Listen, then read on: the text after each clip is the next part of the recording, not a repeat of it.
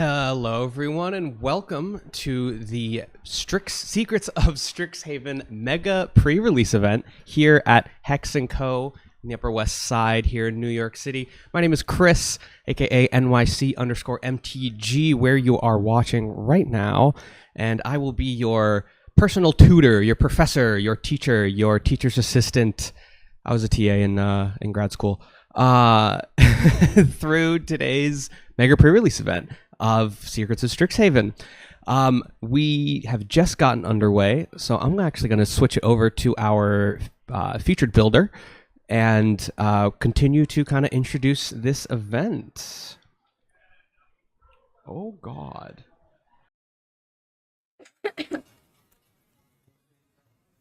All right, and we're back the second time.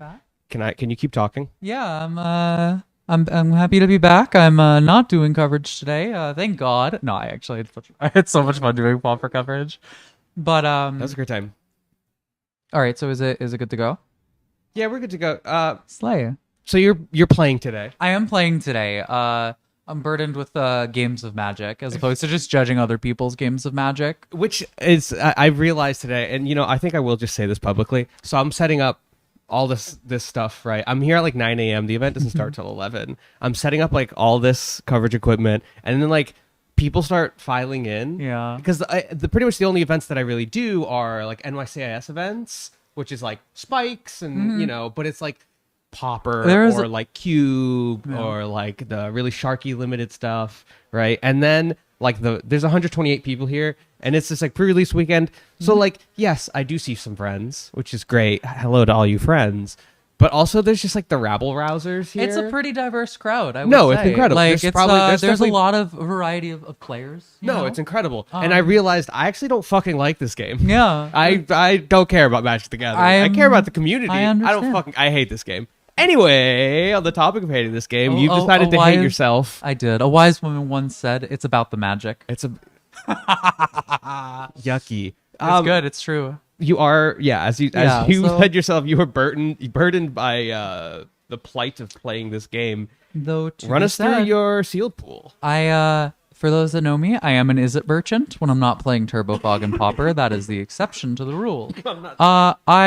We did not have a selection over what our pre-release kit was, but I was pretty fortunate to get Izzet or Prismari. Wait a second. Hold on. No. Did I just dead name blue red? So this is your Opus spellcasting. You're loading up your deck with instants and sorceries. This is my prowess deck. Everything is prowess when it's with me. Mystical Archives shot show off. Oh god, I wish someday. A couple of interesting things to note. I did open a Force of Will. Oh, beautiful Force of Will. A limited player. Like, let's be clear here. I'm not particularly convinced it's good here, but I'm going to play it. Timeout, flag on the play. Gata-da! We got tech, so baby. We got Dog, fucking tech. You're so sick with this. A couple of interesting things. I did get the 3/3 horse. The Color Storm Stallion. I'm gonna say that very clearly so Chris can get the tech going. But I mean, I'm also navigating around my iced coffee, so I do not. We have priorities. Lose my we career. have priorities here. Okay, the iced coffee stays on during the interview. I'm gonna feed some to the horse. I'll do it. Huh? No. Oh, to the horse. Not. I thought you were calling me a horse. And I was like, sure, we'll play along. No, I was like, I'll play along. Whatever. I've done worse. Wait, hold on. We're gonna get an announcement. We're gonna hear Jen's announcement. Oh, that was probably like okay. X amount of time left. There's a 60-minute deck build, so I'm gonna be here sitting forever. I'm like, I saw the blue-red cards that are good. I mean, it's an assortment of Opus triggers. Some interesting win condition ones. Potentially. We have the mill one, the Exhibition Tidecaller. Which, I don't see that as a This is not a Hedron crab, but it can do pretty good if I draw it pretty late. I think we have some pingers. We got some good rate creatures. What's your kind of ratio of creature to non-creature in this? I guess how does that compare? 12. Like, how does that compare to maybe how you would build any other or just your average like before average limited? I think I'm at I'm 13 creatures. That would be 10 instants and sorceries. No other non-land permanents. Just got this a little bigger. But I think it's pretty standard, to be honest. I mean, like, my spell or my instants and sorceries are pretty much exactly what blue red would want to be doing. I'm a little bit light on like actual card selection. Is the only critique I could have, because I do know that there is a lot. Like, I mean, what are I didn't get any flow state. You know, I love that card. Big cantrip. I did not get to make my $20 tithes to big cantrip yet, but I will. This card's I will be. Don't worry. I'm like, I'm realizing I'm like going to be Mike Wazowskiing myself all day. I was on TV. That's so good. I just love it. Hello. But yeah, I mean, like my removal suite is like almost as good as sure. I want to keep talking about this card. Okay, let's keep talking about this card that isn't in my pool. Good idea. Okay, no, but this card we need like this. This card needs a dedicated wham. Can this card is so good. Can I tell you where it's going? Where's it going? Prowess. In which format? All of them. No. Well, it's gonna go into Dimir Tempo and Legacy.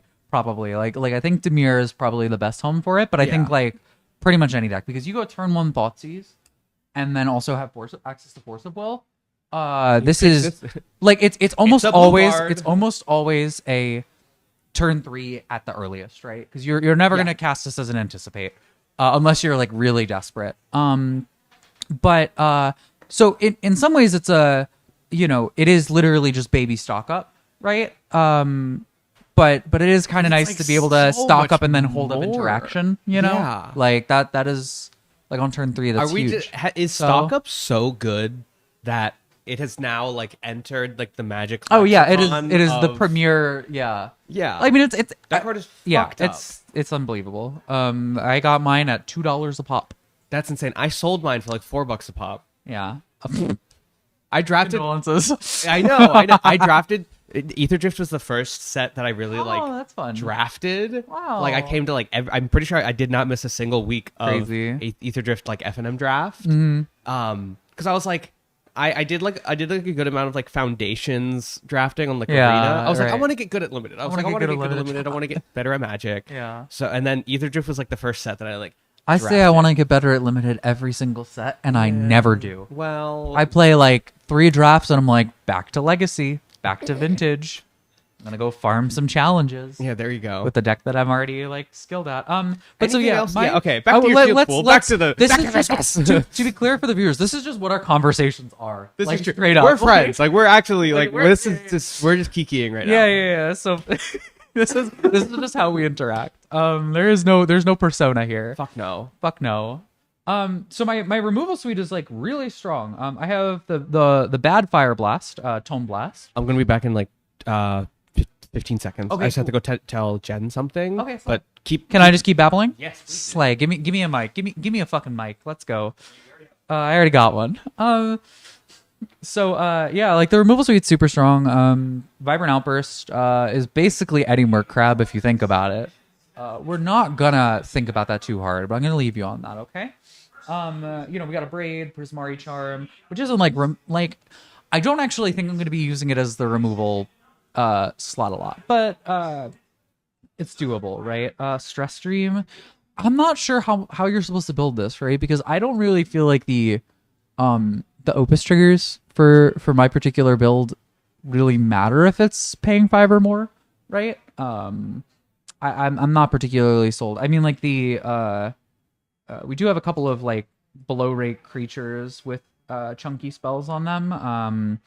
5 mana draw 2 technically is gonna full trigger Opus, and it could be worse, right? Run Behind is okay. I'm not usually a huge fan of this kind of removal, but I think it's all right. Like we're playing a tempo deck, right? The last other card to note is I did get a Mathemagics.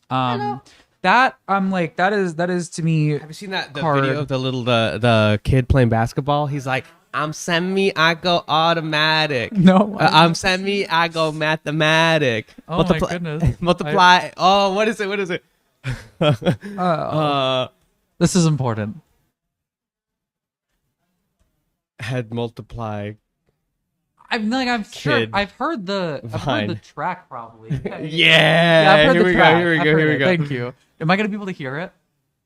It's gonna come out of this. I'm like fuck. 90% sure. Hold up. It's an hour long. It's the loop. Yeah, no, okay, yeah. I've heard that in like Where is music. this? People have sampled that in music. Oh yeah. That's how old we are. That Vine is like being sampled for like nostalgia. How does that make you feel? How do you feel about the inevitable march of time? Here's multiply.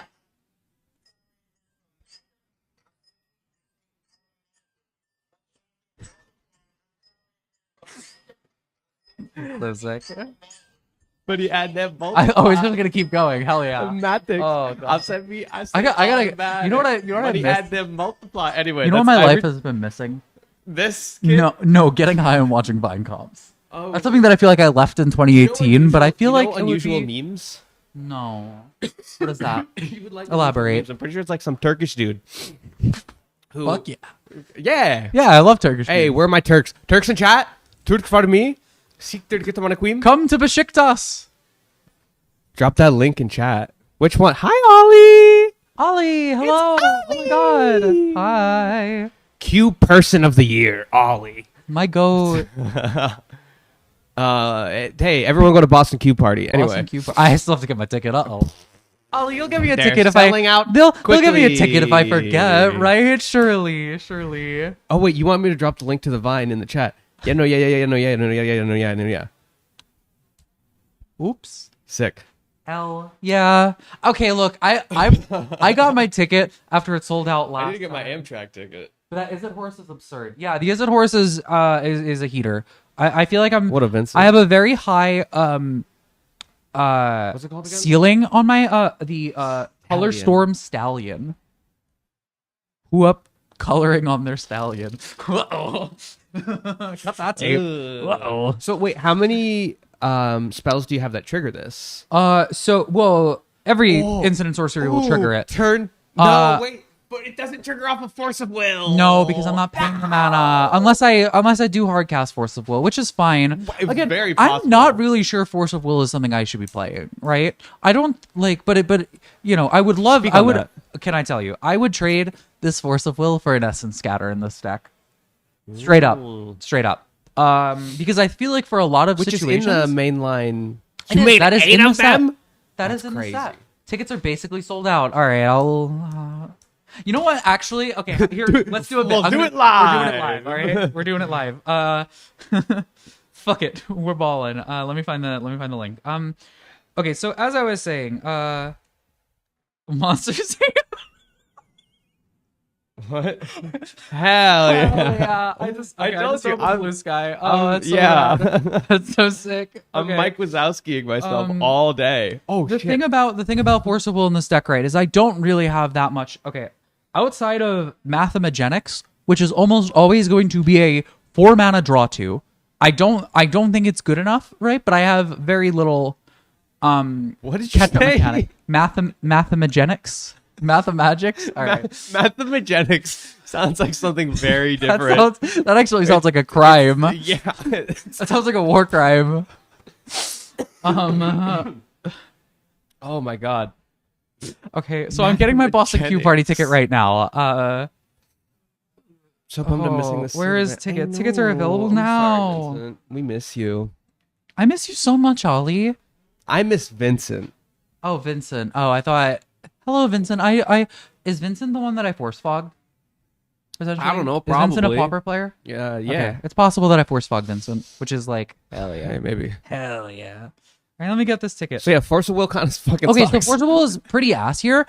In every situation that I'm casting Force of Will, it's for a threat that I'm not going to be able to answer, right? Right. Which Essence Scatter would do better and not sacrifice a card, right? Yeah, so that's true. I would trade this Force of Will for an Essence Scatter, and I'm going to stand on business.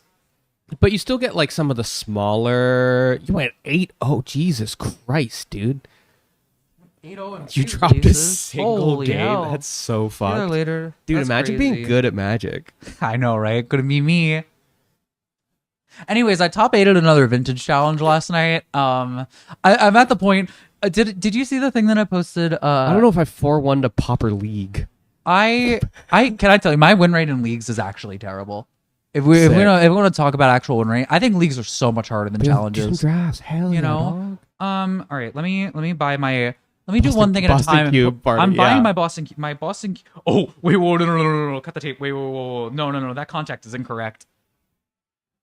Okay, well, it's not your phone that's connected to the fucking. No. Actually, I could you can kind of see your. Let's just take that away. No. It's the potentially the card. wrong name, Monka Giga. Because one of my credit cards is not. Updated. None of my shit's updated. We still You gotta get on that. slinging Shit. that You gotta topher around. the Topher. Put her in Avatar, folks. Oh, chat! I got a new tattoo.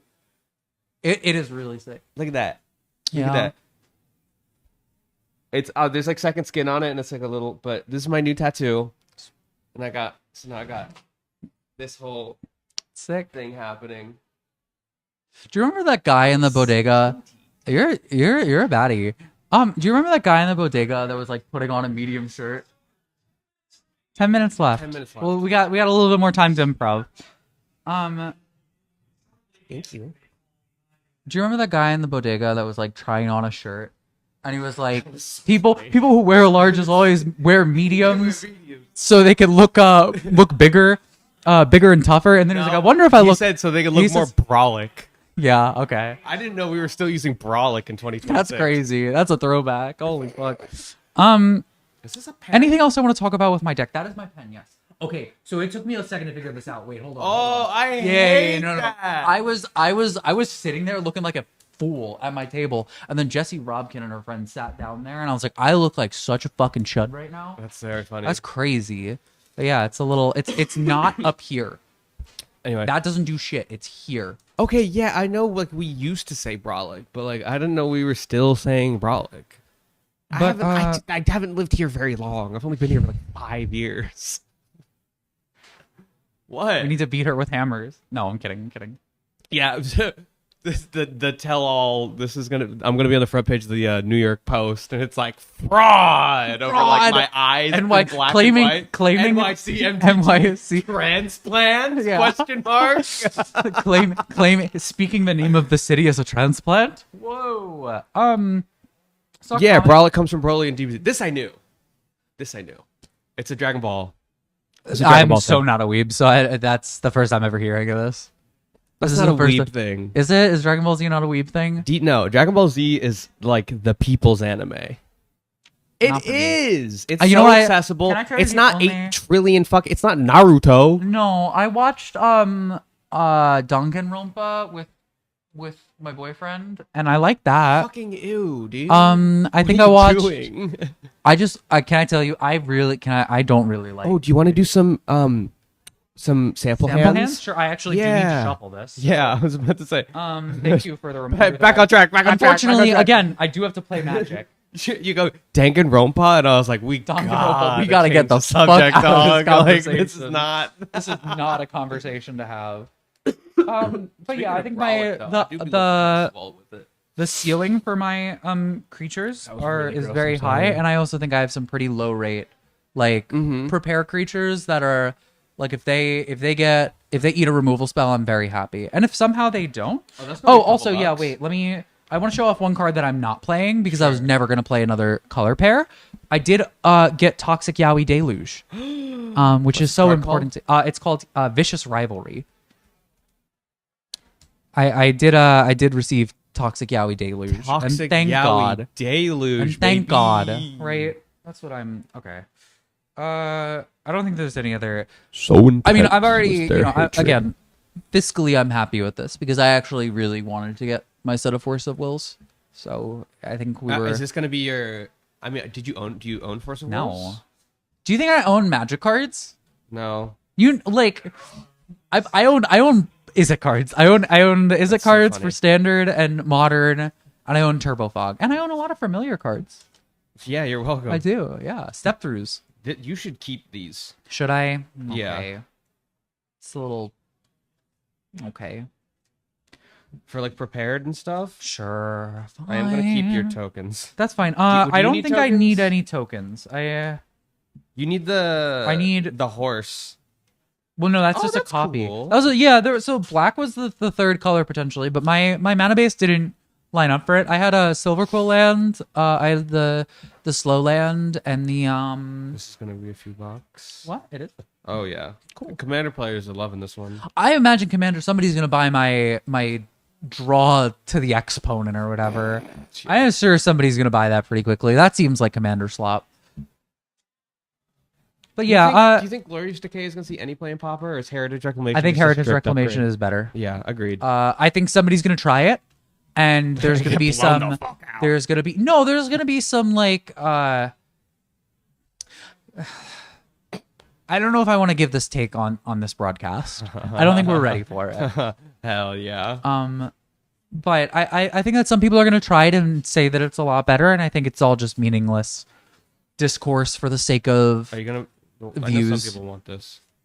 Oh, this art is The Mind Roots is sick. crazy. Mind Roots is Yeah, sick. let's pull up Mind Roots. Yeah, pull up Mind Roots because like again Mind Roots. I Mind Goblin, Mind Rooting this. This art is It's beautiful. fucking insane. I will say like So good.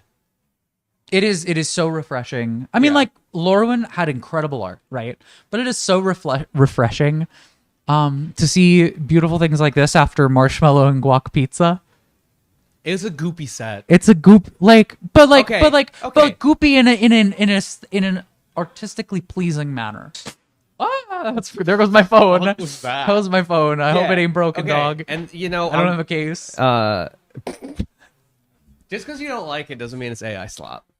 No. I'm saying no. I wasn't saying it was AI. I know you're no, not saying that. I was saying Marshmallow and Guac Pizza was unpleasing to look at. No, pull it's up Marshmallow and goopy. Guac Pizza. All right. That is not a pleasing art to look at. I was not. There are plenty of things that I will accuse of AI slop. Marsh quacks. That is not an appealing art to look at. I'm not even No. talking about the fact of like, haha, it's a gross pizza. I do that. Like, And you know like what's it's not. great? That's You not what have I'm to talking look about. at it now. No, I know. I This like, is- but like, this is but so does everybody else, and so my suffering is joint with my community. Well, that's true. Oh God. Well, are you doing commentary? Yeah, I'm gonna be yapping all day. Well, if I bust out, like if I go 03 or something. Come on, that's Yeah. a phrase. That's a fucking phrase. I bust out. if you bust, If I bust out, if I bust, I'm gonna be on coverage. oh Lord, I'm about to bust. Oh Lord, I'm about to bust. I need. You know what I'm thinking about right now? You know the Bugs Bunny with like the mafia suit and like a gun, being like, "Lord, forgive me, but it's time to go Oh. back to the old me." Yeah, that's what I'm thinking about right now. Okay, these are my cards, so I'm gonna not lose my sideboard. Oh sure, yeah. You can keep the tokens. Toxic Yaoi Deluge. And like again, there were other cards in my pool. There was some interesting stuff. I'm an innocent I'm a blue-red merchant. I was never going to Yeah. Sorry, is this what I feel like I'm betraying my past with this this constant misnaming. Holy fuck. Do you need a treasure token? You don't have a. One. I don't have a treasure token.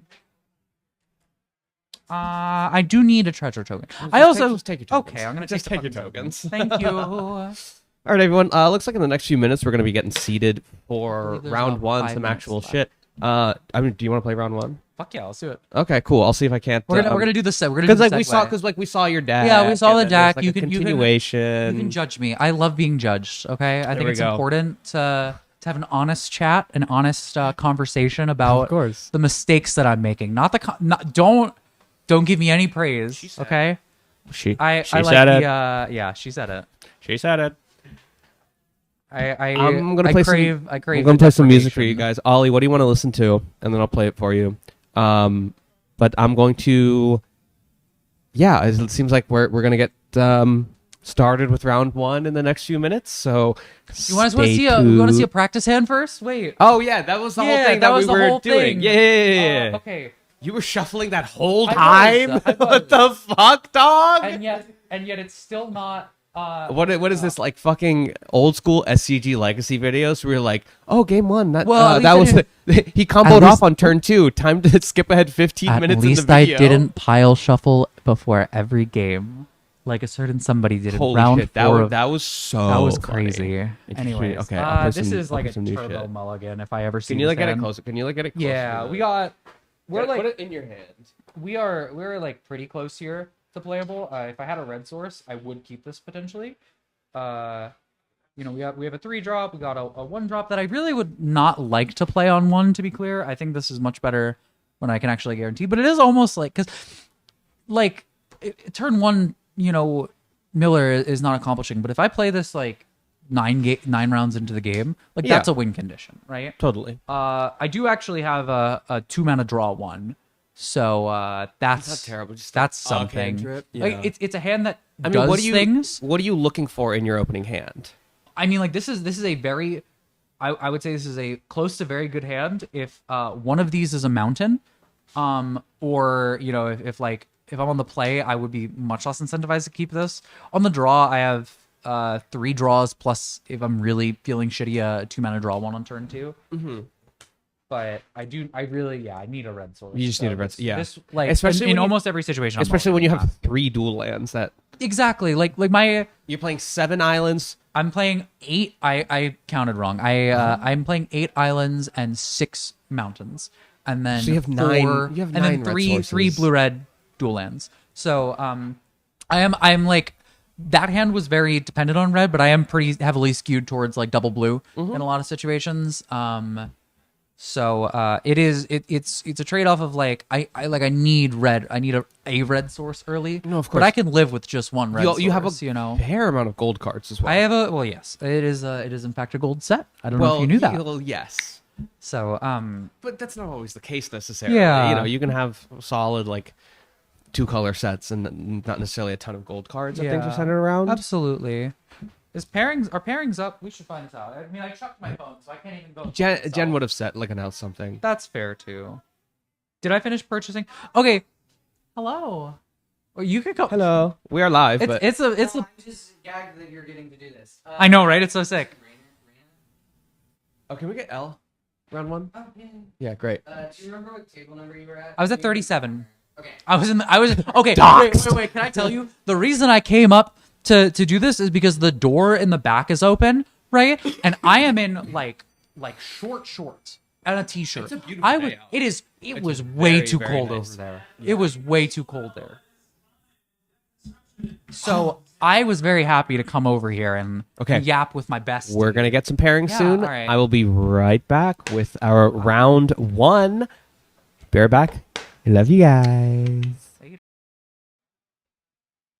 Hello, everyone, and welcome to round 1 of the Hex & Co. Secrets of Strixhaven Mega Pre-Release event here in sunny, beautiful, 60-odd degree something weather. I'm inside, and I'm very, very angry about it. We're in round 1, and we have L versus a child. Fuck them kids, am I right? Okay, they said it, not me. What's up? How's it going? I'm not going to stick around because I'm busy. I just wanted to say hi to everyone who's watching. Thank you so much for tuning in. This event is very, very silly. In addition to the actual tournament that we're running, there's a poetry contest, a math puzzle. There's an additional puzzle for whoever brings in the oldest textbook. Currently, the record is 1812. I could have beaten that easily. Well, my employees are not allowed to win the game. Right? Yeah, I know. I could have asked my great uncle, and could have brought like a Lutheran like manuscript from like 1450. Ooh, that would have absolutely beat the hell out of the 1800s. Nuclear bomb. The 1800s, genuinely one of the worst centuries. 1800s? I bet. All right, I'm going to go back to work. Thank you all for tuning in. I'll pop in to disrupt the stream and make bad jokes constantly throughout the day. I hope you enjoy your experience. If Chris is doing a bad job, please @ me on Twitter. Not Blue Sky.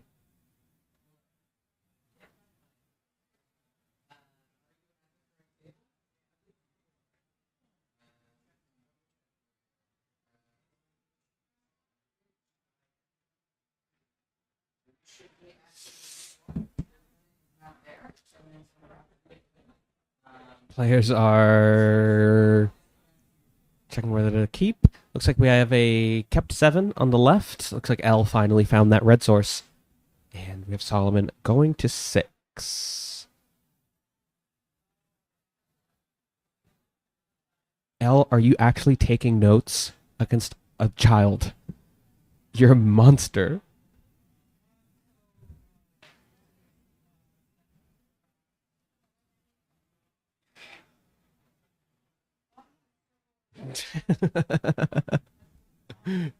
Thank you, Ollie.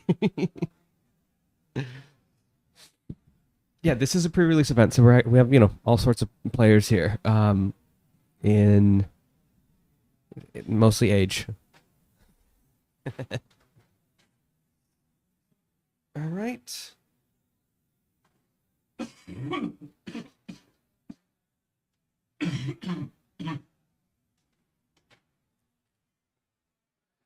I might go buy some sleeves for this little kid.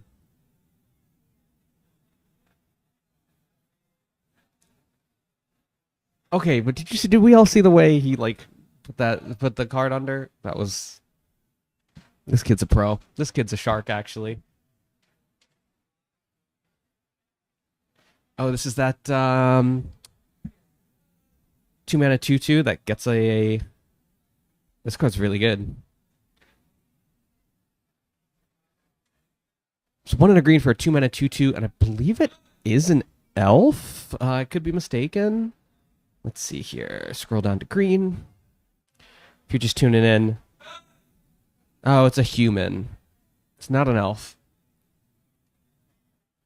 Search for a basic land, reveal it, put it into your hand, and shuffle. So, really good card if it looks like Solomon does just kind of have a straight-ahead Simic deck, but, and Solomon offering up the prepared token.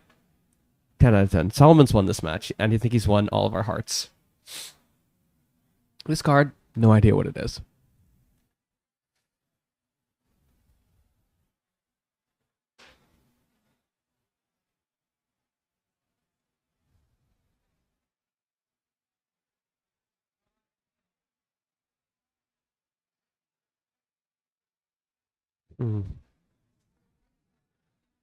The Paradox Surveyor. It's one of the signpost uncommons.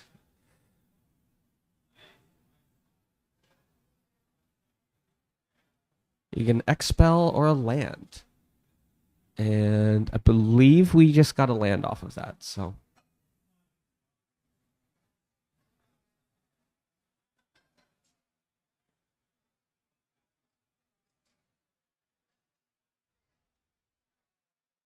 I'm not sure what happened to the creature on L's side. Maybe she just swung and didn't see anything happening, but...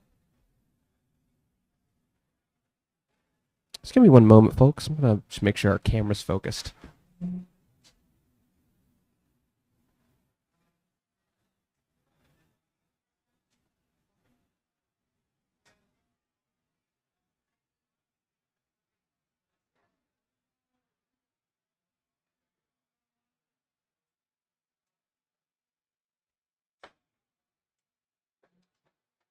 It's literally a little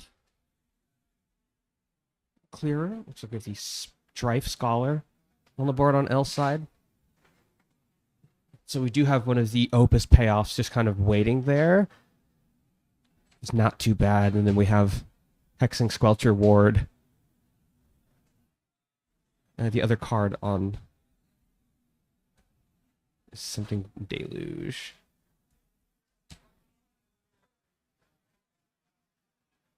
We have the Deluge Virtuoso.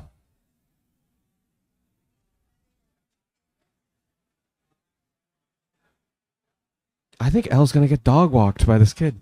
This is so cool.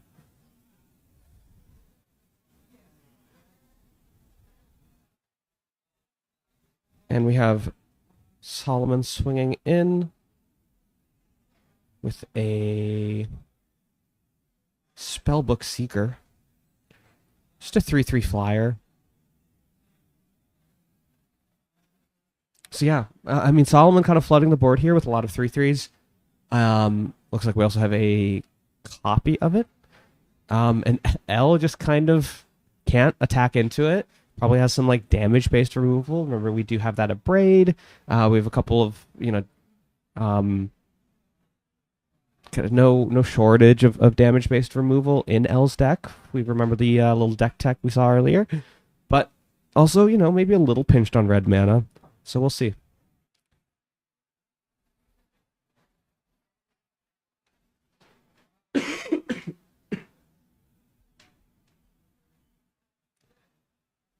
I wouldn't be surprised if we do see L, if she does have the Force of Will in hand, she'll be forced to use it on something that she really doesn't want to.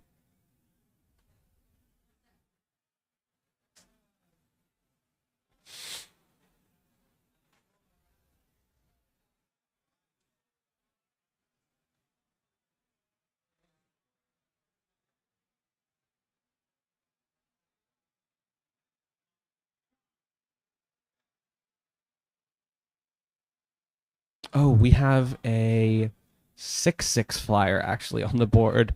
That's what this random sorcery with 6 counters on it is. I'd say that's kind of next to impossible for L to answer. It's just a giant flyer. I don't know if L has any reach creatures, so we'll wouldn't be surprised. She did have 2 of the 1 blue and a red common Phoenix in the sideboard. Wouldn't be surprised if we see those coming in. And looks like we're casting the spell that's on the copy, which is something you can do in this format. Which is draw 2, discard 2. It just has a careful study staple to it.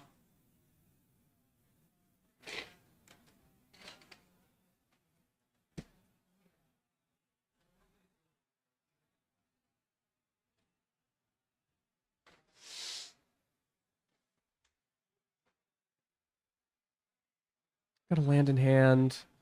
Got a couple spells. I mean, it seems like no shortage of gas in Solomon's hand here. So wouldn't be surprised if this game kind of game 1 wraps up in a few turns. Just turning this giant 6/6 flyer sideways a bit.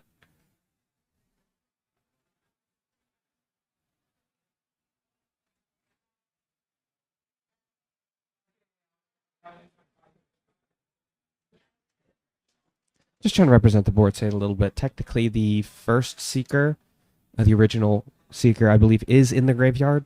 It is simply there to indicate what the copy is. Looks like we still might be resolving this careful study. We've binned 1 card here.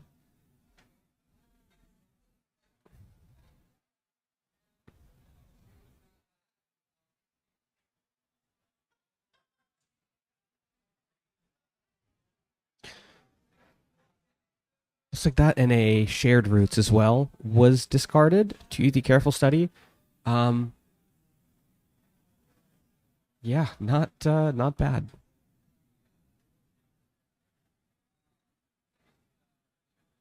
Oh, I see. Off the careful study, we bend the mind into matter and land, and we actually cast that shared roots. My apologies.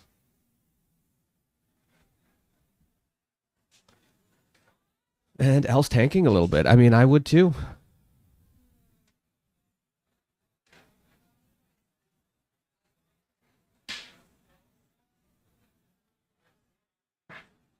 Hearing some chatter at the table. Let's tune in, see if we can glean any insight. A land for turn.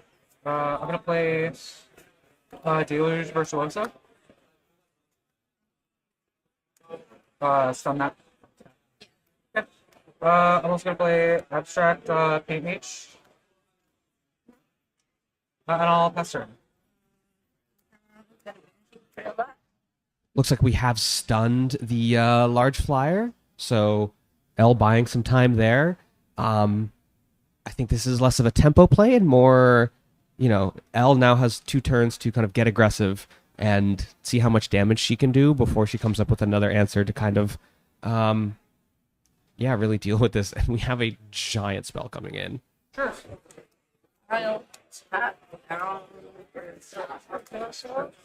Thunder just tap. And stun. Stun, yeah, you got it. And you for Take 3, go to 8. got it.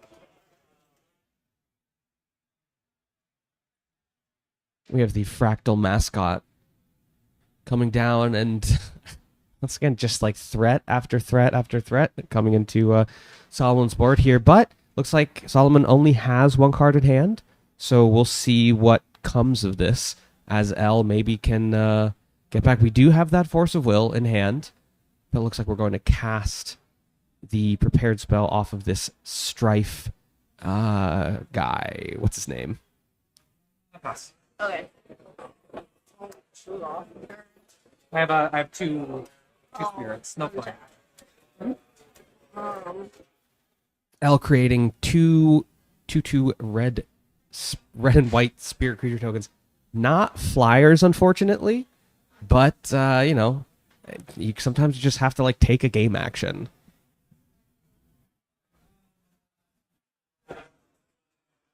Let me. Start getting the fractal mask. I'm going to Force of Will pitch. I'm trying to mage. So I'm gonna But so I'm at 7. 2 targeting these two. While we're trying up There's it's just +1/+1 because I didn't pay the mana. these But have flying. these do not have flying. I will attack you. So there's multiple triggers. Rufus, Oh. I'm gonna make Solomon attempting to cast an Echo Casting Symposium. Target player creates a token that's a copy of target creature you control, which I believe would have given us another large, stun trample elk, but L casting Force of Will. There we go. An unanswerable threat answered by the Force of Will, as predicted. I trigger didn't down. have 2 hearts. So it's So 2 I got counters. library. 3 counters. I'll draw a card in the next turn. Calls, triple block, take 6. And I'll resolve it. So Kill the spirit. I'll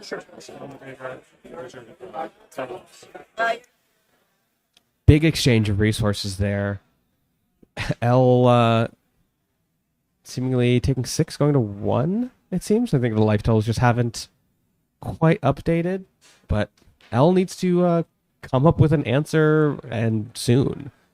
A braid in hand, but it doesn't quite look like it's going to be enough. Jen has walked into the room. L's getting dog walked. So I'm sorry. To be clear, Chris wanted Al on stream for first round, so we moved some pairings around to make that happen. So what you did is you brought your friend onto stream so that everyone could watch them get the shit kicked out of them by a kid. Yeah. Hey, we saw Force of Will cast. That sucks. How many people are watching? I don't know. Let's find out. 2? 2. Shout out both of you. Yeah. Oh, Judge Call. Judge call. Bye-bye.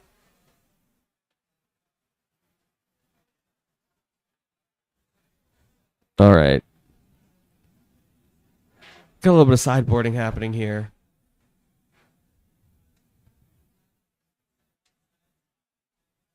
Doesn't look like L is actually going to be sideboarding anything, but, Solomon, the shark that they are. Oh, yeah.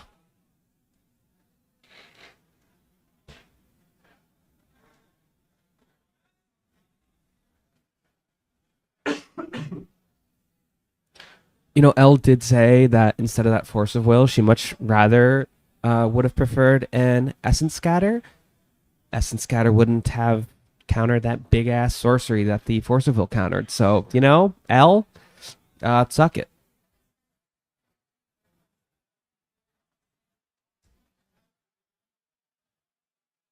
How's everyone in the chat doing?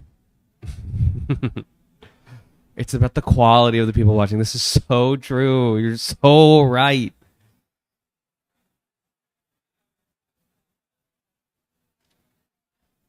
L will be on the play, which I think is considerably to her advantage. I do think maybe this is a matchup in which play draw matters quite a bit.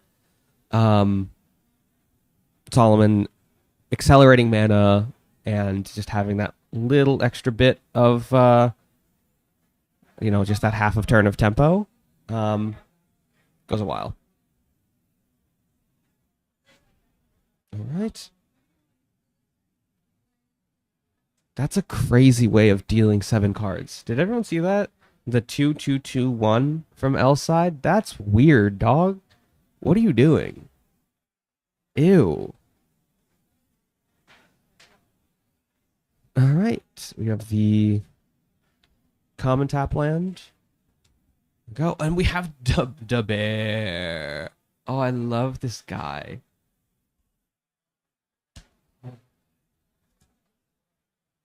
The studious first year. 1 mana 1/1, but it has a rampant growth attached to it.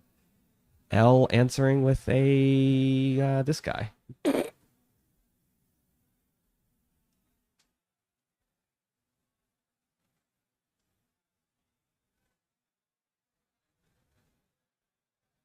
The landscape painter. That's what it is. 2 mana 2/1. Could trade with the bear, but I really don't think Al is kind of interested in doing that. And I think Solomon is going to be really willing to just trade the bear with anything.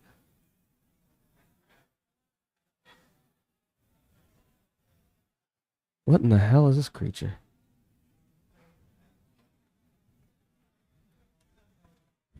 The color looks so off. Oh, because it's a foil. I was like, why does it look gray? Exhibition Tide Collar. So maybe we'll get a mill kill here. Could be fun. Don't believe we've used the rampant growth attached to the bear yet. I could be wrong though. Maybe we have. Tapland.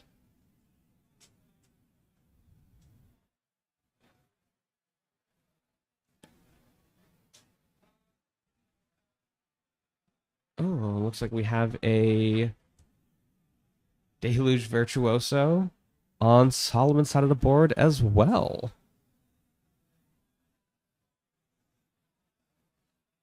And we have a Prismari Charm.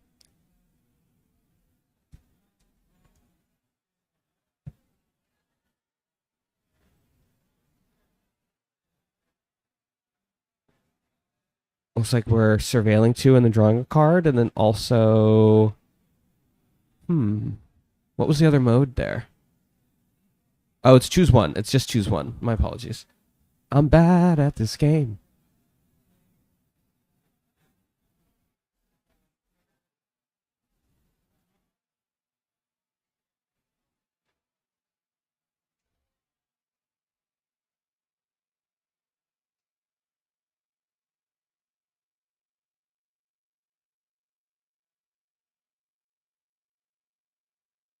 What the hell is this card?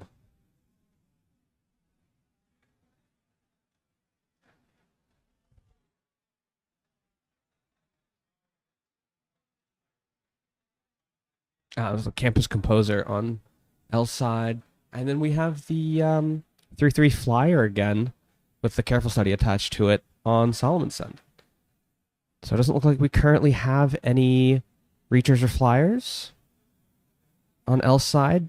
So really going to have to come up with an answer.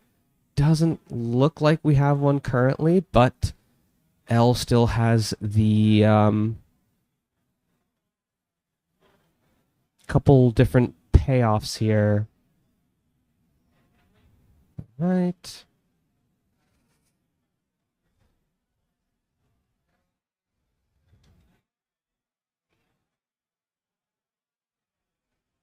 Our landscape painter, the vibrant idea. So next turn is really going to be the big pivot point for L as she has access to 5 mana. But we'll see what Solomon does here. L also, I believe, is holding up a Spell Pierce. So if Solomon does tap out for something, specifically a non-creature spell, could get goozled. Could get goozled. And when you're a Simic player, you just kind of have to pray that they have it. So we'll see.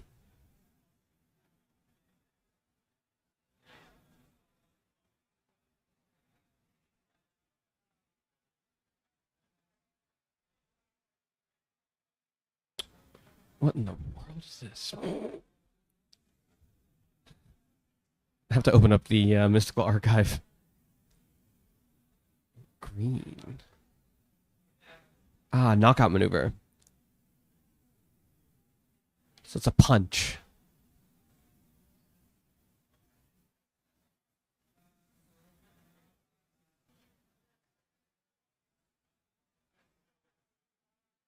To get rid of the mill. Interesting.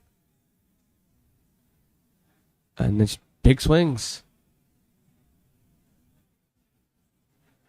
Al, I think you're cooked.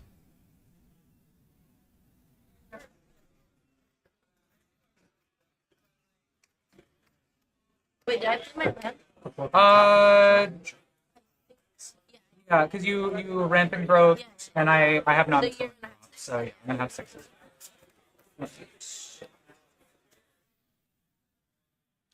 Interesting to see what L's going to do here. Could just be getting some more cards in hand, keeping up the spell pierce. Could be making some tokens off of the Campus Composer. Could be drawing a bunch of cards off of Mathemagics. She is at 12. Little dicey, but we'll see. Mathemagics tapping out for it. I'll do the same presentation. For the next day, one. What else are we going to It looks like, let me think. 2 squared. So L's going to draw 4 off of this. Target player. Interesting. It's just a big refill for L. I don't hate it. play Resonating with? You want to Shredder? I'll attack for 1. You may hear some of our backup feature match there.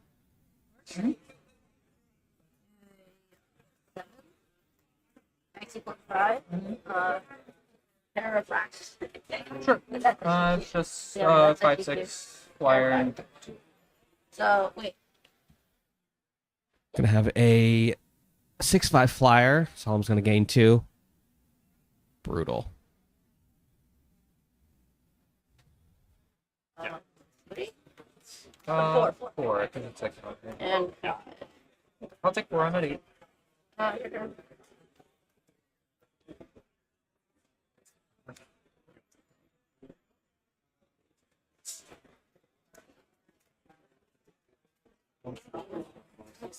Lost 2-0 in like 10 minutes. Mm-hmm. Immediately whipped out his laptop, started playing Minecraft. That's so sick. Yeah, L's getting dog walked. It's That's very sick. funny. That sucks. She'll bounce back. My understanding so far, my experience with the set is in pre-release sealed specifically, Blue-Red is very strong. Because the Interesting. pre-seeded packs give you all the super efficient gold cards. Right. All of the top tables at the pre-releases yesterday were Prismari mirrors. That's crazy. I think like the top 4 tables was Prismari mirror, Prismari mirror, Prismari mirror, Prismari versus green black, Wither blue. Yeah. And my understanding is outside of specifically pre-release sealed, that's very much not true. Blue-red is like very Interesting. mediocre and regular sealed, and one of the least good archetypes early performance in draft. Yeah. So like the best, I think, from what I've seen so far, from what people have been reporting, the best thing you want to do, you want a blue-red kit for sealed, and then you want to be in the green seat for draft because all the green pairs are good. Incredible. I mean, and I think we're kind of seeing like a little peak of that right now as all these green spells are just kind of kicking L's ass right now. The green spells are also very efficient. It's just the blue, red, gold cards mostly that are just super high rate.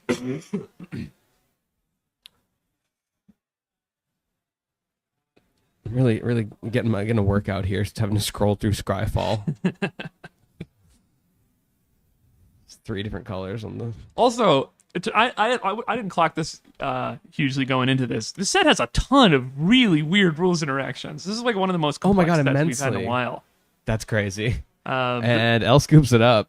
Solomon takes it in 2. Okay, in 2? I saw you can copy someone's miracle trigger. Did you see this? yeah. This Okay, this so is a good one. Can you explain that to me? All right, so Miracle is like 3 abilities wearing a trench coat. It allows you to reveal it, and then it has a triggered ability that lets you cast it. There's another card in here. I forget the name. It's the red spree card on the Mystical Archive that copies a triggered ability. If you wait for the Miracle trigger to go on the stack, and then you copy the Miracle trigger, you get to cast the spell out of their hand. If you have the mana to pay the cost. And then when their trigger resolves, the spell is missing and can't find it, and so it doesn't do anything. So you just get to steal their Miracle insane. card. The Wizards rules team has said that they agree that this is how the mechanics work, but they do not like that. So I would expect this to change relatively soon. Just like how Miracle works, just in general. And how it's returned the favor, right. And how specifically Here we copying go. the Miracle trigger lets you steal from your opponent. Wizard says that sucks, and I agree with them. I think that sucks. That's so cool, though. But that's so baller. Silver Quill, the black-white mythic dragon, if it gives a spell casualty, but if you sack him to pay the casualty cost, you don't get a copy. Oh, what the fuck? So casualty is 2 abilities, one that lets you sacrifice something, and then one that copies it if you did. But because you sacked Silver Quill, the spell doesn't have casualty when it goes to check if you sacrifice something. Insane. Jeff Jow brought that up to me. Also, Library of Lang is in this set. Copy the spell, yeah. And Library of Lang is just a nightmare. But it's like if you would discard instead, you can put a card back on top. But then Instead, you discard the card, but it goes to the top of your library. But it goes to the top. This is a nightmare rule set. This is probably one of the more complex sets we've had in recent years, and that is so cool. Honestly, it's so sick. Is there anything that has Storm on the Mystical Archives sheet that then you would have 2 instances of Storm? I don't know. Brainstorm, unfortunately, does not. Brain Freeze is on there, yeah. So would you have 2 separate instances of Storm? It would copy the spell twice for every Storm count. That's so cool. Because Storm is redundant. And they're in the same colors. I'm gonna go scoot the backup match in. Sure, yeah, that'd be great. And we're gonna get Raynor versus Chris on coverage. Incredible. Thank you so much. I'm just gonna put you guys on a little break. Let's listen to some music while that happens. Raynor playing Teamer? Because why not? I believe Raynor had the blue-green. Raynor had the I believe had the blue-green kit. So Raynor is splashing red. Splashing red. Oh, it's over. Okay, there we go. Okay, well. Sick 3-ren Matt on Raynor's side. Excellent show. That was fast. You're not L. But yeah, this set's really complex. This set's really cool. I love how different it feels between sealed and draft. Yeah. I wish I didn't have plans tomorrow because I could like do a Prerelease. Cancel your plans. No, we're going.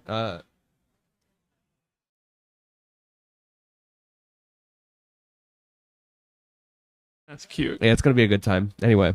We couldn't tell you what that was, but trust that it was very cool. No. Uh, I'm about to get very public very fast, so I'm like, I was like scrubbing my blue sky yesterday. Uh-oh. Yeah. Stay tuned.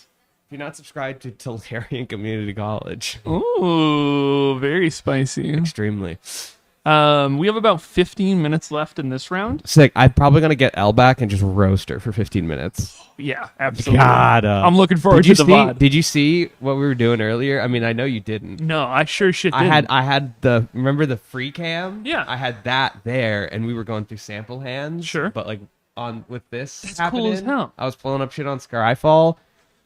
What happened? Oh, I don't. Well, look, the stream's going wonderfully. Yeah, right. yeah. I'm pulling up L's cards. performance not superb. Yeah, L needs to fucking pick up the slack.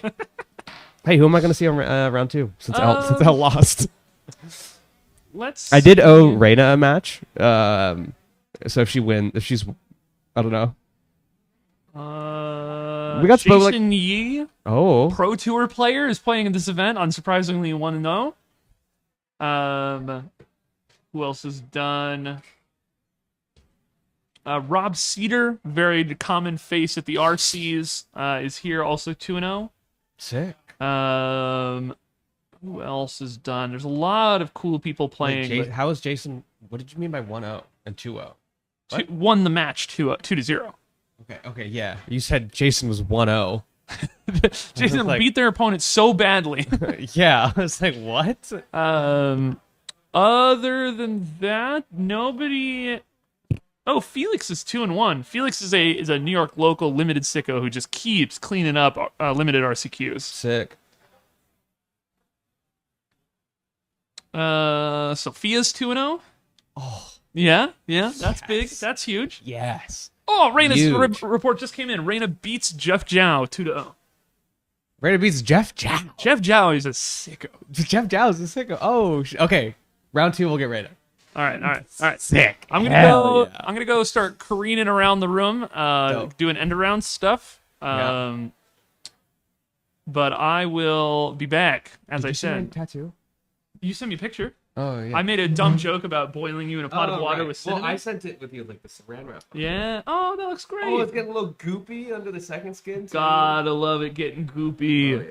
That's sick as hell. I love it. I can't get a tattoo because I am worried that what if I wake up tomorrow and think all the things that I love today are cringe?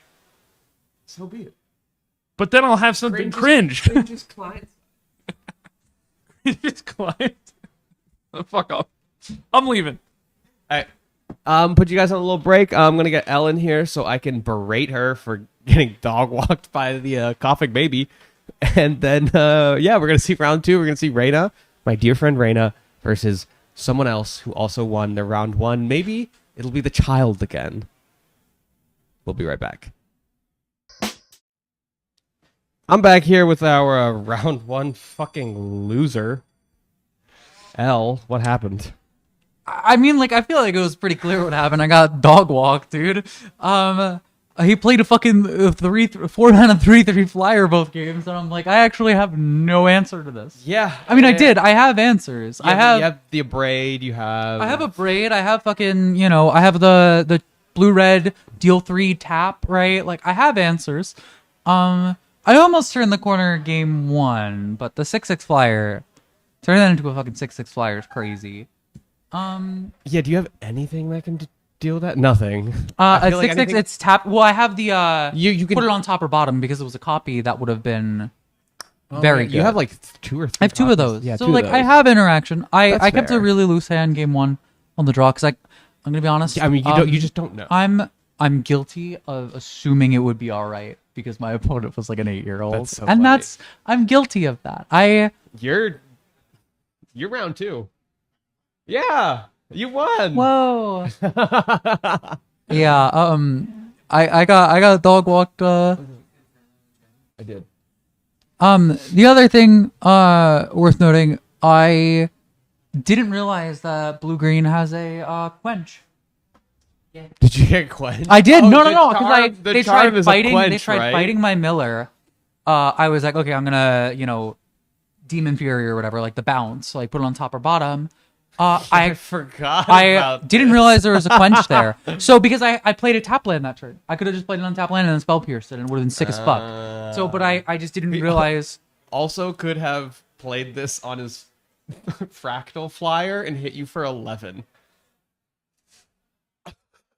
I'm in the wrong colors. I'm in the wrong fucking game. I'm in the wrong business.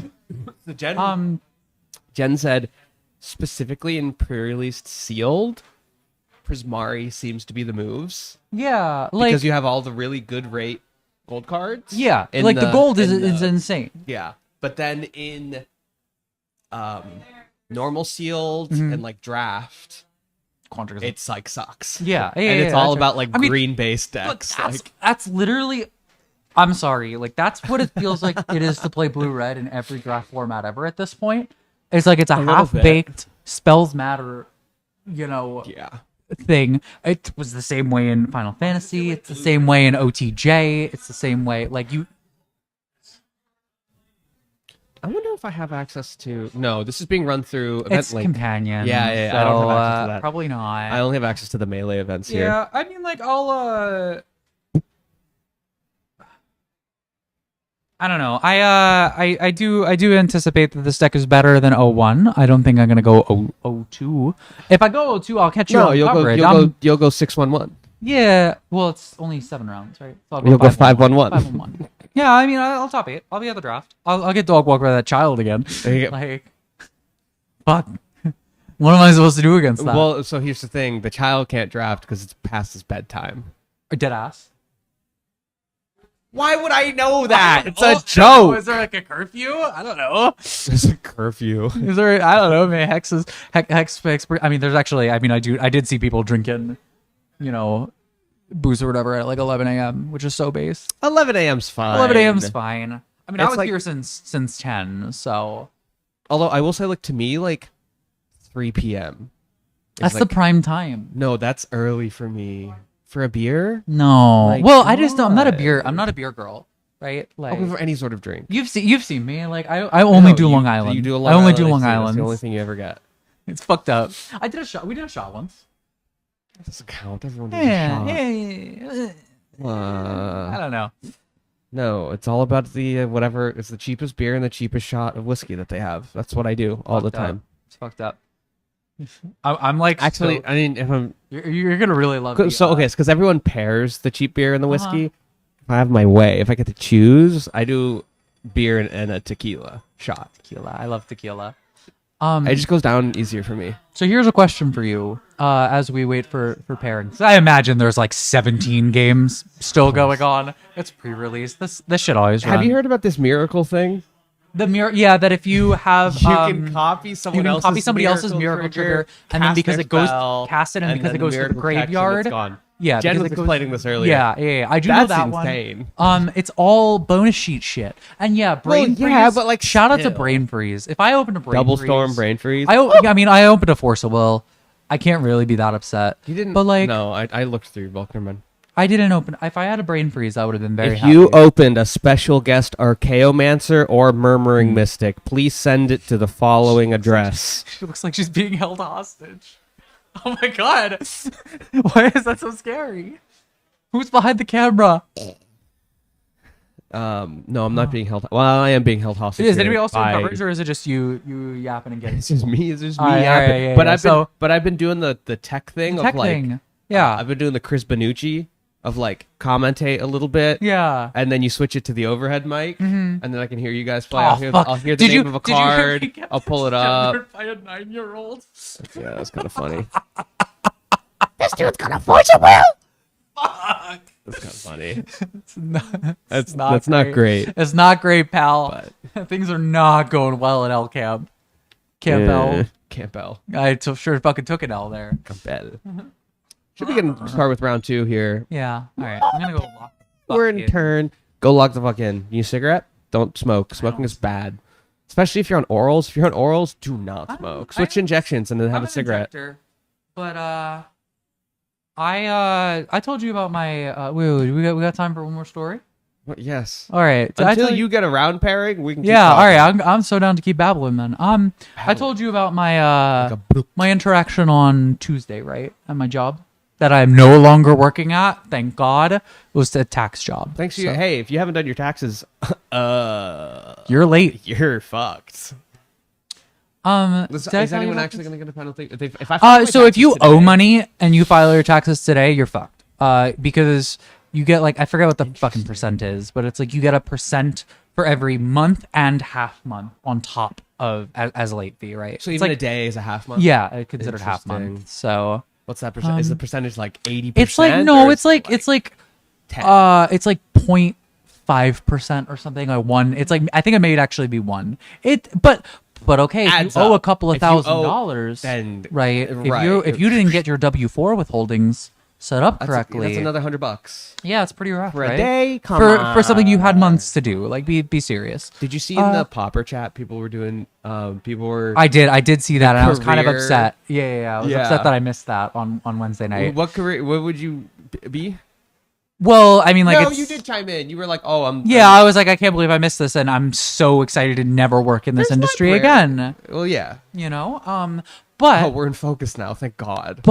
I did have somebody at the office who dumb as bricks. What was their social He was security number? no, I'm not. No. This is you don't know what company I worked at. You don't know this person's name. It's just very unidentifiable features. There are a lot of men that are dumb as bricks. But so you worked.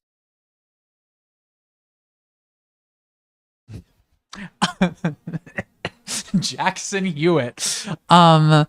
No, so there was this guy who was dumb as bricks, and he was like a month late on filing his corporate taxes, right?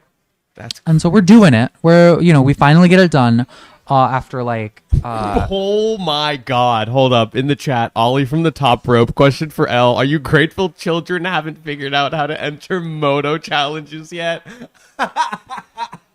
You know what? I think that that's actually that's a real weakness in my game. You know, They're all busy playing Arena Standard. They're all playing Arena. They're playing Alchemy because they didn't think to change the format, and Alchemy's the default. Oh my God! Okay, They're too busy having pick 3 Moxen in the Arena Cube or whatever. we're teaching these kids wrong. Timmy walk. Timmy walk.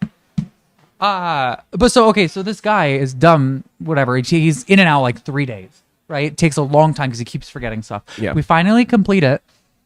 He's checking out whatever. He owes a lot of money. Yeah. But he's like, so I don't have it. I don't have it in my bag anymore. You can't. That's unfortunate. I did use it, but he was like, "Oh, like you celebrate 420, hun?" And I was like, "Yeah." And he was like, "Oh, it's been great seeing you around, cutie." And he leaves, and I'm like, "Okay, that was like annoying." He comes back and got me like 2 pre-rolls. That's putting your money where your fucking mouth is. Like like it's kind of sick, right? It's actually sick. If you owe $1,000 to the government already, what's $20 worth 20 of bucks pre-rolls worth to of a doll? You know?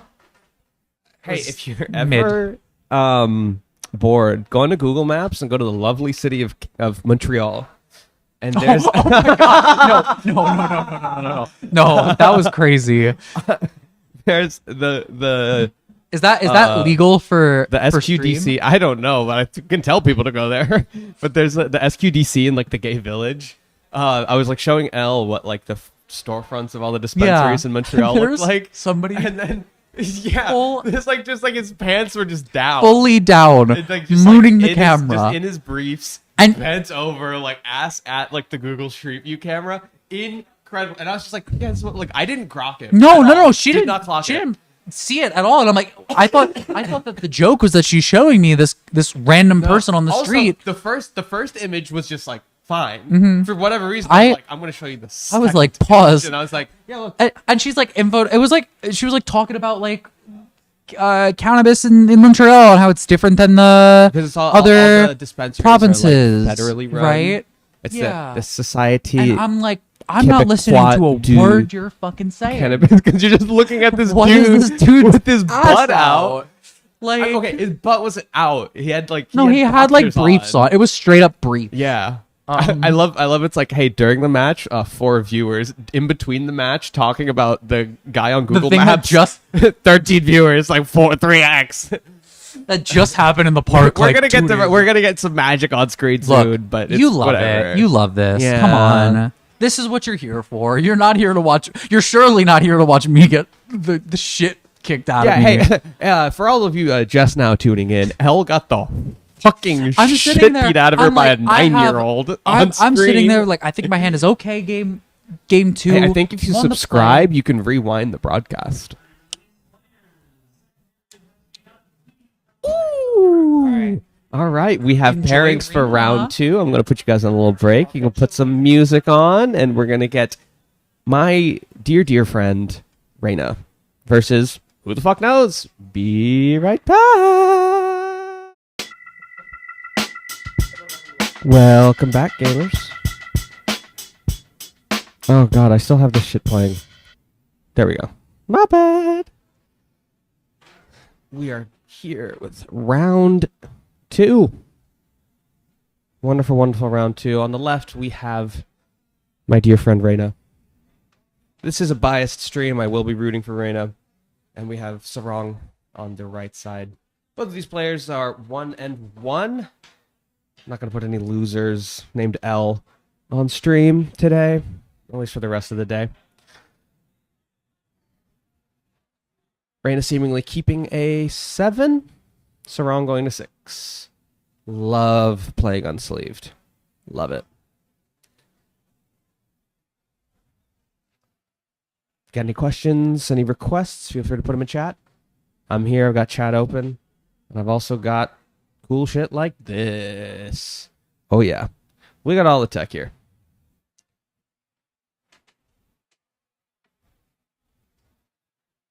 It looks like we have planes go. And then island go.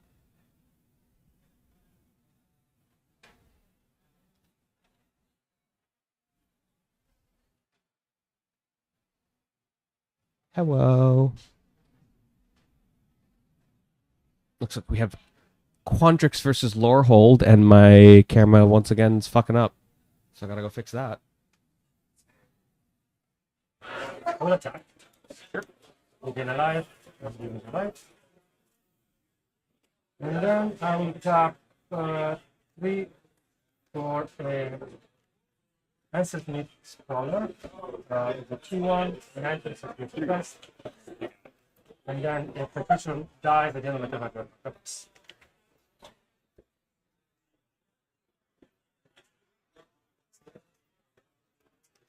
Okay, so does our audio come through on?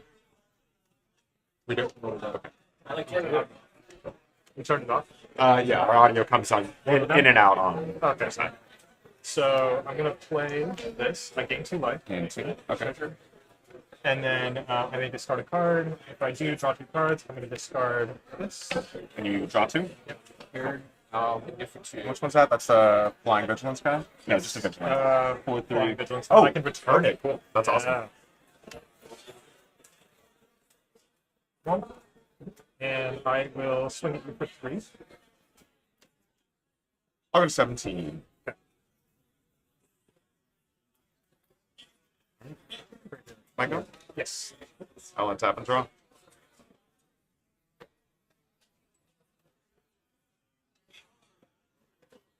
And that costs 5 mana 4 mana. This one costs 4. Yep. 2 to return.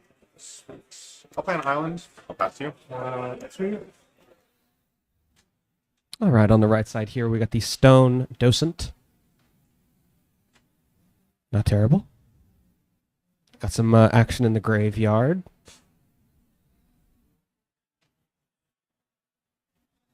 And then I will swing at you for another 3. Okay. I'm going to block here. I will. I'm going to tap 2 mana. And I'm going to cast Quandrix Charm targeting this guy. So he'll be a 5/5 to win the turn.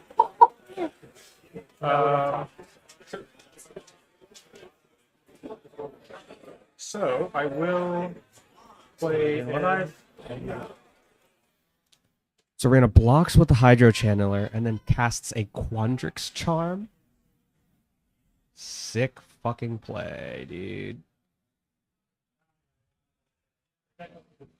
So you got this guy. Serena blocks, taps it to cast the Quandrix Charm, making it a 5/5. And yeah, incredible exchange. Sick.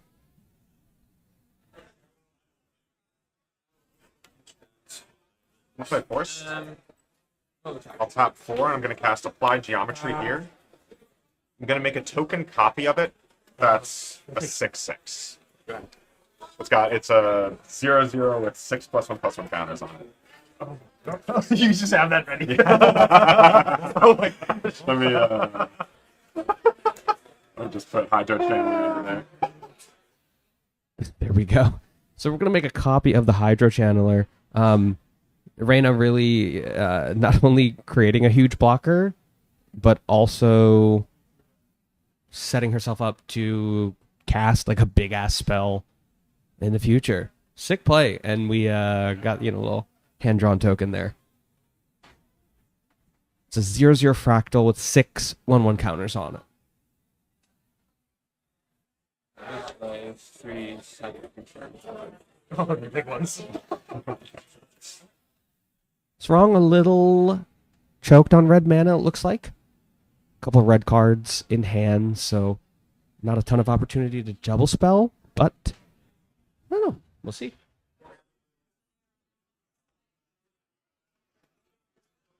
Tap 1. Its enters prepared. Okay. And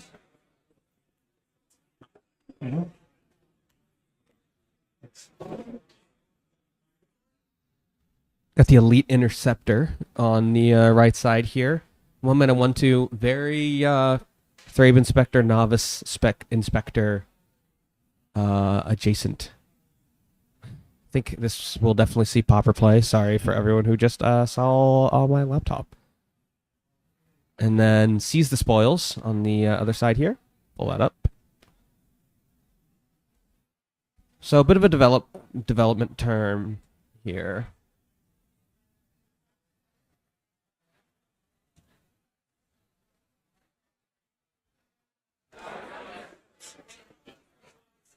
well, I will spend that treasure token. I'll tap 2 more. I'll play this Goblin Blast Ray. This also enters prepared. Okay, just gonna move around. Cool. This. And I'll pass. Tap and draw. Present hand now? 2. 2. You have a full hand. Oh, Okay. Combat, I'll 6 you. yeah, I'll take it. Sounds good. Big 6 0/0 fractal with 6+1/+1 counters on it, swinging in there. It's a copy of the Hydro Channeler. So clearly Reyna, has some reactive spells, but nothing that costs 6 mana.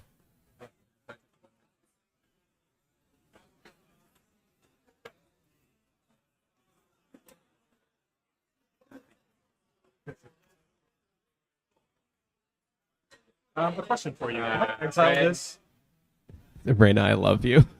Activate only as a sorcerer. Oh, I'm sorry. No worries. It's okay. They like to hide it right next to the Right. parentheses. I will exile it. I gain 2. Sure. And also deal. Activating the graveyard ability of the Stone Docent here. Surveil 1, gain 2 for a single white mana. Not terrible. A little bit of card selection. Looks like we did bin something. Not sure what that was, but doesn't necessarily seem relevant. I don't see any flashback text on it. Or a very messy player. I am too. I get go with tokens. Yeah. It's your sorcerer spell. You may tap 3 and tap 3. I'm gonna say no to that one. Sorry. cool guy, but okay. We'll have to say goodbye to him. We have an attempt at an Aziza. Little spell copying there, but Reyna casting an Essence Scatter to get rid of it. Did you? And I'll tap 2 more. I will tap this creature. I'll draw another card.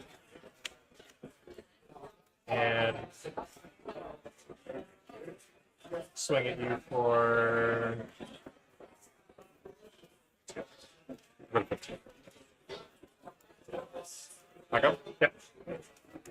This preparation is done. No longer prepared. Untap and draw. I hope he does not have a test coming up, because he is unprepared. Alright, I'm going to start off with a sleight of hand. I'm going to look at the top 2 cards of my library, One goes in my hand, the other on the bottom. Okay. This goes in my hand, this goes to the bottom. I'll go to combat. Attack for 6. I'll block here. Block there. Attack for 7. And I'm going to play Force as my land for turn. I'm going to tap 6 mana here. I'm going to cast Wild Hypothesis for X equals 5. I'm going to make another Fractal. This one a 5/5, and I'm going to Surveil 2.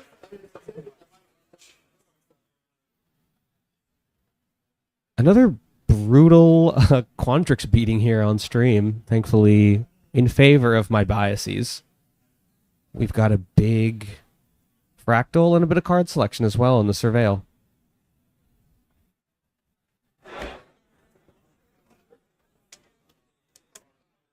I'm just drawing question marks because I have no idea what a Fractal is supposed to look like. Okay. Okay. Bonus pass. I'm gonna play.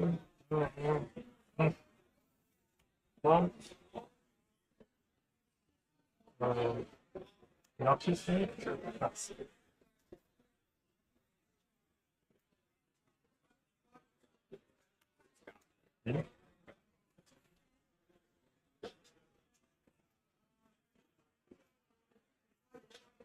Okay, so I'm gonna tap for 6.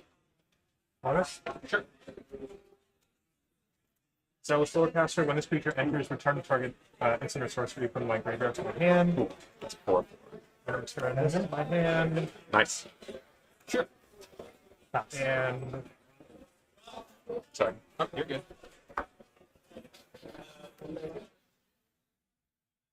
Sorry about that. Looks like we returned the Seize the Spoils off of the Zealous Lorecaster. Interesting card. My popper brain is tingling a bit.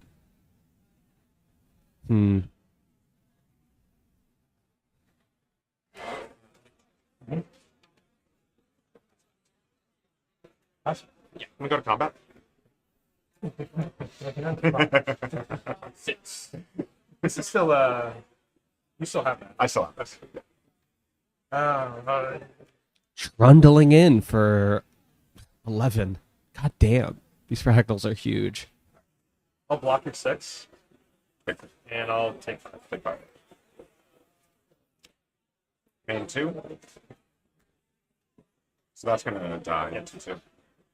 I'm gonna tap 2. I'm gonna cast Flow State. I'm gonna look at the top 3 cards of my library. I have an instant and I have a sorcery in my graveyard, so I'll look at 3 and put 2 of them into my hand, 1 at the bottom. Insane fucking card. Reyna making her money back on entering this pre-release by just waiting like 2 weeks for this card to like win like a legacy or modern challenge and then selling it for like $10, $20. Crazy. Baby stock up. Turn 2 this, turn I don't know. This card's just insane.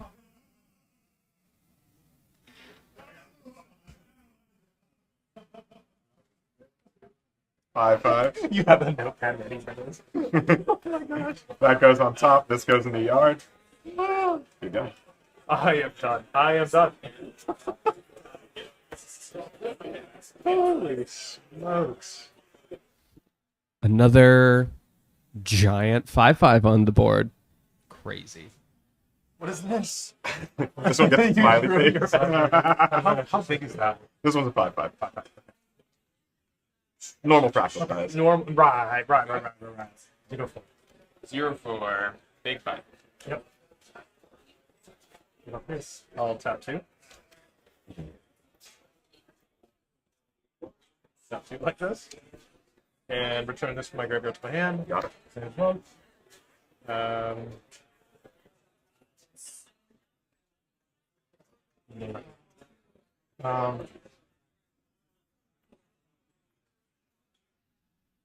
So we are kind of like a little bit in that garbage time kind of part of some limited games. As long as Sarang has 6 mana. He does have a recursive 4/3 blocker. Unfortunately for Reyna, or unfortunately for him, Reyna just has larger creatures. But had something happen here. Draw like 2 top. I will cast this. Sure. Pass. I'll tap out. And play this. I'll discard a card. Draw 2 cards. Create a special token.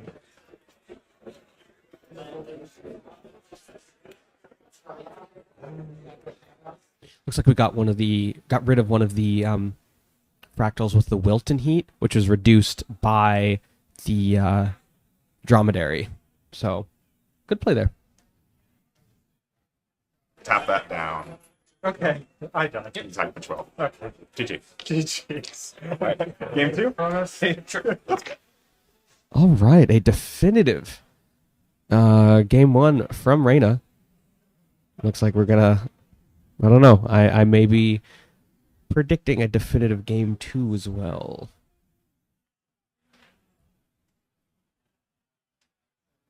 Doesn't look like we're seeing much, if any, sideboarding. Just hit OK. It does get a little dicey sometimes with the little bit of sideboarding from Reyna, but whenever you try to refresh the life totals on the life tracker phone, it does kind of just like yell at you with an Android alert, and you just go, "Oh my god, I broke it!" But no, it's all fine. If you ever play it on stream, you're good. Don't worry about it. Just hit OK. Okay, now I will say, if you are going to play unsleeved, you got to commit to the bit, and you got to rifle shuffle that motherfucker. Just bend those cards in half. Oh, that's what life's all about. Life's all about playing unsleeved. You're chilling in chat. Have you done a pre-release? You going to one? Anything good happen? Anything bad happen? Anything you're hoping to happen? Let me know in the chat. We got time to kill. I've got it open. I'm taking care of y'all. You're safe here. I got you.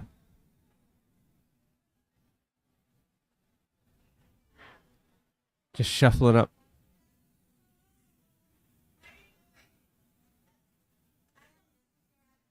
Gotta make sure your shit's randomized. No pile shuffling, though.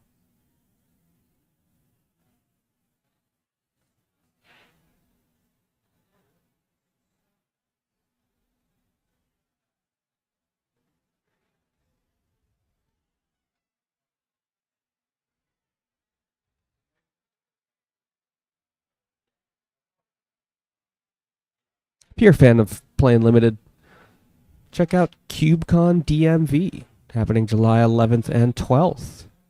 Go to dmvll.com/events for more information. I'll drop that in the chat. Or also check out Boston Cube Party in June. Almost sold out. Get your tickets now. Players looking at their 7s.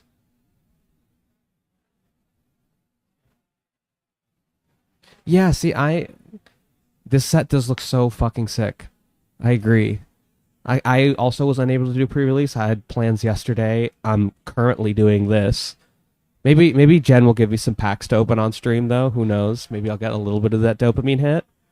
And I have plans tomorrow as well. So I'm not gonna get to do a pre-release, but I think I'm definitely gonna get back on my F&M bullshit, F&M draft, because this set is so sick. All right, got some nice fixed mana for Sarong. We have the bear. I love this guy. Oh, I love him. I mean, he sucks outside of this format, but fuck, I love him. He's such a cutie. Oh, and we're seeing the docent again. All right. Notably a 3-1, but I wouldn't be surprised if we see Sarong just get really aggressive with this. I think, in the face of a blocker, you're just kind of hoping to get it in the graveyard, get some early life gain, get a little bit of card selection. Because I think the name of the game is kind of killing Reyna before she's able to accumulate enough mana to just start putting huge spells down. And another one. I don't even have to take it off screen. Reyna did cast the Rampant Growth. That's on our little buddy. Oh. So again, she does have that mana acceleration. Takes a turn off, but now it looks like she's on the play.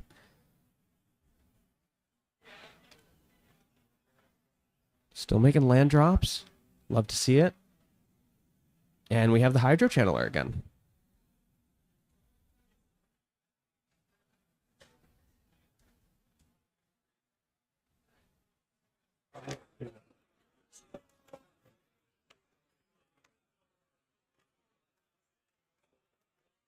Yeah, attack with both. I'll just tap out. Shattered Acolyte first. Cycling, sack this creature, destroy target artifact or enchantment, and then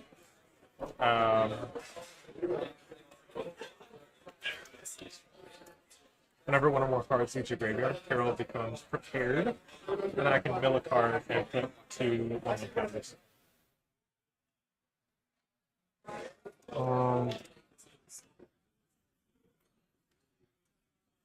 That's but I will Go to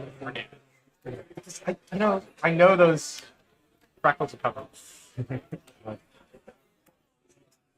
It's clear for now. Attacking for with that on a couple triggers. Mill 3 and take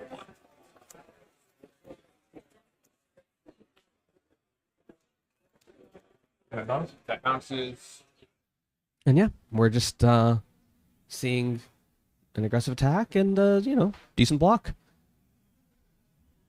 Sick. Ready taking 3, going to 17. Lots of board presence for Sarong here, but I don't know. It just takes one big 5/5 to kind of just completely negate any board presence on the right side of the board here.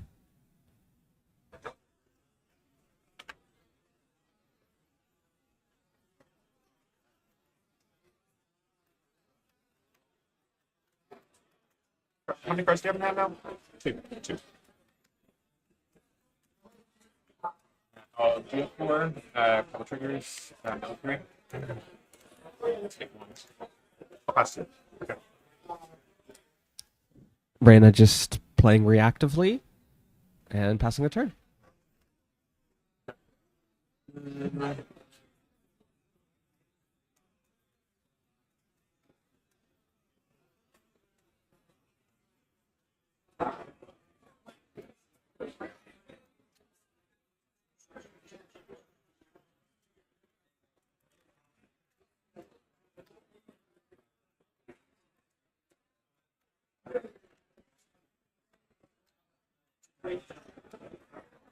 I'll tap I will exile this from my graveyard. Pay 1. This becomes prepared. Okay. I will pay the cost. Sure. Hit 1. And mill a card. I'll put 2 1/1 counters on this. Okay. And this. Sure. I'll swing at you For for combat, yeah. I'm going to tap 6 here. Don't pass. I'm going to cast Homesickness. You are going to tap these 2 creatures and put stun counters on the both, and I'm going to draw 2 cards. Count. Yeah. I'll just make a mental note of the stun counters. Okay. And just keep the text. Okay. I draw 2 cards. I draw 2. I'm sorry. Oh, you draw 2. Cool. 5. Judge? Sorry, we got to call a judge to fix that. It's okay. Judge? Thank you.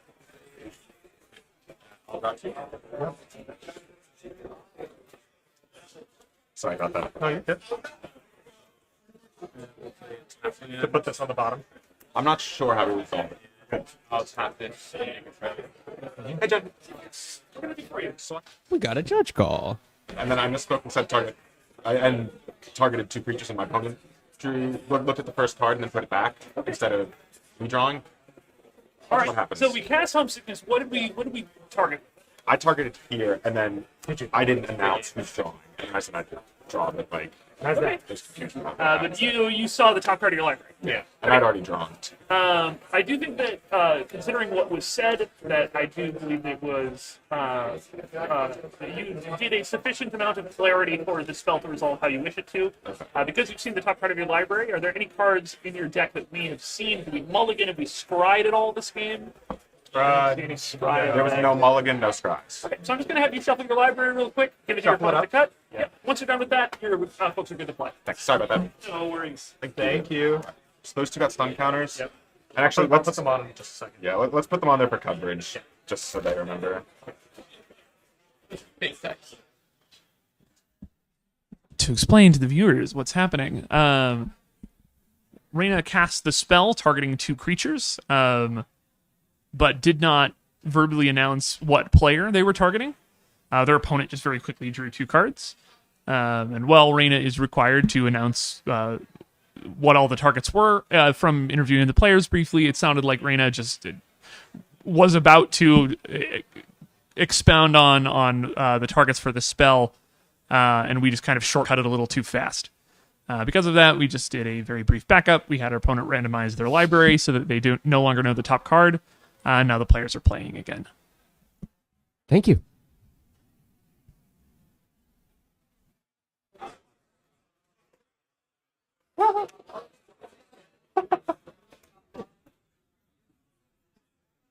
That's what a lot of context hard to like. Yeah.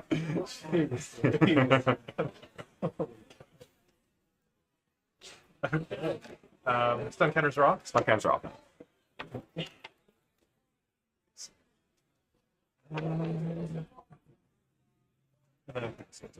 Yeah.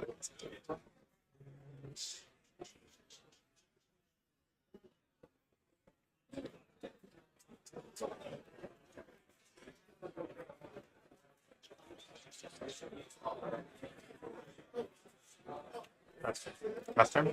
And untap and draw.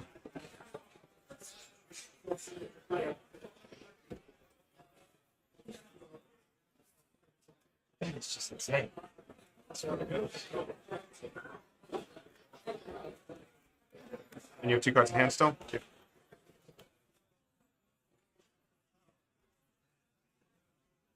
I'm going to tap 4. I'm going to cast Run Behind on this. You put it on the top or bottom of your library. Okay. I'm going to move to end my turn. Thank you for being benevolent. Oh, sorry. This is going to trigger when I do that. It'll get a counter. And then at the end of my turn, I get to something. Oh, yeah. I can't believe this is an uncommon. You're right. There we go. You probably have a few of those. Just the one of these. Just the one. Just the one of these. Got a few other cards though.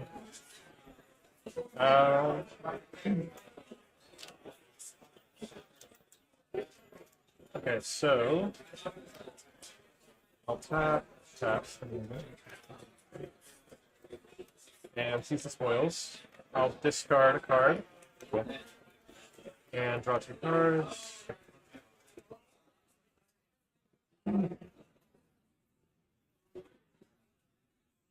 I'll tap 2 more. See the pass. I gain 2 life. Okay. I will discard another card and draw 2 more cards. I have 2 of this, never good. And I have 2 of these now, really good. Yeah. Yeah. Who's next? The like trampling over really is. And that has a +1. So, I think that's pretty good. The I'll artifact pass is turn. Not about this. with like the insects and being Yeah. able to. I'm And gonna I have 2 of tap. these pass, so I can. Oh god, yeah. Every turn I can return a creature. Nice development turn on the right there. Sorry. Saving my voice a little bit. Gonna be talking all day, so sometimes I might just get a little quiet. Just put some card images up on screen, let the players do the talking. I mean, it's a good one. And there are the fractals. Sure. Yeah. Well, yeah. That'd be sick. Return target sorcery that makes a creature from your graveyard to battle. Choose an X. Swing. So it's with a 4/4 and a 3/3. And this one also might be 4 damage. Yeah, I mean, just big. Sorry. Like, I'm gonna so much. 4 damage. Yeah. Yes, here. 22. Damage stuff. I'm gonna embrace the paradox. That will trigger here. I'm gonna draw 3 and I can put a land card from my hand onto the battlefield tap. I mean, it's 3/1 too. Like the 3/1 Island. I'm not sure about this. I've not played a land yet. It's nice, but I maybe I will should put this. play an island. I like this card. Yeah, like I think the aggressive is good. Then I'm Because going to end my turn and make another. You have the Golgari con, right, to gain 5 at instant speed. And, oh, sorry. So you've taken Insects. 5, I'll take- 8. Give it to So you, you like, Right. right? And his manas, I think it's Yeah. mana. Yeah. I'm sure sometimes you gain 20 life for that card if you're like, oh my god. You said the other day, but Yeah. and maybe I don't know if this one. Fractal Tender. Fucked up card. I like not gonna maneuver. I think it's so silly card. I know what we're gonna do. Yeah, this one.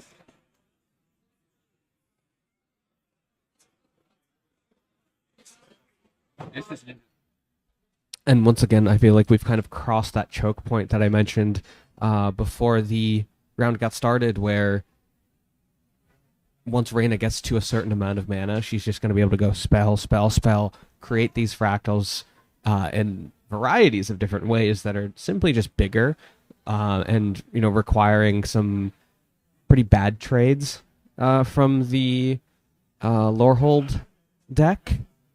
Let's see what's happening here. Just an Essence Scatter on a it's like a double striker.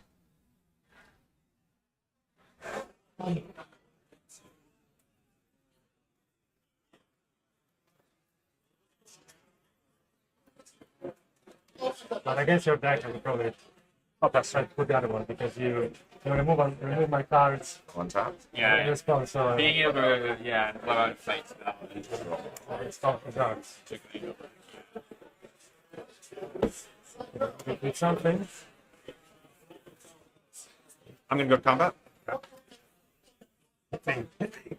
Chill. I will. So 6, 5 here. Does that finish as well too, or Sorry? no? That only appears whenever you cast a spell. Right. Yeah, so I have to cast something with 6 mana value or greater now in order for it to count. Swinging in for lethal here, more than lethal. Looks like we have 17 coming in, so at least one block is going to be need to be made. All right. And you'll gain 2 off the life link there. And then that will die. Okay, so yeah, the Shattered Acolyte dies. I'm gonna play an island and I guess stuck. Hit in the bottom. All right. That's it. I don't know why they made them so big. Right. Smaller. X equals 9. Trigger here. So I take another one. Wild Hypothesis, X equals 9. So, Surveil 2. And then we're going to make a fractal off of the Wild Hypothesis, but then we're also going to make a fractal and put 3 counters on it at the end of turn due to the Fractal Tender. 9/9. So you basically resolve it in trigger. Did you do like that? It's the army of fractals. And then I will pass to my end step and make a 3/3 fractal. Wow. See, you do have to hope you don't. Well, this is a 9. That's a 9, basically. So that's okay. That is true. Oh, that's true, yeah. Oh, they don't trample. There's not. Yet. That is not a 9. Alright, you go.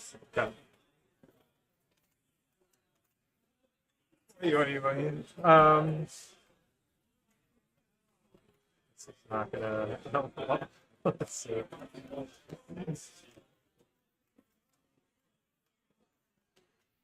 We need to take care of 3 creatures in this turn. Let's see what happens. Cool. This becomes prepared. Nice. And I'll spend for. This is not. I think I died today. Honestly. I think so. I mean, yeah. Wrath got her 5. Helping Hand, not quite gonna do enough, but you know, Raina might have her stops set incorrectly and yield through her combat. We've all been there. I'll pass. You have 2 men untapped. Yep. Go untap. Draw. Untap 2. Tap 6 and cast Fractal Mascot and tap the guy. Oh, just, okay. Yeah. Disrespectful. Well played. A lot of practice. It's a lot of practice. How do we reset? I think we just hit the middle thing. And I don't know what happens here. Did y'all finish your match too? Yeah. Who got there? I got there. Nice. Congrats. All right, and another quick Quandrix 2.0 seems to be the theme today. We'll see if Raina wants to hop in the booth a little bit. Maybe give us a little deck tech. Could be nice. But yeah, congrats to Raina. Now going to 2-0. I believe that's 2-0-4-0. Round 1, I believe she obliterated Jeff Zhao, which is kind of fucking sick. I'm going to play a little music for y'all. I'm going to set up the booth here to see if we can get Raina to show us her deck. We'll be right back in just a minute. Hello, everyone. We are here with our round 2 feature match winner, Raina. How you doing? Good. Happy to be here. Had a lot of fun making big fractals. Yeah, what the fuck is that all about? Well, what it's about is that I drew this one that's got question marks for the eyes and a smiley face. I love You're going to want to talk to me about magic, and I'm going to want to talk about my fractals. Because you see, I'm not sure what a fractal's supposed to be. So I started off drawing just question marks. But I eventually determined that I could do something a little more creative and drew this happy guy. And he was pretty happy to be a 6/6. No, for sure. So I got a few of those. Yeah. So that's basically how I felt about the Incredible. rounds. Yeah, the how many wild hypotheses do you have? 2 of them? Yeah, so I used Wild Hypothesis to make a guy that looks like this, and I made him. I'm just gonna keep answering all this questions. No, please do. I have 2 Wild Hypothesis. I have the one a Fractal little Tenant. closer. You're good. I have 2 Wild Hypothesis, and the one guy that just keeps making fractals. That card's fucked card's really up. good. That's Yeah, insane. that's a That's an meta card. uncommon. Yeah, and it shouldn't be. It's got Sick. Ward 2. It's a 3/3. It's so easy to just get counters For going 5 on it. mana? 5. Yeah. Okay. Yeah, it's pretty incredible. That's sick. I mean, like 5 mana with Ward 2. I don't know. Maybe you'll like if you're very removal focused, like maybe, but like Yeah, maybe it's you get such it. an investment to get it off the board, and it's seemingly innocuous at first because Yeah. it's like, oh well, that's a pretty big spell. Well, but you have to cast like at least a 4-drop, and Yeah. it's like, dog, I have 7 lands on board. Like I'm gonna cast so many fucking spells. How many of my spells do you think are X spells? Because I promise it's more than you think. Yeah. So I just have like a ton of big stuff, and then early game ramp. It's just kind of like a classic blue-green ramp deck. Yeah. Yeah. Does it feeling good? It feels good. I'm 4-0 right now. That's so sick. Yeah, so we'll see how it goes. I got high hopes. Incredible. We'll wait till the pros any start cards come that to didn't stomp show me. up in the feature match that you wanted to cast? Yeah. Well, so I finally got to cast Fractal Mascot to end the game both times, but I have 2 copies and one in the sideboard of just like the common. Where is that guy? Of this, just the common 6/6 trample stun a guy. Yeah, I think that's great. that is super good. And then I enjoy, like from like a game design perspective, Yeah. of like a stun counter being this like on a trampler. Mhm. It's like, okay, I have this big body and it tramples, but like I'm not in red, I'm not in white, so like, Yeah. it can't have haste. Mhm. But I can but like I don't know, I like that design space, and also just from like a player perspective as well. It's like it's because none of your fractals have trample, but it's like well, this guy kind of gives someone else Right. trample for a turn in a weird way. Yeah. I mean, we saw you. It was a little overkill, but we saw you close out game 2 there in the match by like cast this, tap your guy, and then swing through with Yeah. 20 something damage. Incredible.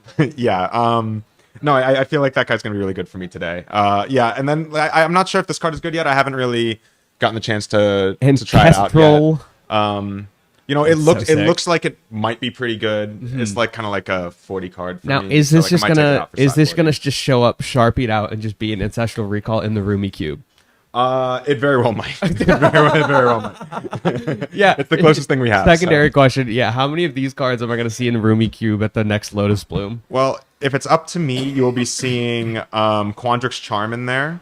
You'll be That seeing. card's crazy. I think it's really awesome. The block and then tapping it to cast the Quandrix Charm. I was like, she's gaming. felt so She's good. so Yeah. cracked. I was like, I know that feels good. I'm hungry. Oh, such a sick play. Yeah, it was really fun. I'm not sure if anything else will make it in there because Robin's going to veto all of them. Well, I will naturally. be putting. I've heard this man been called John Rampant Growth.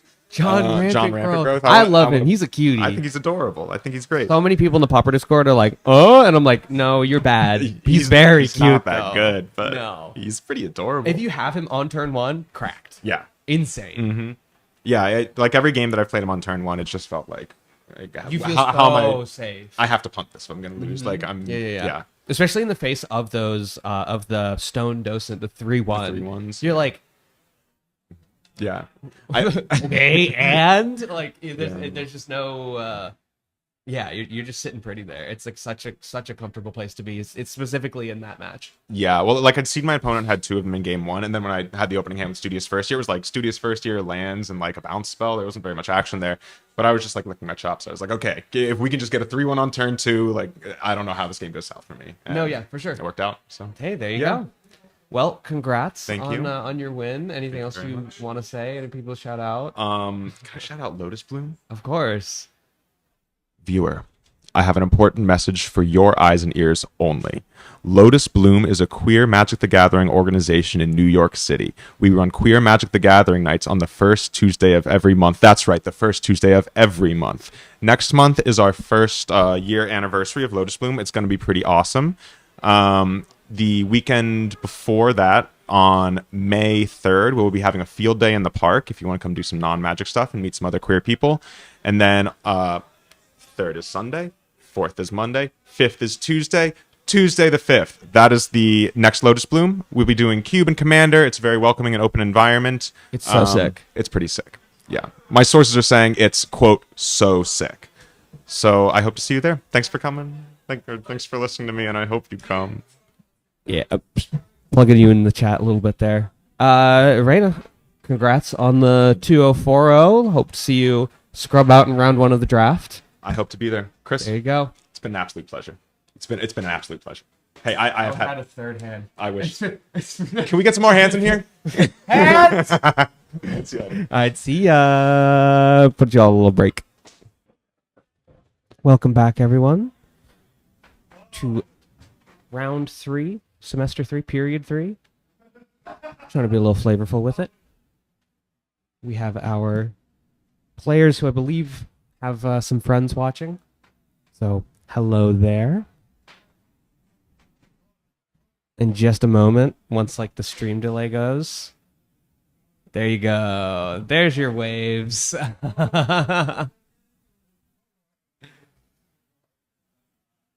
Going in round 3, we have 2. I love it. I love this so much.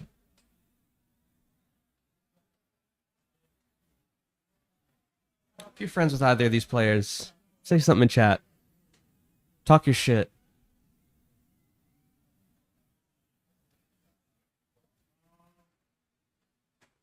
Just resolve mulligans here.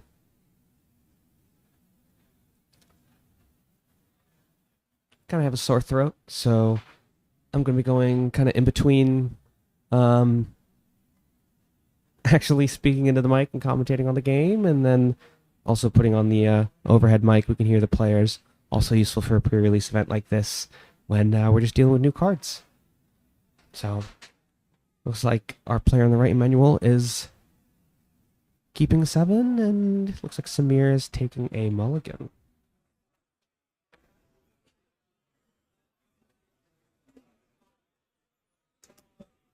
Yeah. Prepare.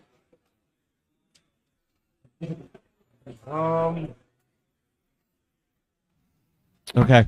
All right. Much more important. What's going on? Much more important than this this match that isn't quite happening yet is this round we are determining the winner of one of the side quests, which is the best smelling candle. Yeah. This is the Prismari one, obviously. Everyone, turn on your smell-o-vision. Turn on your you don't see smell-o-vision. the smell-o-vision. It's because you're not subscribed. So drop a subscription or a Yeah. Twitch Prime. Then you'll you see a little can- button that says smell-o-vision. Then you can sniff Chris constantly. You know what? Yeah, sure. All right, I can't decide between these two. I like both of them a lot. I'm gonna have you tiebreak for me. Oh my god. Okay. So we have Times Fraser Fir Aromatic Candle, a bougie aromatique. I gotta be honest. This might be the stupidest thing that I've ever done in And my we have- professional life. Jonathan Fuchs. Jonathan Boots.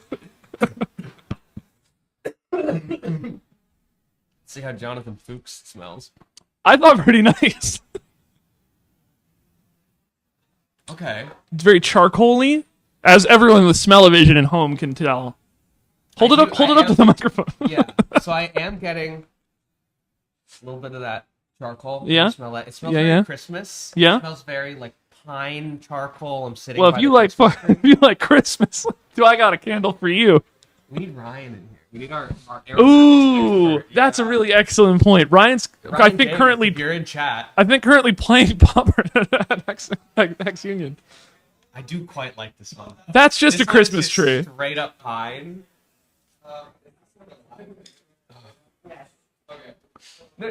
Please interrupt us. What? Oh, Max has a work thing. I'll be right out for a work thing. I think Jonathan Fuchs gets it. You think Jonathan Fuchs? I quite All right. like the nuance here. And, I'm sorry, person who brought the Fraser Fir candle. It wasn't my fault. Chris didn't like your candle. What? Yeah, go hop in.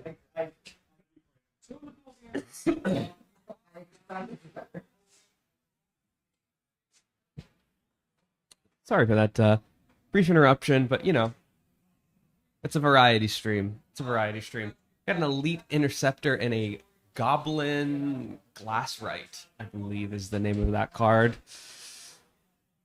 And looks like we also had a silver quill charm, which I believe does direct damage, but let me pull that up. But just some exile target creature with power 2 or less. Oh, Technologia. We got that shit on there. Exiling the thing that has like the desperate ritual attached to it, which is kind of cool.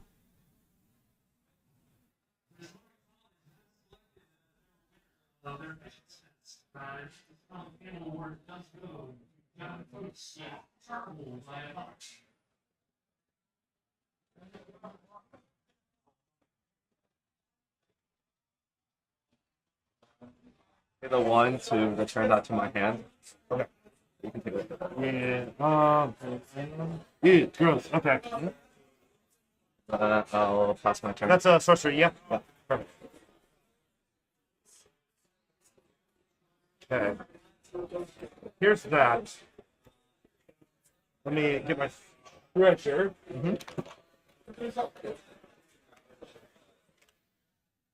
This was the card that was cast on the Elite Interceptor. It dealt damage and then was returned to hand. Very efficient use of mana. Great little chip shot there for 2, and bit of card advantage as well. Great play. Paradox Surveyor. Look at my top 5. Get a land or a spell with action. Get 5. 5. I have to show it, I assume. Random island. And the rest in a random order. Let's figure out what I'm getting rid of. Signpost uncommon, the Paradox Surveyor here. So an island was revealed, gonna go into hand, and probably just turning this Goblin Grass right sideways. There you go. So you have 3 cards in hand? 3 cards in hand. You got the The black discard shenanigans, that does exist. Start with a swamp.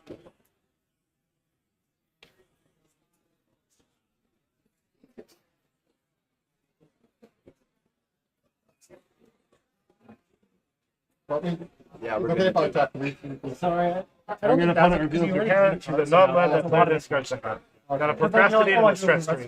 But I would have kept up to. I mean, I would have. Sorry, I mean, it's just hard for me. I don't know what you. Like, okay, whatever. It's to go to no code. Well, so for example, there are blue spells, so it's really hard for me to get there. Okay. I understand it's really, but also it's really hard for me to get It's gotta be this guy. Sounds good. Graveyard, yeah? Yeah, it's supposed to have the graveyard. And then I put 2+1/+1 counters on one creature. You don't want to hit my guy? I have 7 cards in hand, so I'm going to activate this. I'll play Atlas. This Elite Interceptor is huge. 3/4? Not bad. Draw. Like a red floating. I'll pay 2 more. 4/3, correct? Creatures, Or 3/4. 3. Here's an island.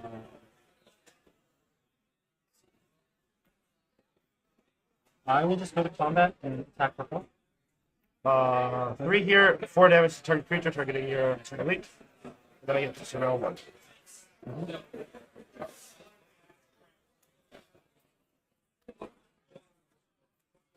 I'm gonna put a mountain into the bin. Sorry? Mountain, surveil. Oh, okay. 5. Unsubtle Mockery. Getting rid of the big buff Elite Interceptor there, and a little bit of card selection as well. Binning a mountain off the top, which is, I think, pretty crucial. I think Samir is just kind of set on his mana base. He's got all of his colors. He's got 5 mana. Granted, I haven't seen this deck, so I really don't know what the curve looks like, but I don't know. He's got enough mana, especially when you only have 1 card in hand. You can afford to bin a mountain. You'll be okay.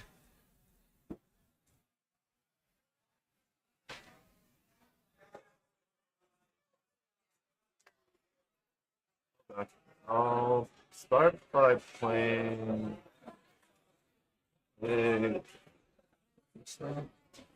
Target player draws 2 cards and loses 2 life. Okay. So we'll start by targeting this guy. Yep. Okay. So you get a surveil. Surveil. Yep. Yep.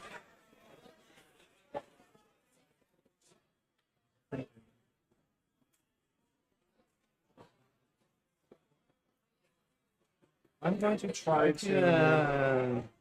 So these tap are okay. So then now I draw 2 and I take 2. Targeting Johnson. 1, 2. Cool. And I'll pass. Sounds good. Let me get my untap. Let me get my draw. So, here's a mountain, by the way. Okay. 2 on top. Yeah. Unfortunate surveil. Well, no. Great surveil. Bit a mountain, draw a mountain. It all comes out in the wash. But it does look like he has a pretty big spell in hand, potentially. So. Oh, man. This is a thinker. Just deal 1 to your face. And then I'll have 3 triggers. 3 triggers again. So I have 1 red and 1 Yeah. Alright. Yep, so we do have a 3/3 Inkling mascot. It does have the +1/+1 from the pump spell that was played earlier. So it would trade with our uncommon signpost for the Quandrix over there. Also, I realize I have to update my schools on here. Oh, sorry. gotta play this one. Yeah, there you go. So no one tap here. No one tap. Down to 9. Start here. That might have been the worst procrastination of all time. Start with a. Okay. Okay. I've officially figured out exactly how I'm going to be designating kind of color splashes in this. And that's just going to be by saying people are minoring in another color. 3 damage more times. And then I have more triggers. Okay. This will trigger again. Oh no! So wait, this Then I'll play a land for turn. Okay, sounds good. So that should, what, You don't got something. You don't got that's something. one counter. And then I will do. So why are you saying it's more counter? because of this. So this Okay, then before that triggers, then I'll try to beat one damage to the. Sure. And then Should be noted that the Conciliator's Duelist, the repartee trigger, can indeed actually target itself. So Emmanuel can... Yeah, there we go. It's also, I believe repartee is large in part when you target any creature, and not just creatures you own. So lots of really good synergy here. I'll put this card in my graveyard. Yep.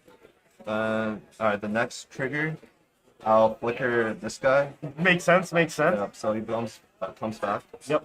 Or it's until at the end of the End turn. step, Yeah, yeah. So we'll just put this aside. Sounds good. that's my go. And then lastly, I draw a card. And then some kind of. Draw a card, and then the sun counter is already on Yep. there. Now, end step, I return this card to the field. Sounds good. And I'll pass. One tap. Get my draw. 8, 10. So I will just Here knock is. Oh, it's a move. Yeah. Thank you. Landscape painter. one foot in. Landscape move. Who's all stock up? Oh, it's 5. Draw a Yeah, card. worth it. This card. 5. Got this prepared. Draw 2. Put a counter here. Here is an Sounds island. trigger here. Then who's all stock up? Yeah, I gotta pass you. you have lethal here? Yeah. It's effective. Yeah. I mean, come on, I don't know. What, wait, that's the one. Yeah. I'm on it. I'm on like. You're on. Yeah. So cool. So are you recording? Oh, I think they have announcers. Dude, that is sick. Oh, Yeah, that's just in the room over there, just behind us. oh no. Yellow enough, I'll hear you. Dude, it's in my station. Oh man, I did not need this. I did not need this. I did not need this. Got this. I top decked the wizard, the Merfolk wizard, We good. and I got to use it. So this is a close game. This is a very close game. I'm very scared right now. We'll start with a plane. Samir, pretty comfortable life total, pretty comfortable board state as well. But these two creatures are just giving Emmanuel just a kind of near insurmountable amount of synergy here. Got a giant black spell. Let's see what this is. It's pass. Okay, This is game 1 or 2. 1. I already finished my game. Damn, you win. I rolled the fuck out of it. Good stuff. Because I'm in the losers bracket. You're no My way. deck is busted. I don't know how I lost. Here is 5 for an emeritus of ideation.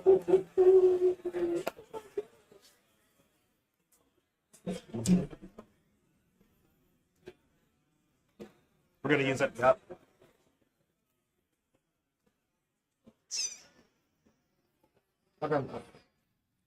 Folks, it's official.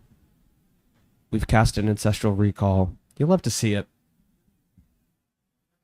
Yep.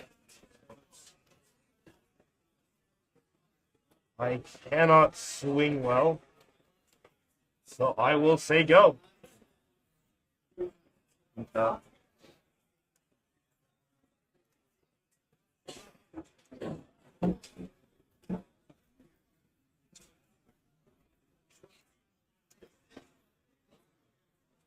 What do you think of the most recent season?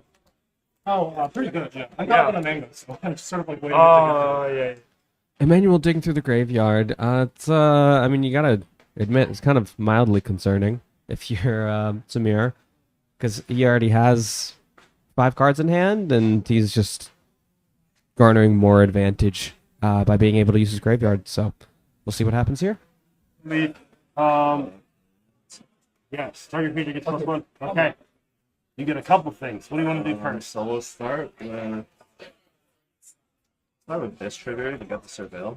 We've brought back the Killian's Confidence to hand. I believe this is the first time we've seen it since it was returned on turn 3.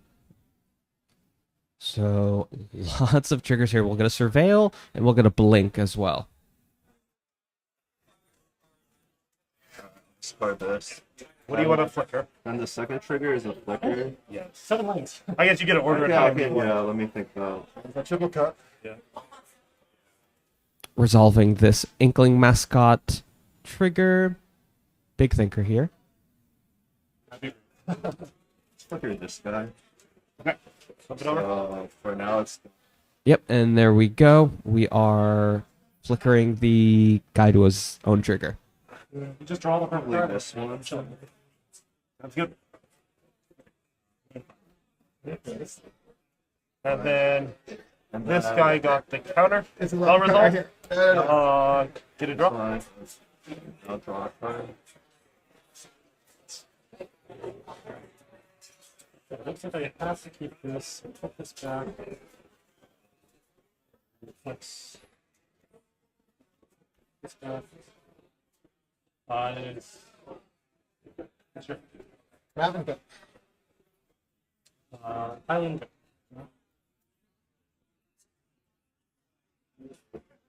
Island. You can go. You mind if I check if I play a land for a turn? So I play a land every turn, so it should be the flat. And you 1, 2, 3, 4, 5, 6, 7, 8 lands. Yeah, and you played one every turn as well. I did. 1, 2, 3, 4. I think you get one more. So I got one. Double checking. I didn't ramp. Double checking. I didn't ramp. Yeah, you're good. I'll play a swamp. Okay.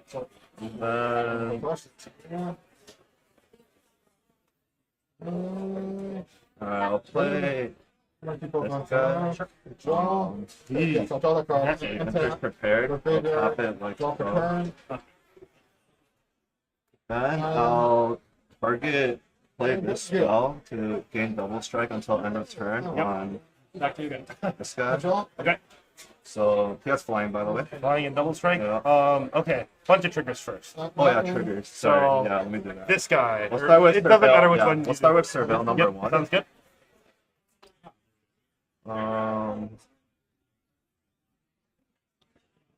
What kind of sonar? What's an famous? Snow force? Okay. I think last one. I'll discard that. Okay. And then Surveil number 2. This one is the land. Okay. Turn. Now this one.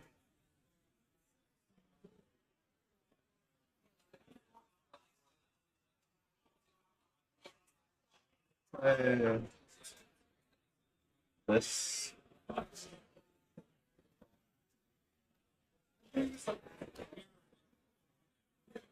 I'm trying to sort of that. I'm trying to get it. So this, Bring I back don't this feel guy. that. Not a bad get. Not a bad get. And I don't get a Any more trigger. triggers real quick? I do get trigger. Enters. I So don't it's think. a 2 Yeah, hour. that's everything. I attack Okay. for 2. Can we move this like over here real quick to say that this isn't prepared? Yeah, it's not prepared. And then you can say this side's prepared. This side isn't Alright, that prepared. sounds good to me. I have tokens for that if you have one.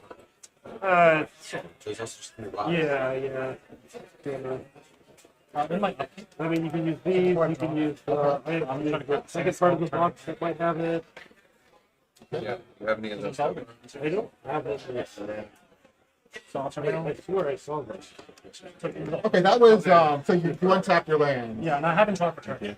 So I'm trying to surveil that. I understand. Let me I'll keep it on attack top. with this. Did I just draw it? Oh, that's I can make 3. What? Oh, that's bleach. Scooped up. Okay, sweet. Untap, draw. Oh, what again? What is? All right, looks like Samir takes game one. Let's see if we get any sideboarding.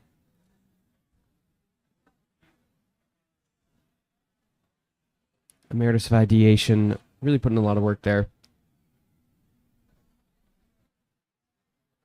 But immense amount of synergy. It's always a good time when you cast one spell and you're like, okay, trigger, trigger, trigger, trigger, and you're just resolving this kind of cascade of things. Feels really good, especially in a set like this. You know, that's really densely isn't necessarily the word, but very intentionally maybe is the proper way to put it. Yeah, so it looks like we are going to see a little bit of sideboarding from our players. Let's see. On Samir's side, probably just want to put in some more removal and see what you can do against chipping away at the repartee engine. Additionally, Flyers also seemed to get him there. The Inkwell mascot, only has flying until end of turn if it gets targeted by a spell. So I think I did see Samir looking at that Prismari Phoenix common, 1 blue red. From Emmanuel's side, not exactly sure what you would want. I think it's maybe just a matter of accelerating a little more. So maybe you're taking out some of your bigger bombs and relying more on just kind of developing your engine and letting that synergy.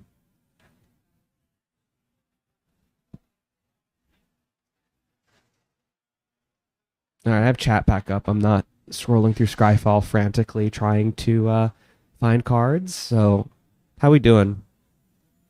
Thank you for the enjoying the Prismari minor joke. I felt very, very smart when I thought of that one.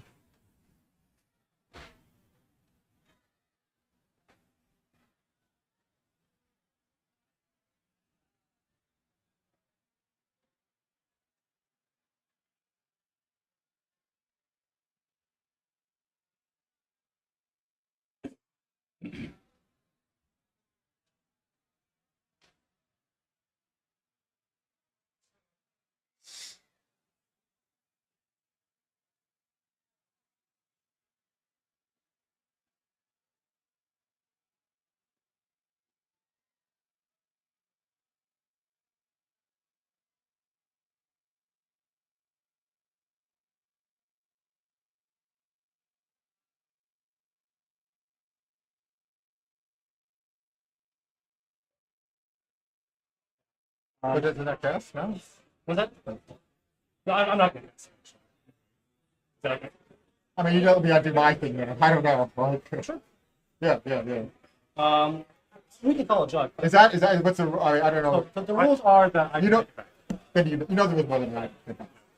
Yeah, I think it's as long as there hasn't if he waited for you to have a response, then he couldn't take it back because he didn't know immediately. You're fine. There's no. Usually I would say yes, but I tapped the sorry, I understand that's. With a pre-release or tap later. That's why I'm happy to talk about it. Or we should call it judge. Oh, I trust you. You know more than I believe you. Cool. I'm gonna say. I'm gonna say no reason why I would even say it is because I'm We're gonna keep it first. All right, looks like we have 7s on both sides. We'll get into it. Let's see if we have the Elite Interceptor on turn 1. Oh, guess not. Turn 1 plays. No. Land go. Good old Magic. We do have a 2-drop though. Oh.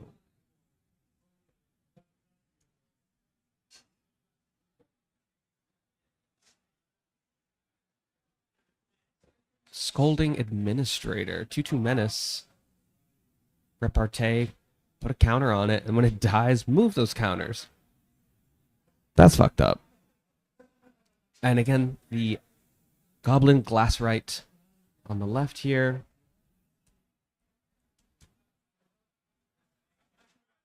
A little bit of ramp, maybe.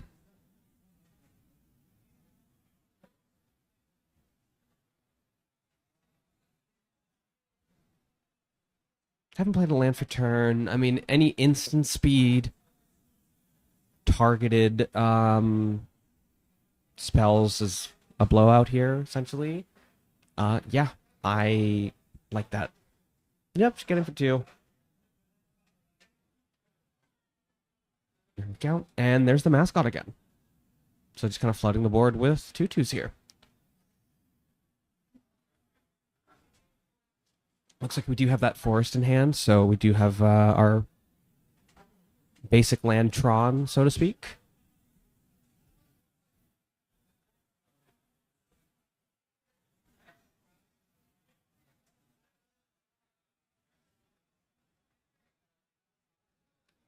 Casting prepared spells, of course, is completely independent of whether the creature is tapped or not, so it's just a timing restriction thing. So, very well, we could see this Goblin Glasswright get in, but, oh, and here we go. We have the Deluge Virtuoso coming down, going to probably tap that. Yeah, pushing damage. Not entirely sure if that's the threat we need to kind of be aware of, or be weary of, rather.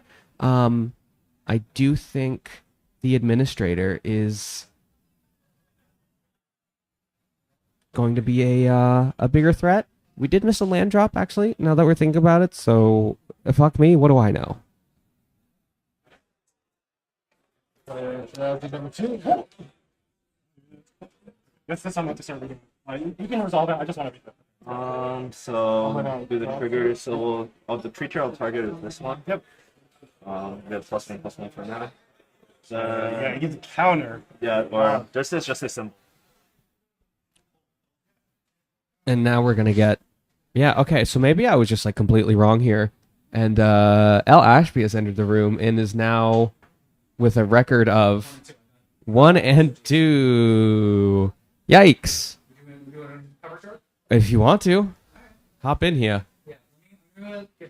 Yeah, go for it. That's fine. Dog, I'm here for another 10 hours. You want anything? No, I got food on the way, don't worry.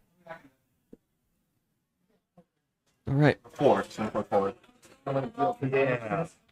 Sorry about that. Yeah. Did we miss a trigger?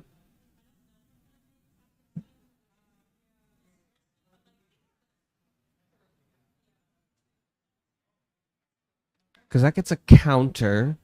Oh, but does the Killian's Confidence only give it? It's just a pump. Okay. It looks like we did return it to hand as well, so great job there. But we're going to get rid of it with that fucking red removal.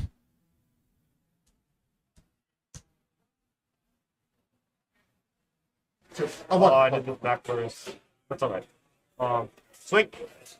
5 damage? Yep. Say go.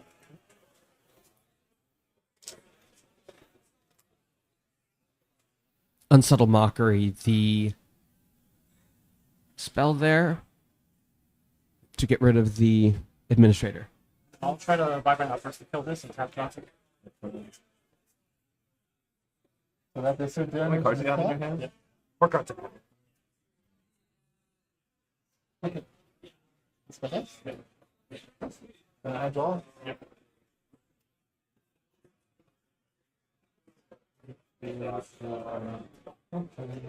So now I'm gonna do it. Okay, 3. Start by playing Killian's Confidence again. Yep. So, Surveil. Yep, start with the Surveil. And we're back on the train. It's nice you get to do a Surveil before you draw the card off the Killian's Confidence. We're also going to get Flying, which granted, Samir's creatures are tapped out. if they weren't, go over top. And then I feel like in this matchup, you just kind of always keep 1 mana up, or 3 mana rather, to just keep playing this Gillian's Confidence and kind of churning through your deck a little more, and chipping in for more damage. I really like that card. I just like the play pattern of that card. It feels good. It has a good mouthfeel to it. 4, 5, 6, 7. Yeah. Oh, I thought you had no blocks. Oh, yeah, I'm okay. Warm Dog August, thanks for the follow. Okay, Mountain. I'll play Thunderdrum Soloists. And then I will not wait to do this. I'm just going to use this to filter for green. I see. +2. So I still have to tap 4 lands, but just makes them green. I'm going to bounce 1 bit. So this. Put the balance and you get a land. Now also ping Marcus. Oh, we made a so- mistake. That's all right. Okay, I go to 16. Yep. Get my basic.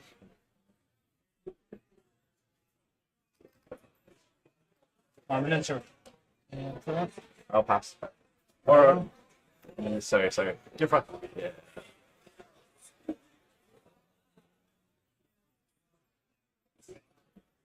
Got a 1 3 Yeah, I'll pass. Okay. Untap, upkeep, draw. If you want to tap, sorry.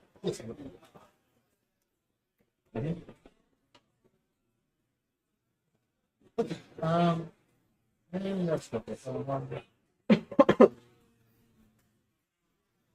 Maybe I'll 3 damage to that. Sure. Okay. And I'm gonna sink a 3, 6, 5. 7, 8. Love him. Okay. I'm gonna put 1, 2. This die. Shady's back. Got that. Oh, your turn. Or you're making a structure. Yeah, yes. Got it. Okay. Yep.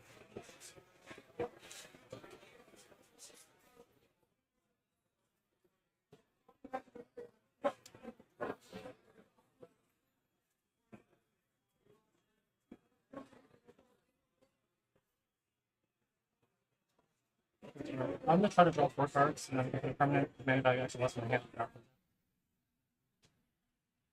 Archmage of Emeritus still prepared, but Samir is tapped out. So if Emmanuel can come up with some sort of removal, kind of a brutal blowout here. So maybe what he's digging for. 7 cards in hand, 6 cards in hand. Plenty to do.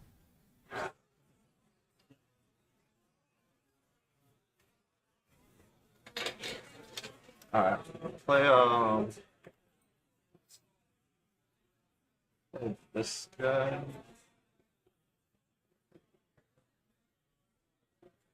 Or we each lose 1. Yeah, I did that. Oh, okay. This moment So you're at 9 now? Then when it enters, I draw a card as well. Yes, I think I did it. Oh, I did it. Yep. And then, so I play a land. Yep. And I will. So you have how much land do you have? Well, it doesn't matter about how You much. have 3. 3. Yeah, I'll pass. Attack. That's good to hear. Untap. Uh, Upkeep. Draw. Okay. one? Yeah. Get my guy. Treasure. 1. Yep. Okay, 2. Want to kill that? Whenever you cast an instant or sorcery spell that targets a creature, exile it off. Wink guy. 3, 6, 7, nothing more. Yeah. Here's a sick ass forest. Sick ass forest indeed. 3 here. Procrastinate targeting your Inkling mascot.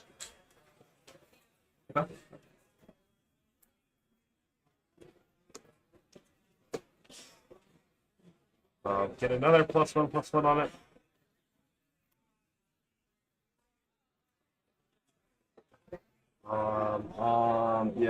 Let me see. Yep, so that's a 4/4 and a 5/5. 4/4 temporarily, 5/5. I'm going to combat. Swing both. How many cards do you have in hand? 2 cards in hand. 2 cards in hand, swing both, so 4/4, 5/5. You gotta block this guy or kill one of them. Yep.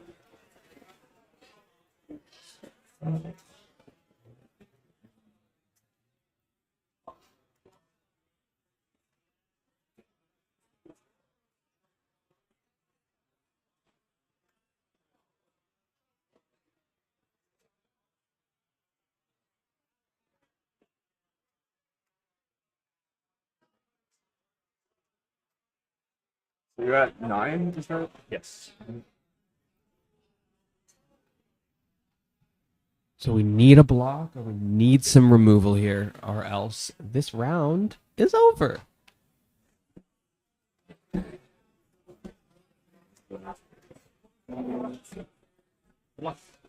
I suppose the secret third option is also life gain, but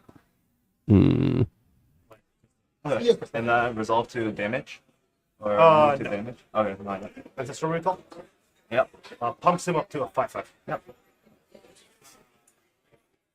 Now damage. Okay, resolve to damage. I'll play a...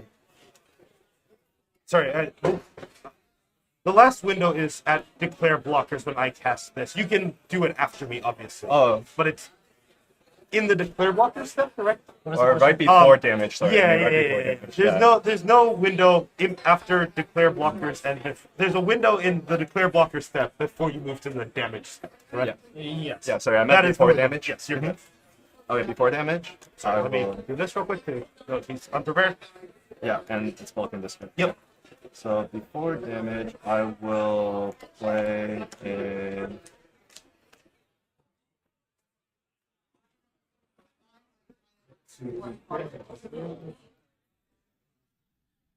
we got some new vocal cords on the mic. Introduce yourself. Hello, hello. My name is Mora. My pronouns are she, they, and I play a lot of Magic the Gathering Limited. Love Draft, love Sealed, love Cube. What do you think of this Ancestral Recall card? It seems pretty good. It seems a little bit pushed. I'm surprised they printed the single mana draw 3 card into Modern Day Limited, but like, card draw's nice. I can't complain. Technically, it's 6 mana. Yeah, 6 mana draw 3, not as good, but it also gives you a 5/5 body and every 8 cards in your yard. Flyer Ward too. This card is so insane. The card is nuts, and it gets like every 8 cards in your yard. You get to draw another 3, which in limited is gonna draw you 3 every time, and then sometimes draw you 6. And it's gonna be nuts when it draws you 3, and even more nuts when it draws you 6. The coolest thing to do though is, of course, your opponent has 2 cards in library. You make them draw 3, and then they die. That's pretty sick, and actually kind of reasonable in this limited format because there's like a lot of like mill, isn't there? At rare. I mean, yeah. Like there's the Exhibition Tide Collar. We're in the at rare. play booster roller coaster here, so not entirely out of the question. I agree. No, there's not really a mill that isn't just self-contained, where like Exhibition Tide Color does not need support. Right, yeah. That card just, every time you cast a spell, you mill them for 3, and every time you cast a 5-cost spell, mill them for 10. That is going to kill them pretty fast when you put 5-cost spells in your deck, which there are a lot of good 5-cost spells to put in your deck. Yeah. And like then Force of Will. Force of Will, I feel like you're trying to a lot of the time not spend mana on that card. So it will not trigger Opus. I know. Force of Will is, I think, honestly, probably like pretty alright, though.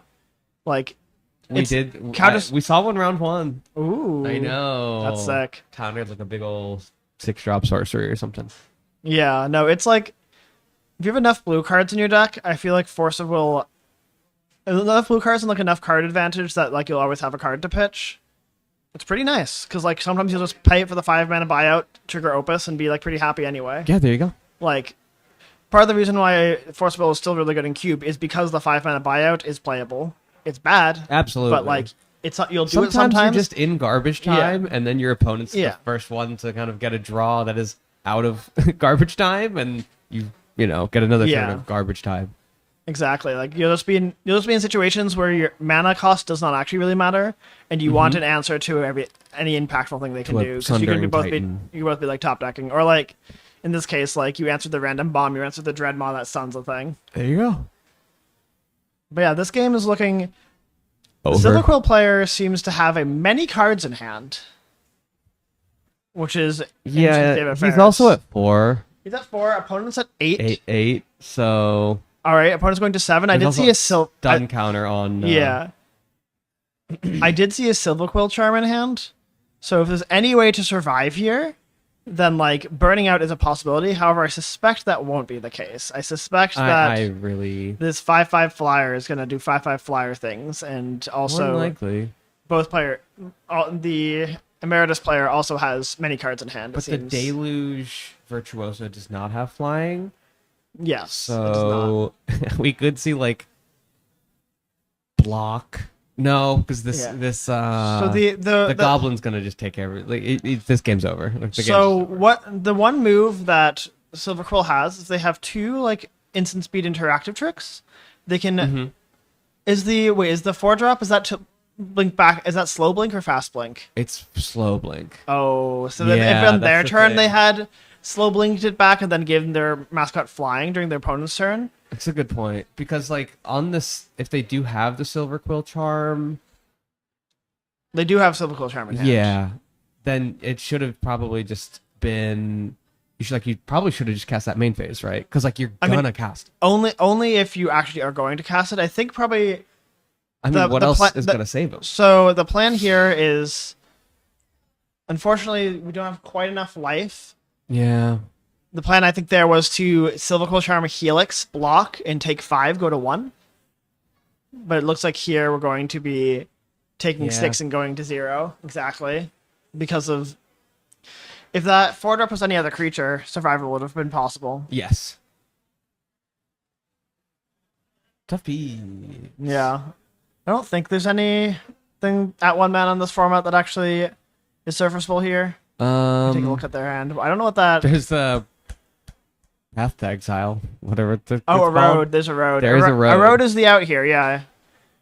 You like... And we do have 1 mana open, but like I doubt it. I don't think I haven't seen any immensely beautiful art in the hand. What? Immensely what? Immensely beautiful art. The road art is rather It's nice, stunning to me. All right, looks like the game there's ended. a hand. Oh.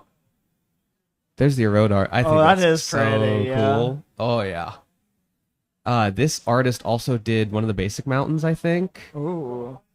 Yeah, this basic mountain is nice. Oh, that's nice, yeah. It's one of the nicer mountains of the past few years, in my opinion. That's something else. I didn't already have my 6th edition white border mountains. Yeah.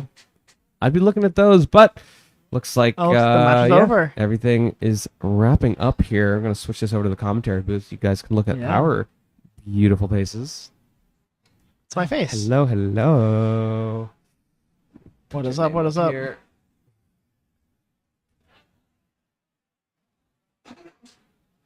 So you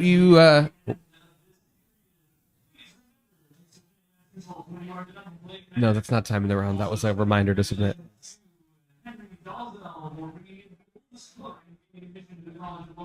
Oldest book. And a textbook from 1799. Oh fuck.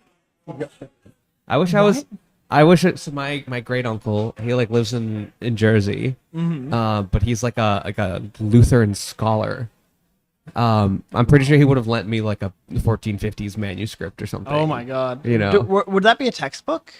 I did ask Jen if Bibles counted as textbooks, and she did say I had yes. asked that question. So wait, they said yes? Yeah. Oh, I thought the answer to that was no. A Bible? A Bible's not exactly a textbook. I think in this context of the fact that like my great uncle is a theologian. Mm-hmm. It's passable. It's passable. It's probably something he has studied. Yeah, but there's plenty of things that you can study that aren't textbooks. Plenty of pieces of literature. Yeah. Like anything written like in the past. Watchmen. Like, I don't know, you can pick up someone's like note they wrote as a child in like the 1200s and you'd be like, yeah, this is a textbook by that logic. Yeah, I mean there's certainly a difference between a textbook and a research material. You know, there's an important distinction to be made there. Yeah. So is this the first time for you touching any of these cards? Physically, yeah. Physically. I've been doing a lot of Draftmancer drafts. I've been opened like a sealed pool. Mm-hmm. And like been doing some preparation. I'm working with Sanctum of All for like PT testing. Dope. But I haven't. This is my first time holding them. Right. How's this set feeling so far? Any like thoughts on it? It's kind of sweet. I don't know. I've been enjoying it. Like it's very much your like bread and butter, powerful modern limited format. Where like, people having fun outside. Our future match is popping off right outside the door. Good for him. Hell yeah. But yeah, no, there's a lot of high impact rares, a lot of high impact uncommons, and a lot of pretty powerful commons. So like it just feels synergistic, like some like you have like your tragic poet and you're like the red white like the multicolor commons. A lot of them are really powerful. Mm-hmm. I was winning some games with the moose, the 6-drop moose that stuns a thing and has trample. We've seen Reyna killed some people with the 6-drop moose. Yeah, I'm not hit card. Yeah. I don't know if it'll see play in Pauper. That's always in the back of my mind. It's like I think it's a bit too expensive. Oh, it's immensely expensive. There's also no like Simic shell for it to go into. Yeah, I mean, wasn't there like at the last Pauper Open a Teamer Cascade? Someone was playing Teamer Cascade, yes. But I feel like the Cascade 6-drops are much better than a 6-mana Frost. Yeah, I'd rather Cascade into something that makes me Cascade again. Yeah, you know, exactly. It's like when that's on the table, it's like I don't give a fuck about a stun counter, dog. Yeah, a 6/3 haste Cascade. That's insane. Anyway. Yeah, no, and like a stun counter's value is only as good as the thing you're tapping. Yeah. And like some decks, like you just tap my gutter snipe. Okay, buddy, thanks. Okay, right, yeah, exactly. Does not matter. I'll kill you. I love the Pauper format. What was your pool? What colors were you playing? So I was playing a Quandrix deck, splashing red. So I had like. Seems to be actually had a popular color combination. And it was my kit, and I sure put it together. But no, I had a very funny moment actually in deck building where I opened all my packs at once, and I'm going through, and I see a pile of what's the 4-mana green sorcery that looks at top 5? Zamone's something. Color green CMC4. It's a sorcery. Yeah, it's a sorcery. Oh yeah, Zamone's Experiment. Oh. The bottom one down there. Ah. Yeah. So to the right. There we go. We solved it. All right. So yeah, I was going through my pile, and then I see Zamone's Experiment. Zamone's Experiment. Zamone's Experiment. Zamone's Experiment. This is unsorted. This is in a play booster. There were 4 copies of Zamone's Experiment.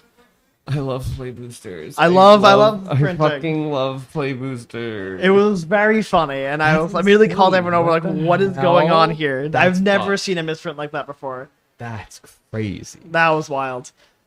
Zamone's I guess technically, yeah. I end up with 5 in my pool, and I played 1 of them. Oh, so the card is okay. It is kind of clunky. It has nice properties. 2 cards. It's a 4-mana draw spell. It's a stock up for creatures and lands that puts lands into play. So it's like, but it's not really a stock up because it costs 4 mana. No, right. Stock up's powers that it costs 3. But yeah, it's like fine card selection. Any flow states? No. And you wanted to? Everyone wants to. I don't that really. Card's insane. I don't really keep cards of my own. That's besides like to play at events. Yeah. But like I don't really. Well, I assume that one's gonna see play. Probably, yeah. I think I'm a bit lower on it than other people. Like it definitely has setup cost, and like in like your prowess deck, if you don't have the instant and sorcery, it looks pretty bad. Yeah. But like it's the kind of card that has like it is very doable setup cost, but it is not free. And so it has a very real fail case of turn being 1 ponder, force of will, turn 2, refill your hand. Yeah. It gets better the more free spells you have for sure. Yes. Yeah. Thank God it's an uncommon. Yeah, but I'd kill myself if that was that common. And like you're like a lot of standard decks that would play a card like that, almost definitely would prefer stock up, which is more consistent and more powerful. And then for sure. The more of those effects you have, the more cards you have that don't have mana value 1, and mana value 1 is very powerful. Yeah. What's standard looking like? I haven't been paying attention. Is it good or bad? So I can't speak too much on standard because I'm very much on a standard testing team, so I kind of have an NDA. Okay, that's fair. Yeah. From coming into Strixhaven, you have like your landfall deck making waves. That deck is one of the big mainstays. Prowess is a newcomer that has been doing really well. So like your blue red. So like your landfall deck is playing like Ice Steel Explorer, it's playing like Badgermill Cub, it's playing all your green cards and like has really long range staying power and just kind of is good at every stage of the game. It has Sasa's Chocobo for early game and has like Ice Tail bossing safe for late. And it has like just enough interaction and it just pumps out in stuff to do that matters. Like Sapling Nursery is a really powerful tool of the deck as well, make fun of tree folks. Prowess it was affinity for forests. Yeah. Weird. So it's like 4 mana usually in your Welcome forest back, deck. What's that silver something golem? You know what I'm talking about? Yes, I know what you're talking affinity about. for islands. It's like a 4/3 or something. It's the 2/4 flyer. Yeah, I remember that. I remember that was a proper mainstay when I first got bring into it Pauper. back. We need to bring it back. That was a Pauper staple. Yeah. But yeah. Damn. So then you have like Prowess, which is like your blue red spell deck with like show off what you'd expect, and you have like your Badgermill Cub decks, which I think are on the downswing, but like. Those decks are like blue green playing Quantum Riddler, and they're all about like Mockingbird, my Badgermill Cub, make a bunch of mana, cast Trader Hoof, kill you. Right. They're very much like combo creature combo assertive. They can be toolbox decks with Black Glass Gear Hulk sometimes. And yeah, then there's like the card. There's like a Demir Excruciator deck that I think has been on the downswing, but it plays let me get a Restless Reef and give you 6 cards and deal with it later. Yeah, you get to play your Doomsday Excruciator. You can play it fairly. It's a 6 mana 6/6 that sets both 6 black pips though. Yeah, 6 black pips, 6/6 set both players' library to 6 cards. Yeah. But then you play like Restless Reef to mill them for 4, and you play like Superior Spider-Man, which can copy it from the bin or copy Deceit from the bin. So really, I think the core of the deck is really Superior Spider-Man Deceit. They got second Worlds or one Worlds. It won Worlds. It won Worlds. Yeah, no, it beat Harmonizer combo. A Sanctum Brood, that was a breakout deck at that event. Tony. Love Tony. Yeah, that was like the last time I like tuned into Standard. I watched Worlds and I was like, okay. And I was like, I don't care about Magic anymore. There are a lot of decks in Standards. It's also very much like Ships Passing the Nights vibe, where like you have a lot of really, because of how many sets are in Standard, you have a lot of really strategies that are focused on doing this year, right? We don't get rotation for another 8 months. I want rotation so badly. Oh god, January 2027. Oh wait, hold up. I can look this up. What's the website? What'sinstandard.com. No idea. Yeah, dude. I kind of just accept when something board. What'sinstandard.com. Yeah, legal until early 2027. Jesus. But then we lose Lost Caverns, MKM, Thunder Junction, and the big score. The big score. Bloomburrow and Duskborn. Damn. Losing Duskborn sucks. I wanted Duskborn in a small Standard. I feel like Duskborn we lose so many lands. Oh, we have fucking Shocks. Never mind. We have Nothing Shocks, matters. we have slow lands, we're chilling. Yeah, okay. Hopefully Standard doesn't become a turn 3 format. I mean, I hope Standard gets smaller over time. They scope it down again because I think it's unapproachable. Well, here's the thing. After rotation in 2027, we don't get any rotation until 2030. There's no way. That's what it says. Oh my god. Oh wait, no, never mind. No, you're talking about Foundation. It's following the release cadence and not the actual. Oh, I see. Rotation Yeah, Foundation. No, for a while, early 20. Okay, we'll get yearly. I was gonna say that's crazy. Yeah, but then we get yearly rotation. Hello. You wanna hop on the mic? Get in here. I don't know. Then I can interview you about your steel deck. We have special guest off mic. Hello. That is. Thank you for those wise words. That's gonna carry me through many rounds of Magic. I'm tired and I have to go to the bathroom. All right. And I believe we're at time in the round. Okay, great. We have the slowest players in the entire universe in this room with us. I love Magic the Gathering. I'm going to play some music for y'all. We're going to take a little break. I'm going to get some water, and I'm going to get rid of some water, and we'll be right back with round 4.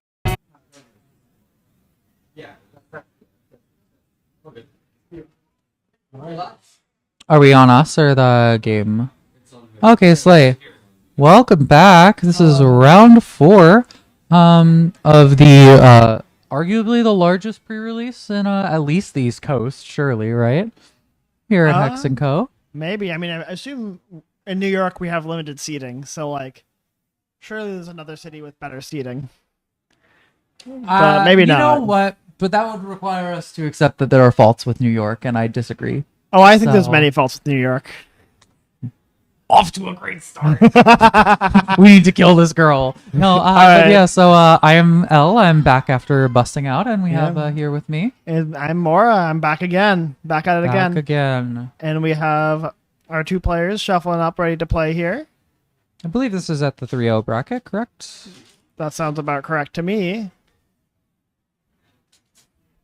Yeah. Do we know what either of them are on? Like any idea color pair or Teamer? We have Raynor and Teamer, and then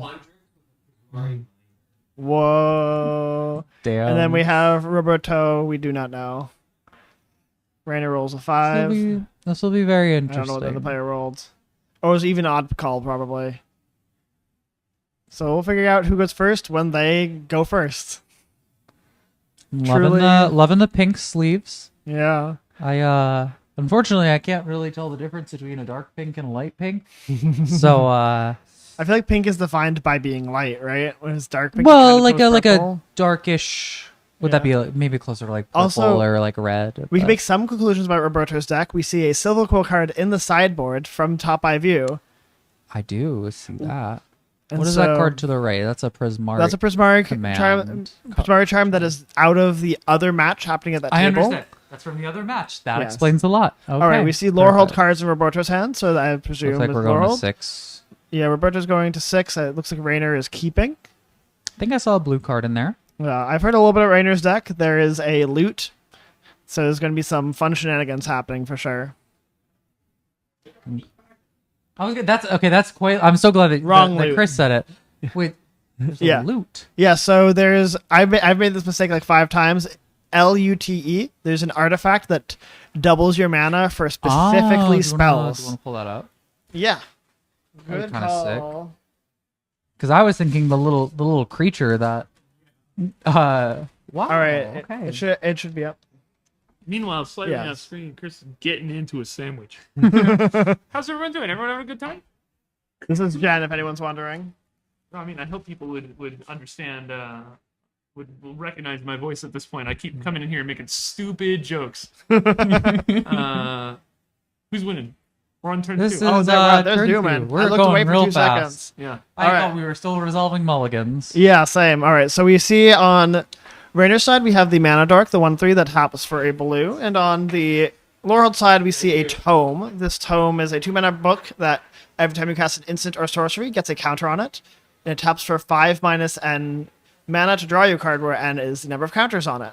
I believe that's a 1/3 if I recall. I agree that's a 1/3. So we're just getting a trigger, I guess. Yeah, I think maybe it was a mistake. Maybe they decided not to back it up after the mistake happened. And maybe just ramping out the thing. I mean, if it was ramping out, surely it would have gone face. Surely it would have gone face. But yeah. Off to a blazing start. A fiery start, if you will. I will, actually. Yeah, so we see Laurel players setting up for a long game with this book, and Raynor does not seem to have action unless it's at instant speed. We see Prismark Charm in his hand, so he's kind of ready for what have you. He could either, this Prismark command has a lot of different options. We don't see any X ones, but, it could bounce this book and reset its counters, but I expect Raynor to just use it to smooth out and, dig for more action, because right now his hand is kind of flooded. He has, the Charm. He has, I think it looks like the blue-green draw spell, and he has a bunch of lands that don't tap for blue or green. Don't tap for green. I did see that. Looks like we're just going to Surveil 2 here, potentially. I suspect, yeah. I don't think Raynor really cares about this book. Ooh, it feels bad bidding both of those. We see Raynor, I think Raynor's going to elect to keep both of them, probably. Both. Sure thing. Because, loot is going to fix for colors, and so we're not too worried about the lack of green mana, because this is one of our green sources. And also the 1/3 in play can fix for green. I almost forgot about that. Yeah, for lead. Yeah, so no, for instant and sorceries. Instants and sorceries. So let's see. What is this card's name? Hydro Channel. Something. Hydro something. You see, one of us looked over the spoilers, and one of us has not. I leave it to Chad to Oh, it's a filter. Okay. Yeah, cool, we have sick. Hydro Channeler, which is a mana dork for instant sorceries, and also filters for your colors in your spells decks. Really, the double major card, surely. Yeah. All right, Rainer's on tapping with loot. So this is gonna be, although opponent has played the red-white sloth, and we see in Rainer's hand the X blue spell that grabs instant sorceries from your graveyard. So this sloth is going to be going for that.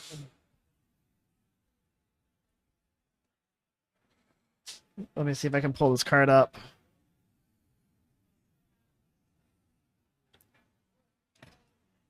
Rainer has a divergent equation in hand that we saw, and so this sloth is going to make his end game a little bit more difficult. But we see him have, with developing this much mana, it's going to require a good bit from to fall behind, and you can't. We see he's going He's for gonna be killing the 2/3, or is it a 1/2? There's the 4/4, the sloth. Yeah, he's tapping down the sloth. He's just killing the other one. Yeah. Well, we're gonna. The relic sloth is what's in play. Yes. Correct. Yeah, we see the red-white player has started booking already, which is not a great sign when you're face down with a loot, because really what Roberto needs to succeed in this game is to not fall too behind to Rainer's massive mana advantage. Although Rainer And it also looks like he's lands. stuck on 4 lands on top of yeah the loot situation. Yeah, both players are all spells in hand. Lots of options. There's many ways this game can go. And Rainer is going to cast this bounce spell. Return a non-land permanent to hand, grab a land. So this will let Rainer grab an actual basic force in case that his loot is answered. He was telling me about this before, how like his deck is like make some treasures, cast Proctor's Gaze, get the actual forest, cast more green spells, which I think is pretty funny. That's it's a funny, it's a splashier fixing moment that actually kind of works. Very interesting. Yeah, now Rainer's untapping with 6 lands and a loot, so we might see some shenanigans happen. This is 13 mana for spells. And we see a Mind of Matter, so Rainer could draw 11 cards here and put any permanent into play. Oh, however, whether that's actually an effective use of his turn is probably we're just gonna up for debate, because he kind of needs a way to get the cards already in his hand onto the battlefield. So we see him cast a Sonar, which is, I'll pull that up. So the 0/4, make a treasure if you've or tap to make a treasure if you've cast an instant or sorcery, and then it's what is it? It's tutor for instant or sorcery. Yeah, tutors for instant or sorcery. This card I think is a linchpin uncommon for blue-red decks. It both blocks for you nicely and also makes you mana, and also gives you 2 spells for it to make mana with. And also the spell triggers Opus, so it gives you like the big spell payoffs. Mm-hmm. It's got a big butt. It kind of does everything. This card kind of like is compact and does everything you want. So this is a This is the 5 mana 3/4 flyer that I don't know the name of or any of the exact text of, but it's ETB. It's a 5 mana 3/4 flyer. ETB. Put a counter on something. On combat, you can exile something from graveyard. Perfect.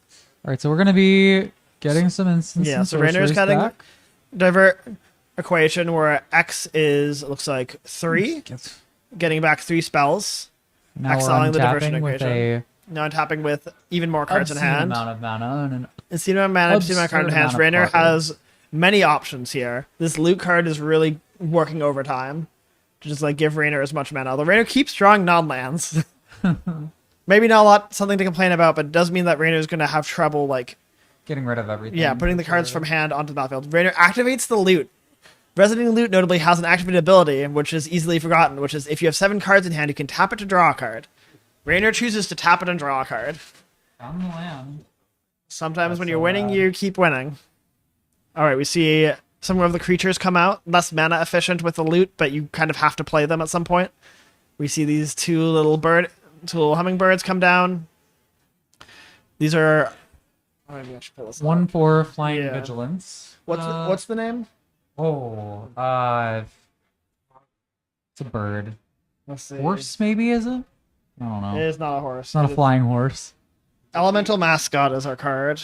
I did the same thing. Yeah. For some reason, blue, red, and a colorless. I mix up the horse and the bird. Yeah, the horse It's is just a nice neat. rare, but this card is also a nice threat for your Prismari decks, where it both like has a nice butt. It blocks in the air, but also it'll chip in every turn for damage. And if you're casting like a spell every turn, that's two damage every turn. I actually lost this card in my last round before I dropped out of this event, where it kind of just like kept dealing me damage, and I didn't have a way to interact with the flyer, so like I answered everything else and then died to it. Mm-hmm.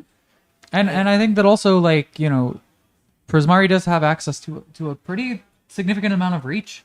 You know, we did see you know, I thought I saw one of the blue red bolt tap something in his hand. Yeah, so you have like Bolt to Face. You also have like, also notably the card. No, we see that in Exile. Yeah. No, that's Prismari Charm. The Bolt is in hand. You're correct. I saw it somewhere. Also notably with these wonderful flyers, if you are triggering Opus, they start to draw you cards as well. So this card just has like a lot of dimensions. This is what I mean by when I say like a lot of the commons in this format just kind of do a lot. Yes. They're not at the same power level as many of the like uncommons and rare, but they still do a lot. They're still incredibly strong. Rainer forgetting to untap the loot. All right, We're we just see two of the replaying bolts. a 4/4 on the other side. Yeah, so this is Rainer is going dome for tap. I think lots this of is probably damage. just a kill. I believe almost. Rainer's gonna. Right now we see 12 to 15. 15. So we could just do this.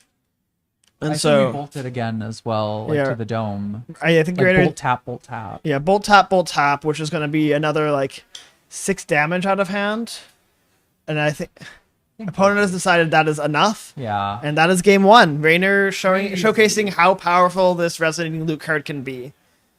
I mean, it just took over the game completely. And even if it's not a kill there, he's got a full grip. Yeah. So much. No, Rainer was fully in command that action. game. Yeah. Unfortunately, Roberto just was stuck on mana and just could not compete with Rainer's output. Opponent is probably now looking through the sideboard to see any cards that say destroy artifacts. Which there are not that many in this format, especially not in red-white. A braid does exist on the bonus sheet. A braid is on the bonus sheet. That card is nice. Card's pretty great, but there's like a... We're going into Discord where... Rainer's locked in. Oh, Rainer's taking notes, I believe. Oh, I see. But yeah. We're going into... We'll see how this game plays out. I'm interested to see more of Roberto's deck, because remember, both these players are 3-0. They're not... This is not a random match. Roberto's deck has been winning matches, and I'm really curious to see how it has been doing that. Lorehold has a lot of really interesting synergies in the set. It has a lot of really fun lines to get to winning situations. And I will say it's taking a unique angle on red-white. For sure, yeah. I really appreciate the big swing. Yeah. You know, for it's very different so from unique. what we've seen before. And like I feel like in original Strixhaven, it wasn't executed great. Yeah, like, that exactly. set kind of like the synergies were just fine. I feel like in this set they really were like, no, we're gonna make these synergies like supported, matter, and interesting. And I think they've done a really good job of that with Lorehold. At first glance, it's definitely hit the mark. So. Yeah, my experience with the set so far has been, for most of the schools, there's a lot of really nice fluidity between the synergies. Like, we're talking about Lorehold, it's like, where you care about Lorehold is things entering and leaving your graveyard, or like, leaving your graveyard so they have to enter first. So like, a card like the red-white Tormenting Voice matters a lot. A card returning something from your graveyard to your hand matters a lot, which is already a value play. Yeah. And like, Silva Quill is like all about targeting things, removal targets. Like there's like so many different ways to target your own things, and like Prismari is just cast spells, cast spells a certain type. It's like I do believe pretty flexible. Yeah, and I will say I believe I aired my grievances with Chris earlier on stream, but like surely at some point blue red will get an archetype that isn't just cast spells. right? Surely. I mean, like, Yeah. I love prowess triggers. I love being able to point at my little guys. Mhm. But like, surely someday they can give us a. I mean, I guess Rooms was pretty interesting in Dust. Oh, Rooms was sick. Rooms was a very interesting shell. So maybe I shouldn't be. But yeah, then like too demanding. But... Quandrix is kind of also just cast your spells. Like X spells are kind of a small theme. But then Witherbloom is, I feel like, the exception to this, where it's half the cards say gain a life on them, and the other half say, did you gain a life this turn? Yeah. And it's kind of, that one has felt like Witherbloom, don't get me wrong, has felt like there's a lot of powerful stuff going on, but it's a lot more, like, narrow compared to I think, the other synergy spaces. Kind of asks you to do one specific thing. But life gain is also just nice to have. I also, just speaking of Witherbloom, I have not seen a single person cast a Planeswalker walking around the room yet. I know someone who does. You do? Okay. I don't know if I want to say it on air. Yeah, no. Don't want to spoil it. We don't need to say that on air. I've seen one. I'm glad. As we see this game developing, we see Roberto coming off for a pretty aggressive start, 2-drop into 3-drop, but Raynor not really breaking a sweat. Kill the 2-drop, play a blocker for the 3-drop. And now Roberto's asking the question, do I have a trick? Do you think I have a trick, Raynor? And Raynor has to answer that question. And we see in Roberto's hand a sloth that he intentionally chose not to play. Oh. And now he's going to bulk up here and kill the bird instead of playing out the sloth. Kind of like converting this bulk up to a card, but at the price of not developing a 4/4. But now we see a loot come down, and if Raynor gets on top, Raynor gets to play a 7-mana sorcery on turn 5 on 4 lands. Absurd stuff. I do think and there's the sloth. So what is that? Oh, exiled. Sure. I'm trying to find.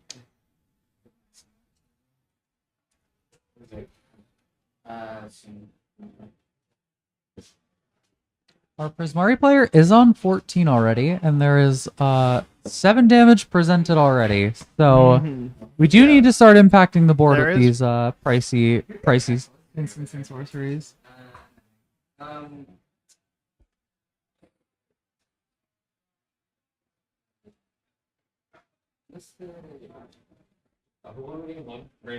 Raynor won game 1, yeah. Raynor's up 1-0. I cannot find this card. I'm probably stepping out after this. I'm gonna probably go home.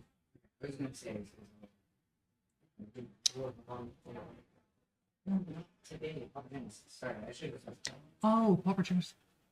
I don't want to play. Alright, so we see... Hopping back into here, we see... Sorry, we had a little bit of a distraction in the booth, but we're back here. We see Raynor continues to develop. Loot is in play and strong.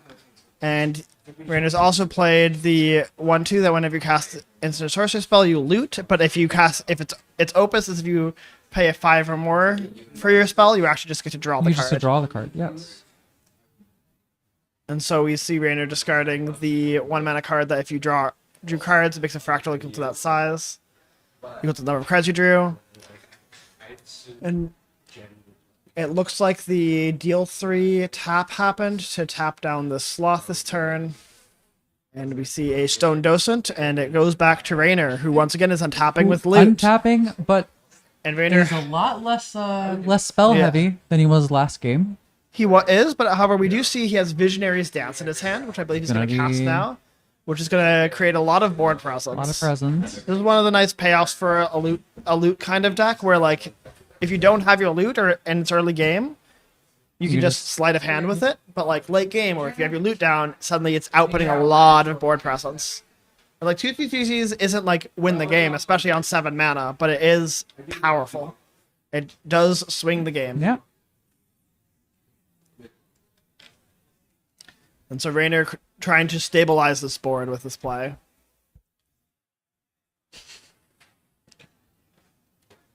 Goodness. And we see Raynor's hand has like a land. And like a card draw spell. And so like if Raynor can get to a stable position, he can pretty quickly snowball this game, but he has to get to a stable. The 5-mana kill spell in hand? Johnny's response. Johnny's response. The costs 3 less if it's tapped. So there is a lot of ways that Raynor can just get blown out here. Interesting to see us. Oh no, we're not going to be going for that. Okay.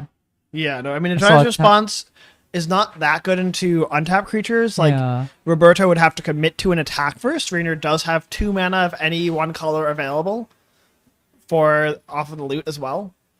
But yeah, Roberto's going, I need to kill you, you dead, and attacks with everything, which makes a lot of sense. The flyer is a 3/4. They go for a double block on the sloth. Yeah, double block on the sloth makes sense. Which was kind of the interesting thing. I figured if we were going to attack, you just go to combat, potentially, get them to just double block.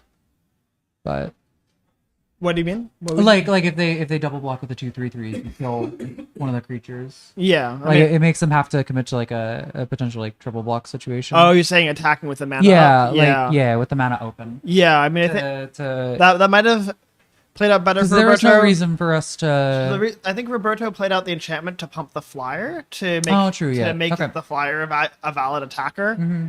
Where we see Raynor here, I believe, drawing 4 cards and putting a permanent into play. Pretty fucked just a measly 4 cards. Measly 4. Oh, it's a lot more than 4. Oh, 6, it looks like. Oh, yeah, that makes sense because it's 2, 4, 6, and then 2, yeah. And now Raynor gets to play permanent to play tapped, chooses the Rebel Rouser, which will allow him to rummage. And he's going to probably rummage away a land, I expect, because he had a couple lands in hand. Yep. Mind Over Matters are quite powerful draw spell in this format. Oh, no, it's not Mind Over Matter. What is the name of that card? It's Blue-Green X. That's all I got. Oh, Mind Into Matter. My bad. You were pretty close. I was close, yeah. You were closer than I would have ever gotten. So yeah, Mind Into Matter, pretty powerful rare in this format. Lets you convert a lot of mana into a lot of cards, and then also get some board presence back from that. It's very slow. It doesn't really...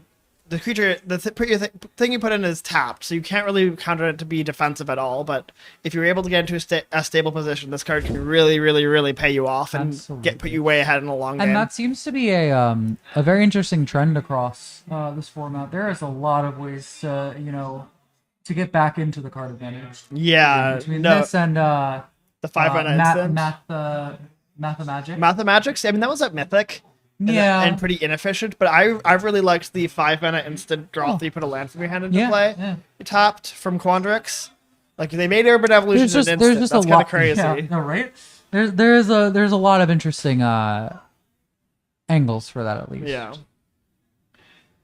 All right, we see it. We're back to Roberto's turn. Raynor passed the turn with 4 mana up, and with a lot of cards in hand, so he is ready and waiting. We see a 4-mana black kill spell in his hand, which he can cast because he has loot in play. Incredible. I believe Raynor told me that he has no swamps in his deck. He just is planning on casting that card off of loot and treasure tokens. And he has 5 different ways to make treasure tokens in his deck, so it makes some sense. I think we're fully out of the woods yet, but it does feel pretty much like we've turned the corner. It would be really hard to draw... What was that, 6 cards and not have turned the corner? Yeah. Raynor chooses to draw a card off of loot because he has 7 cards in hand. Disgusting. And now he gets to decide what to do. So currently this flyer is a 3/4 and the ground creature is a 3/3 because Roberto decided to exile a Docent. So Raynor is choosing just to go for it, exile this flyer, take the pressure off. And I think that's the key to Raynor succeeding here, is just like taking as many conservative game actions as possible, preserving his life total, shrinking the board. All these are great for him because he just has so much mana advantage. So much inevitability. Yeah. It just so let's trade. Like if we're going to an empty board here, which is interesting. He's got a full grip. Roberto did have and shows us Lorehold Charm.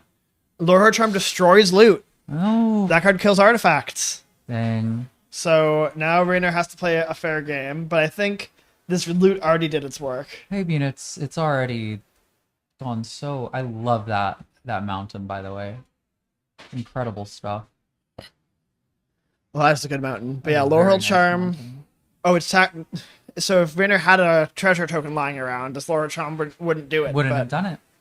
It sure did it well enough this time. And now we have access again, shortly at least, to, I believe we probably cast the only black spell in the deck if there's no, black sources. Yeah. But we do have access to it again. Yeah, with Sanar. So. Yeah, Sanar returning to the battlefield. This card is really nice. We see our spirit friend.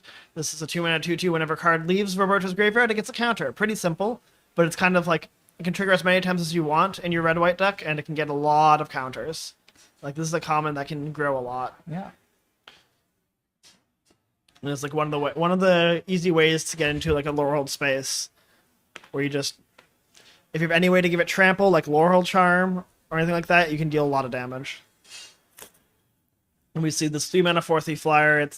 I forget the card's name. Can't see it from here. It's a 3-mana 4/3 flying vigilance, and it costs 2 more unless you exile 2 cards from your graveyard. So you're never like getting it as a hyper efficient 3-drop on 3, but it's an efficient play later in the game and just like a big flyer that Rainer has to like deal with. Draw 3 again here, I believe. Rainer has decided that he's not drawn enough cards and plays the 5-mana draw 3 that I mentioned to get them put an extra land into play. Incredible stuff. So like even without this loot, he's proving that his deck can just like develop its mana really well. Unbelievable. And we see like a Proctor's Gaze as well. This can bounce the flyer or bounce whatever Rainer needs. And like Rainer just continues to be in a commanding position even without loot, just with like the sheer number of cards and mana he has access to. Still not hellbent on Roberto's side. Yeah. Haven't really caught a glimpse of what's left, but yeah, the 5-mana enchantment on Roberto's side is definitely like keeping him alive with cards, with things to do. That card is one of Scrappy Lorehold's deck's ways to like stay ahead in card wars. However, Rainer is it's staying afloat in this card war. In this card I think war, we're already drowning. Yeah, I agree. But like, if you're playing against another Scrappy deck, drawing a card or turn is quite nice. It's definitely playable. And I will say, the window is pretty much shut, but this is still losable. What's Rainer's life total? He's at 9. So it's losable, but I would say the window, like knowing Rainer's hand, that we has like a bounce spell and like access to, I guess like there's a lot of lands in there, but and I think to this point Rainer has shown to be pretty patient, yes, and measured in what he's doing. But we do have we can see him trying to figure out the contents of his library as he checks his graveyard, counts his library, and checks his lands. We have seen the bad firebolt. Roberto, right? So there is some amount of reach here. Yes. I think Rainer right now trying to figure out like how many lands do I have left, what am I actually drawing towards, and like how do I lose this game. Mm-hmm. Rainer also notably has the Hexproof trick in hand, and so if Roberto at any point goes for a removal spell, like plays the Ajani's for 5 mana, it's going to be in a lot of trouble because it's going to be 1 mana trade for that 5 mana, and then suddenly you lose your whole turn. So I think Rainer's position right now is like very safe, but still has to play careful. Mm-hmm. There are no fling effects in this format, right? Surely not that I know of. Yeah, right. I can't think of any. We see Roberto is coming in with a 5/5 familiar and a 4/3 flying vigilance. So like Rainer notably doesn't have that much power in play. So he does need to be careful on how much damage he wants to take. He chooses to bounce the flyer, grabs a land, and now he has the option of putting all his creatures in front of this 2-drop that I forget the name of. Or maybe chump blocking it, or taking 5. Taking 5 seems pretty risky here. Taking 5 would be ambitious, knowing that he saw the firebolt. No, they saw the firebolt and is like, that's one of the only ways he loses. Yeah. Roberto's also at 25. Yeah. So at some point we are going to have to, we're still probably beyond that. But Rainer does have to find a way to finish this game. But he does have to find a way to finish this game. The 2-drop Rainer has on the right there, that could be the way to do it. That card grows pretty fast and is just going to be a bit. Yeah. And Rainer is able to protect it. He does have the hexproof. Rainer also gets to, for 0 mana, cast this wish because if you cast a Opus spell with this Menace 2-drop in play, you get 5 mana. Incredible stuff. Oh.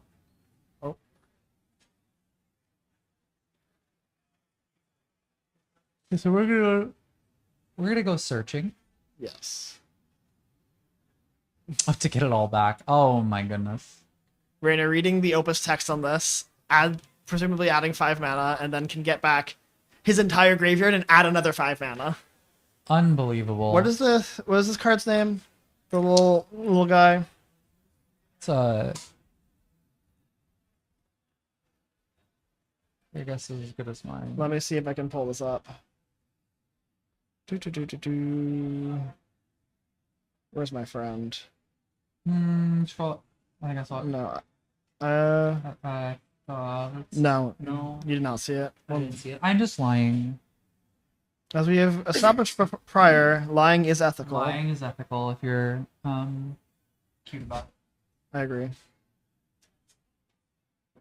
Where is this card?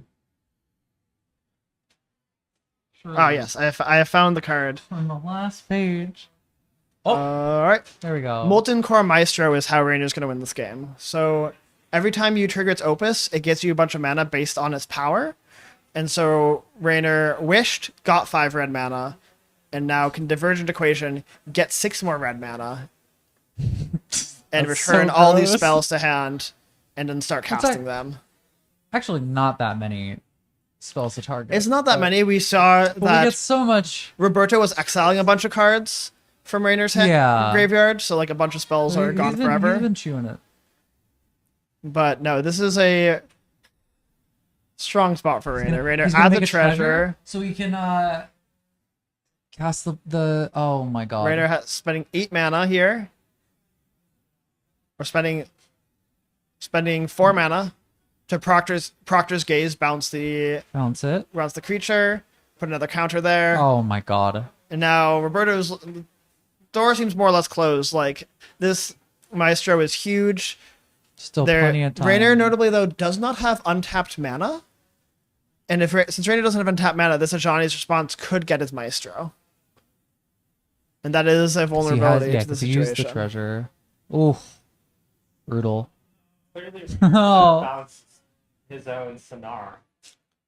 More looping. You're so true, Jason. So yeah, now Rainer doesn't have a clear way to end this game from what we can see, but is in a very advantageous spot. And so surely, unless he somehow manages to mill out, which he could lose to his own deck. I think he's in quite a good spot as long as he finds some way to finish.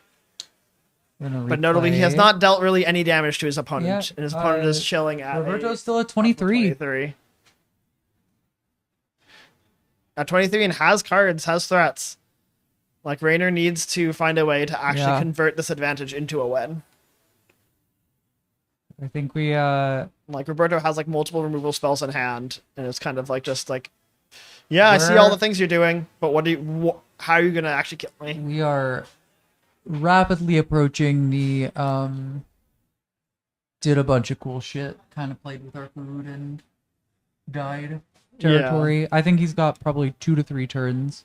I mean, he does have he also has, the Vibrant, whatever, the deal 3 tap something. Rainer comfortably has another bird. Yeah, okay. Rainer comfortably has this board still under control with like the various removal spells, but it's a question of like how do you actually then convert that into a win? It's ending the game. Notably, with how Rainer tapped, which I don't know if there was a choice. Oh no, he has 2 more lands, so he does have the hexproof trick up. Yes, while also casting. While also maintaining the bolt. Yeah. Which is going to be important because we should probably take that off. Oh yes. I don't know the danger. All right. Oh, we see, like you said, the firebolt is here. The deal 2 flashback deal 2. So Rainer is kind of at an effective 5 life. Although I don't know if Roberto will be able to afford to use that on anything but a creature. Because like killing this elemental mascot is going to be crucial. Yeah, Rainer looking like he may struggle to actually convert this into a win if he doesn't have more threats in his deck. Because I don't think with 3 removal spells in Roberto's hand, I don't think this 1 hexproof trick is going to be enough to defend this mascot. And this mascot also is going to have to hit many times before it actually can win a game. And also notably, if we're triggering Opus, that might come to bite us a little bit. A little bit, yeah. If we're actually concerned about the deck count. Yeah. Yeah, we see. Right. Oh, I didn't even see it. We cast the 1/3 flyer there. It says whenever Roberto targets something, all the creatures get a counter. So we saw the guy get another counter. Yeah. We see Rainer going for another ping. Rainer draws a stock up. Actual factual stock up. And Rainer's going to cast actual factual stock up, trying to find a way to win this game. Rainer has about 6 cards in library, going down to 4. Sees a Prismari command and a 2-mana 2/2. Oh dear. And Rainer's trying to figure out what the last card in his library is. I think Rainer's also trying to figure out. I'm not sure. I think he might have been asking if he's allowed to take less than 2 cards. The answer would be no. The answer is no. He does get to stack his deck how he chooses, though. Stack those lands in whatever order he wants. Alright, this Prismari command is going to be nice redundancy on this mascot. But this mascot is going to need to deal a lot of damage. We're going to get... We also still have a ping per turn. There's plenty of targets for that. We see Roberto's at 20, and so Rainer with 4 cards in hand needs to deal about 5 damage a turn. And so 4 damage... I guess 5 this 1/4 is gonna deal 5 damage because on his upkeep with no cards in the library he can exile a card. And that is true. So at 15 damage, that means this flyer needs to deal like increments of like 4-ish. Yeah, like three. But if Rainer can like 4. keep the board empty and this 2/2 can start attacking, then suddenly it's a little bit more viable. But Roberto just has a deal 2-mana deal. So this is looking pretty bad for Rainer unless the top card's a banger. I think we're gonna really regret. I mean, I think the thing is that the 7/7 probably would have died. So notably, Anyways. all of Roberto's damage has been damage based besides the Ajani's. Yeah. So like, and I think Rainer really did need to prioritize keeping that alive as a way to win. Like I think tapping out of mana when you have the Hexproof trick in hand, like I think you just if that means you have to take 1 less card back when you cast your Divergent Equation, I think you have to. Then so be it. And notably, and also I think Rainer getting a little bit punished for casting that Goblin after attacking, because now that Goblin's treasure token is not going to give you another damage off your flyer. So I think Rainer is kind of looking to almost just be dead here. It's not looking pretty. It is not looking good. Because we also well, I mean like that we can live with in front of, but okay, go to 19. Yeah, Rainer got a huge advantage this game, but all right, chooses to surveil. Oh, so we see the 4/3 that Opus that gets a counter off spell and gets 2 counters off of big spell. So this card can convert into a lot of damage. But Rainer notably only has the Prismari Charm in hand, and so this is going to be still difficult. It's not difficult. Not looking pretty. Rainer says, "I'll attack you with 1," and Roberto says, "I don't care about this creature. I only care about things you can actually use to kill me." And goes for Anister and Mockery. Rainer says, "No, come on." No. It does feel like we're going to be going to a game 3 I think we're going to be getting a game 3, which is kind of surprising with how much advantage Rainer had.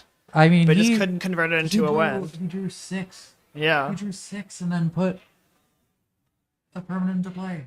Yeah. That's crazy. It was like turn 7. Yeah. Well, Roberto just said, you're doing your thing, spin all your wheels. I'm just going to present you a threat that matters every single turn. And Rainer was able to keep up, and then was not able to actually convert. He's been able to answer everything. Yeah. But it's... But we see this creature left over. Not only does Rainer not have a way to kill, Rainer actually can't really, like, deal with his 4/4. And he's just gonna... He's gonna go to 5. He's gonna ping. We see a card draw spell, which is not great here. Wow. Yeah, this is crazy looking grim. We see our 4/3 come back. But there isn't really anything Rainer can do here.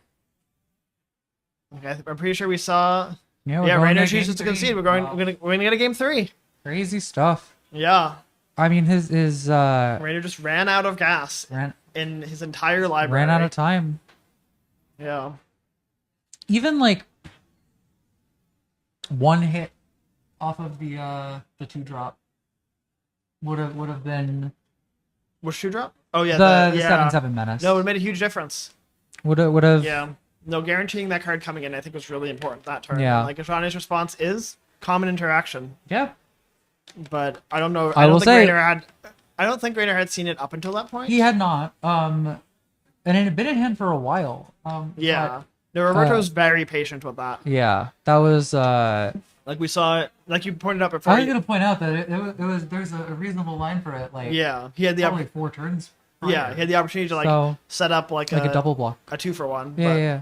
Chose not to and chose to keep it for something that mattered, and that mattered. All right, now we get to go in game 3. That will not. He'll not be tapping out of that hexproof again. Yeah, you know, unless he has to. But sometimes also, you have to, but notably, Roberto has seen pretty much the entire 40. Yeah. Besides whatever card Rainer Besides whatever, yeah. But even then, it's possible that that he boarded in. Yeah. Looks like Rainer, I think, is keeping that 7. Looks like a pretty nice like mountain forest island hand. Yeah. And Roberto's going to 6. So yeah, we'll see how this game 3 plays out. I think Rainer is probably sitting in the favorite seat with just like a lot of interaction and like. I would imagine so. I'm not particularly sure how good Lorehold is gonna be mulliganing. It looks. I mean, that hand does not look great. That's 2 planes and 2. Yeah, I see 2 planes, some red cards, and some white cards. We're gonna try it. Roberto decides that's good enough. I'm on the draw. I was gonna say I have a 3-drop that surveils. I need to. I don't feel like from what I've seen, this is Roberto's deck is gonna mulligan particularly well. Yeah, like there's so many synergy pieces. There are, but there also are a bunch of. There are some of the synergy pieces are card adventure engines. Like a lot of the Lorehold decks are playing the Tormenting Voice. Right. And that card can get you out of like an awkward state. Where we see still missing red mana. Yeah, we see Rainer has a pretty comfortable development turn here. He can just like play his treasure guy and get a treasure immediately and just like set up to cast his Proctor's Gaze and bounce something. Alright, we see Robert hits that 3rd land and so can stay in this game casting a 3-mana 2/3 flyer, surveil 1. We're in game 3, yeah. Rainer in game 2 ran out of gas. Like went off, nothing once left. This game is over, I'm gonna have Eric Crowell come in and do a dramatic poetry reading of their winning poem. Amazing. Oh, period. That's so sick. No, sorry, Jason. So thanks, Troy. Alright, we see Rainer untapping here. Maestro is back. And then something. We see Kill Spell come in. Okay. Maestro getting a counter, getting bigger, surveilling. And Rainer's like, I want to be in a position where I can actually attack this game. And so it's going to be able to attack in with this 2/2. And so Roberto in a pretty tough spot here. Did not hit. Still no red. Did not hit red. Can kill this Maestro once again. Goes for tap down the Maestro, and I think it probably will just main phase the Sejani's response to play around Rainer top decking the Hexproof Trick or forcing He didn't actually see the Hexproof Trick. He did. He did? Okay. Yeah, because like everything kind of mattered. Yeah, in the game, I think. Like Rainer he had to play removal spells to exhaust Rainer threats. Well, no, I'm saying I didn't. Did he cast the Hexproof though? I don't think he did. I think that was in hand the whole time. Also, wait, Roberto chooses not to cast the Ajani's response when the Maestro attacks there, and instead electing to take a bunch of damage. That's surprising. Oh, because he has the 1/3 flyer that whenever he targets something, he gets countered. So he's choosing to grow that creature instead of taking some damage to do it. Yeah, And so now Rainer has a decision. Does he want to Proctor's Gaze his Maestro to save it from the Sylvanas response? No matter what, Roberto's board is getting bigger, and Rainer's like kind of a little bit in a tough spot here. Yeah. But Rainer also has this Proctor's Gaze and a kill spell, and so can kind of just like be like, okay, you kill my thing, I kill your thing, or I save my thing and then I kill your thing, but then I don't get to like bounce your other thing. Because Yeah, Rainer decides, my threats matter a lot. I'm going to return this Meister to my hand. I'm going to develop my mana. Rainer notably does not have a swamp here, though, so this treasure is kind of... That's treasure huge. and this Hydro Channeler are going to be the ways that Rainer can cast this removal spell. So if both of those go away, which is going to be pretty hard for them to do, then Rainer might be in a tough spot. But I think the removal spell is going to come off before then. I imagine it's going to like immediately come off on this flyer. Yeah. Because it is a 2/4 lifelinker. It was another blue-red duel. And yeah, we see Rainer just go immediately like, no, get that out of here. Yep. I don't want to deal with that. Bye. And then, yeah, Rainer goes land pass. So Rainer here has no cards in hand. Is hellbent to Got the mountain. Roberto's 4 cards in hand, one of them being the top deck mountain. So Roberto has, I think, is in a pretty decent spot here. Has a lot of interaction. And just like is behind on board but can catch up pretty easily. And so then puts Rainer in a position where he needs to be drawing gas. I was gonna say there's a like kind of what we were talking about. There's a lot of draws here that can just get Rainer right back into this. Yeah. You know. Roberto has an interesting choice here where he's surveilled tops and sees a mountain.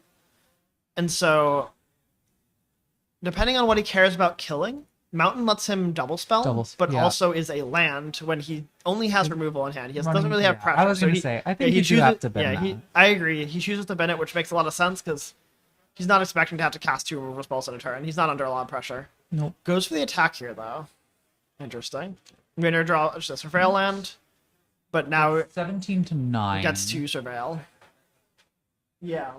Rainer being like, I do have pressure on you, so if I can get my engine going, I can get there.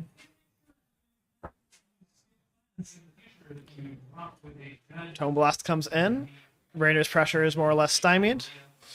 Got the mountain anyways. Yeah. Something Surveil bug.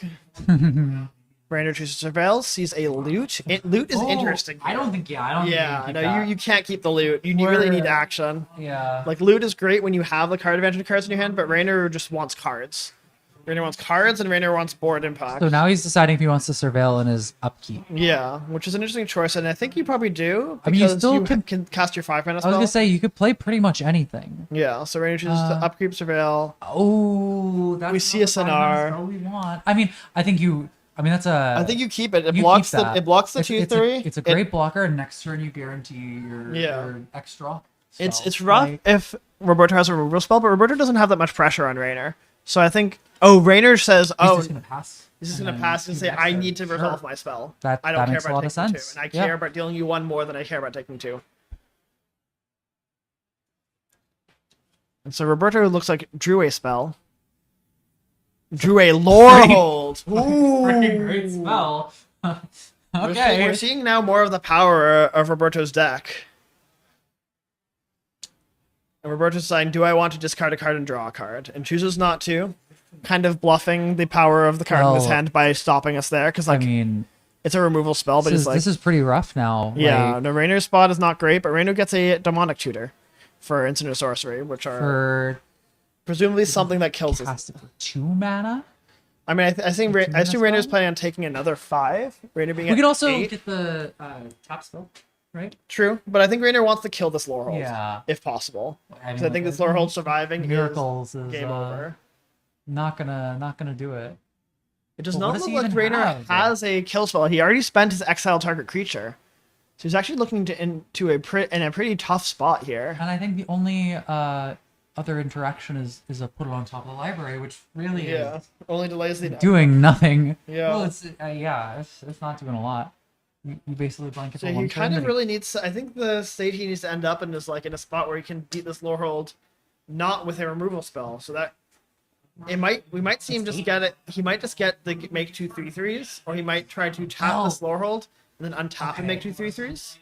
So I think that's his only real way of recovering here. And we're like just off of like bolting and tapping being like an angle because it is 8 to 8. I mean, I think right? he could. Like, he could take bolt tap here. Oh, you mean for damage? Yeah, like we were almost in a position to raise. Yeah, but we're not quite. We don't have the pressure. Yeah, we're a little bit short of that. Bolt tap here, I think, is still pretty good as a way to like save a bunch of damage. Lets Rainer I think you probably have to attack for one here. Well, no, because he doesn't. He has no, a he treasure. has a treasure. Yeah. But I guess he just chooses. Choosing to. Yeah.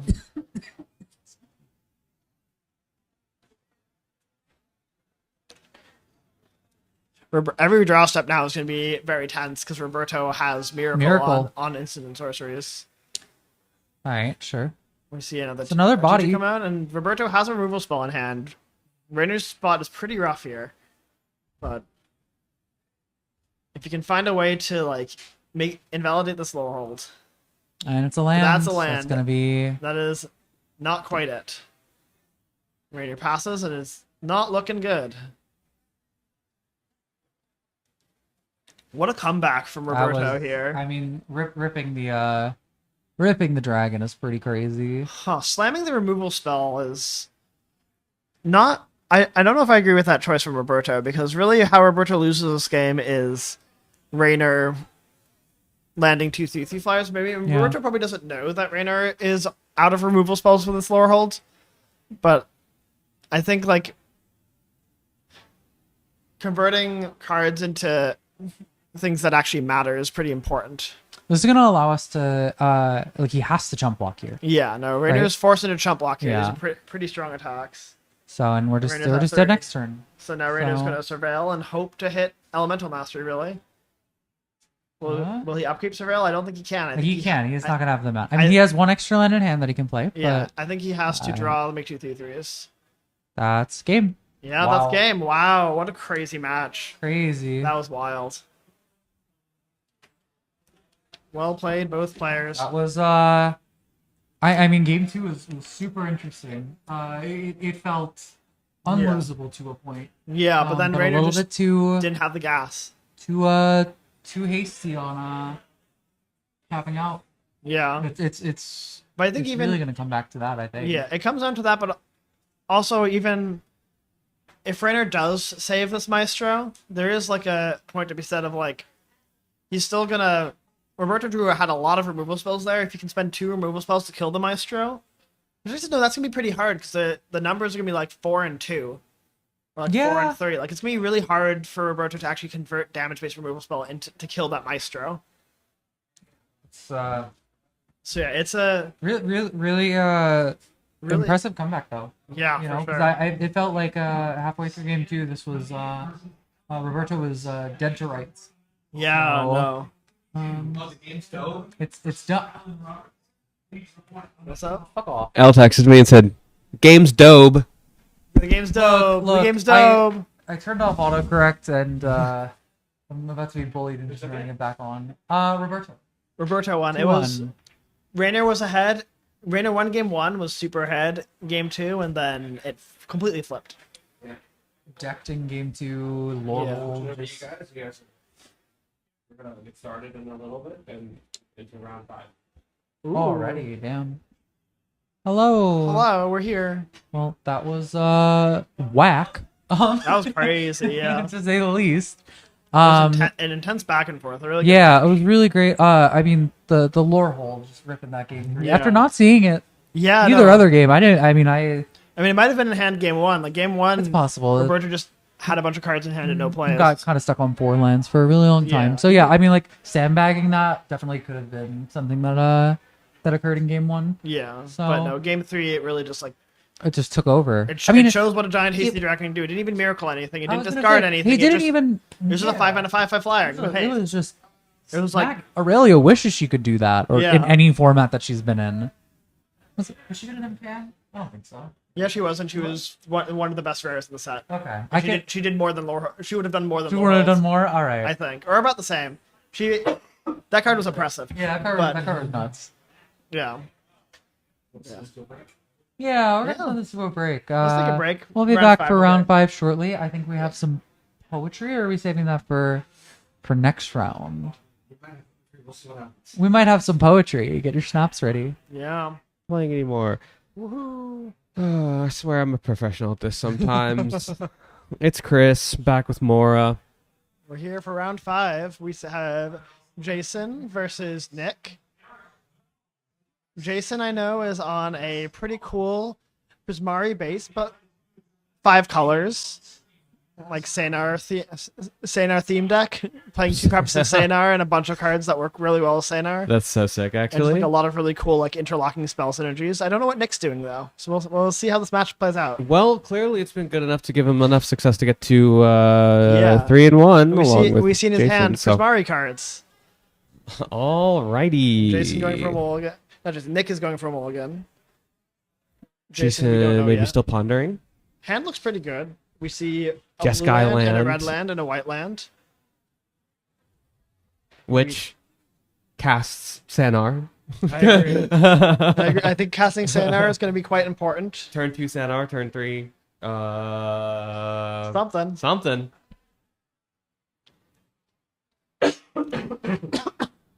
Oh, we're both dying. Yeah. Oh, we're yeah. we're cooked.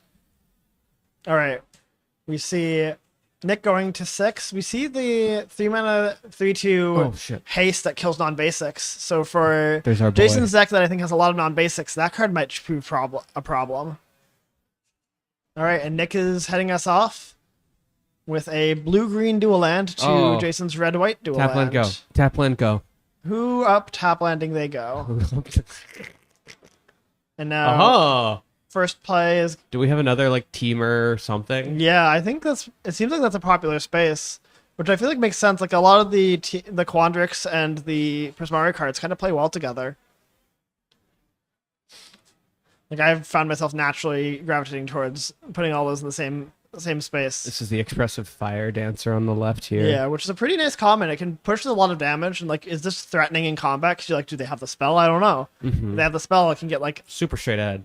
A lot, and giving it double strike means that it actually has a lot of like finishing power. Yeah. And then we see this expressive painter, or whatever the hell its name is. Hello, friends. We have a Jen. Hi, I have to interrupt. The person who won the poetry contest has to leave, so can I have them do a dramatic reading now? Oh, absolutely. Great, I'm going to get him in here.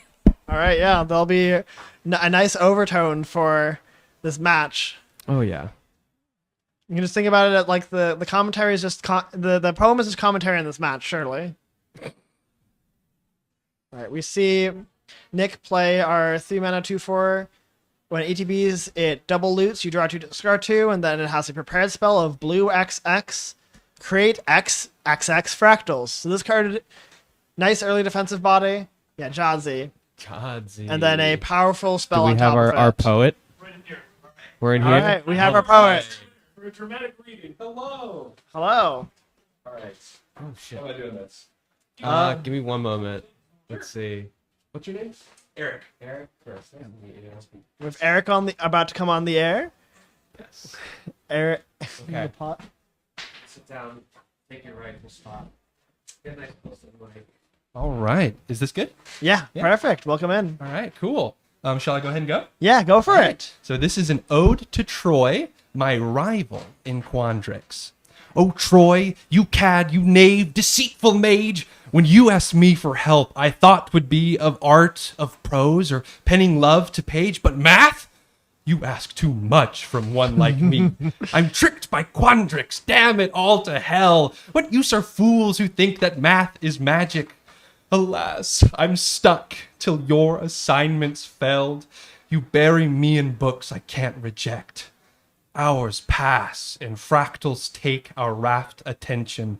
Recursion matrix? Now I'm simply lost. How could all this be basic conjuration? At last, spells done, but friendship bore the cost. And now to do what should have been done first. Blot out the sky and give that Troy my worst. All right, thank you, everybody. That was amazing. Oh my god. Yeah, you earned it. Holy shit. That's so good. That was so sick. Okay, back All to right, some. back from our. That was a nice magic. interlude, and we see. Oh my god, what happened? A much larger board. We see that Jay has developed some creatures, but Nick has been like, no, I just want all my cards in my hand to be in play. And so we see like Harmonized Trio is in play, the one that brainstorms. We see the whale that grows large and is in charge. But Nick also notably is doing this at the cost of not having many lands in play. Although it seems good point. be trying to solve that problem by drawing cards, which usually is a great way to get cards you want, just by drawing them. And so Brainstorm resolves. Who would have thought Brainstorm would have been standard legal? And yet here we are. Oh, incredible. This format is great at putting iconic cards on the stack. I mean, yeah. I wonder, how many people do you think showed up with an actual Ancestral Recall as their Ancestral Recall token to this pre-release and then cast it? Oh, there's definitely like some boomer that absolutely did that to like stun on them. I mean, the thing is that they have to both do that and then open the blue Emeritus. Yeah. But my guess is N=1. I'm guessing it happened in the U.S. No, of course it happened. It definitely happened. Yeah. All right, Jason taking a lot of damage here, going to 6. Oy. Not fantastic, but still alive. But like one creature to the many means that. Ooh.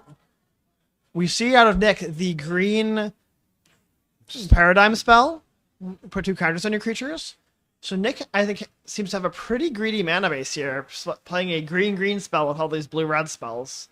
So we'll probably see a bunch more mana fixing. Or maybe that spell is just very greedily handled. Alright, yeah, we have a stunned body. So Jason, game 1, not looking great. Not fantastic. There's a lot of creatures there, and unless it's like a splatter technique, we're probably going to go to game 2. But we have not seen a concession yet, and Jason pretty quick at this game. I feel like if it was dead, we'd already moved on. So we'll see. There's no sweepers in this format. No wrath. There's in black green. There's a pay light. There's a Toxic Deluge. It's a combination of Toxic Deluge and Pernicious Deed. Yes. And then in blue-red, we have Splatter Technique, which is 1 blue, blue, red, red. Deal 4 to each creature or draw 4 cards. Oh, okay. And then you also have in black the 1 black, black. All creatures -2/-2, but if you've gained life, instead destroy all creatures. Gotcha. So there's a couple. So like, the one Jay has easiest access to in those colors would have been Splatter Technique. Splatter Technique, yeah. But yeah, looks like we're going on to game 2. Just Jay could not quick recover. little game 2. Yeah. Yeah, Nick just had a lot more board presence. And Jay just could not keep up. We'll see. Jay has a lot of... I've seen Jay's deck. There's a lot of sideboard options. We'll see how it decides to adjust its deck to match this Prismari Menace. Well, like, Nick is like, yeah, I'm happy with my main deck. I'm just going to shuffle up.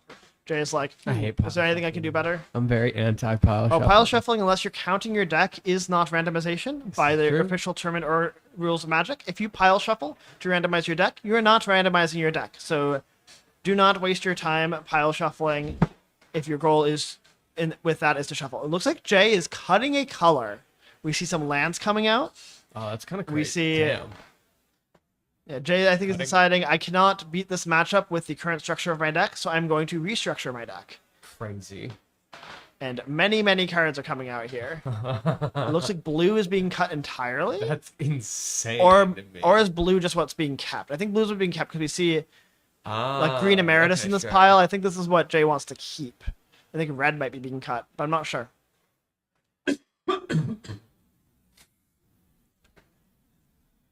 Yeah, I did see Jay had a lot of sleeved up cards. I was wondering why it sleeved up like its whole pool, and I guess this is why. Yeah, because I guess when you're good at Magic, this is something you have the capability of doing. If you're just like it's something intimately familiar enough with your.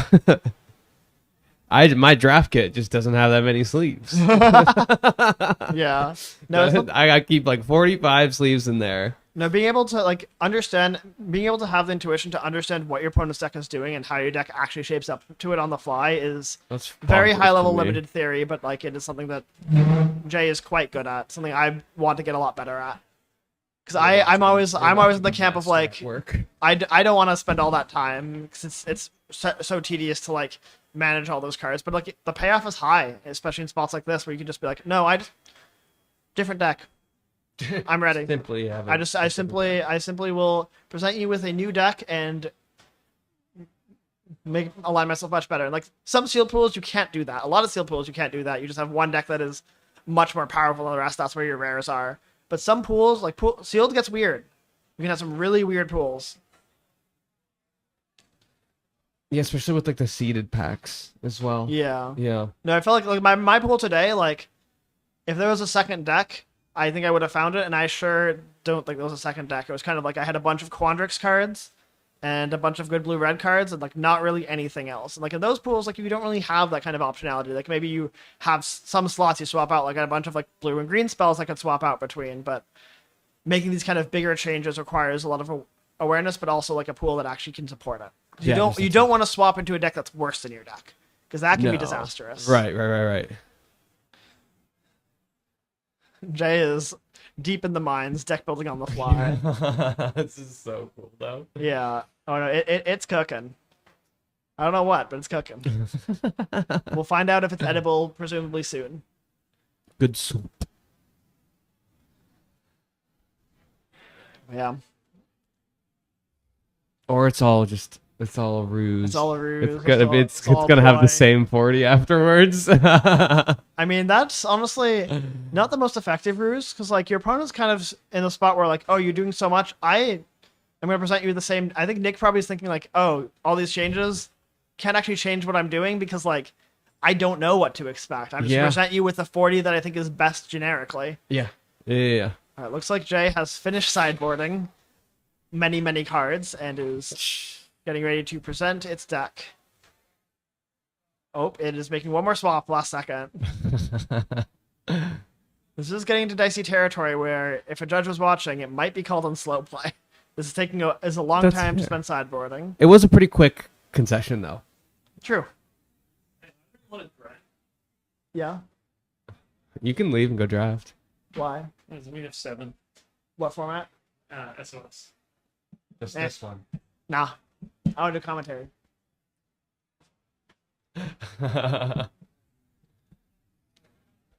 Oh, damn, I should have asked if Jen would spot If you... I mean, hey, there you go. Oops, something dropped. If you live close to Hex West, we need an 8th person for an SOS draft. Let us know in the Twitch chat. It's $20. I don't actually know if is it open to the public? I have no idea, but I think for the I- sake of making $20 and having a draft fire, come on down.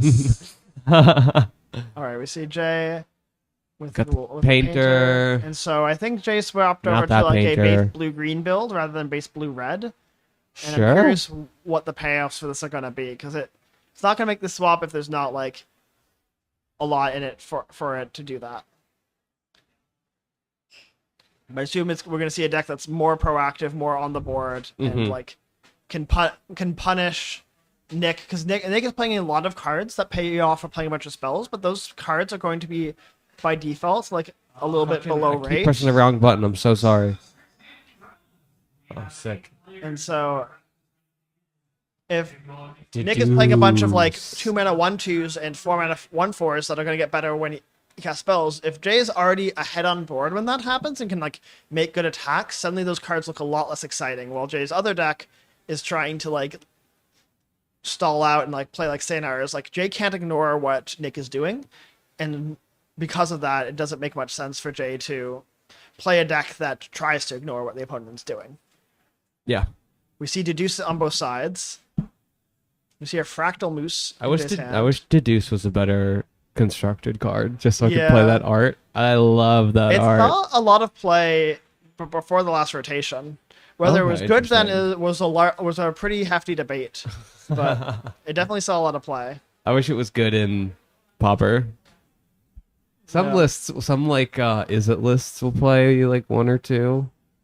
It's not good. Yeah, it's not very good. Unfortunately, it is 4 mana for a divination, even if it's in 2 installments. So like it can, it gets you your 2 cards, and it's like somewhat flexible, but it's just a lot of mana to spend for 2 cards. No card selection. Like we see we have such better card selection in any format that would ask for it. Yeah. But we see like a cuboid colony. Okay. And I think we also see good cards in Simone's hand. Experiment. Yeah. Yep. Fuck yeah, dude. Hell yeah. Yeah, Jay playing 5 mana 5/5. Reach Trample. It's large. It's in charge. Rancorous Archaic.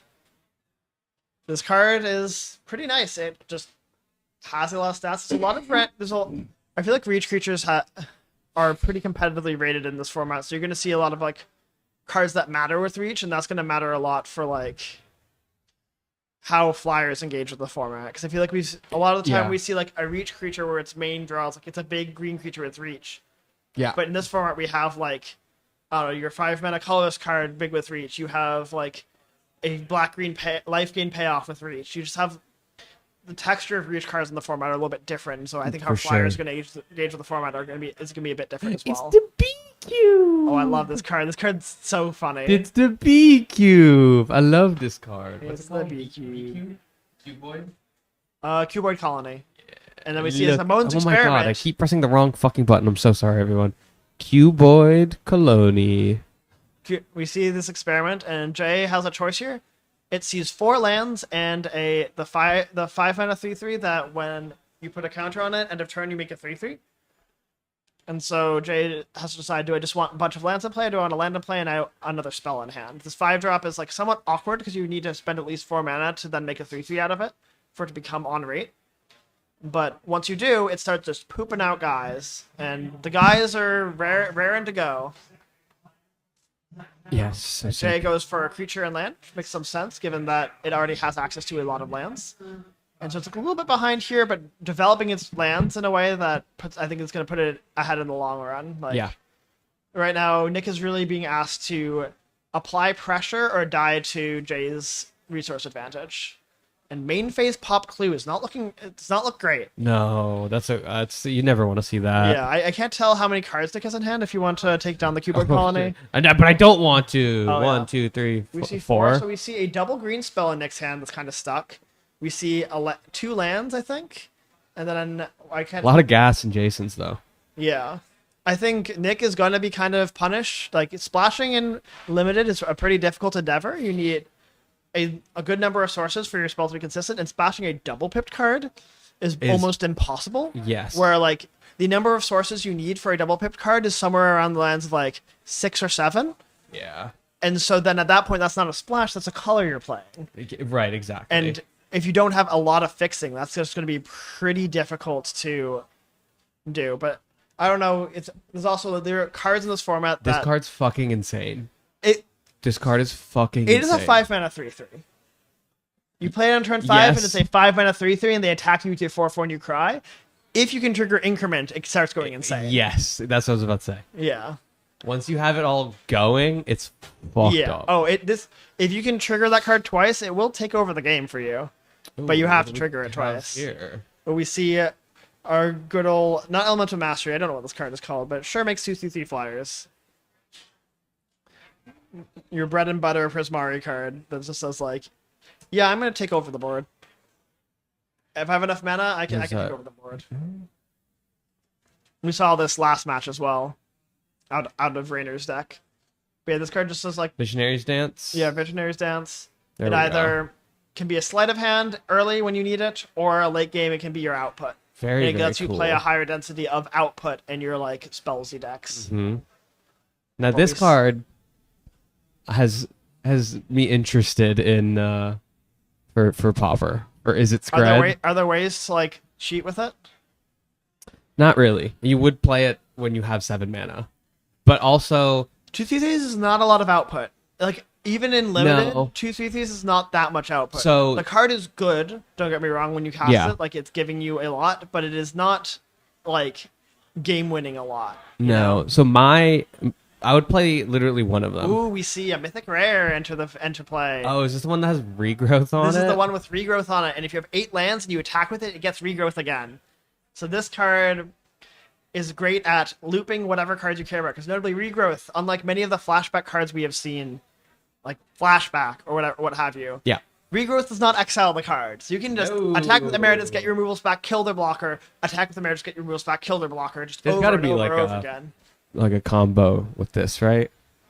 I mean, In Legacy or Modern. It's hard for there to be like a combo, but like you can, I don't know, Some with like sort of- Orm's Chant, like you can start looping Orm's Chant. They can't attack, they can't cast That's a spells. good point. Like I was thinking like some sort of like extra ooh, combat. we see Nick is trying to get back in this game by casting this paradigm, the green paradigm, which I don't know the name of. and it's a pretty effective way to do so. It Germination practicum? No. Yeah, maybe. This Yes, one? that's what it is. Yeah. Oh my god, I'm the worst to ever do it.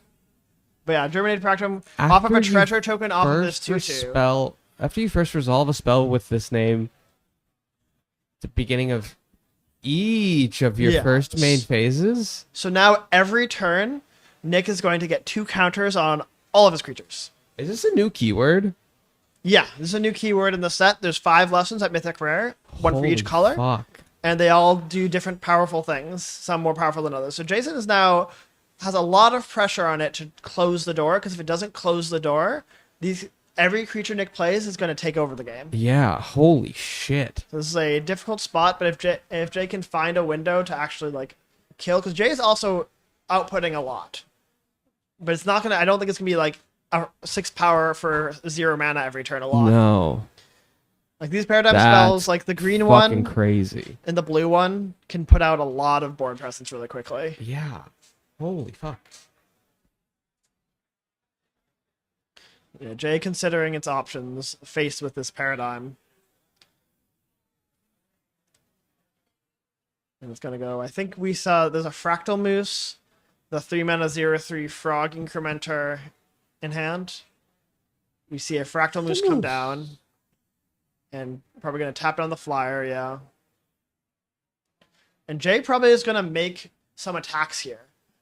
Because I think Jay is in a position where, yeah. Oh, it only attacks with the 5/5. I was with the 5/5 Trampler. I was expecting it to attack with the other 5/5 as well, because it kind of wants to force Nick to be in a position where he needs to block and like trade off a creature. Yeah. And we're gonna get back. I guess though this. Yeah. And Jay is going to make a fractal this turn. Oh, that is why Jay didn't attack with the fractal, of course, because Jay wants to make a fractal. Jay, I think, is planning on trying to go as wide as possible. So even if Nick Can is just keep chumping, like Nick is creating these huge creatures, but it very obviously doesn't have a lot of creature output here. Yeah. Like doesn't actually have creatures to take advantage of this. So if Jay can go wide enough and just like kill in one swing, where with like this.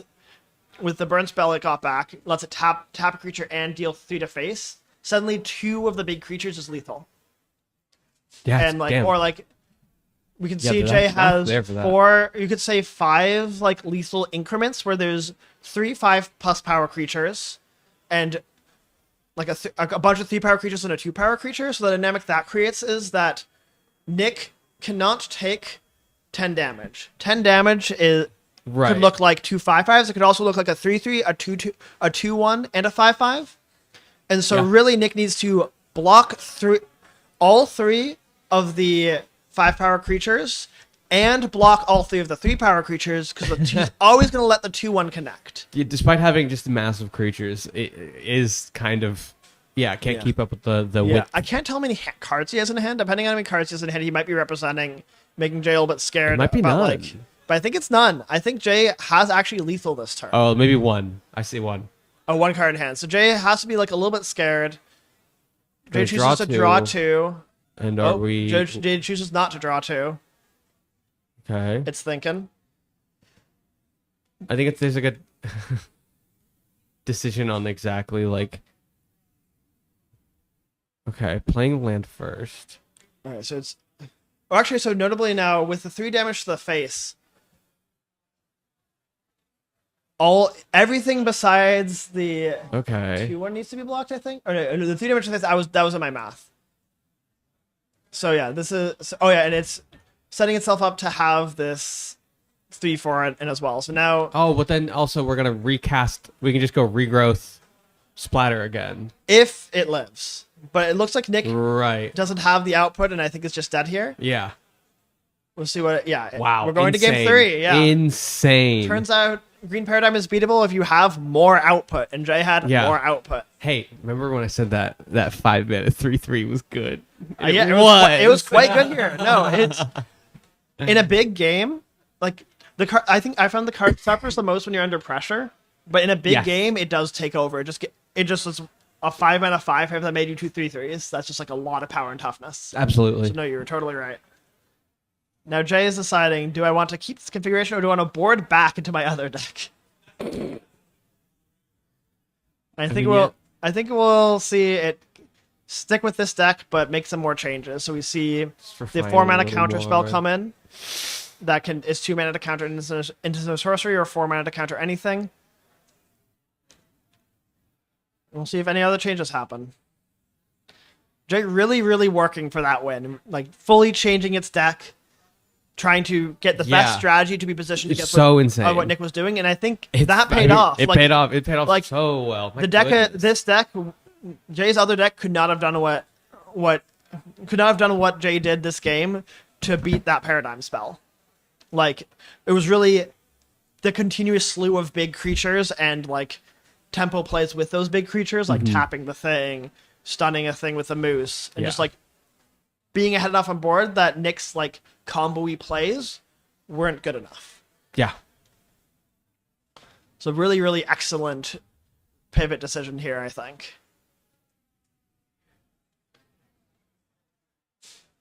And now we're going to game 3 for all the marbles. Both these players are 3-1, so if they lose, the chance of them hitting top 8 is pretty slim. Very slim. Like, because there's going to be like a 4-0. Yeah, we're in a 128 player event with only 7 rounds, so it's pretty tight. Yeah. All right, let's see. Nick is gonna be on the play here. Jay has the newt. It's the newt. It's the newt. Nothing. But one land. I think we're gonna see a mulligan. Definitely. Lots of lands on top though, unfortunately.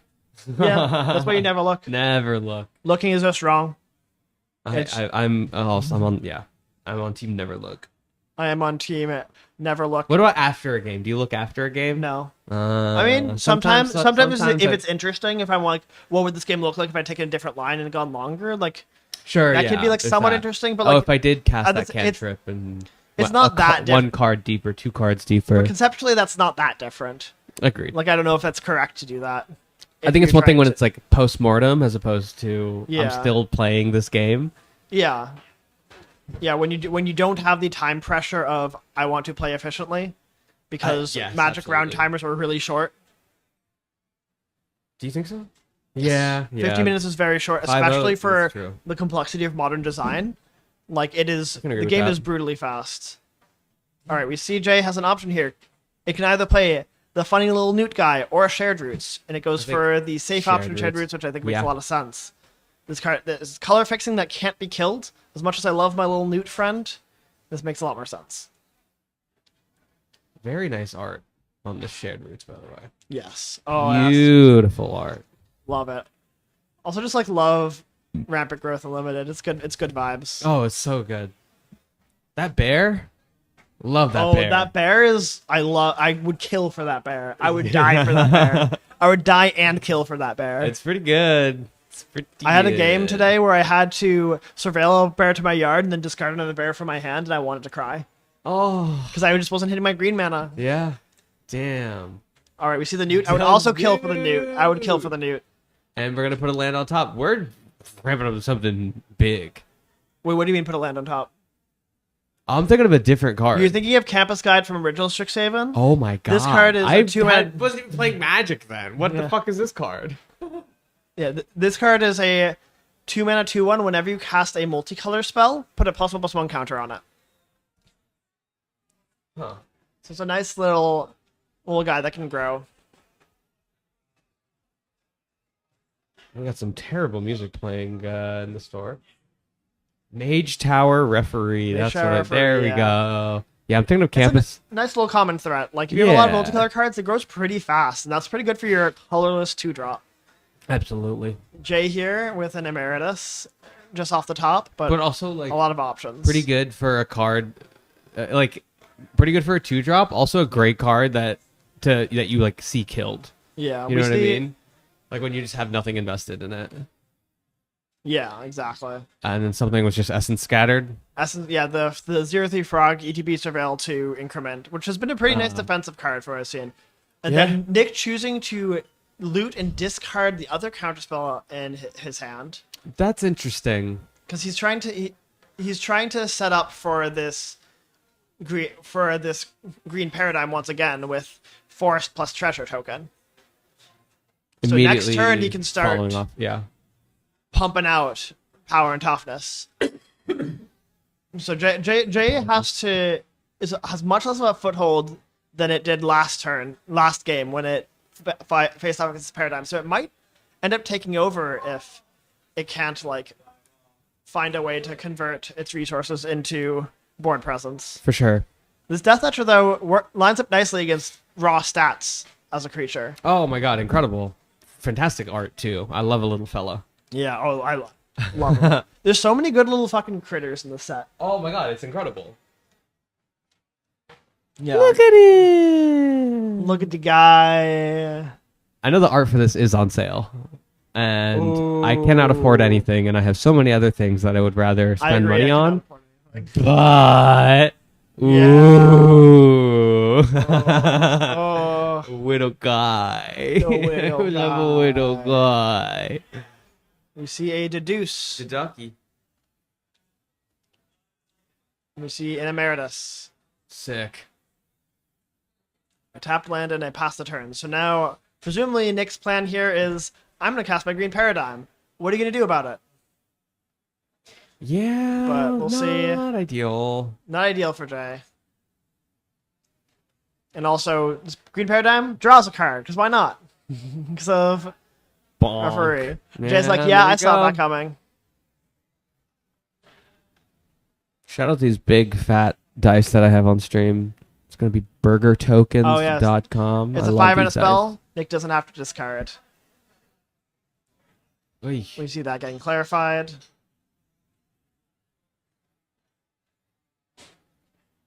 Yeah.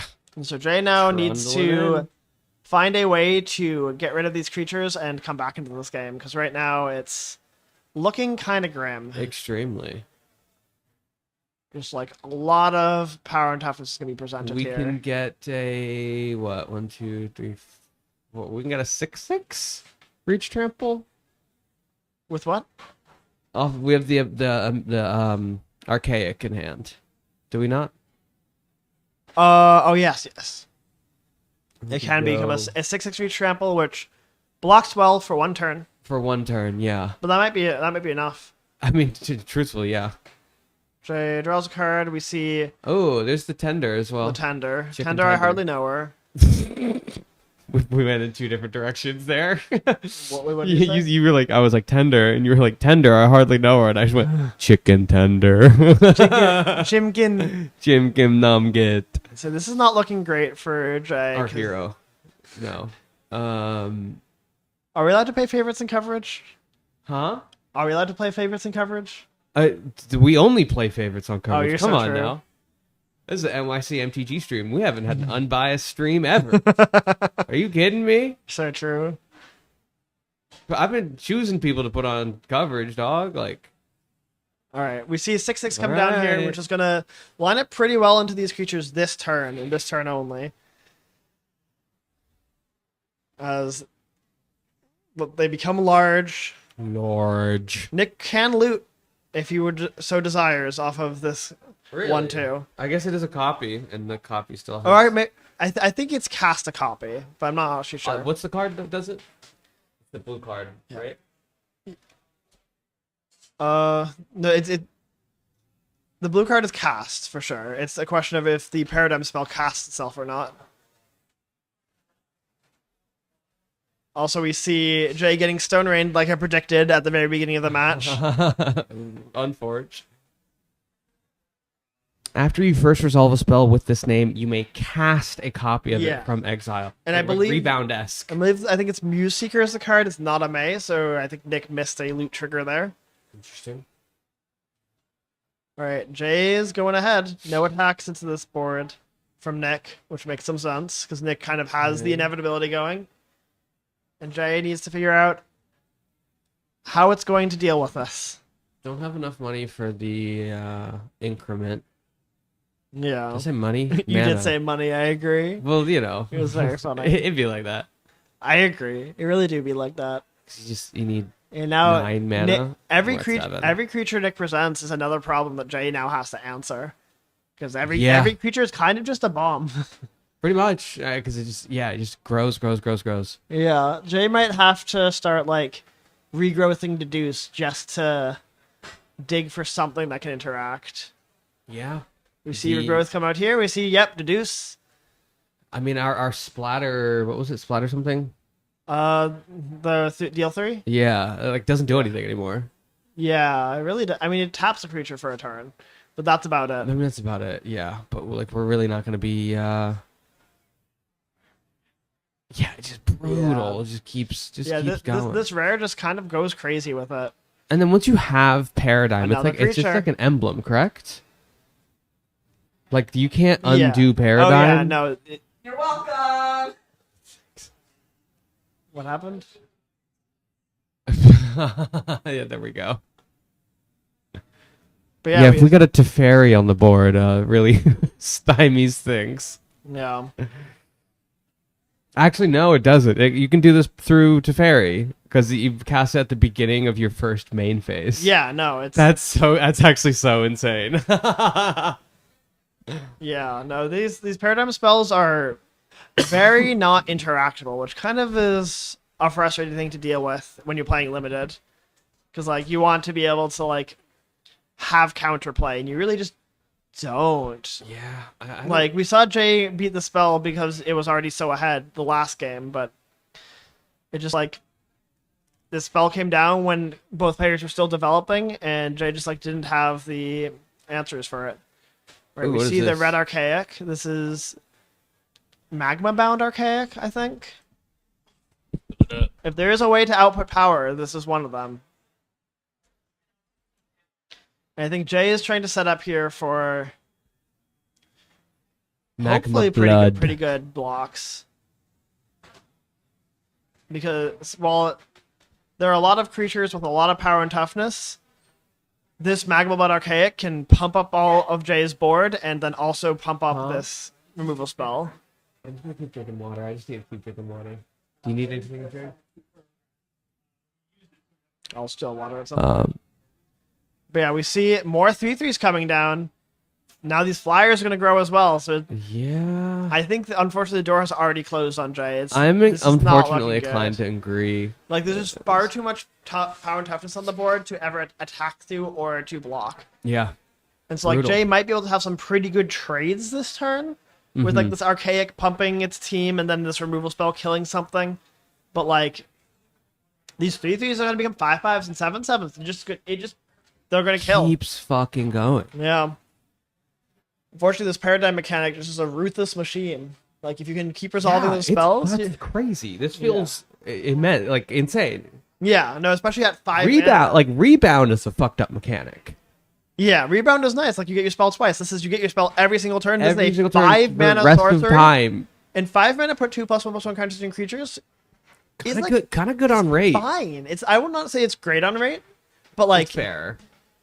If it in the 4 right counters is already incredible. Yeah. I mean, if you're like Elf Ball, you know what I mean? You're like sick. Yeah, no, it's like 2 counters on your creatures. Like, if you're going wide, that's pretty all right.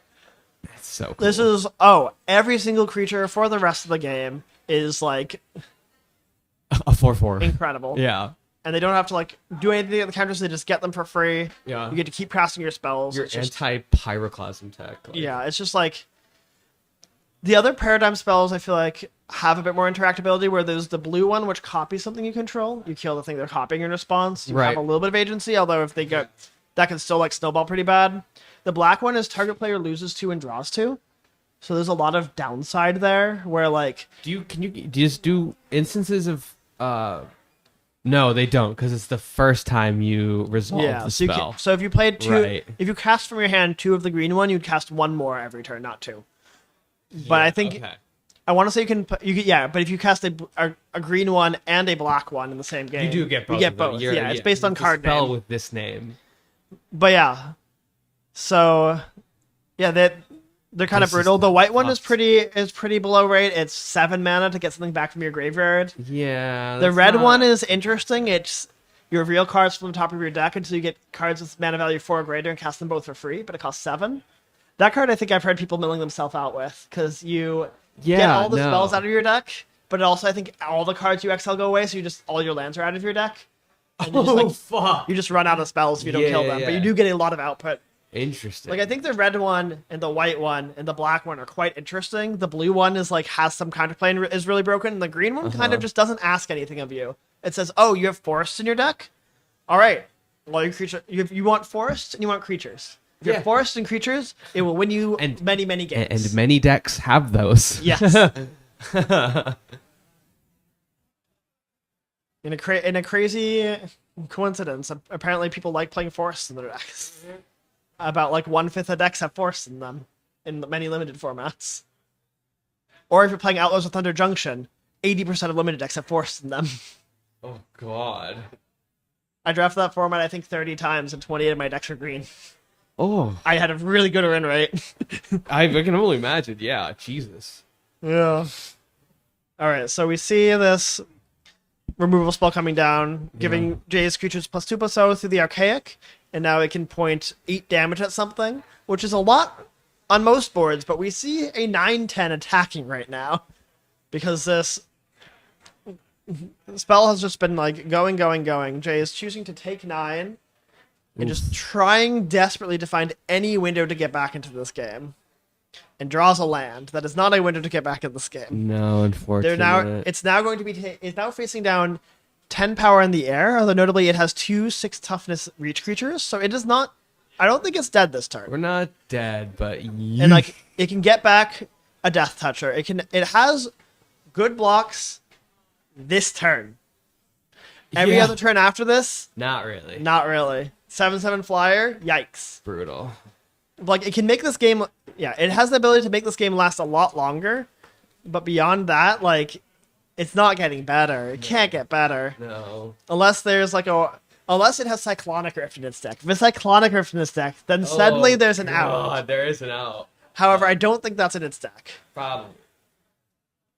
All right. It returns 2 creatures from graveyard to hand.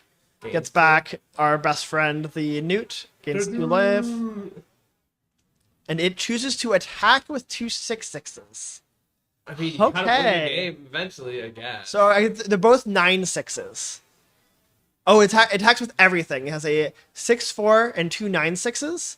Yeah. Jay says, I'm not winning this game for so long. I would like to trade my creatures, and I would like to threaten killing you. Yeah. Like, I want to put you in a position, in a as difficult position as possible. Wow. Because otherwise I'm not winning this game. Yeah. And this is like the one turn where the breakpoints are going to be nice.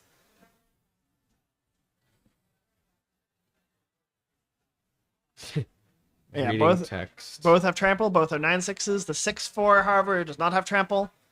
No.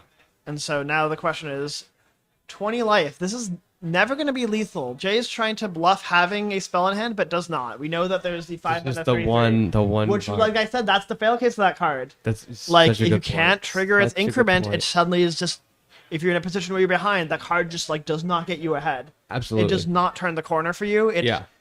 Or like it can turn the corner for you if you have other things that actually generate tempo for it. Yeah. But like in a situation like this where you're just being outpaced on board, obviously that's an extreme example. But like Jay also hasn't really had ways to trigger increment on that if it was in play. No. Like all its spells have been like 3 or less. It's been a lot. There's been a couple, but yeah. like there hasn't really been a window where it can come down, even if the game was more fair. But yeah.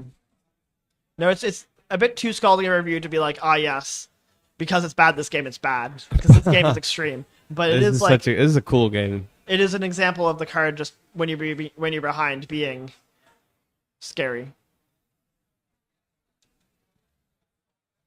So much stock going into these So blocks. it looks like Nick is like, I can't really afford to bite this bait. I want to present you with lethal next turn. I'm not blocking with my flyers. I think Jay's goal here was to make Nick block with at least 1 flyer. If Nick blocks with at least 1 flyer, there's not lethal in the air and on the board.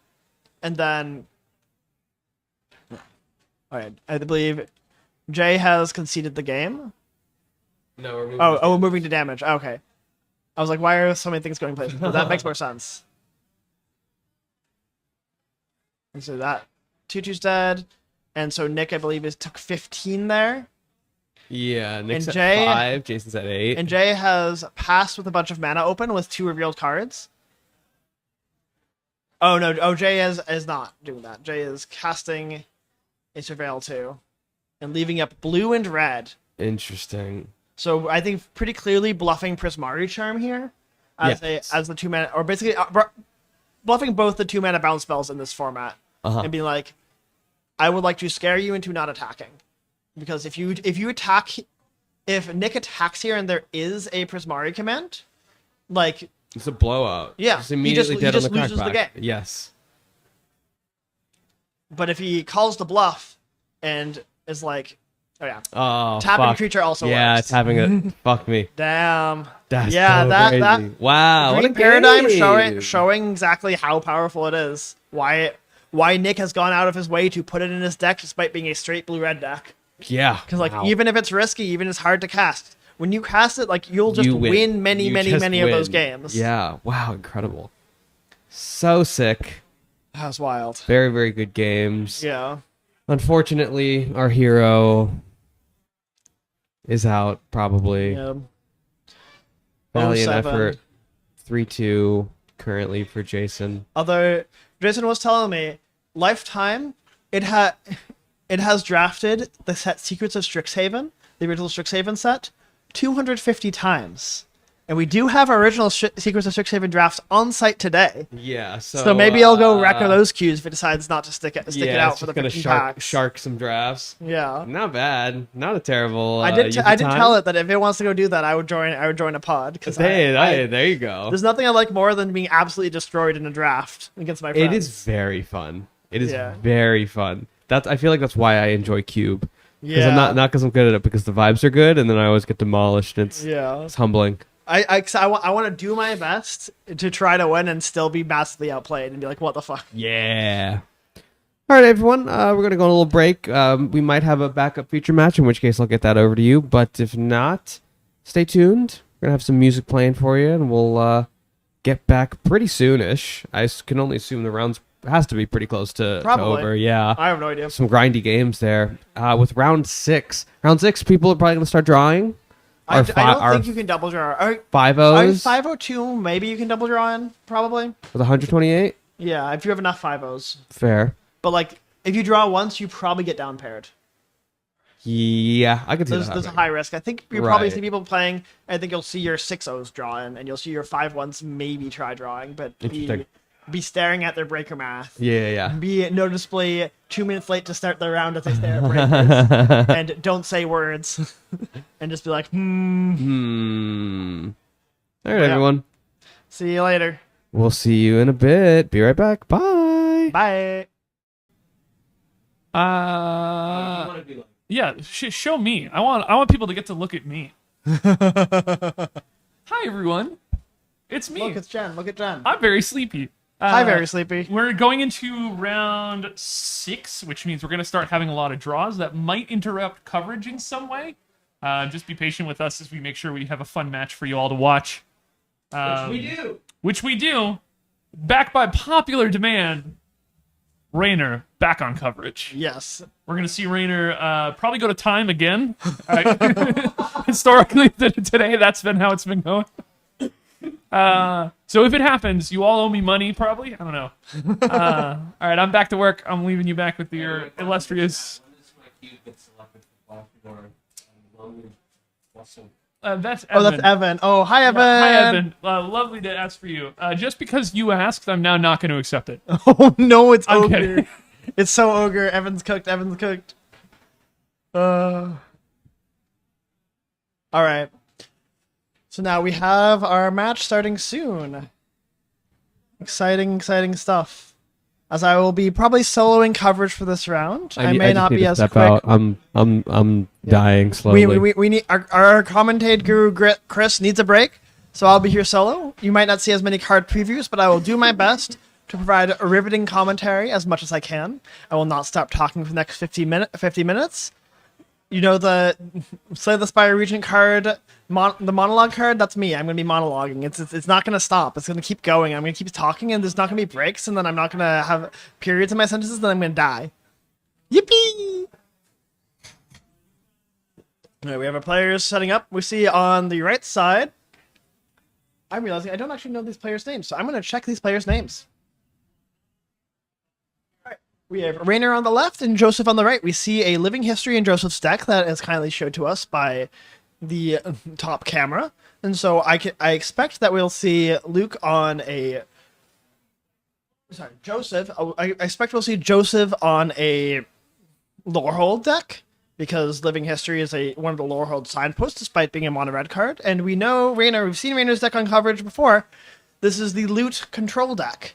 Lots of spells, a couple of powerful threats, and a lot of card draw. So we'll see how this match plays out. Lorehold grudge match of some sort. Alright. Rainer wins the die roll, and we're off to the races. The round just began.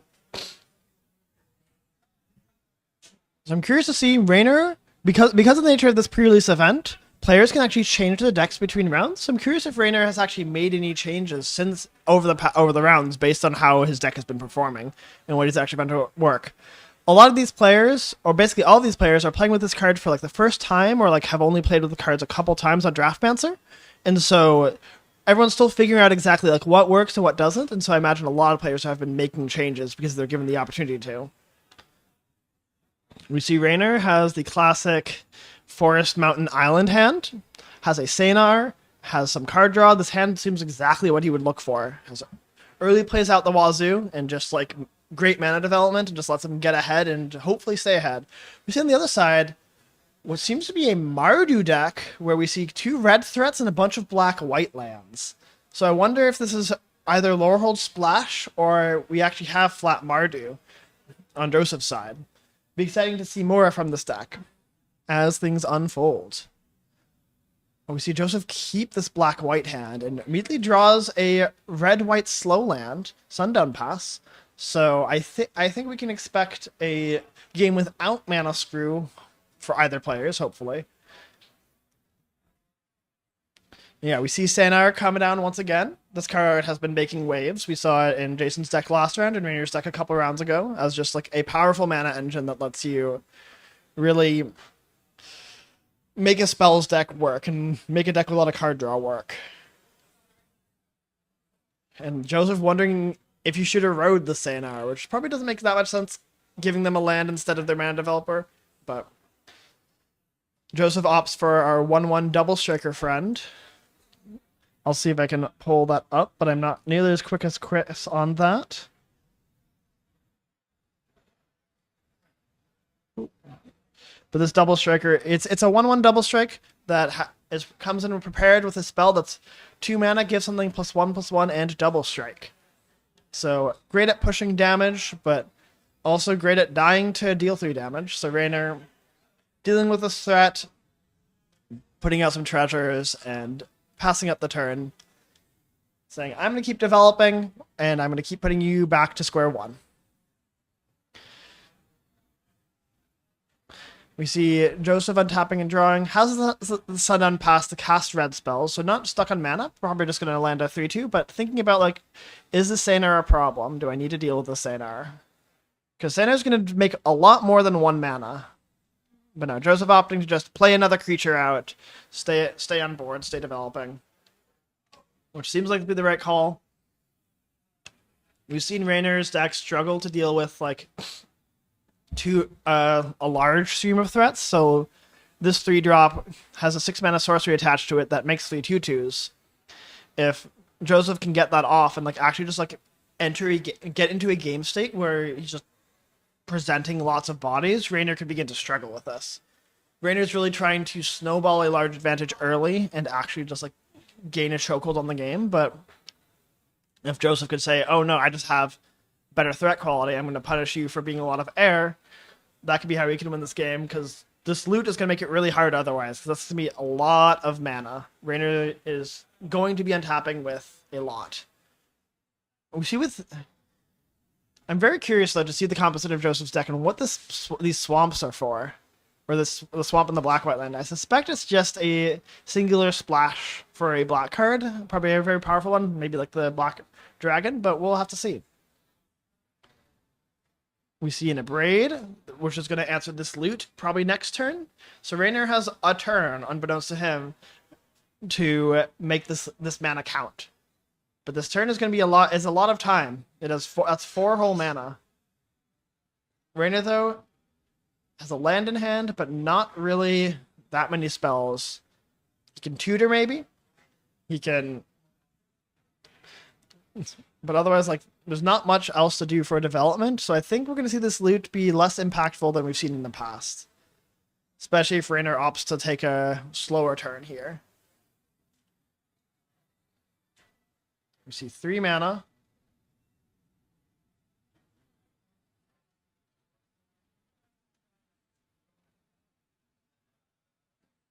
Rainer decides to change how he taps for this 1/3, tapping a island and a mountain. And besides that, now he has a bunch of options. I think we're going to see him... He's floating a green, activating his Sinar's ability, or casting the spell. And this is going to deal 3 damage to his opponent and let him find an instant or sorcery from his deck. And put it straight into his hand. What Rainer opts for is going to be really interesting here. We'll see what he chooses. He chooses... It looks like he's going to choose Stock Up.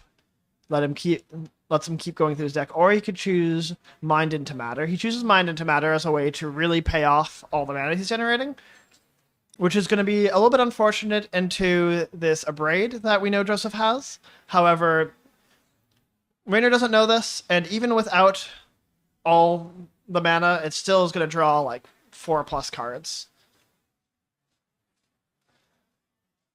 But yeah, Rainer, I think, trying to really set up for getting this loot to the point where it's drawing extra cards. But has not quite gotten there yet. Makes another treasure token and passes the turn. So Rainer opting to make this treasure despite it meaning he's taking 6 damage to the face, which is going to make things a little bit difficult if, with like the Silver Cooling Charm, if Joseph can continue to present damage. But Joseph notably has to play this Abrade, or if Joseph chooses to play this Abrade, cannot develop more creatures to the board. So that's going to actually make it a little bit difficult for Joseph to develop effectively, because like he really wants to punish this Mind into Matter, putting on the board, making it really hard for Rainer to block with the creatures that he has. And if Rainer can't block with the creatures he has, he's going to really struggle to actually stay in and prolong this game to his end state of actually like turning the corner and then winning. And we've seen Rainer's deck really needs like to get that corner turned so he has enough resources to actually win the game. Although with this 1/3 that he's playing now that domes whenever you cast a spell is a great way to like passively deal damage and eventually win.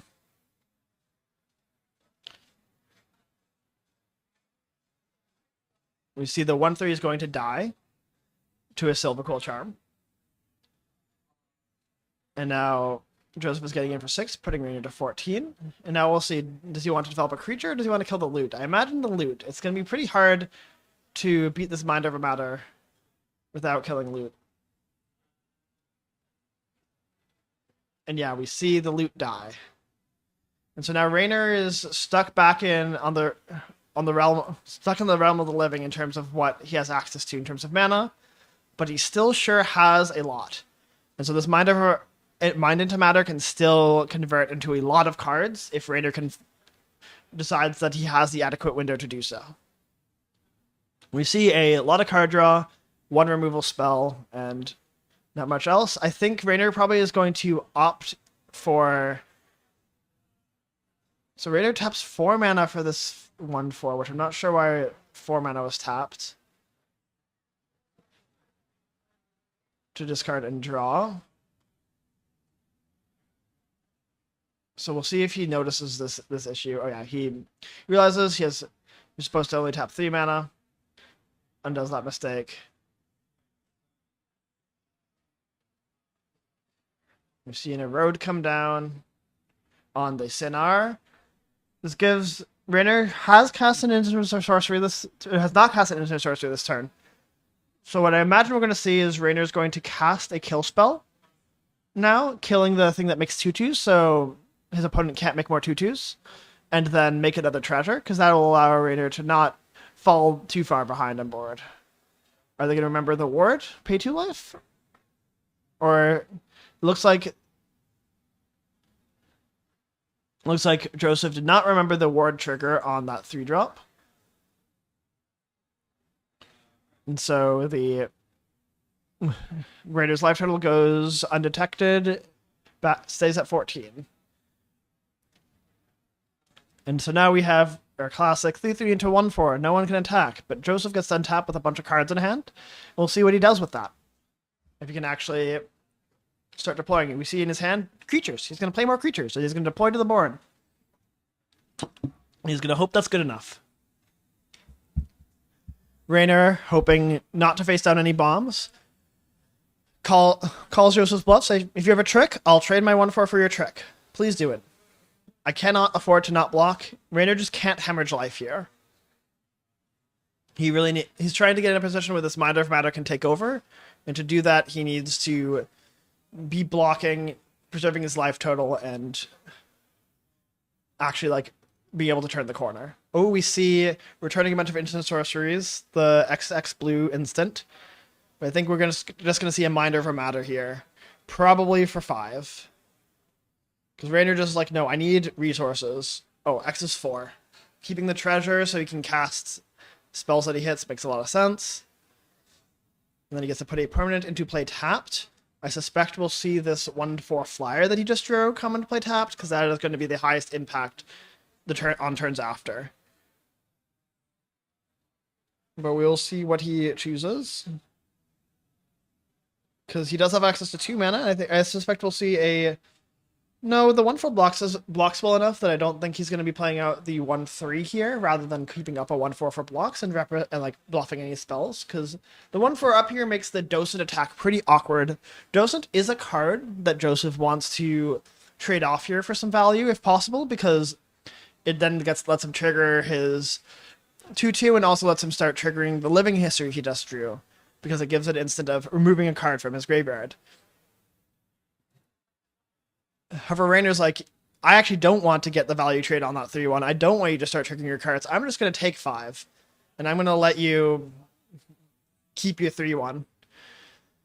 Because now Rainer's going to be untapping where, like, Joseph's creatures can't scale without this Docent dying. So Rainer's just like, yeah, Docent's not going to die. I'm going to deal with everything else, and then I'm going to untap with all these cards in my hand and actually get into a favorite position where I can then be like, yeah, I'll block your Docent. My creatures are better. Because he took this turn off, and he really needs to then play it pretty conservatively to not subsequently die.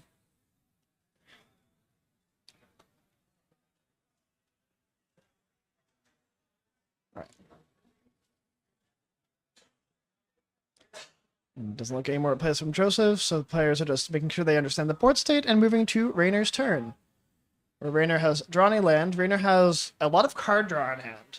The draw 3, Divergent Equation, some lands, and then a 1-3. So I think what I expect we'll be seeing, Divergent Equation, there are 4 hits in Rainer's yard, and only like 2 or 3 of them really matter. So we might see Rainer go like play my 1-3 and then hold up mana to either Divergent Equation or draw 3 cards, put a land to play tapped. And we'll see which one he opts for. It really depends on like what he values. Does he want to actually like get full value off this Divergent Equation and also cast a removal spell in the same turn, or does he want to like do it now, get interaction going, not fall too behind on board? He also, if he casts a 5-mana spell, he does get a card off this Hummingbird. And so it looks like he actually is going to choose to lead on that. He's going to cast Divergent Equation, getting back the cards that matter, which is the removal spell and the deal 3. He's going to trigger his Hummingbird, get a card. We see the Maestro, Rainer has not taken the cards out of his graveyard and put them in his hand quite yet. Oh, it looks like they're still on the stack.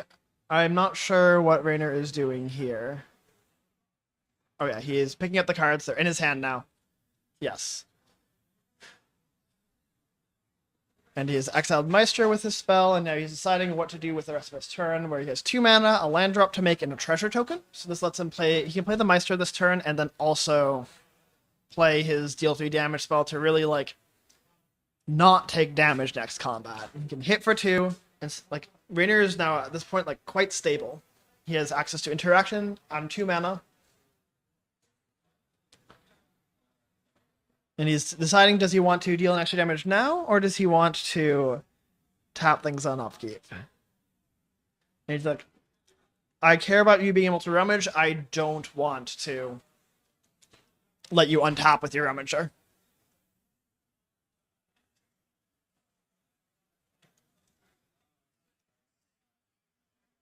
It looks like... Oh, so what it looks like happens was Raynor players shortcutted a bit, where Raynor was like, okay, on your upkeep, I'm going to kill this and tap this, and actually said it before Joseph had untapped his lands. There's a little bit of like, wait, what are you trying to do here? And then they figured it out between the two of them. So that was on upkeep, deal 3, tap a thing. Joseph just tapped, other creature is dead, before Joseph had a chance to actually draw stuff to rummage away. And now Joseph just doesn't really have attacks. Unless things can leave the graveyard. If Joseph can make things leave his graveyard, then suddenly he can actually start getting in, giving creature +2/+0. And he did draw Heated Argument. Heated Argument will both kill a creature and then also trigger the Lorehold synergies, and this will allow Joseph to actually like make a pretty impactful attack. Raynor to 7 and attack with a 3-power creature and a 4-power creature, or just a 5-power creature, will mean that Raynor is kind of pressured to going to like close in the range of like 2 life. And actually, no, Raynor has 3 untapped creatures, not 2. So this is Rainor's gonna kill the Maestro. Sorry, Joseph's gonna kill the Maestro. An exile card. This is gonna create a 3/3 Docent and a +2/+0 attack trigger. So this is putting kind of Raynor in a position where he probably has to chump block a 5/3 if the attacks go the way that I think they do, and the 3/3 is given +2/+0. Joseph also can attack with the 2/2 and give it +2/+0. That gives Raynor the option to double block. I guess Raynor did cast a spell, so Raynor has a 2/4 and a 1/4. So Raynor could just block the 2/2 if it's +2/+0.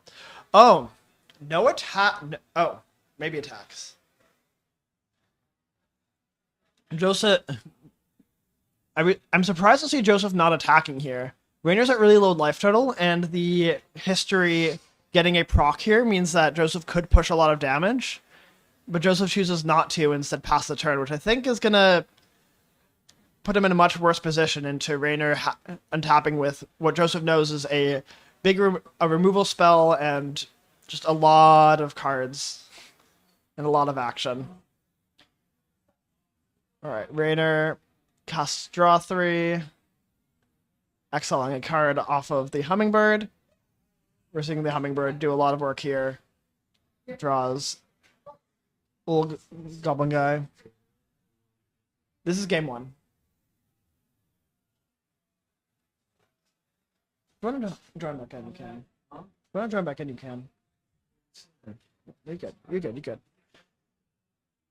Yeah, we see Raynor continuing just deploy, draw. Trying to get... continuously churning through his deck, trying to get as much resources in play as possible.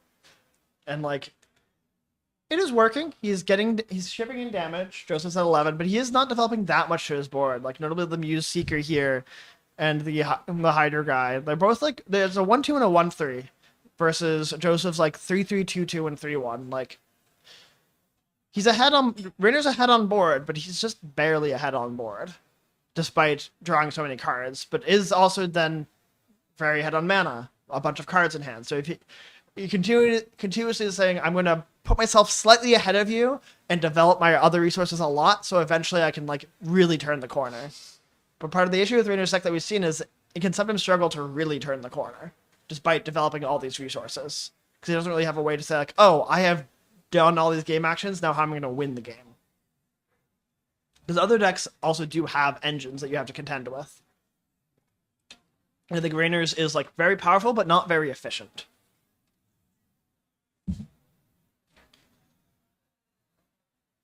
Alright, we see players are pausing, assessing the board.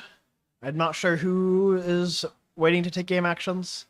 Oh, Raynor is deciding, what am I going to exile to ping? And the loot goes, makes sense. He doesn't have a way to get it back.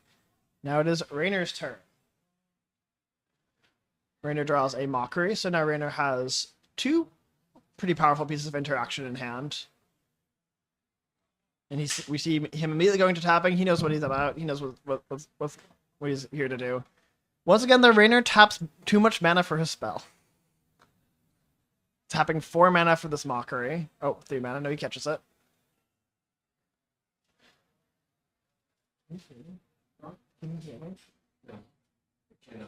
Alright. Alright. Rainer continues to develop the board.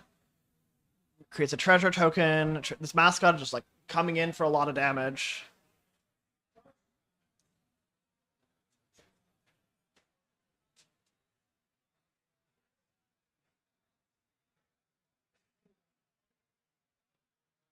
Alright, we have a judge call. Looks like Rainer is trying to figure out what the deal is with his Muse Seeker, if he missed the trigger to loot. Because it seems like he's missed a couple triggers, potentially.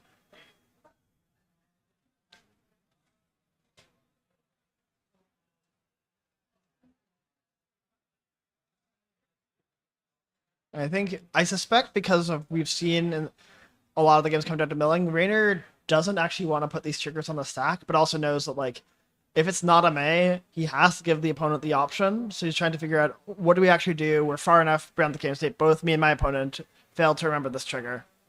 What are we going to do about it?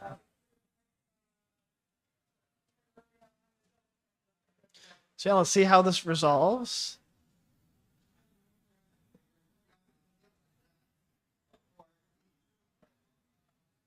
Yeah.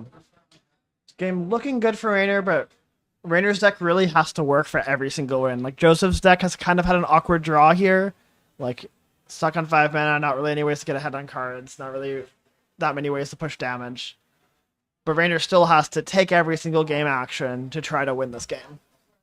There are very few easy wins for Rainer's deck.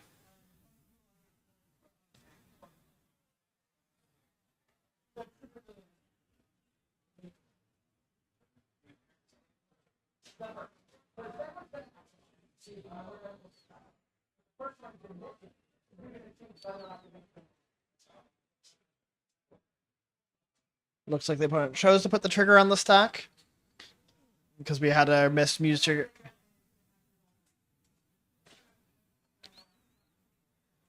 All right.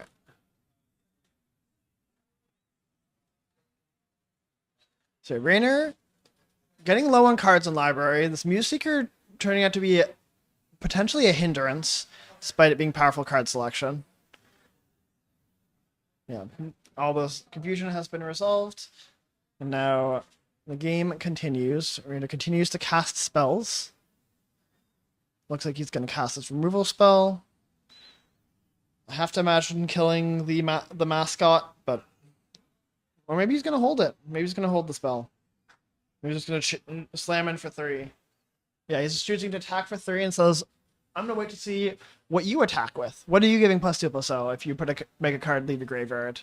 Or maybe not. Goes for exiling the docent, says, I don't want you to have your synergy pieces, and I'm going to hit you for 4. I want you to die.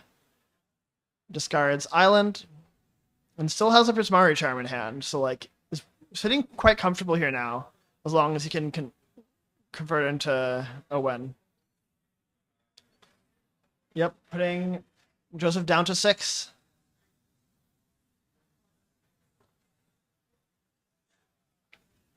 All right, walk it.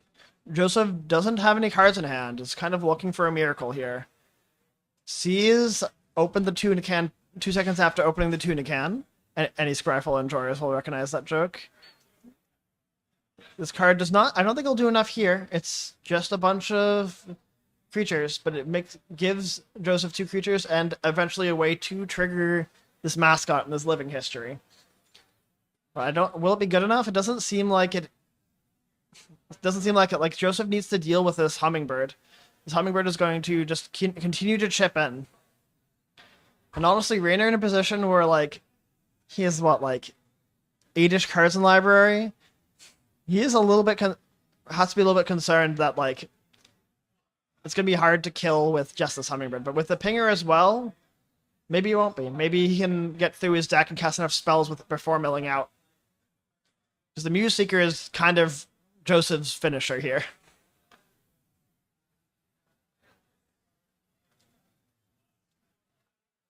Yeah.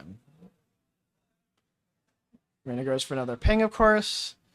And then moves on to his turn. He has a Proctor's Gaze, which is a pretty nice bounce spell.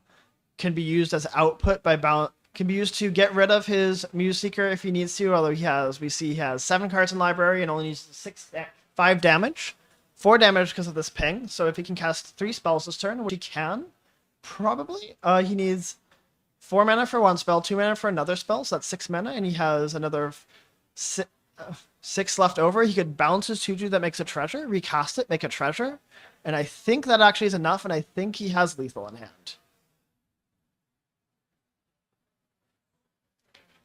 Because if he casts... Yeah, we see him cast his bounce spell.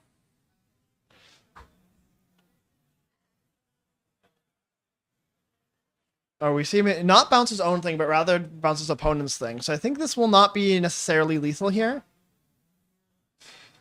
Oh, he can deal 1 damage to face with Mishmari Charm. Alright, that'll prove to be lethal. And I think Rainer's going to take game 1 with this, because Joseph doesn't have anything else.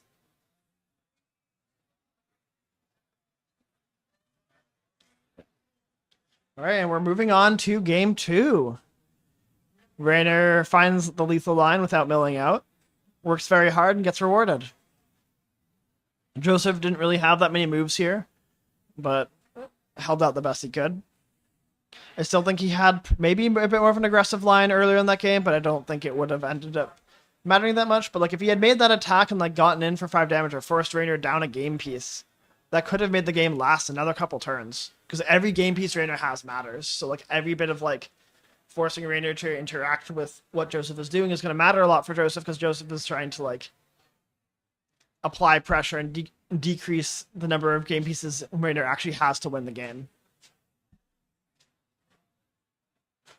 You see both players looking at saying, it looks like Rainer is looking at his sideboard. I think Joseph's like, yeah, I'm good with what I have. This is what I want for this matchup.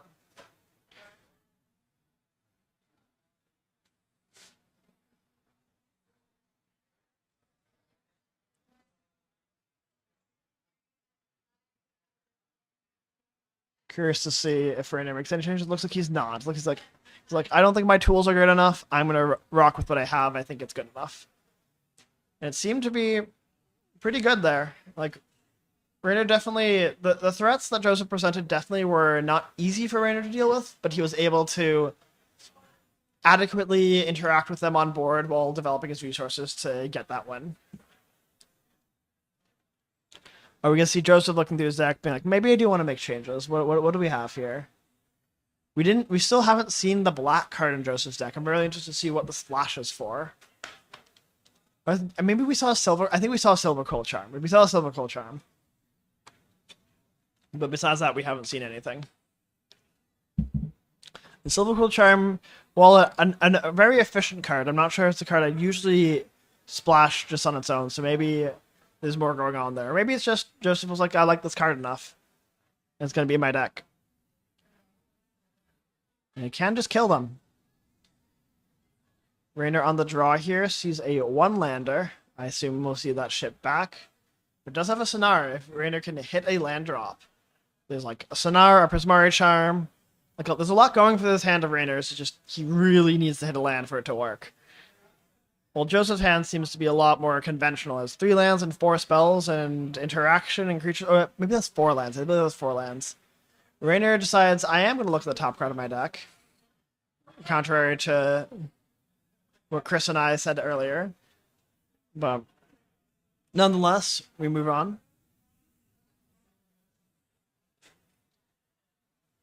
Now we'll see how Rainer's 6 looks.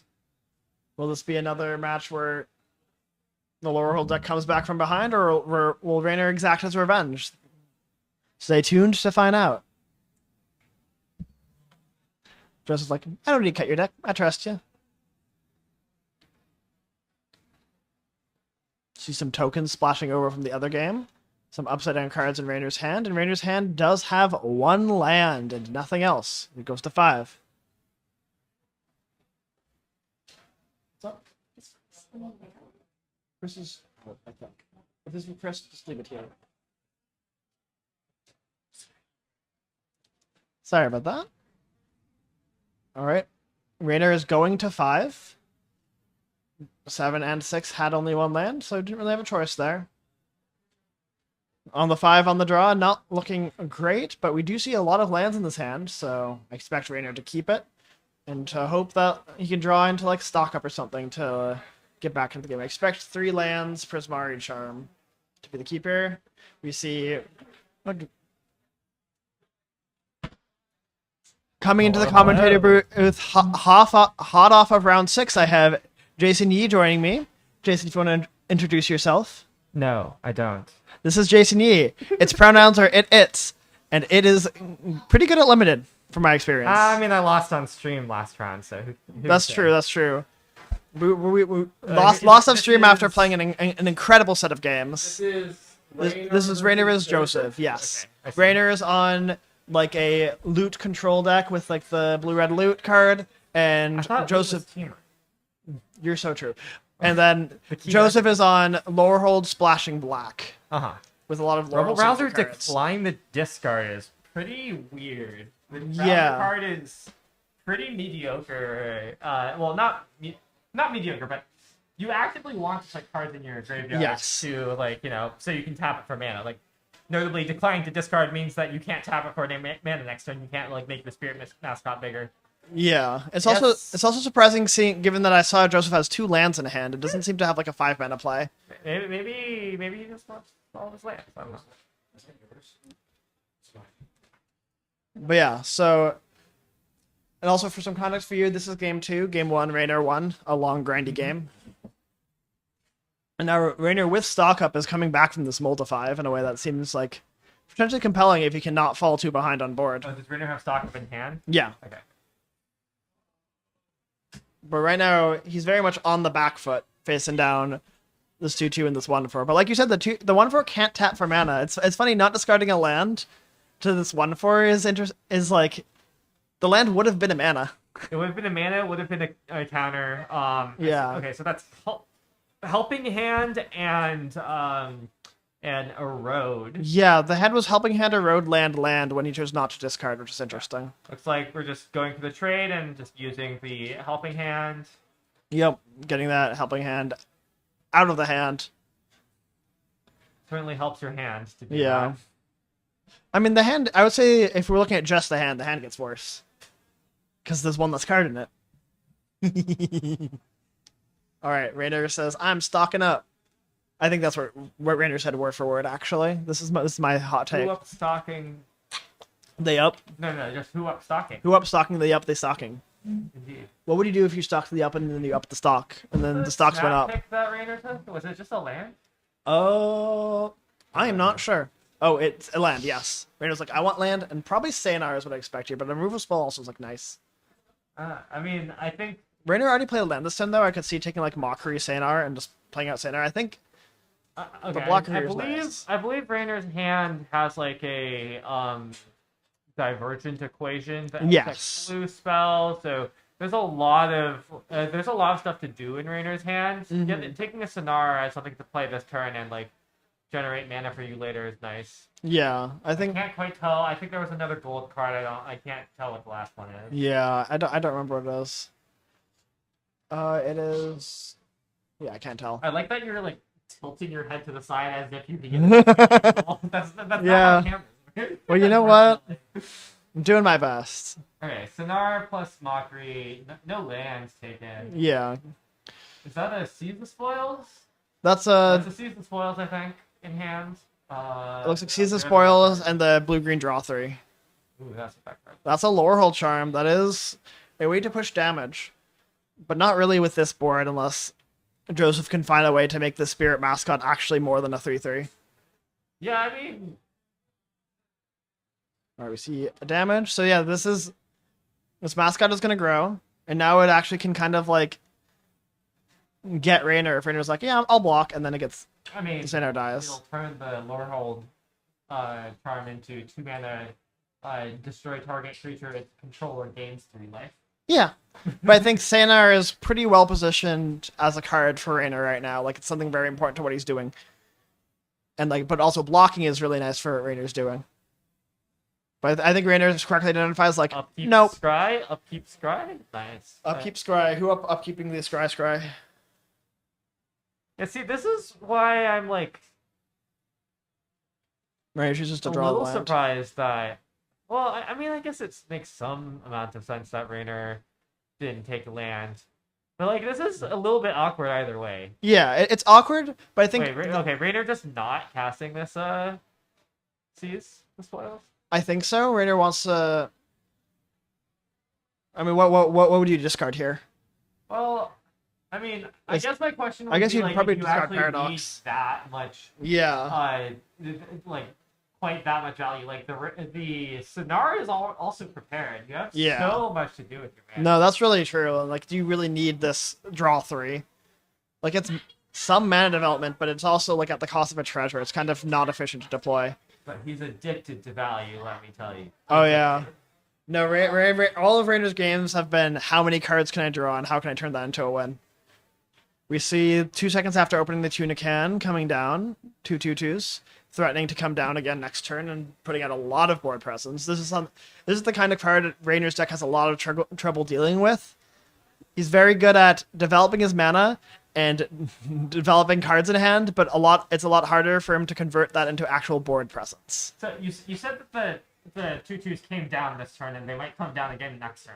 I think it makes sense to say that they came down because they came from the hand to the battlefield, which is down. But I think going from the graveyard back to the battlefield is up. Uh-huh. It might come up again. I would say it's laterally. It's lateral. But actually, no, it is down because. So if you think about it, though, there underneath that card, there are 2 other cards beneath 2 seconds. And so it is higher up on the board than the spirit tokens are right now. Spirit tokens are also not sleeved, so they're even lower. So you could argue that it would come down. Okay. Especially because I think Joseph would pick up the card and then place it down. Okay. I have a proposal. Mhm. I think the up-down axis is like towards you and away from you, and the axis of like vertically up on top of the table is like a different kind of thing. Uh-huh. But I haven't fully baked it. So yeah, I think you need to let that one cook a little bit longer. All right, so yeah, Raynor is probably pretty scared of these spirits, but wow, that's a fancy token there, that prepare token. yeah, it's almost readable. All right, we see the Tuna Can is once again opened. For those who don't know, I already gave the context last game. Or at least I said any Scryfall enjoyers. I don't know if I said proper context. It was the name of the card on Scryfall for a while in spoiler season. Yes. If I didn't already say that explicitly. Wow, Fractal. That one doesn't get any encounters, clearly.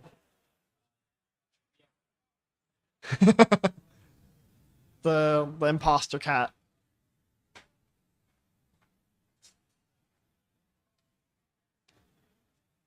So why does Raynor have 2 treasures? So Raynor started this turn cycle with 1 treasure, then he cast Seize the Spoils, got a 2nd treasure. Oh, yeah. And now he's gonna go tap to now get a 3rd treasure. Gotcha, yeah.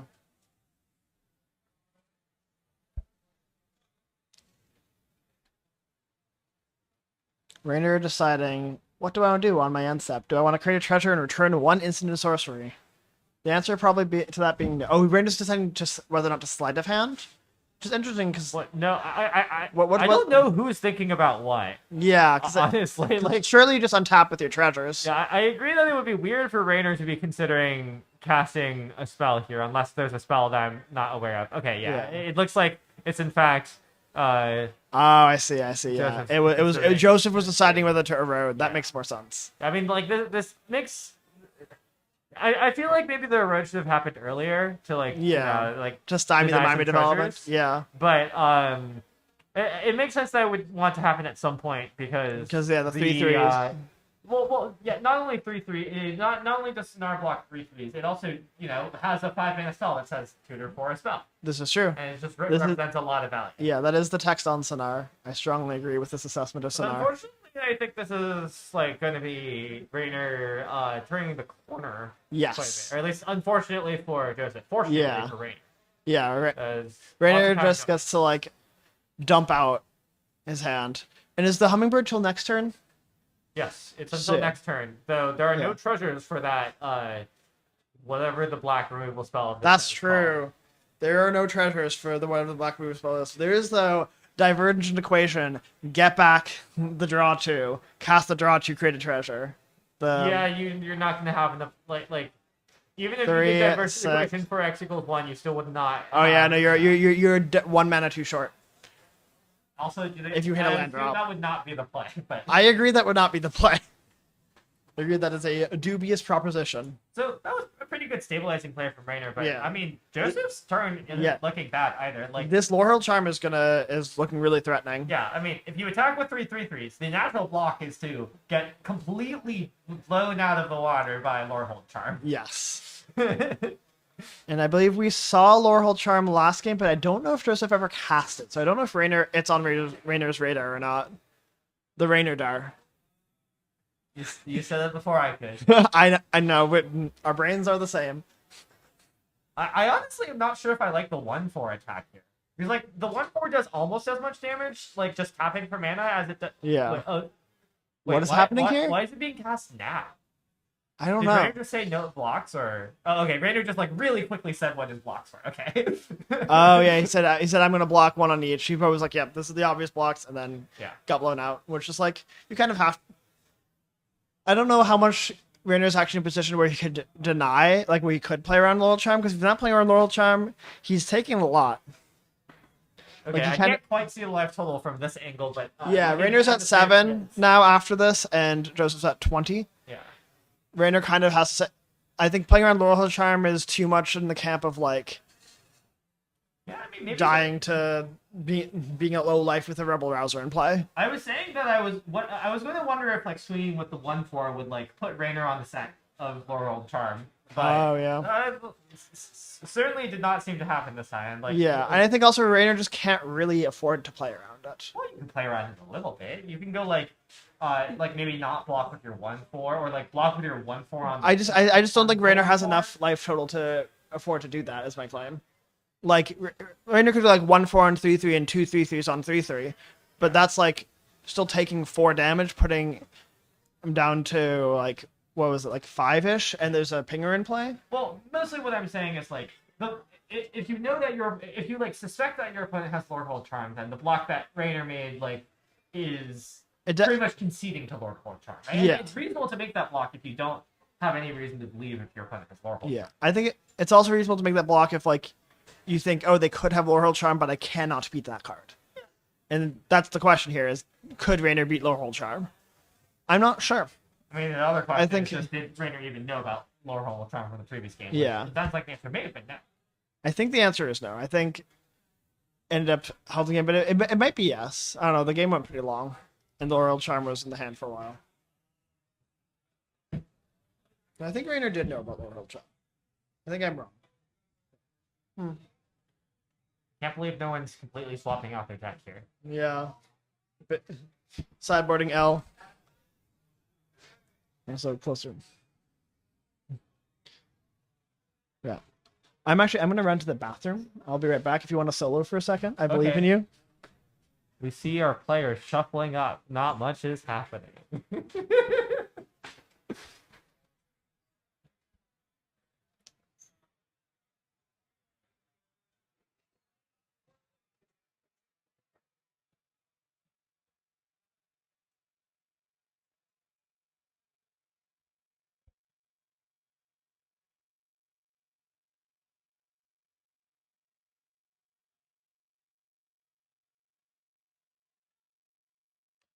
So, game 3. Rainer's going to be on the play. Joseph on the draw. Deciding match. Or deciding game, rather. Mulligan's Rainer looks to have not 2 lands in hand, but they're both blue. A bunch of multicolored spells. Looks like he's mulliganing. Joseph, on the other hand, 2 mountains, 3 mountains, bunch of white cards or gold cards mostly. Also a mulligan. Rest down to 6. Makes sense. Limited mana, not known for being the best in the world.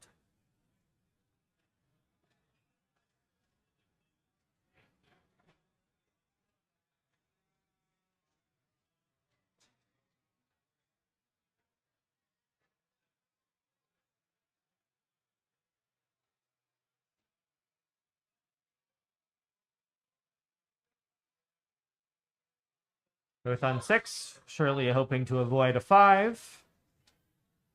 Rainer has 1 land.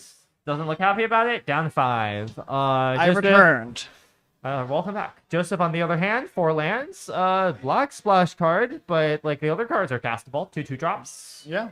Pretty reasonable. I assume this is a keep. Maybe put either the splash card or a land to the bottom. Yeah.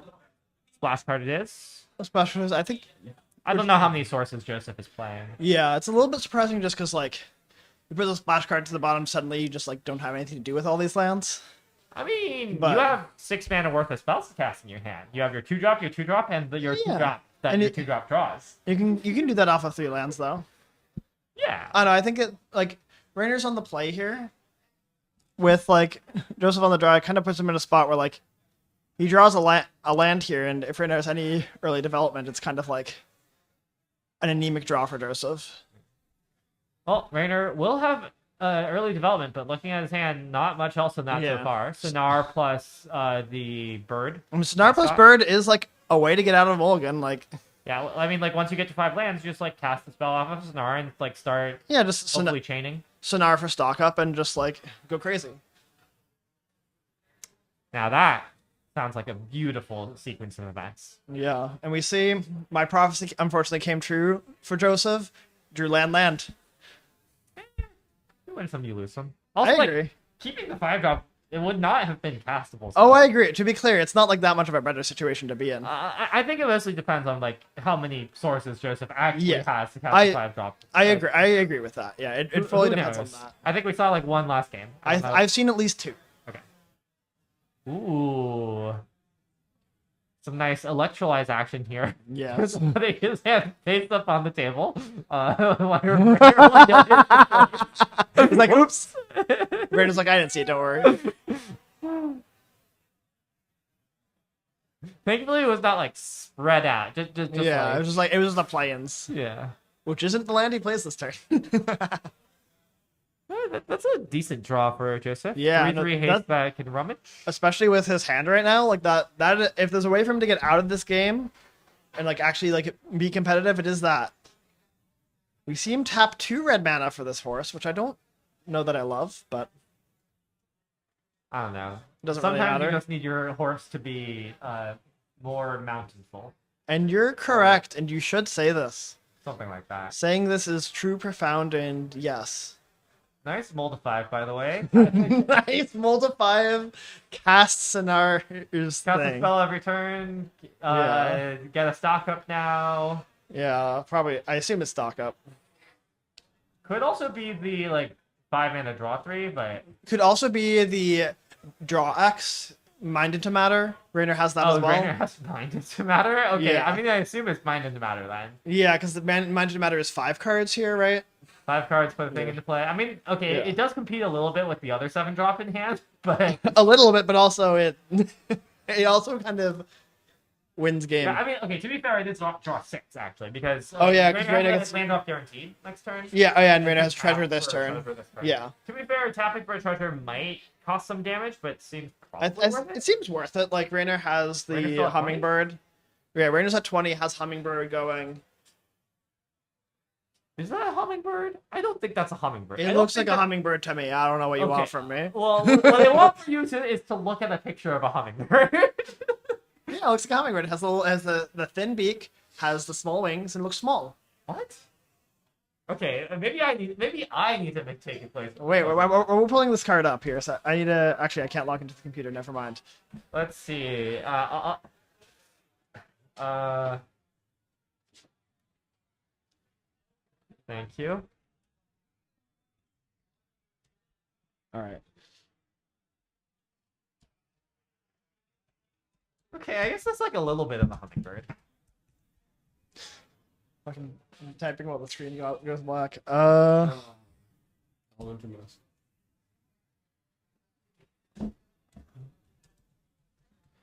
I'm gonna prove my point here. Surely.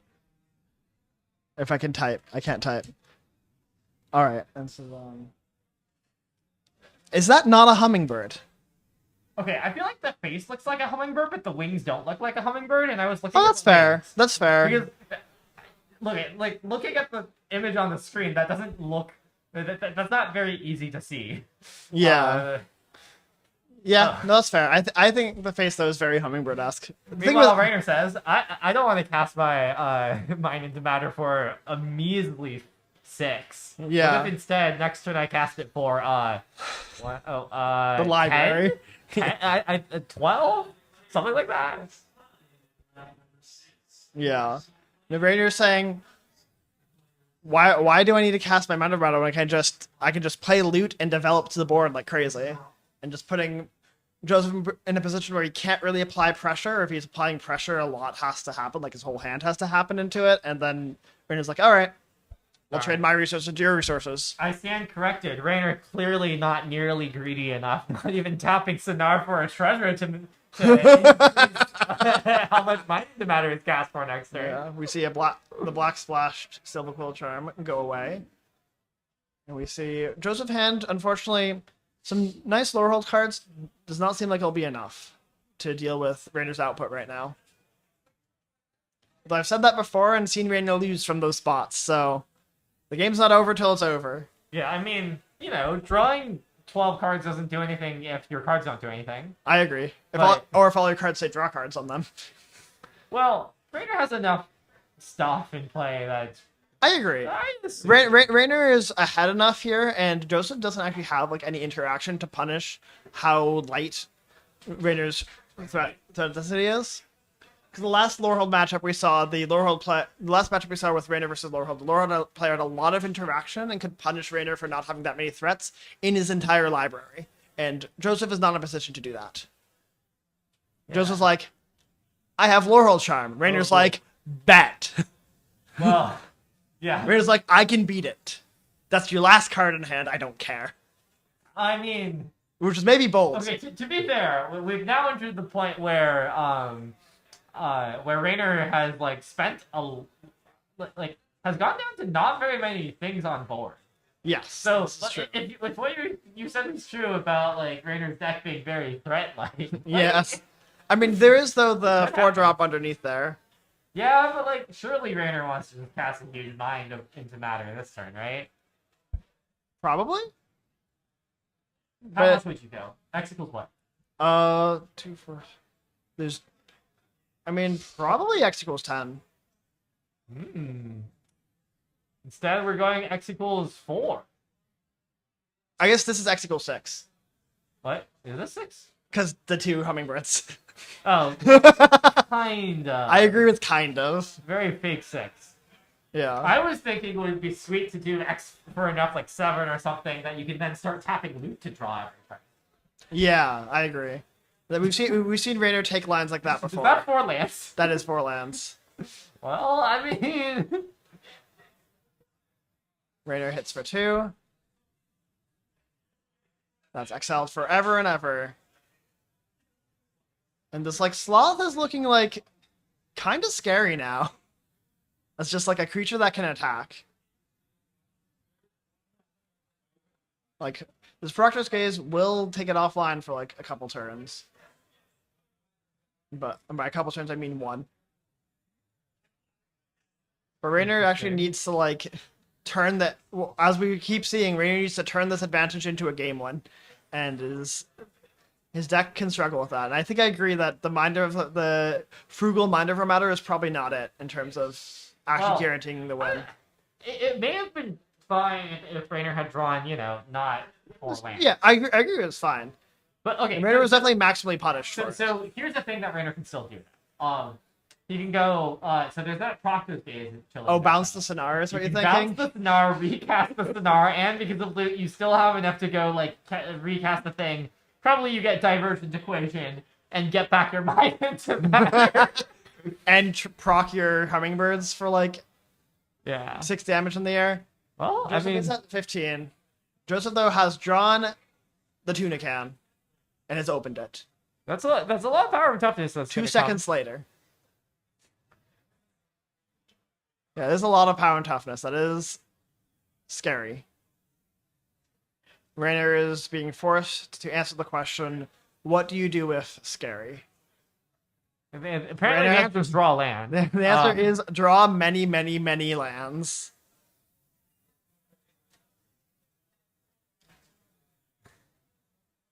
Rainer's like, do I bounce my Sonar, hold priority, make a treasure? No. Bounces the Slaw.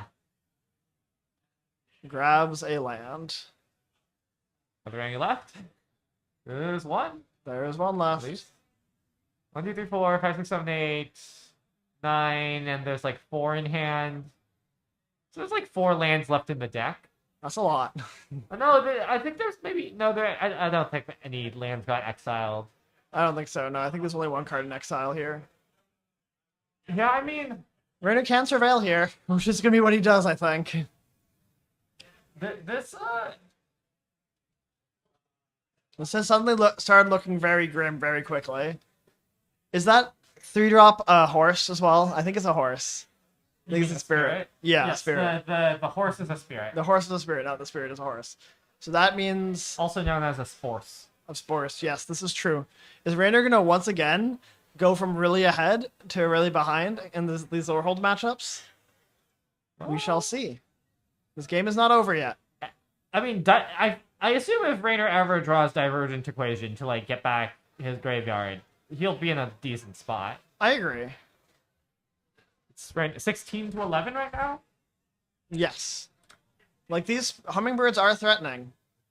Yeah, but like, if Rainer just draws like regular spells that don't do that much, like, I don't know, they like attack for 4 a turn, that's not that fast of a clock anyways. Yeah.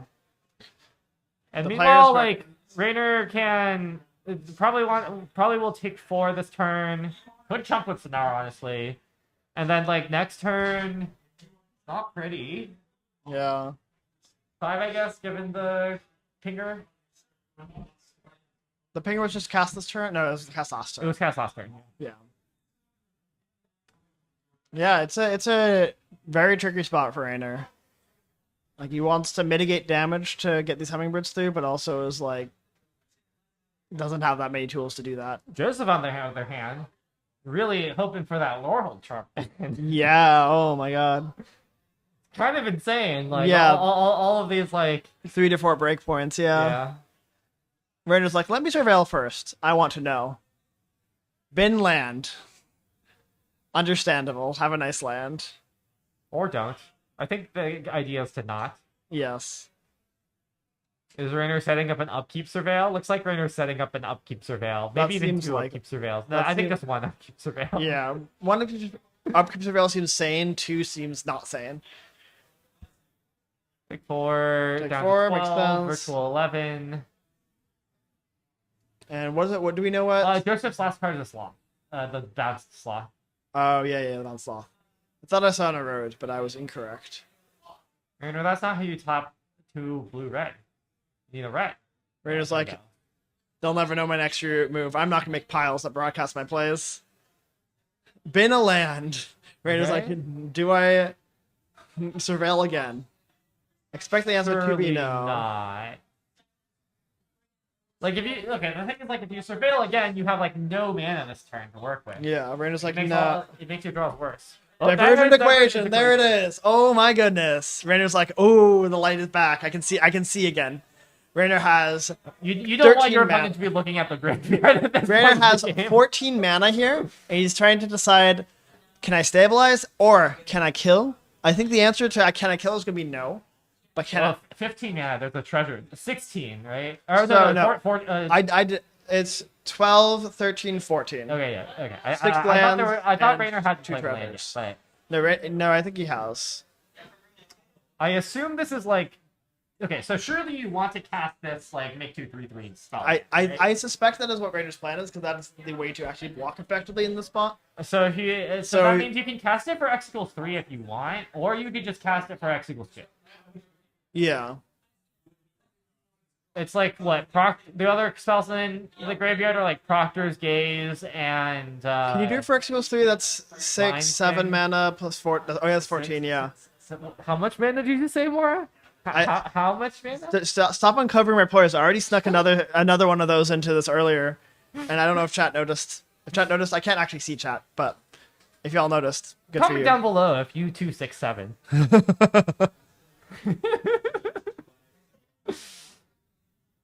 Floating a mana, a red mana apparently, or I don't know, a mana of some persuasion. The Virgin Equation, get back Prismari Charm, and Prismari Charm. Get my things. Yeah, Prismari Charm seems pretty nice here. And trigger both my guys. Get 2 cards. Okay. Rainer's like, wait, do I have lethal? And the answer is yes. Yeah, Rainer has lethal. That's like 6 to face. That's 6 to face, and Have that's two things another that 5. matters, and then like another 1 to face with the Prismari Charm. Yeah, so that is lethal. Rainer has gone from how am I going to win this game to you're dead, kid. It's like, what is going on? I didn't realize Rainer's deck had those. Yeah. That's a really good card. Card is quite nice. Rainer just explaining to Joseph just how dead he is, and the answer is buy like 5 extra or something. Yeah, put in 5, put a lethal. Good games. Rainer proving you can draw 4 lands off your draw spell. Still get to draw more cards. The game's not over there. So, does this put Rainer at 6-0? Was this a 5-0 match? No, this was an X1. So Rainer's at 5-1 now. Rainer's at 5-1. Playing a win in the next round. Well, I assume it's a... Or it might be a draw, yeah. And guarantee. Probably, yeah. Joseph, I assume it's next round is like a... I think Joseph's... top 16 win then? Yeah. That was disgusting. That was beautiful. The flip, Rainer went. I wish we could have seen Rainer's face. I saw in his body language the classic Rainer, like what the hell? When Rainer flipped the two lightning bolts, Rainer like sat back in his chair and grabbed his head like, oh shit. He's like, I'm so free. Oh, that was crazy. What a lightning helix moment, you know? Oh my god, it's Lightning Helix. Times 2. I mean, that card is kind of lightning. I agree, that card is kind of lightning helix. That's why I love it. Yes. Right. All right, I think we're gonna, now that match wrapped up, I don't think we have a backup feature, so I'd say let's take a quick break, and then the next round's gonna start shortly.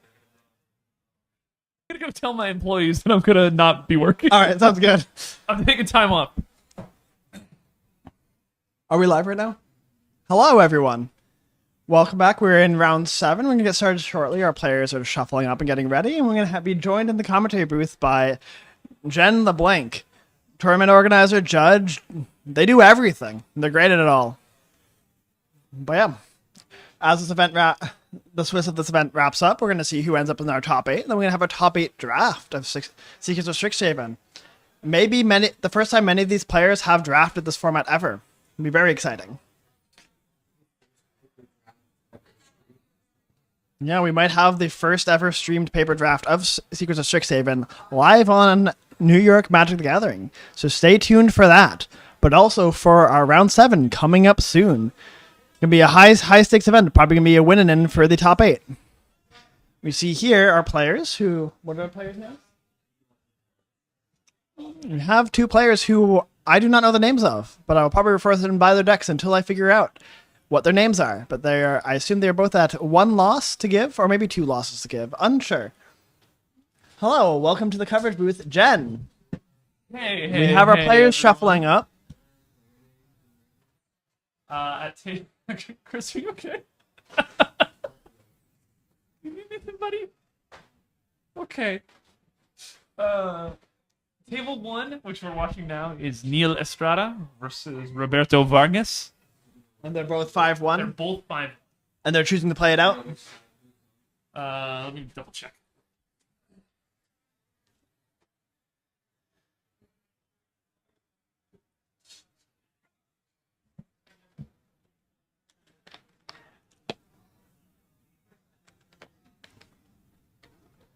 Right. Jen is out there verifying our player names, and the players are shuffling up, and not much else is happening. But soon things will happen, and then the words, they will come, and I will speak them, and Jen will speak them, and it'll be beautiful. All right. It's confirmation. Alrighty. Neil on the left, and who's on the right? So we have Neil Estrada on the left and Roberto Vargas on the right. Oh, Roberto's back. We saw Roberto earlier. We did. Roberto beat Rainer with Lorehold, casting the card Lorehold and attacking with the card Lorehold, the dragon. Miracling no spells, rummaging 0 times, just attacking with 5/5 flyer and winning. That's good because Miracle sucks. I agree. Miracle is one of the worst mechanics designed in Magic the Gathering, both in terms of play patterns and also in terms of rules. Yeah. Fun fact, in this format, there's a card that says copy target trigger.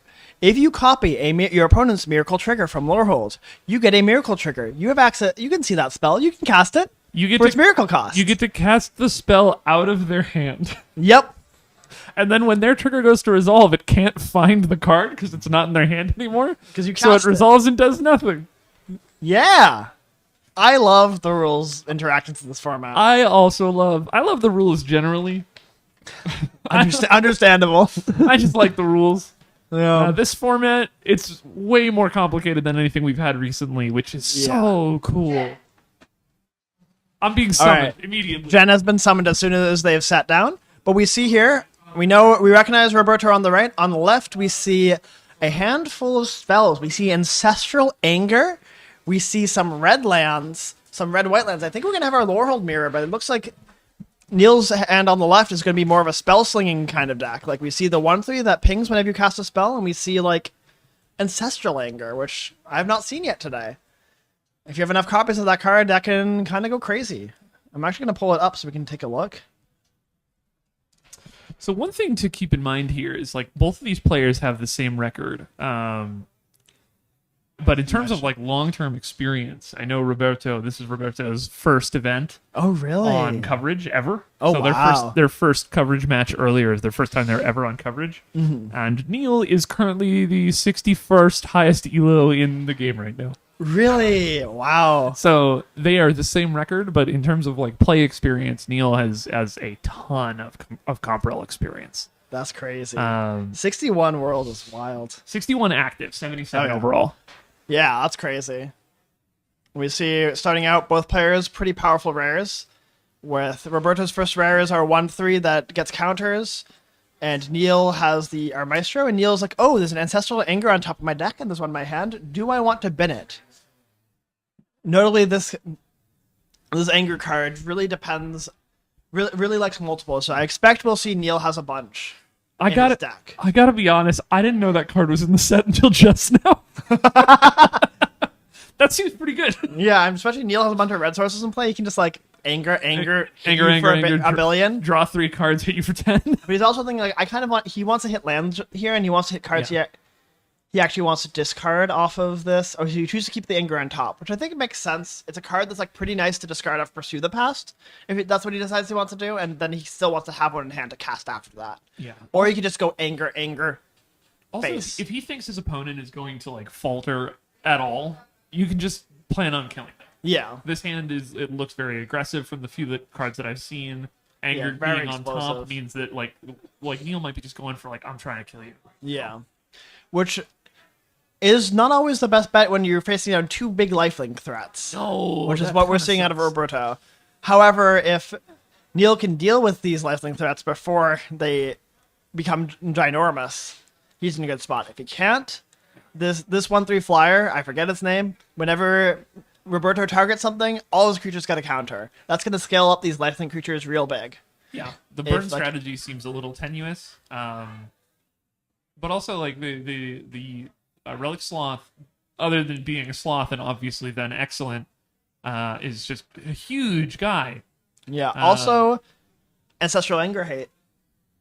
Ooh. Okay. Like, All that is something that, like, if that a Neil second Ancestral Anger in hand? Neil has 2 in hand. I suspect the deck has 3 or 4, otherwise he wouldn't be playing it. Yeah. Generally, the first time you cast it feels bad. The second time you cast it feels fine. The third time you cast it, it feels broken. Yep. That sounds about right. And especially if you can like discard it and be like, yeah, I don't need to cast it the first time. Yeah, and especially in pre-release with the seeded packs, I think the likelihood that you have access to more than 2 of them seems very high. If you have like Laurel or Prismari. Yeah, the seeded packs in general have felt like huge power imbalance. Yeah. The power level of sealed decks for 6-pack sealed versus pre-release sealed has been night and day. We have a 6-pack sealed event starting in about 40 minutes. And I've been warning every player I've talked to, like, the deck building is going to actually be more challenging and the decks aren't going to be as good. Yeah. No, I think I felt that because I thought it was a pretty strong sealed deck. I was just like, yeah, everyone was just like competing with me easy. I just played against like a really strong Silver Quill deck round 1. I was like, my deck was just like, in this kind of metagame, just like an okay to like not actually that good Quandrix deck because it just had fine cards. It didn't actually have enough bombs or like enough early stuff to like really be like contending with these broken decks. At the very beginning of the stream, I was talking a lot about how I expect the limited balance to be very different outside of pre-release, in part because of the limited packs, but also in draft, my understanding is that green has typically outperformed a lot of the other colors in like the early access streamer events. I think that's part of that, probably because I noticed, because my roommate was playing a lot of early access, I got to get in on that a bit. Shout out Ryan. Love you, Ryan. There was a lot of Sanctum players doing really well. We kept pairing into Sanctum people. And I think there's a lot of Sanctum people who enjoy the color green. Myself included. I enjoy it when my cards fetch basic lands and let me cast whatever spells I want. What do you think about the 1-drop bear? That card's crazy, right? I would kill for him, and I love them. Yeah. That's good. I think my first or second favorite card to cast in this format, and in terms of I would kill for them, they're somewhere on number 2 or number 3 to list. The Newt's number 1. I would commit several crimes for that Newt. Holy shit. If you wouldn't commit a crime for the Newt, that's a red flag. I agree. You're correct, and you're brave for saying this, but you're so true. All right, we see this. We see Roberto's bomb pop off, and by pop off I mean Roberto casts any spell that targeted, and suddenly 3 counters, scale up all my lifelink threats. Oh, I was at 8. I'm at 15 now. Yeah. And Neil's gonna have to deal with that huge swing. It does have a heated argument in hand, which is I think going to stem the bleeding somewhat. Very nice with this Maestro. It's gonna add 6 mana, so Neil can go heated argument. Burst lightning kicked. It's all gone. It's all gone. This is a 2/4. It's a 5/5 and a 2/4. 6 damage. 4 damage. Here it is. Here's 1. Oh, just killing all 3. Yeah, let's do it. Let's just make it happen. It definitely seems like Neil's play with surveilling anger to top. That seems like, in hindsight, really heads up play from him. I don't think I understood at the time. Like, just like pushing damage, or pushing damage and like all the numbers on his creature with all the counters on it. Oh yeah, just like getting more counters on the creature. Yeah, no, that makes a lot of sense. 1 mana draw card, put a counter on that guy was good enough. Yeah, and so now he gets to add another 7 mana, putting him up to 8 mana. Not going to use all that mana. Just going to cast a mock. Oh, a dual tactics. Ooh, okay. So killing both those. Oh, he just has lethal. He just killed from like the burst lightning went face. From like 14? From 15. Just like now you're just dead. You're dead, kid. Has been called. You're 100% right. The surveil top was just committing to a line, and that line did exactsies. Yeah, Neil was like, "Oh, you have lifelink? I don't care. Gain any life, die." Unfortunately, for some reason, my mega pre-release event has not been approved for MTG ELO project. I wonder why. So sadly, Neil will not be getting any ELO points from this win. Hey, it's only game 1. That's true. He might get ELO points in game 2.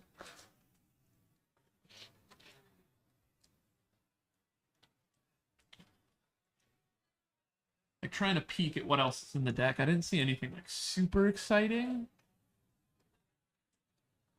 Neil's on red white, correct? They're both on red white, yeah. But Neil is like very heavy red. We saw 2 white cards land in the land. No, Neil's very much like I want a lot of red pips. I'm casting Ancestral Anglers. I'm attacking. I wonder what. Well, like Rob was a bit more traditional or hold. I wonder what Neil has that has a ton of red pips, or if it's just Ancestral Anger.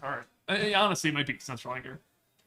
Ancestral Anger has Dual one shock, red pip, but or whatever the deal 1 damage to 2 things is. I'm trying to. His deck looks more color balanced than it appeared in game 1. It's not that heavy red. That's just like he's just on a very heavy red hand. You sometimes draw more mountains.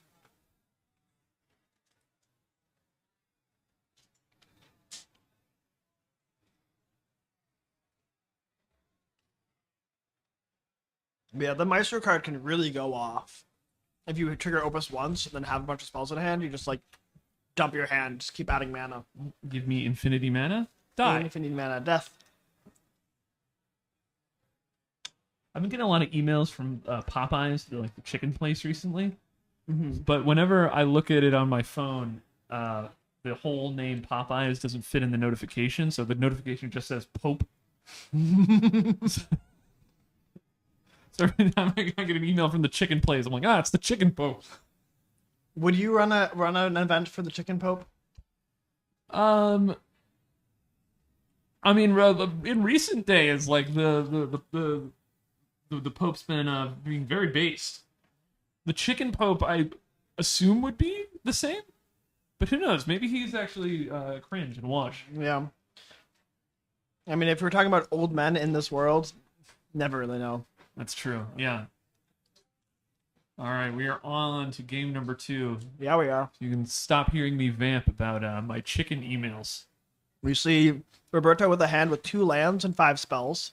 On the play, this can be a difficult gambit to run, because, like, you don't have that many outside lands, but it looks like there's a Stone Docent and a Spirit Mascot in hand.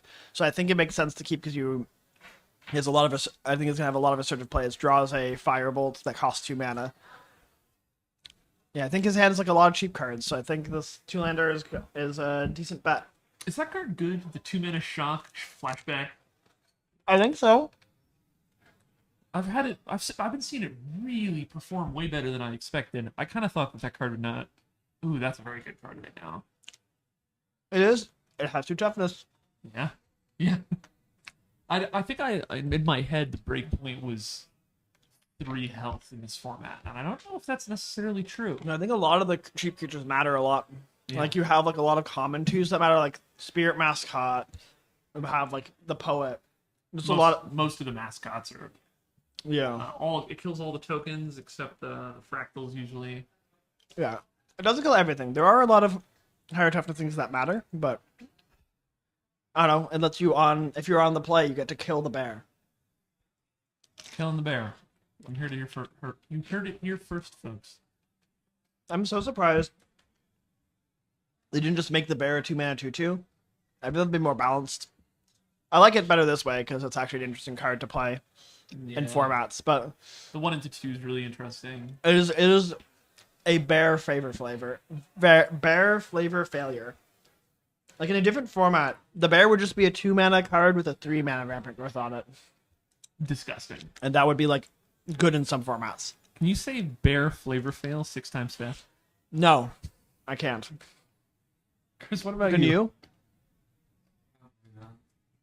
No, I can't either. Be the change you want to see in the world, John. I won't be. You know me, I'm all about the status quo. You're so true.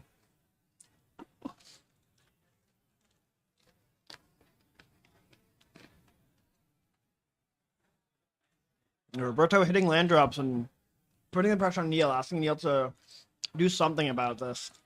Neil says, I'll deal 1 damage about this. Pretty good. Pretty good thing to do about this. But still, facing down this 1/3, which is threatening to grow into a large lifelinker, if there's any way to target. Which currently does not look like Roberto has, but unless I'm missing something. I don't know. We're seeing this big flying lifelinker again. It was like the only thing that kept Roberto in the game at all last time. Yeah. With Neil on like a little more of an awkward, slower hand, like it's very possible that that's just going to take over the game. Yeah. But first, Roberto needs a way to trigger it. As is, it is not a big flyer. It is a 1/3 flyer. And that is small.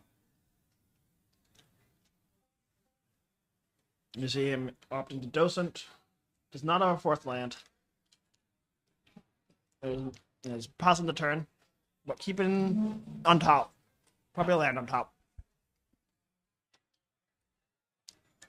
Neil has a lot of spells in hand. They all seem to be like random creatures.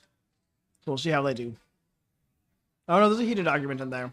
There's a Gravedigger, or wherever the Lorehold Gravedigger is.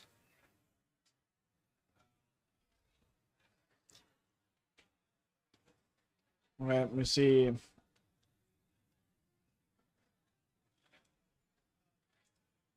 The 1/3 is killed, damage is dealt. Seems good. I agree. It's unsurprising because the mascots are like very core to the identity of the guilds. All of them seem like very playable.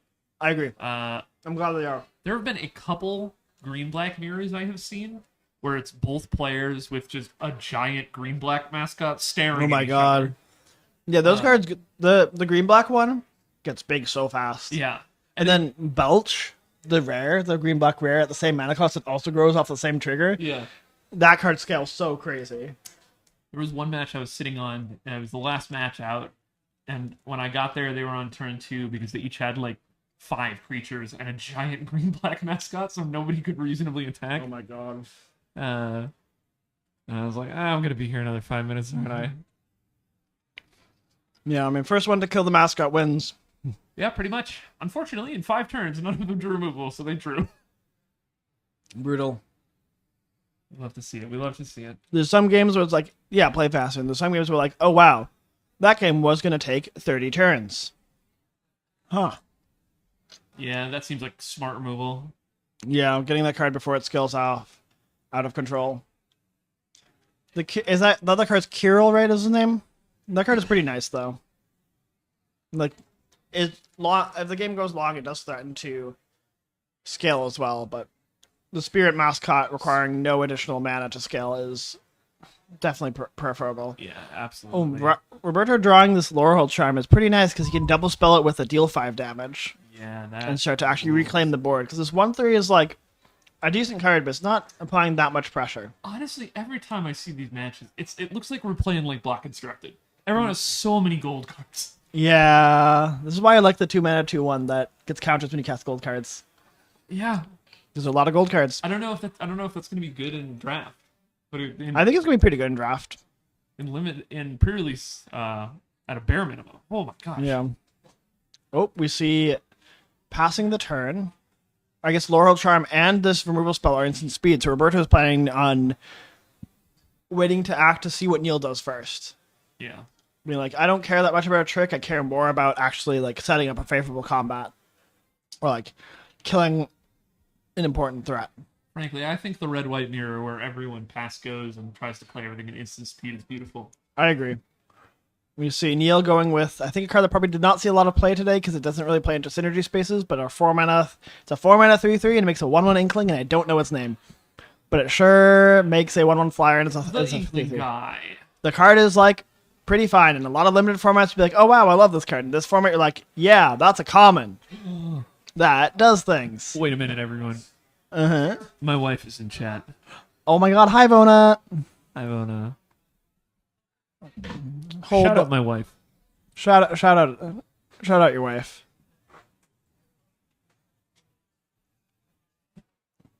Vona's very cool. If anyone here is a fan of hack stores, you should also check out Brooklyn Strategist, our sister store. They run a lot of really cool events, and Vona runs a lot of them and runs them quite well. It's true. True facts about Vona and about Brooklyn Strategist. You heard it here first. Brooklyn Strategist, have you been to their new space? I have not, no. It's nice. They need I've heard more tables. That's true of every store in New York City ever. We need more tables. Who doesn't need more tables? We do need more tables. We're packing people in like sardines at the store. Yeah. We need more tables. Like, this event sold out, and we could have sold another 100 tickets. Yeah. The only reason I capped it at 128 is because I couldn't imagine doing an 8th round, and the fact that it's 7:30 p.m. and we're in the middle of round 7 justifies and validates. Yeah, that I'm surprised it's that early. We've been running a pretty tight ship. We have. The round turnovers have been a little slow for my liking. I like to try and keep them to 10 minutes, but they've been going to 15 a couple times. They went to 20 once, almost exploded when that happened. But yeah, like we're gonna get out of here at midnight. Yippee! The finals for this event are gonna wrap at midnight. Yay! Which means I'm home at 1 a.m. and I'm back here again tomorrow at 10 for Legacy. Whoa! By the way, if you don't live in New York City, you should move. There's so much cool Magic here. So far, my weekend has been 150 player pre-release on Friday, 128 player Mega pre-release, which we're watching right now, and an 80 player Legacy event tomorrow. Yeah, I'm playing a Strixhaven RCQ tomorrow, which is pre-release weekend, and I get to play in an RCQ of the new format. That's my dream come true. New York has really been popping off in the last couple years. New York It's been crazy. Like we went from I remember coming into the city as like a kid in high school and be like, oh wow, there's like not really any Magic happening here. It's like 2015 or something, and I'm like, I wish I had more like an actual LGS to go and play Magic, and now it's the place to be. And it's crazy to see that change. New York City had a big... It's all Jen's fault. It is partially my fault. Oh, I think it's mostly your fault. New York City had a big drop off in Magic play after Neutral Ground closed. Yeah, that was in 2011-ish, 2012. Oh God, I know the last big pre-release they ran was 2009. Because that was Zendikar, right? Yeah. That's the one we keep trying to fight. Yeah, we keep trying to one-up them. What was the number for that? 712, maybe? 712 people? Yeah. Where did they find the space for that? Oh, they rented a hall. There's halls in New York City? Yeah. Was it actually New York City, or was it like outside of the city? I think it was in the city proper. That's crazy. I can ask Brian. He might be in chat. I want to hit those numbers. That'd be sick. I think we might hit it this weekend, like overall, not at a single event, okay. but like combined across all the events. I think we might get there. Yeah. And I will be bragging about it on Twitter. I'm going to be so insufferable. Anyway, looking back at this game, not much has changed. No. Roberto is attacking with a 4/5, and Neil's at 7, being like, "What am I gonna do?" Oh no, this is Neil's turn now. Roberto has put Neil to 7, and Neil's now like, "All right, I'm gonna attack back, and I'm going to play creatures and chump block until I win this game." And the mascot's back. Yeah, spirit mascots on both sides. Both players really repping Lorehold. Neil seems like very much in control of this game, though. You say that? Roberto just hit 5th land and has 3 5-drops in hand. So, like... Here's number 1. Also has 2 points of burn in yard. So, Roberto needs to hit for 5 damage and then wins the game. And is about to play 2 3/4 flyers over the course of the next 2 turns. And the flyers help a lot, because a lot of Neil's aggression here is flying. Yeah, it's also quite funny that these flyers cannot really profitably target Neil's graveyard. Because if Roberto ever targets Neil's graveyard, Neil's cards trigger. That's the fun part about Lorehold Mirrors is that sucks. You can't target your opponent's graveyard. Don't do it. It's not going to end well. That sucks. I love that. All right, we're getting the attack early. Yeah. I'm guessing Roberto feels... Oh, Roberto's at 6. Yeah, that's what I'm saying. Like, the lectors are low. Both players are low. I guess this pinger has been pinging. But when Roberto, like, as you pointed out, when Roberto gets to just chain 5-drop, 5-drop, 5-drop the next 3 turns, I bet Roberto feels very safe being aggressive here. You say that, but I don't know for actually... I didn't realize how low Roberto is. Roberto might just die. Like, a removal spell on this 3/4, and Roberto falls over and dies. Yeah, looks like a land draw.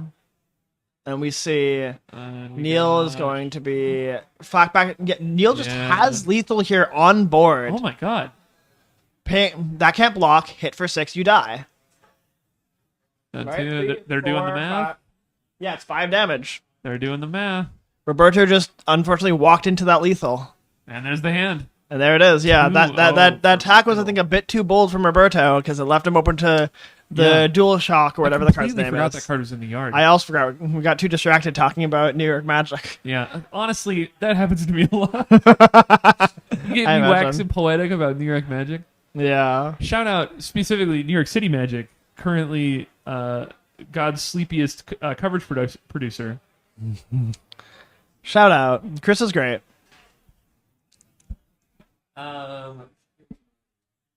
You are being paid for this. Oh, Twitch chat should give you money? Yeah, if you don't give Chris money right now, Chris might cry. Drop your if you have a Prime sub to spend. What better place to spend it than here, you know? What's that? Yeah, you're always allowed to cry in Magic.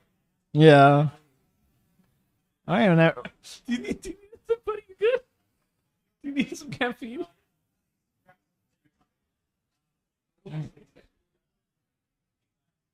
I relate to that sometimes. But that was Neil 2-0? That was Neil 2-0, yeah. Do we have a backup coverage match? I'm going to see if they're ready to slide in. It's going to be Rob Cedar of competitive Magic fame versus Pietro Bianchini of New York City Magic fame. I agree with both these statements about these people. Time to untangle whatever this board state is. The fourth state looks like roughly death, but you know. But for who? Rob taking a moment to count the dots on a die.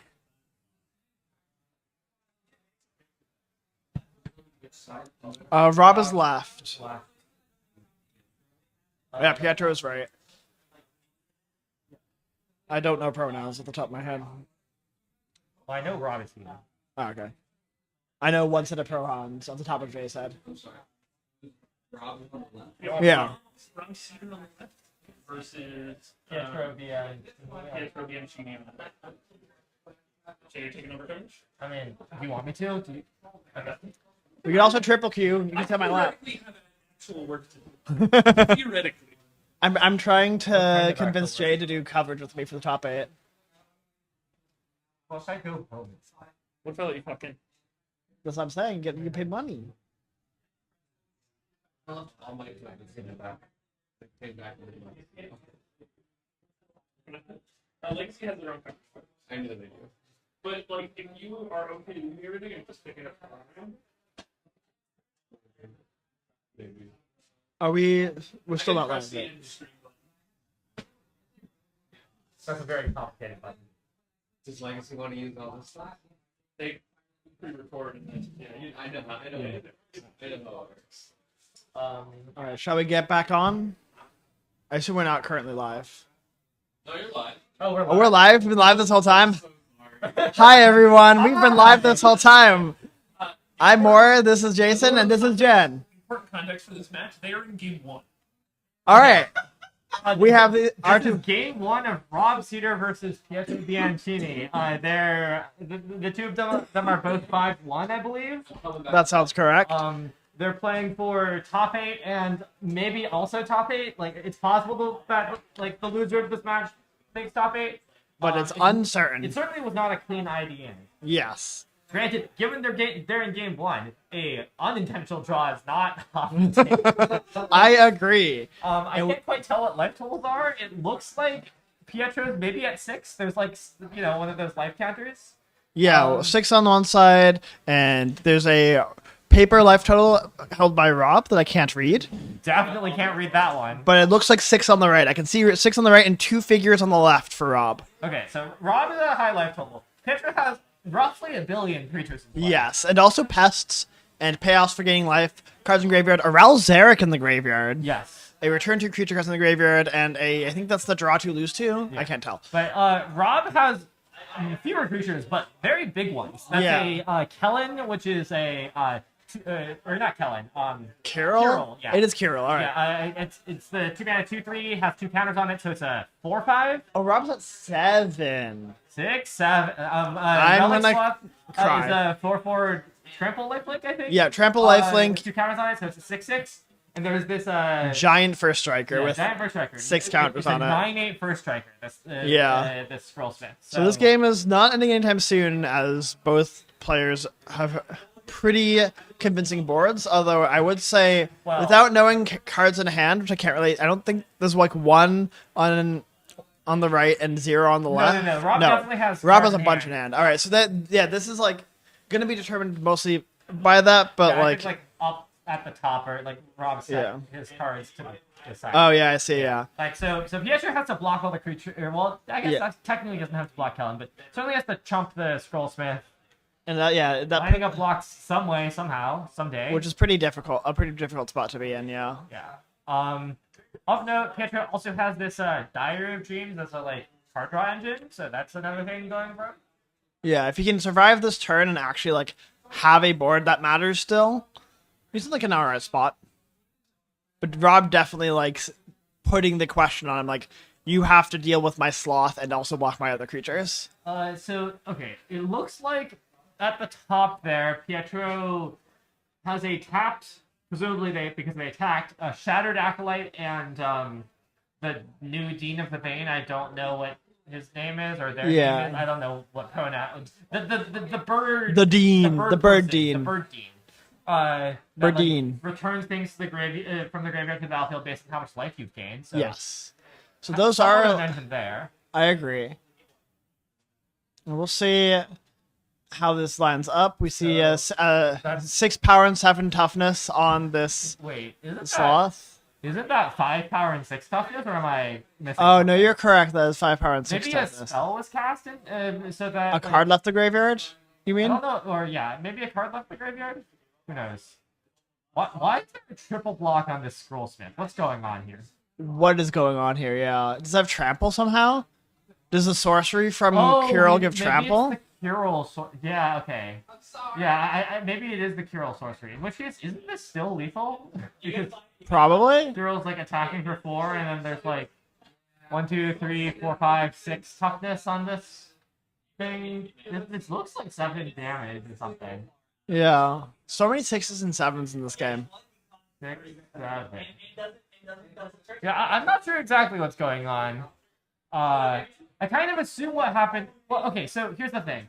Kirill's prepared right now for some reason. Because of the slot. Okay, so probably what happened was Kirill. Just working backwards. I think Rob used Kirill to cast the put counters and give trample to something sorcery on the first striker. Milled the Return of the Past or whatever it's called, the flashback spell that's currently at the top of the graveyard. Exiled something with Relic Sloth, and now like is attacking with like a couple of large tramplers. Did he exile from the other graveyard on the other side? Is that why the 2/3 pumped? Surely not. Well, okay, apparently it did get pumped. Oh, there's a chump on the Kirill. There was like maybe a pest or something that was chumping Kirill. That's what the face down card was. Okay. Okay. Looks like, yeah. In fact, the Scrollsmith had trample, trampled over for 4. Everything else was blocked fully. Relic Sloth's gone now. Kirill is still prepared. Still there is this like huge life linker. Rob has like 3 cards in hand. 2 cards. I'm confused why this wasn't lethal, but No, the Kirill got chumped. yeah. The Kirill got Yeah. chumped. Oh, so it's Sloth got trample. full block. So trampling for 4. Yeah. Yeah. And so, is it Vincent on the other side?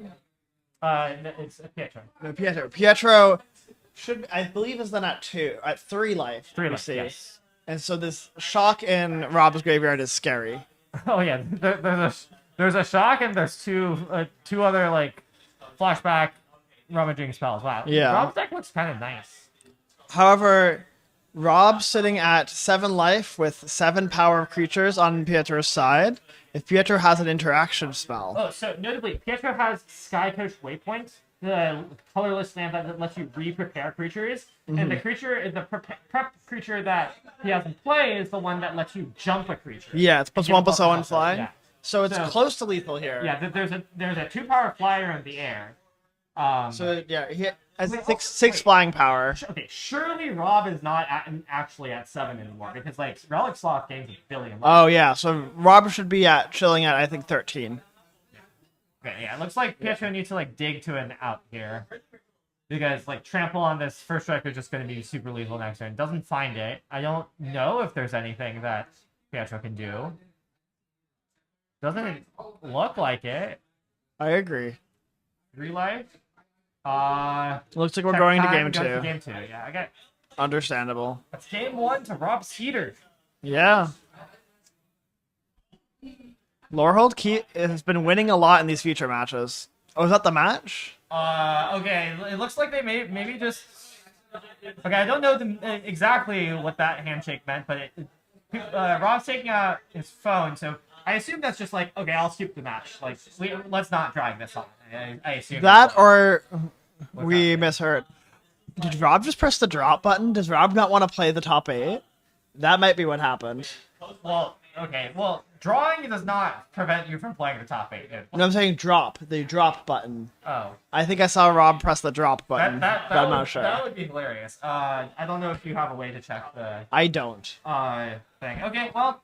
We can check standings. Slightly anticlimactic end, I guess. Yeah, or... I don't think the standings... Oh, yeah, no, I think you're right. Yeah, well... That was that match. Tune in next time for the top 8 draft. Woo! Yippee! Tune in for a little bit longer while Jason figures out how to end this, to pause the stream. Alright, we're gonna figure out what actually happened there. We'll get you an update soon. So that was a pretty quick end after we thought we were only in game 1. But yeah, in the meantime, crazy board state there. It is interesting. I was saying it before. Lorehold has been performing pretty well, and all the pre-releases I saw, people were really not taking the Lorehold kits. But the synergy package is pretty nice and really subsidizes a mid-range game plan. And that means that, like, no matter what the texture of your sealed deck is, if you have a Lorehold pre-release pack, it's going to probably supplement pretty well whatever your pool is doing, whether you're being more assertive or more controlling. The synergies just kind of translate over the whole spectrum. We have Jen coming in to join us. Hello. I'm here to explain the confusion of the last one. What's that? What happened? Did Rob win? Rob won the game that we were watching, Yep. yes. So what happened was, at the beginning of the match, Rob wanted to draw, and their opponent didn't. Yes. And then Rob won game 1, and was like, you want to draw? And the opponent said, yeah, okay. Yeah. That makes sense. So they drew. So we're going to be in end of round for a little bit, which means there might be a little bit of dead time on coverage, but don't go anywhere, because we will be back with featured drafter Jesse Robkin. Yeah. In just a moment. Amazing. You know how to pause the stream? No, I don't know how to pause the stream. Can you grab Chris? I don't know where Chris is. Help. All right. Yeah. We just announced it. All right, we're gonna pause stream as soon as we figure out how to pause stream. Our stream guru is not currently in the room, so until then, Jason and I are going to entertain you with ridiculous banter. Or I can just click on the break button. I think clicking on the But I don't know if that stops the mic. Hello, y'all. Welcome back. This is Mora here with Jason once again, and we're right into our top 8 draft. Starting up strong. Misaligned. Yeah. And so we can see here, we see our little There we go. Restoration Angel in this pack to start us off hot. We have Prismari Charm, and we have some other cards in this pack as well that do The worse rare is, things. Choreograph Sparks that lets you copy a spell. That's Jesse's neck. An instant and sorcery, or a creature. If you copy the creature, it is only temporary. Yeah. But it looks like Jessie did not pick that. I don't know what she picked up. I think she picked it's the 3-mana 2/3 flyer that blinks the thing. That blinks it. Oh, yeah. Wait, there was another rare? There's 2 rares, yeah. Okay, yeah. That's the Sky Coach Pilot. Yeah. Sky Coach Pilot, 3 mana, has a prep spell to blink something, has flash. This one. I believe this is what Jesse took. Yes. Okay, next pack. Jesse has a strong blue card. And is looking at a quick study, perhaps. There's a quick maybe study. A Quandrix card. We see a loot and then a braid. Yeah. Do we need to back camera up a little? Probably a little bit. I think that a little bit would help, so then Jesse can move her hands around a little bit. Yeah. A braid, nice removal spell for like the blue-red space. Loot, I honestly don't know how good loot is. Loot has been, we've seen it a lot on coverage and sealed with Rainer's deck. It was pretty alright there. Yeah, double your mana for spells, but it's like a pretty clunky card sometimes. I agree. And it doesn't actually, like, the draw card text comes up, but most of the time comes up when you're ahead. The Paradox blue-green 3-dump, I've also really liked.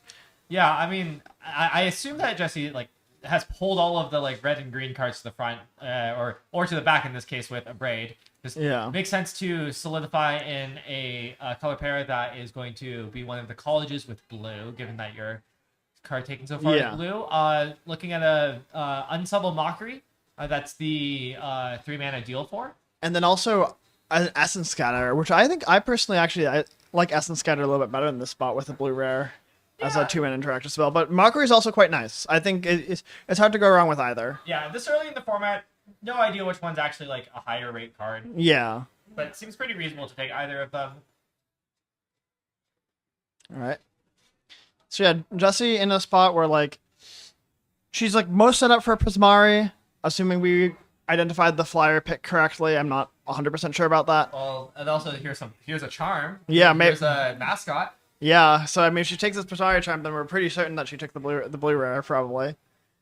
I mean, that would make sense given what she's been like highlighting in each pack. Like I agree. Like blue green and blue red cards. Yeah. And just there just haven't been that many. Like, what's that card that Jessie is? Black and white cards. I think that's Quick Study. I think she's thinking about Quick Study. Huh. I'm very surprised at taking Quick Study over a Prismari charm. Honestly. Yeah, like, same. I mean, she probably has a lower evaluation on that card than we do. Yeah. Like it does read as a card with like low impact modes because it's a charm, but it just has a lot of modality. Certainly, in some sense, it doesn't do anything. Yeah, and then, like, it's a cantrip, which like in some senses doesn't do anything. It like the deal 1 mode like doesn't. It's pretty hard to come up. A bounce spell is card disadvantage, but like all the point is that all of the modes are powerful. But like Quick Study is just consistent. All right, we see there's an Essence Scatter and a Fractal Tender. Yes, I expect Jessie's just like loading up an interaction here. It just has a lot of like cheap, pretty strong interaction. Essence Scatter patches up a hole of the red interaction pretty nicely, interacting with bigger things. Yeah, just like and like there's not that many cast other some choices. spells, cast some card advantage. Yeah, I'm just like a good spot to be in.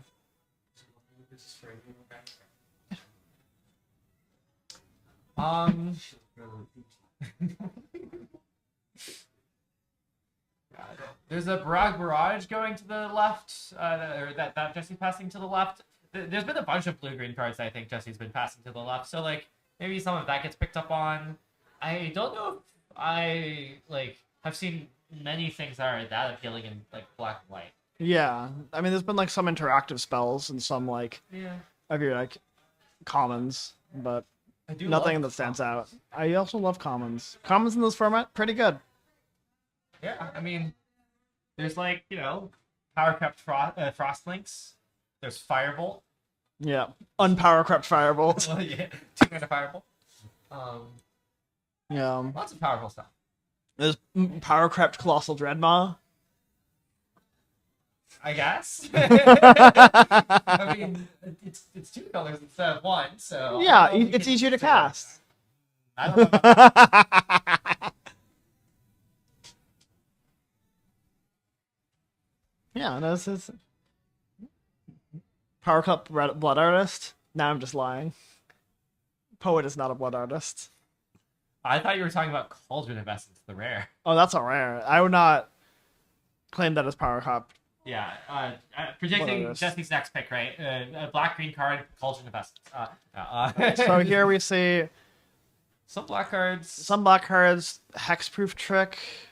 Okay, Inspector. The only blue and red cards are the Hexproof Trick and the Seized Spoils, which draws. They're fine, yeah. Doesn't filter against some fixing, but like not always needed in decks. I'm a big fan of this Royal Treatment card. I don't know if it's what I'd take here, but it's. Is Royal Treatment that much better than the other Hexproof Trick? It's not. It's definitely better, I think. But yeah, Jessie pulling the black green land to the back makes you wonder if she's considering that. Yeah, that's pretty reasonable. Not when there's not much here like speculating on a fixing land, just in case like I don't know, maybe you pick up a converge spell. Maybe like you can imagine from this spot you end up like blue green splashing red, and then also you randomly pick up a converge spell and you're like, okay, I'll play my black green land. Makes sense. I agree with this assessment. I still want to know what Jessie's first pick was. I'm not certain it's the flyer because I can go pick up the pack and look. That's probably too disruptive. That's your prerogative. All right. What would you say, Jesse? No, it's definitely not the first. I don't know. Like, there's people in like other time zones ahead of us. I mean, it's definitely The like world's first stream. it might be the first stream. Yeah. What would you say, Jesse? What would if you're in Jesse's spot? What are you thinking about right now at this point in the draft? Well, I'm thinking about the fact that I feel like there haven't been that many good cards being passed. In my color, like I feel like there's a bunch of like interaction, which is okay, but there's nothing that feels like a huge draw other than just like having some okay cards. It's Sky Coach Conductor. Oh, we're right. All right, cool. I honestly here, okay, Jesse's taking Procrastinate, which is another removal spell. Maybe I would be really eyeing this 5-mana arcade. Yeah, no, I was thinking the same thing. Or maybe the 4-mana 4/3. I don't know how much I don't know how good that card is, but I've been really impressed by the 5-mana. Yeah, and I kind of want a threat. Yeah, we saw it for you. Do a lot of work for you on coverage today. It's just the card just like represents a lot of power and toughness. It's like is a big stabilize the board button. Like I was saying this to I think Chris earlier. Reach in this format is the cards with reach feel very different from most other formats. In this format, where like you have like this big colorless threat and a bunch of other cards that like flyers kind of just exist differently, and you have these like big plays to just like blank them, and that actually like slot in as cards you want in your deck. And that I think is the reason why that card's compelling, because it kind of just says like, I can attack you, or I can block. Both of these are big beefy things I can do. It's trample and it's reach. It is very well rounded.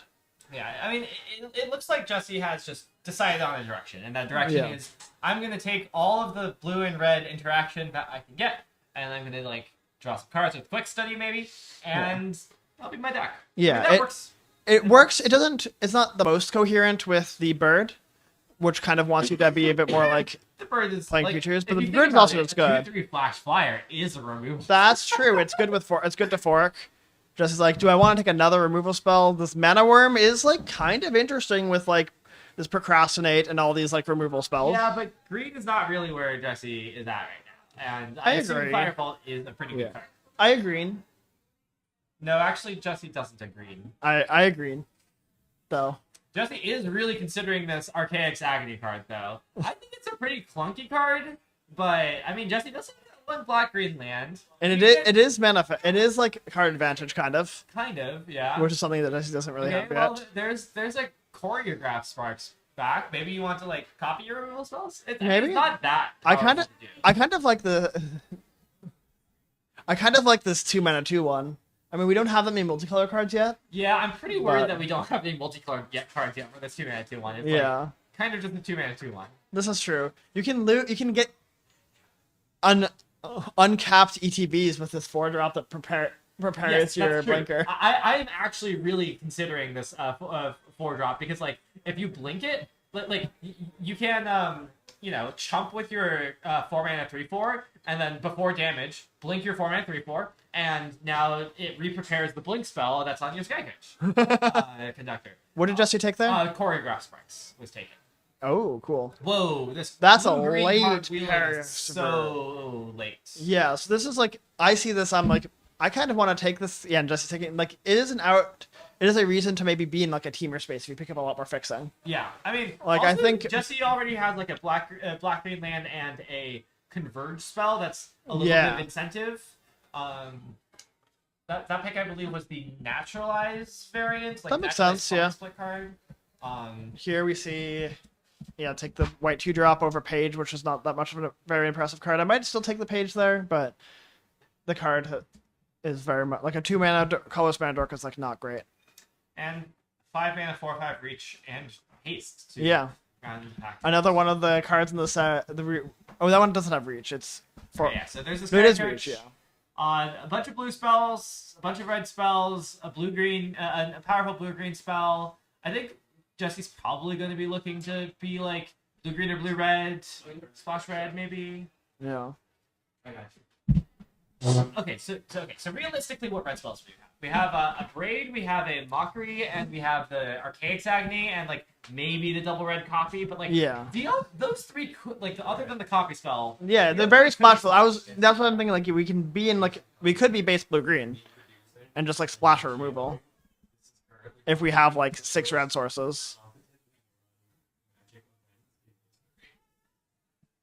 All right, we see now pack 2. Whoa. We see green emeritus. Now that is a That's reason slam to be in green. Okay, we're back. Sorry for the interruption.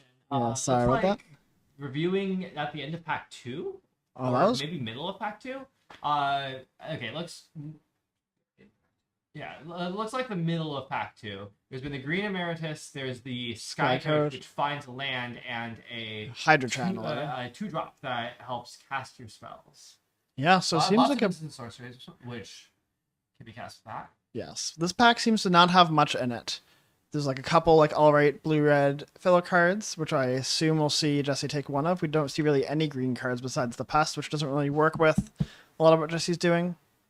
I mean, I think that the Rebel Rouser is a pretty reasonable card. I agree. Emeritus definitely wants you to like bias towards green a little bit, but I think it's the best card in the pack. Yeah, I agree, and I like Jesse's pick here. Yeah, best card in the pack for this deck at least. Yes, I agree. Yeah. I also think the 4-mana 3/3 that like Careful Studies isn't a bad card. So I agree. I think it's fine. It's reasonable. Ooh, another Converge card. Another Converge card. 2 of them in the same pack, even. Yeah, one of them but we very also... foily and rainbow. Look at that foiling. Yes. We also have the frog. The frog that increments and surveils. I didn't realize that was a frog. But yeah, I think it's a frog. The 0/3 is kind of nice. Yeah, I've liked that card. Large. It's pretty nice defensive speed if you can get to survive a turn. Like the 0/3 doesn't block well, but Jesse opts for a 6-mana 4/4. 6-mana 4/4, buy back a spell. Just part of that, just controlling, interact with all your stuff planned. Yeah. And since Jesse isn't first, Jesse's on play the whole time. Ooh, that's true. So Jesse, like, somewhere in teamer space, maybe we'll get to see red-green control. Smile. Okay. Hear me out. Clearly, Jesse drafted the 4/4 Archaeomancer because of a very specific combo. You have 8 mana, including 3 red. You cast your 6 mana bad back a spell creature, and you copy it with Choreograph Sparks. Mm-hmm. And then the copy buys back Choreograph Sparks. And then you just keep doing that for every red you have on top of that. So, like, if you just happen to have 5 red. Oh yeah. Oh, this pack is nice. And Jesse's like, I'm gonna take the bear. Snap off the. This is, I think, bear. Very much like a pull into playing base blue-green. Yeah, it's basically you. When you're in the space where you have a bunch of like red removal you want to play, and you also have a green bomb you want to play, like it's pretty natural to just pick up some green fixing and play all of it. Yeah, exactly. Yeah, and I think this format has a lot of that. Yeah. You have a Sky Coach as well, so you kind of can choose what you want to do. Ooh, we see the Manolith, the nice Manolith. Yep. Moving that to the front, some fixing would be nice. There's also some other nice cards though. The Tidal Mage is just an efficient looter. The 4/4 flyer can copy spells. Pretty sweet. Trove though is just as Manoliths go, like the life gain option on that card is quite real as a way to like bridge your life total while you stabilize with a more controlling deck. But Jesse looking at all these cards because they all have their place. Looks like she's going with the Tidal Mage. No, it's a hard pick. Yeah, I feel like I want to take Trove, but if I was in Jesse's spot, not having drafted this format before, I don't think I would know to take Trove. Because I think Trove definitely does not read quite as nice as it does. I mean, okay, I think that the appeal of Trove is just like, it feels like the deck wants more fixing, Oh, I agree. And that's why Jesse pulled the front in the first place. I just think the card overperforms what you'd expect a Manolith to do. At least that's been my experience. Fair enough. I haven't had very much experience. All right. The 4/4 is like still pretty nice for like smoothing things though. Yeah, it does help with like. Think about it, looting is kind of fixing. I agree. Genuinely, I agree. Yes, white black land, the best one for fixing your colors here. There's the 3. Well, I mean, she's taking it. Yeah. Not interested in the loops with the 3/4 apparently. We see some 2-drops. We see another 4-drop. I think Jessica could probably opt for a blue 2-drop because she's in blue. Yeah, I don't know. I wonder if Jesse would consideration that Jesse has a couple basic land fixers. It's just saying, I can play 5 colors. I can play every blue card. Just kidding. I mean, Jesse hasn't taken any cards in white or black really. So. Yeah, I mean, there's a white card that's worth taking maybe. Yeah, the red card here is not very good. The green card is not very good. Imperial Oath maybe. 9-mana Imperial. Butterfly meme. Is this Imperialos? Yeah. The red-white card very strong. Pretty hard to cast in Jesse's deck, but like Yeah, but certainly very strong. It's a nice removal spell, yeah. You see. Hey, it's a multicolored card now. Maybe one of our firsts for the 2/1. Yeah. He wants it. But Jesse goes for land impulse, creature impulse, which is like all right, but her deck does have a lot of spells, which makes the card's use a little bit more limited. Life gain. What's it called? Shopkeeper's Bane. Bane, not Past. Oh no. Shopkeeper's Past. It's a Bane. I agree that it's Bane. I was born in the darkness. But yeah, that theoretically combos with Follow to Lumerance. I'm sure that both of those cards will end up in Jesse's deck as opposed to neither of them. I suspect neither. Well, I think that Jesse has some pretty strong creatures, like between the Sky Coach, Conductor, and the Green Emeritus. Mhm. Maybe you just want to spell that digs towards them. Yeah, no, I think the two mana spell might be in there. I don't know if the Shopkeeper's Past will be though, but it is like, I don't know, it is. If you're. Oh, I forgot that she has the Sky Coach for fixing you. That's nice. Yeah, the Sky Coach really helps. We missed that because that was when coverage broke for a second. Yeah, Sorting a little bit to see what Jesse thinks that she's going to be playing. I mean, it seems like she thinks she's like it's just teamer stuff. Yeah, just like teamer stuff, playing green. Like that's what I expect. Not yeah. currently expecting to splash the red white card. I could see it happening though. And that's about where I'd expect to be in this spot too. Is like very much not discount, like very comfortably being like in 3 colors. I mean, like yeah, I can play all my spells. It's fine. Would love to see some lands for fixing, but like there's already a lot of fixing here. All right, we're going into pack 3. I feel like the main thing that Jesse's deck is missing is fixing. Though, Yes. you know, very powerful cards like the one that she pulled to the front there, or back, I guess, are also pretty nice. Yes. There's another choreographed Sparks. Unfortunately, it does say this spell can't be copied. Oh, I did not realize that. That is unfortunate, but makes some sense. Yeah, they don't want you to pop off with just like... because, you know, if you just cast creature spell, copy it with choreographed sparks, and then copy both of those with another choreographed sparks, that would just go infinite immediately, and that's way too easy. So, makes sense. Yes. Fortunately, Jessie has decided to alter her angle and cannot see her pack. But Which I think... strand of hair do you think that Jessie is going to draft this pick? I agree. The one thing about this 1-drop in blue, like it's a really nice card. Does Jessie have enough creatures for it? Do you need that many creatures? Like, You need two other creatures in play before you. It's not a 1-mana 1/1. well, sure, but like, I don't know. It's not that hard to get 2 other creatures to play, right? Yeah. Ooh, looking at this, looking at some removal spots too. 3-mana kill a thing, 2-mana kill a thing. In other colors. Huh? Yeah. Even though Jessie already has taken a bunch of removal early here. I mean, okay, she does have that black green land. That's Yeah. probably like Yeah, the no- only reason why she's considering them, honestly. Yeah, I mean, I think they're considerable here, but I think with all the removal she's already taken, not exactly necessary, but it's what she goes with. Ooh, Sundering Archaic here with all her colors. Ooh. Proctor's Gaze. Proctor's I think, Gaze. yeah, that goes straight to the front. That is exactly what she's looking for. Shoutouts to all the Proctor's Gaze in the chat. I agree.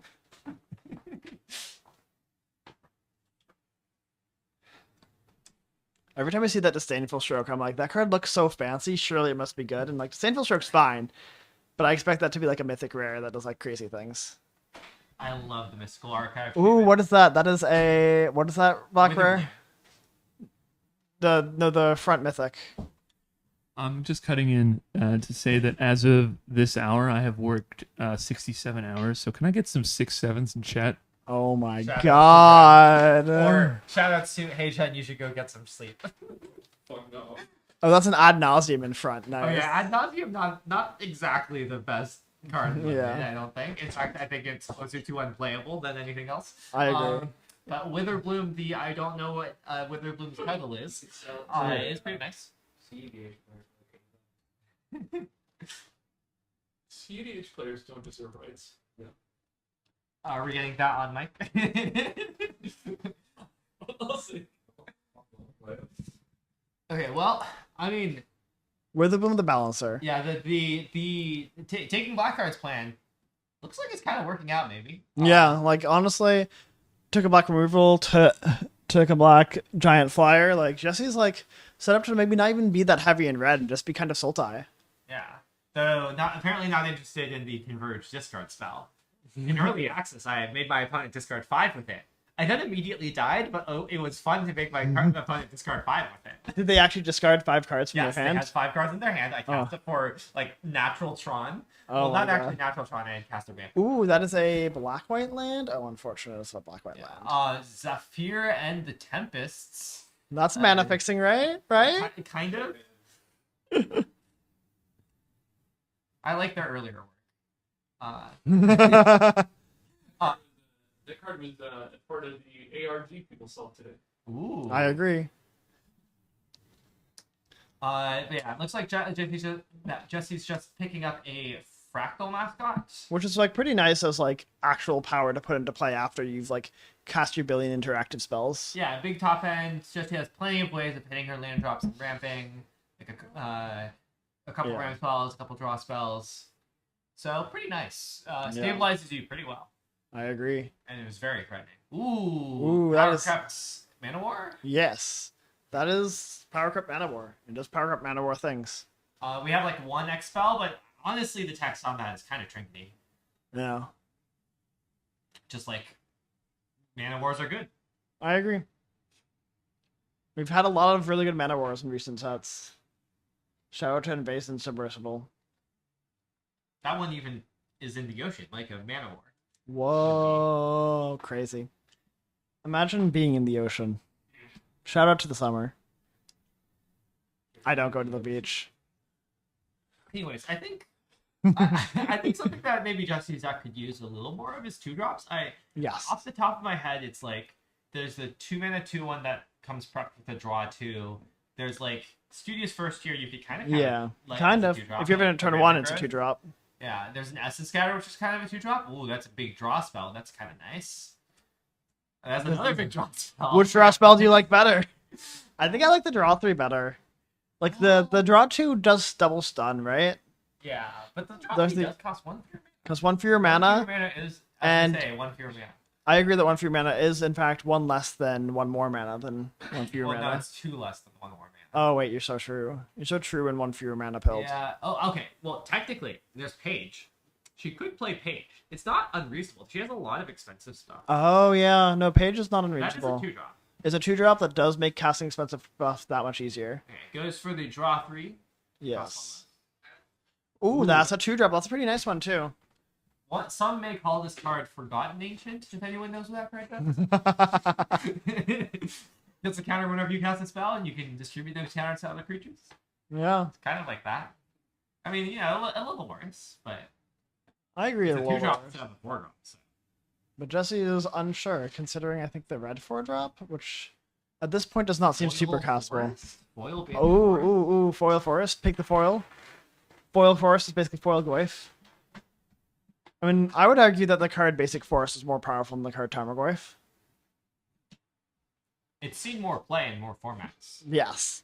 And that's the only metric that matters, Yeah, really. Tarmogoyf doesn't see play in standard right now. Yeah, no, exactly. Does basic island tempo? Not quite my tempo. That's not my tempo. But yeah, honestly, Jesse Zach. Ooh, The Harmonized Harmonized Trio Trio came comes back. all the way back around. People don't like It that looks card. better now. Jesse picked up Yeah. like, a bunch of creatures, but there is an Essence Scatter still in the back. An Essence Scatter is kind of a 2-drop, but Jesse already has 1 Essence Scatter. I don't think they really drop off that much. I think they drop off maybe at like 4. I don't think Yeah. that's the numbers we're working Yeah, with here. I agree. No, I'm a big fan of Essence Scatter as well. I was just thinking like that might be a tiebreaker if Jesse's close on the 2. Well, yeah, I think the Harmonized Trio makes a lot of sense with like there's some more, we've gotten more creatures and also like some more things that care about creatures. Like Yeah. or maybe I'm just thinking of maybe it's just Witherbloom, but you know. Hey, the Harmonized Trio really is just Llanowar Elves, right? For Witherbloom, yeah. I mean, once you're Witherbloom in play, it's also Llanowar Elves for your spells. hate draft to Wilton the Heat. Yeah, I don't think that we're playing that at this point. I think Jesse is trying not to play the cards with the red mana symbols that much. Well, she's I playing think it's more about the white mana symbol on that. Yeah. One. I agree. She's still playing some. Right Yeah, now. I guess what I'm saying is like she's not playing that many red cards, and so a red-white card is very much off the table. That's where I was getting at. Do you think that she could just like cut all the red? I don't think she has quite enough cards to do that. I agree, and I think also like having access to some of them is probably nice. And Yeah, there's like, but they're kind of hard to cast. It's what, like an Abrade, a Deal 4, a Deal the 4, Mockery, and okay, there's a 4/5. Oh, there's the Archaic Agony. Okay, she's probably not cutting red fully, but we'll see. We'll No, see. the Archaic Agony is a little awkward. I agree. I assume she's not putting any white sources. Yeah. This Thief Flyer might make the cut if he does cut red. That's true. It's pretty in fine. fact, is a castable card with black mana. I agree. Might have hate drafted the bulk up there, scary, but I think the 2-drop is just better, so yeah. But bulk up has been somewhat impressive from what I've seen. There's a lot of ways to leverage the huge spike in power. Alright, that's basically the draft done. Jessie ending up in a pretty interesting spot. I'm very curious to see how she builds her deck, because she has a pretty strong blue-green base, but also a bunch of red cards, a bunch of black cards, and like a bunch of fixing, but not that much fixing. I assume we're like going on the break for deck building. Are we back? Welcome back, everyone, to our top 8. We have our featured drafter, Jesse, now sat on our right with a very funny playmat. And I believe Rainer has already said that he's not having fun in this. Yes, Rainer's already pressed the frowny face, and he is sitting on our left. Rainer with a nice Freeman playmat that's thematically colored. I think Rainer is in fact in red, white, and black. Oh wow, that's sick. At least I saw a little bit of a preview of the deck. It looked red, white. I believe I saw white cards and red cards. I don't know about black cards. I forget.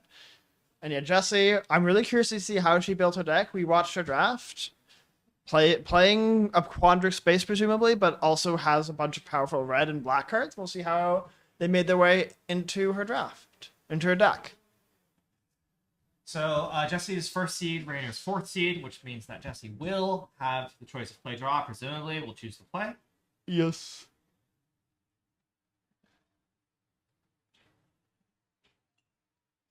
We'll see. We'll see how this match plays out. I'm very excited. We get to see draft decks now instead of sealed decks, so maybe a little bit more personal flair. I don't know. Ooh, that's a one-lane hand. Rainer says, no. That's a one-lane hand. Don't keep it. Rainer doesn't see the hand. I'm lying. Okay, it's shipped back as is pretty predictable. Rainer has, I think that was like 4 lands. That was 3 mountains and a plains and a dromedary, the 4/3 with vigilance that rebuys itself. That's Molten Note. That's a removal spell with flashback, and I don't know what the last card is. I can't really tell either. It looks like maybe like the 3/4 flyer, but I don't actually know. But it looks like a pretty decent hand. It sounds like he's keeping it. Yeah, it's like early interaction, creatures that can attack and block, lands to cast the spells. What else could you want? I mean, I could want a bomb. I agree that you want a bomb. But you can't always get what you want. I could want Ancestral Recall, which is kind of insight. I agree. I don't know if I want Ancestral Recall in Rainer's deck/hand. I agree. Jesse looks now at a hand with 5 blue cards and 2 forests on 6. Oh, one of them is a blue-green card. So You're correct. I would also claim that blue-green cards are in fact blue cards. Jesse chooses to keep on the play. Yeah, mulliganing really expensive and limited, so it makes sense that. Yeah, I think it's a little bit of awkwardness. It's still pretty bold, but if Jesse's confident that she has enough blue sources, I think it's reasonable enough. We see a swamp in Rainer's hand. You're correct, Marty. And Jesse's like, all right, more blue cards, more blue cards, more forest. Another forest. So I don't know. We all saw Rainer's deck. Rainer has kind of pretty average card quality, but his fix is crazy. So just like very like comfortable Mardu. Yeah. Jesse draws a black card and passes the turn and throws her hand almost onto her deck. She's done with it already. She's like, yeah, let's go to the next game. I just want to see cards. All right, so yeah, I mean, Rainer hasn't had the fastest of starts, but certainly is going to be only forests. The bear has arrived. Jesse is going to put an island onto the battlefield. We're going to get a glimpse of, so we see red cards and black. So Jesse, I think, went for the 4-color. Yep. So that is like a little bit worrisome for this game continuing, even if she survives its early onslaught, because she does need she can't cast a lot of her spells with the lands in play, and she needs to both cast spells and play lands to continue this game, and she is right now kind of locked into 1 blue spell a turn. Yeah, I mean, her ideal draw, I assume, is an island, so she can double spell it. Not sure if it'll be enough to keep up. One note, I think Rainer didn't quite read exactly how it works, because he paid 3 into that, or maybe just playing around, like, I don't know, +2/+2 or something. One note, fun fact, deals damage equal to the mana spent, not equal to X. I agree. And Jesse says, all right, I've seen enough. Yeah, let's try again. We're going to game 2. Looks like Jesse's actually taking out the black cards. Just is like, I don't think, just like, I assume that she's thinking something along the lines of like, Rainer's deck is like somewhat assertive. I don't want to risk more inconsistency than I need to. Okay, given that she only pulled out 3 cards, I kind of think that she's only playing Witherbloom, the Black-Green College, and the Swamp. And, like, no other black cards. Oh, not the Bitter Triumph? Yeah, which is a boldly low number. Yeah, I mean, I didn't see a Bitter Triumph being pulled. And, like, I know I saw the Swamp being pulled. I would assume that the Witherbloom land would get pulled as well. Yeah. I guess it's also Proctor's Gaze as a source. Yes. But yeah, it is actually like Jesse's mana does seem like a bit fraught. Like 4 colors seems like a pretty difficult lift for the tools that she has access to. Like it's not out of the question, but it is difficult and can go wrong. Yeah, what I wouldn't give for a mana list. I agree. Okay, no, there was a Bitter Triumph as well. All right, cool. Just haven't pulled.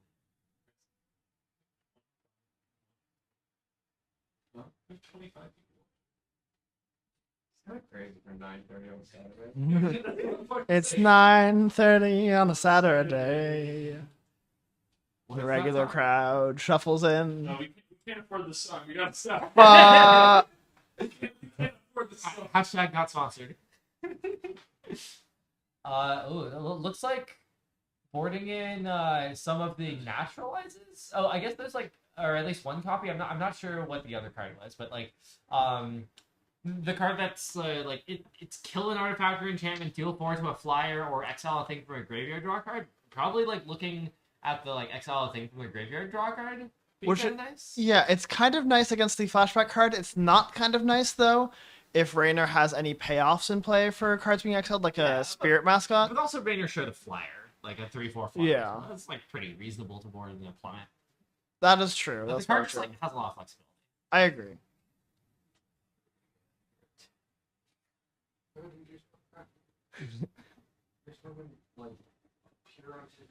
I agree with Chris. All right, Jesse making sure that she properly boarded and didn't miss anything. So love to see that. Good diligence. Is that 3 mountains? It's a lot of mountains. Yeah. Rainer got game 1. Yeah, I mean, there's a lot of red cards here. 4 mountains. So many mountains. Many mountains. I'm just thinking, I was just like looking at the number of mountains that Jesse was like flipping past, and also the blue-green hybrid card. I mean, how many forests do you think she's playing? I hope at least 8. Well, we know it's at least 4. From the previous game. We saw 5. I agree. Oh, we saw 5. Oh, we saw 5, yeah. I thought it was 4 forests and 9. I don't know. Something like that. We definitely saw an island before forest. You might have seen it there first. I mean, this could be an 18 land kind of deck, you know? Lots of expensive spells, like you just want to hit your land drops, cast your interaction spells. Well, Jesse has found a forest and an island and is like, yep, that's good enough for me. And Rainer snap keeping as well. Yeah. I see Honormancer on the other side. Yeah, 4/5 that draws and I see Jessie has drawn a mountain, and so has all of her colors. natural Tron, as they say. I agree. That's what we say. SMH. Those lucky Tron players. Those lucky Tron players, AKA indeed. teamer players or something. It's like, yeah. Yeah. She knows. And she's just getting ready to divination, because who doesn't love a good divination? If you think about it, it's kind of like a combat tutorial. Because it puts a counter on the 1/1. Or, well, I guess they trade. I think the trade here is some reasonable. Jesse's like, I just need to survive. Yep. My end game is better. That's the 2/3 that surveils one, I think, that Rainer just played. Yep, and Jessie can also cast Essence Scatter if she wants and chooses not to.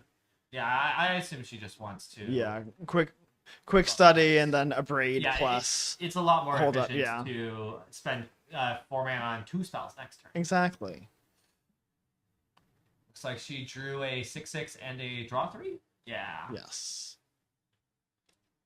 So hand lining up pretty well as long as she hits her next land drop. Or no, she has it in hand.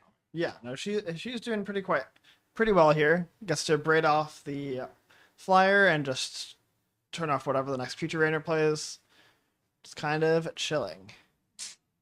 4/3 flyer, probably getting scattered. Yep. There goes his essence. Everyone say bye to his essence. It's scattered. Okay, so Rainer, despite Jen's information that Rainer has a lot of good fixing, certainly no black sources in hand right now. So can't cast this Honormancer in hand. I believe that's a black-white land on top. You have eaten your words. I have spoken way too soon. And Jessie has passed, planning on drawing 3 cards.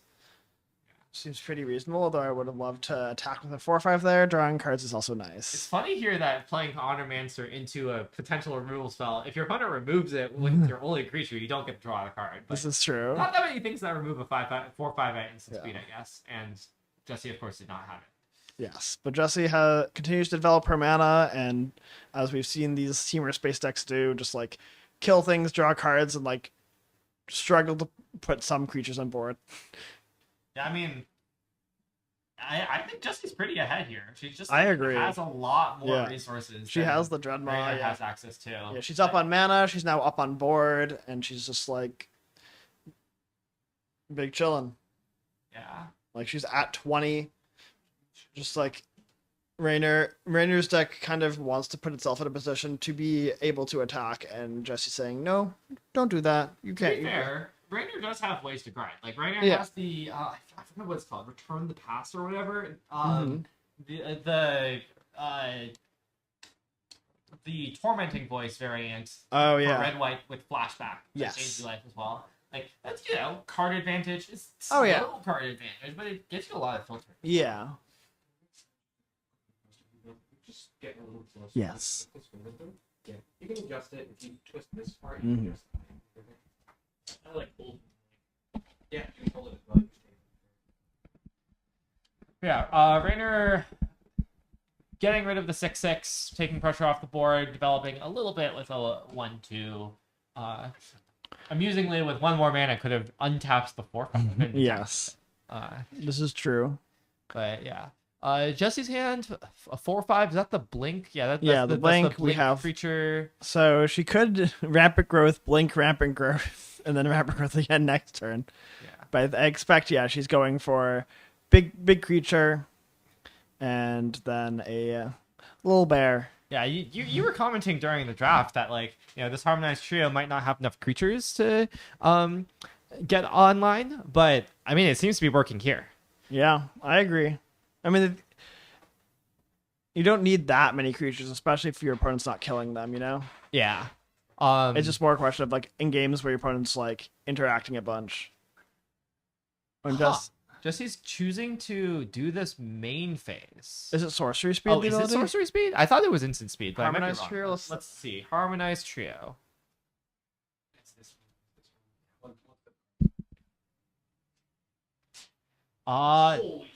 Not sorcery speed. All right, so I don't know why Jessie chose to do that main phase. Maybe she thought it was sorcery speed. Just playing for fun. Yeah, I mean, new cards, new set. I agree. Lots of things that worked differently than you thought. I had a spell that was sorcery speed that I thought was instant speed during pre-release today. But yeah. Everything's fine. My mic just fell down a little bit. Anyways, Raynor here getting in for 6 points of damage. Jesse down to 14. Honestly, Raynor building up a pretty substantial board. Jesse doesn't have a clean answer to the 5/6 now, though she can block the 3/4 flyer. And off this draw 3, Jesse sees land, Sky Coach. So, actually, this is a nice moment where she's not Brainstorm locked because she has that bounce spell. True, but she chooses to draw land. Oh yeah, Rampant Growth too. Yeah, so many ways to unbrainstorm block yourself here. This Harmonious Trio is quite nice with these shuffle effects. Looks like we might be casting. Oh yeah, Sky Coach also goes and finds land. Yeah, and also Jesse can Sky Coach and block the 5/6, and then also like blink it. So she has a lot of options here. There are a lot of moves. Oh, is she gonna attack with the 4/5 and then blink it? Be like, surprise blocker, maybe. Yeah, Sky Coach is the 3-mana vehicle that we see here in Jesse's hand. Pretty nice fixing tool. Oh, just completely passing. I guess this is like holding up. This is what, 8 mana. 8 mana gets you 4 for the 4 for the bounce spell, 3 for the conductor, one to blink. Yeah, and she's also being like, tap my reach creature. Don't worry about it. I wonder if we'll get a blowout here. I suspect we will. I expect this is exactly what Raynor's setting up for, and Jesse's not going to give it any indication that it's a trap. Ooh, the discarding the Dromedary to the Tormenting Force is pretty sweet. Oh, we see the red... two red card in Rainer's hand. Oh, that's the something archaic. Yeah, the magma bound archaic, I believe. Yeah, magma blood. I see. Whoa. Oh, bouncing. I'm surprised that Jesse's choosing to bounce that. I agree. I guess it's kind of the most appealing thing to bounce, given that like bouncing Honor Mancer gives your opponent another card. Yeah.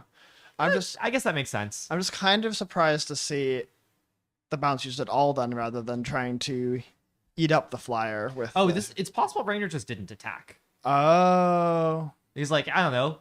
Jesse has a billion mana up. Yeah, I agree. Though.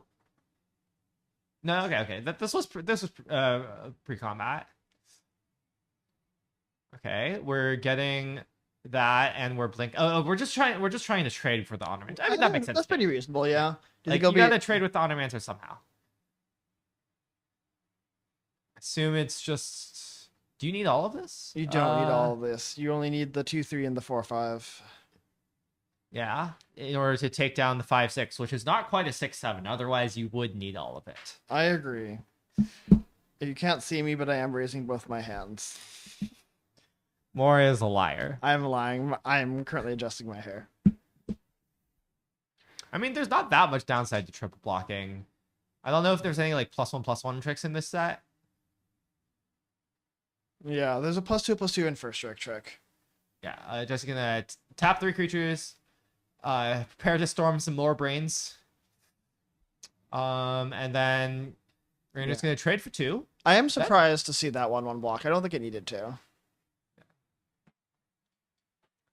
I'm also surprised to see Raynor like trade for it though, honestly. Like I kind of would have thought that Raynor would care more about the 4/5 reach, given that he has a 3/4 flyer in hand. But that's true, yeah. I mean, maybe he has a plan with like using the Dromedary or something to trade with it. Oh, maybe it's just that he wants to get creatures off the battlefield to prevent this harmonized trio from like continuing to get value. That would make sense. Yeah, but like, I mean, that's not gonna work against Jesse's hand here. She has like 2 more creatures at least, maybe 3. I can't quite see what the middle card is.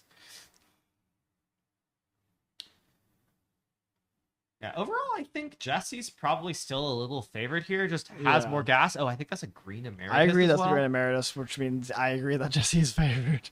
Yeah, and I don't think Rainer has any removal in his hand either. So just Jesse kind of has free reign to like absolutely clean up here. Yeah, and she also can start attacking, which is really nice. Yep, Rainer down to 19, I believe. Correct. With no pressure on board, even like just a 1-2. You see that come back, get Essence Scatter. So Jesse is very ready for this flyer. Yeah. Or any other like Rainer really has to burn through this Essence Scatter, and Jesse's not going to counter the 4/3 Vigilance.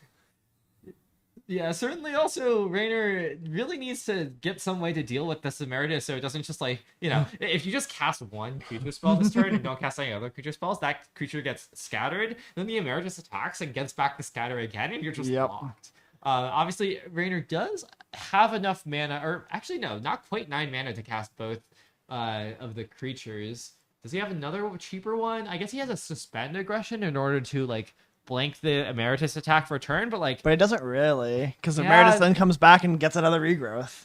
Yeah, blinking the bouncing the pseudo bouncing the Emeritus certainly not the most appealing way to deal with it. I agree. There's the Dromedary. Yeah. I mean, Jesse could also just say, okay, sure, that's fine. Yeah, I think given Jesse's spot, I wouldn't be countering that. It doesn't line up well into my 4/5. I have a Mockery to, just be like, nope. Yep. And try again. Jesse very much will be making a mockery of this camel. And just like, yeah, I don't care about spending a Mockery on this camel because I'm going to untap and I can just get back this Mockery if I really want it. Okay, thinking on his own end step. No, okay. Yeah, Rainer's thinking probably about the gonna suspend. just cast the suspend at the beginning of combat. Then, yeah, I guess that makes sense for making it more awkward for Jesse to figure out what she wants to cast. Huh, okay, I guess you can also do it. It doesn't matter. It doesn't matter if you let the Emeritus attack. I think you're just gonna attack. Rainer thinking about it. Does the suspend even do that much? It really doesn't. It doesn't do much at all. Yeah, but I mean, Jesse's just has control over the board and control over cards. Rainer is kind of being prisoned out of this game. Suspending the 4/5. I guess that makes sense. Because you're preventing a little more damage.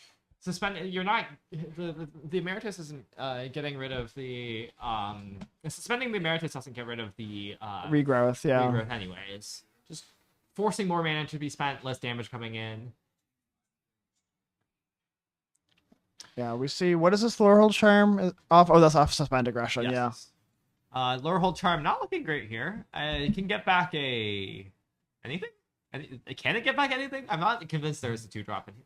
I am also not convinced that there's a 2-drop in the graveyard. We see a Sky Coach come down. Your land drop. Land drops are pretty good for lands are pretty good to hear for Jesse. Though Jesse's just styling at this point. Play my Sky Coach, get back my Sky Coach. I need a conductor for this one, clearly, right? That's surely what she's saying out loud.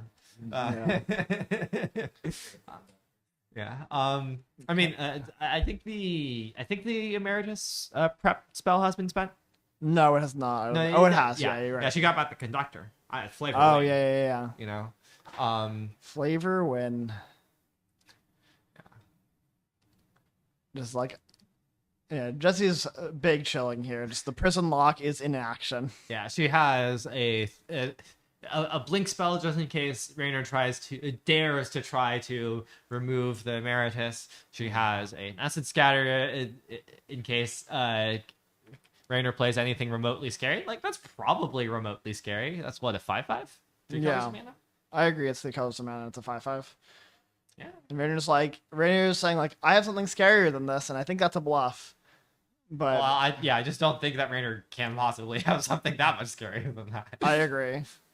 5/5 just blocks well, doesn't get dealt with by the 4/4. Oh, and Jesse says, okay. I guess maybe what Rainer's bluffing is if you tap out for your Essence Scatter, I can then kill your maybe if I have a removal spell, I can kill your Emeritus Mhm. without you being able to blink it. Yeah. No, bluff attack for 1. Kind of funny. I agree. Jesse's Jesse's- probably just gonna play the 2/3 and be like, yeah, sure. Raynor has a very small window there in order to like remove the Emeritus if he had an instant speed agree, removal yeah. spell, but Lorehold Charm. Oh, Lorehold Charm gets the Sky Coach. Whoa. Oh yeah, nice. It also pumps this. No, not both. Oh well, okay. I know I it guess pumps off for the 2 Archaic. power. Yeah. Yeah. Off the Archaic. Archaic will deal 3. Oh, okay, yeah. So it just wasn't a bluff attack at all. I forgot that you Yeah. get like a pump off of the Lorehold Charm. I also completely forgot the Lorehold Charm Yeah, existed. I 'cause I thought it was out of commission at this point. Yeah. Yeah. No, Jesse. I think. I do think you kind of want to risk your Emeritus to Essence Scatter this Archaic, because Archaic just represents a lot of damage. Yeah, I mean, but also like at the same time, like I think basically most things that Jesse could do win here. So I agree. That being said, well, there's gonna be another chance to scatter it. with Matter Bending Mage. in yeah, hand. that Matter Bending Age. I think Seal. Oh yeah, but Jesse already had the bounce spell in graveyard. That was what her plan was before drawing. The Oh yeah, Manowar. Proctor's Gaze. Yeah. Yeah. But certainly this Matter Bending Mage will matter. Yeah. What's the matter? Getting back Mockery, interesting. Vicious. Actually, this one is subtle. Or unsubtle? Unsubtle. That's what it is. I agree. 2 mana? 3 mana? 3 mana. Three I think we're seeing the Manowar. Yep. Bounce that. Try again next turn. Some nice Vigilance creatures. Ooh, combo with this Harmonized. Yeah. So some good rare synergy right here. The Vigilance keyword and tapping creatures. Yep. Reprep my Emeritus. Use the Emeritus. Get back a bounce spell. And Jesse's like, I have all interaction. I don't think Raynor's gonna ever have a creature be on the battlefield for very long for the rest of this game. I agree. I also don't know how long the rest of this game can possibly Yeah, go I on. don't think Ranger's gonna be in this game for very long. I think Ranger's gonna be slamming that frowny face button again. I mean, he's still at 11. He's not dead. He's not dead on board next turn, technically. But like, I mean, spiritually, he's been dead for a while. I agree. We also have our first quarterfinals match result in the match of Timothy versus Eric. Timothy takes it 2-0. Congratulations, Timothy. GG, Timothy. What? Okay, I think there's some confusion here about like exact sequencing or something, but No, I think Rainer just didn't put the counter on after he indicated that he wanted to put the counter on, and they're just correcting the board state before resolving anything else. Sounds good. We see Jesse being like, "I'm so harmonized." I think that's what Jesse said when she did that. That's the you heard it here first. That's the exact statement. Yeah, I heard Jesse say it. Yeah. Getting With my that own brainstorm eyes. value here, brainstorm some cards away, and then cast your Proctor's Gaze. Yep. Yeah, just to stick it in a little long, a little more. Just like, I'm gonna continue to play this game as efficiently as I can while absolutely stunting on you. Rainer already looking at his sideboard.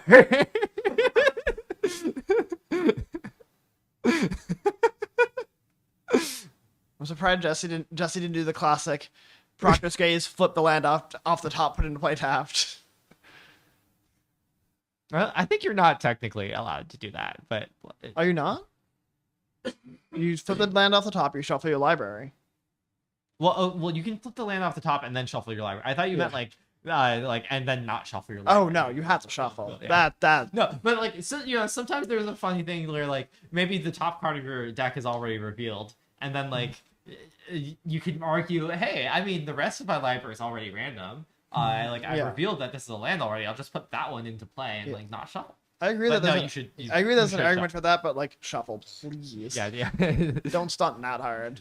Don't give you any opportunity for you to mishandle the game state. Yeah. Yeah, I mean, Rainer Right. at 4. Rainer, like I'm not even casting unwilling myself. to unwilling to give up. Yeah, I mean we're. But well, I guess that would make it not lethal because most of the creatures are blue. Yeah, Jesse takes this game down with the single card prison piece Emeritus. Emeritus of Regrowth.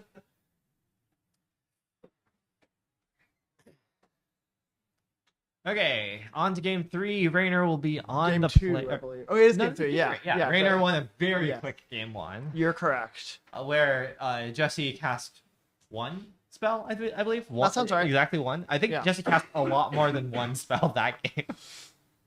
I agree. Some of them very many times. Yes. Jesse definitely showcased the power that her deck can exhibit in that second game. Just like all the strong cards we saw her pick up, just like were cast multiple times. Yeah, it's unfortunate that Jesse didn't have a resounding loot, so we cannot say that Jesse was demonstrating a loot. You mean resonating loot? What is that? What's the card's name? Yeah, resonating loot, I believe. It was in one of Jesse's packs early in pack 1.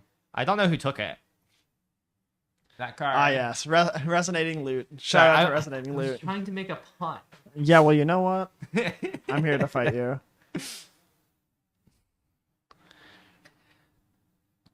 Anyways, I assume Rainer will be looking to take the play. Rainer's deck looks like, honestly, okay. Honestly, it looks to me like if both players' decks function, Rainer's deck is like not that fast. Jesse's deck obviously isn't particularly fast, but like Jesse's deck just gets more value. Yeah, Jesse's doing what we've seen these like Priswandrix decks do, which Priswandrix. That's a good term. Interact with everything, draw a lot of cards, develop mana, and then somehow win the game eventually. Yeah. I mean, it's certainly not a foregone conclusion that if the game goes long, Jesse has to win, right? Like, certainly, like, if Jesse doesn't draw Emeritus ever, or doesn't draw any of her, like, engine-y cards ever, that's not a recipe for success. And she could also draw some, like, semi-awkward hands like this that, like, lose in the early game. Yeah. And we see Jesse being very disciplined despite that game 1 being like, I'll stand by my decision. I'll do it again. Yeah. And she does this it time again. a little better of a keep. I agree. It's better. It has a red removal spell and has like I think that green, I think that green spell is the like it's the exile thing from a graveyard draw card. The flexible one, yeah. So like it can cantrip, it can interact with the flyer. Jesse's like, I don't care about upgrading this 1/1. I'm gonna draw my island because I am just that good at this game. Yeah. Natural just draw. like natural top deck mountain into top deck island because she's just that good. Rainer wishes he was that lucky. Especially, missing his third land drop, just having a 1/1 in play. Yeah. Oh, he missed his third land drop. Yeah, Ooh. yeah. Ooh. It passed by really quick, but that's brutal. That's still only 2 lands, still only 2 planes. Yeah. I think Rainer has like some filtering spells in hand as well, but they cost red mana. Oh no, Rainer. And Jesse has the Proctor's Gaze. Right? Yeah. She's gonna get. Oh, we see an Emeritus though, a white Emeritus. Ooh. Is Rainer going to? Oh wait, no. That's not how it works. It's quite clear what Yeah. Rainer's gonna do. Okay, I was thinking. I was thinking of asking whether Rainer was going to give a spirit because for some reason I thought like if you had like 1 more creature than your opponent, you got the spell. No. No, that's not how Emeritus works. No, the white Emeritus is one of the only Emerituses that doesn't keep prepping itself, but does offer you a very interesting choice if the boards are close. This board is not close in terms of creature count. Yeah. Just a Blade Splicer here, which is fine, Yeah. but Jesse has now drawn the green Emeritus. So just like, do I need this bear? Barely. I mean, when you have green Emeritus, that is the 8th land. I have our next quarterfinal result. Neil takes down Pietro 2-1. Congratulations, Neil. We might have another match result coming up, but in the meantime, Rainer attacking for 3. It's straight up Trump attacking just to get a little scry going on. Look for that red source. I think that's a plains on top. I don't know if he wants that. Oh, he one. doesn't. Yeah, he really don't. He's like, yeah. Also gets a counter on the Ennis on end step. Oh, is that how that card works? Yeah, it's like, I think that card triggers, like, pull it up. It gets a counter on your end step if a card has gone into exile from somewhere. Beaver end step, if one of our cards were put into exile this turn, put a plus. Yep. Yep. Yeah, nice. Yeah, so, like, not terrible in terms of Trump attacks. However, but... Rainer is very behind now, both on board and in mana development. I mean, what do you mean? Like, that's been true the whole time. Yeah. No, I mean, before Rainer had like a bunch of creatures in play. Now they're all gone. I guess that was true until the Abrade was cast. Yeah. Or it was false until the Abrade was cast. But yeah, I kind of don't. Yeah, this is the kind of spot where it's really hard to imagine Rainer's deck coming back from this, unless there's some like big bomb that we haven't seen yet. It's just like there isn't really like a white Wrath of God besides Winds of Abandon at 6 mana. Yeah. So there's red. That's something. It's not nothing. There isn't really a red Wrath either. But yeah, we see the Emeritus go down. Jesse doesn't actually have the protection up this turn. Yeah, that is pretty meaningful. Like, yeah, now instead of having literally infinite cards, Jesse only has like somewhat infinite cards. I agree. And like, yeah, now Rainer still has to do a lot to get back in this game, but no longer is the door slammed shut. Yeah. But Jesse still just has a fistful of removal, has access to so much card filtering. This 4/4 being able to attack every turn means that she kind of just gets to like sculpt her hand every single turn. Like, I'm almost surprised to see that island come down, although she has so many spends her mana. Oh no, she didn't play the island, she took it back. Yeah. This title mage just attacking for 4 every turn. Now at 8 every turn. If she had attacked with the 1/3, that would even be a 2-turn clock, because I believe Rainer's at 18. I agree. But I certainly she doesn't need to be that hasty. Yeah. Despite the haste on the 4/5. I agree. That's the pun that you were making. I did not. Would you believe I did not intend to make that pun until I said it? Yes. Relatable spot to be in. Indeed. Jesse's like, I don't think I need this procrastinate, but I also don't need this. Like, Jesse kind of has an embarrassment of riches. Yeah, I think she's looking here to cast this, play the island, cast the 2/1. Yeah, have lethal threaten next turn with 2 removal spells in hand. Yeah, she's just like, I'm gonna keep presenting bodies and then have removal to back it up and put you dead as soon as possible. Yeah, Rainer's at 11. This is exactly 11 on board. Rainer's at 10. 10. Oh yeah. That is how math works.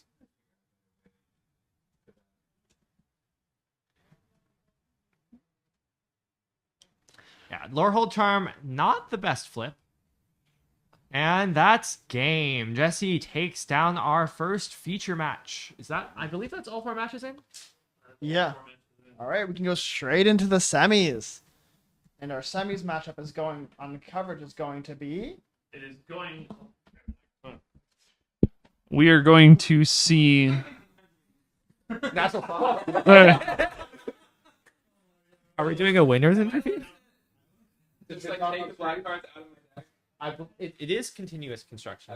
Because this is a meme event, we're doing continuous construction. Okay, great. The most egregious black splash of all time is out.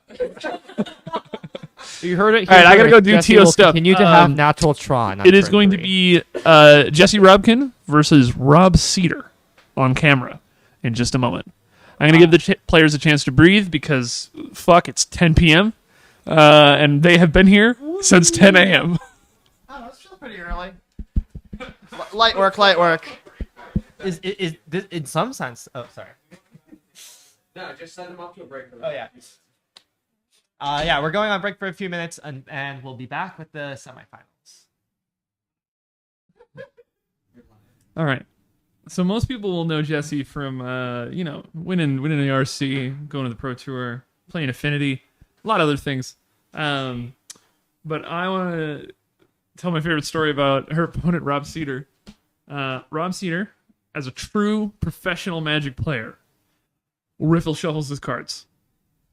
And not only that, riffle shuffles them very aggressively. And without sleeves. And well, this typically sleeves his decks. I don't believe they're sleeved today. But because of that, you can track. When I've deck checked Rob Cedar a lot of times, just at RCs, GPs, whatever, and you can tell when you're deck checking Rob Cedar, you can tell how long he has owned a card based on how little resistance it has to bending. And so there was one deck check that it was because like the mana base is especially effective because you have a mana base and you play all the mana base cards. So there was one time there was a deck check. I was not the judge doing this. This was another judge, but I was present at the event. Deck check and they're like, hey, the mana base is kind of marked like it's pretty warped, like not quite enough for like a significant penalty, but like we're a little worried about it. If it's not a problem now, it's going to be a problem soon. So you're going to have to like replace the mana base. And they're playing modern, and this is back before all the reprints. So replacing the mana base is like, $1 to $2 grand, depending on the deck. Rob like sits there and is thinking for a minute, and he's like, what if all the other cards were like the lands? the judge is like, I guess that's fine. And then Rob spends 10 minutes bending all of his cards so all his non-lands match the lands.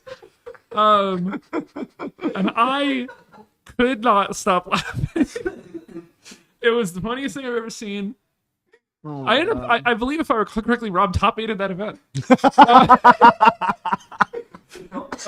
Just built different. He was just locked in. All right. We're in it. We're in it. We see what looks like the Temur mirror, actually. Yeah, Rob also starting with a Hydro Channeler. I assume Jesse's on the play. Given Yes. she has one more land in play. Given also that she's the 1 seed. That's correct. I forgot. Playing seeded. Yes. We see in Jesse's hand a couple red cards and I think a basic forest, and I couldn't see what the other cards were. Oh, I believe, by the way, that because this event is a little bit silly, it's continuous construction, and I believe Jesse confirmed that she's removing the black cards from her deck. Yes. Yeah, it is a silly event where you're allowed to just continue because it's a pre-release. You're allowed to sideboard and keep it that way between rounds. Well, no, not that one. You cannot sideboard mid game. Lies and slander. But I don't want to give the viewers too bad information. Like it's fine if we like gaslight them a little bit, Oh, you're so true. We see 2 damage coming in on Jesse's little guy. I think Jesse's hand is like mostly uncastable. There's the naturalized variant. You can, like, get a little bit of value. Yeah, this Tome Scour. You can get this. Tome. Is it? It's not Tome Scour. No, Tome Scour is That's the other one. Yeah. Tome Blast. Yeah, Tome Blast. I have no idea. Nope. I can't type on this computer. Apparently, I'm trying to pull up Tome Blast. Yeah, Tome Blast. Look at that nice flavor. Your history. Do you think Jesse's going to be history? She's certainly not casting very many spells. She does not seem to be in a great spot here. Look at that value, though. Go away, Tome Blast. You're gone. Your history. Tome Blast. It's a 1/1. Looks like Jesse's hand's not lining up so great. Yeah, Jesse's unable to cast the red spells. I think she has a 6/6 that will at least buy her some time once it comes down next turn. If it can come down, she doesn't have a 6th land. Well, no, she does. She does have a 6th land. All right. But like she'll want to find red after that too. Yeah, I mean Rob currently is not presenting a lot of like pressure.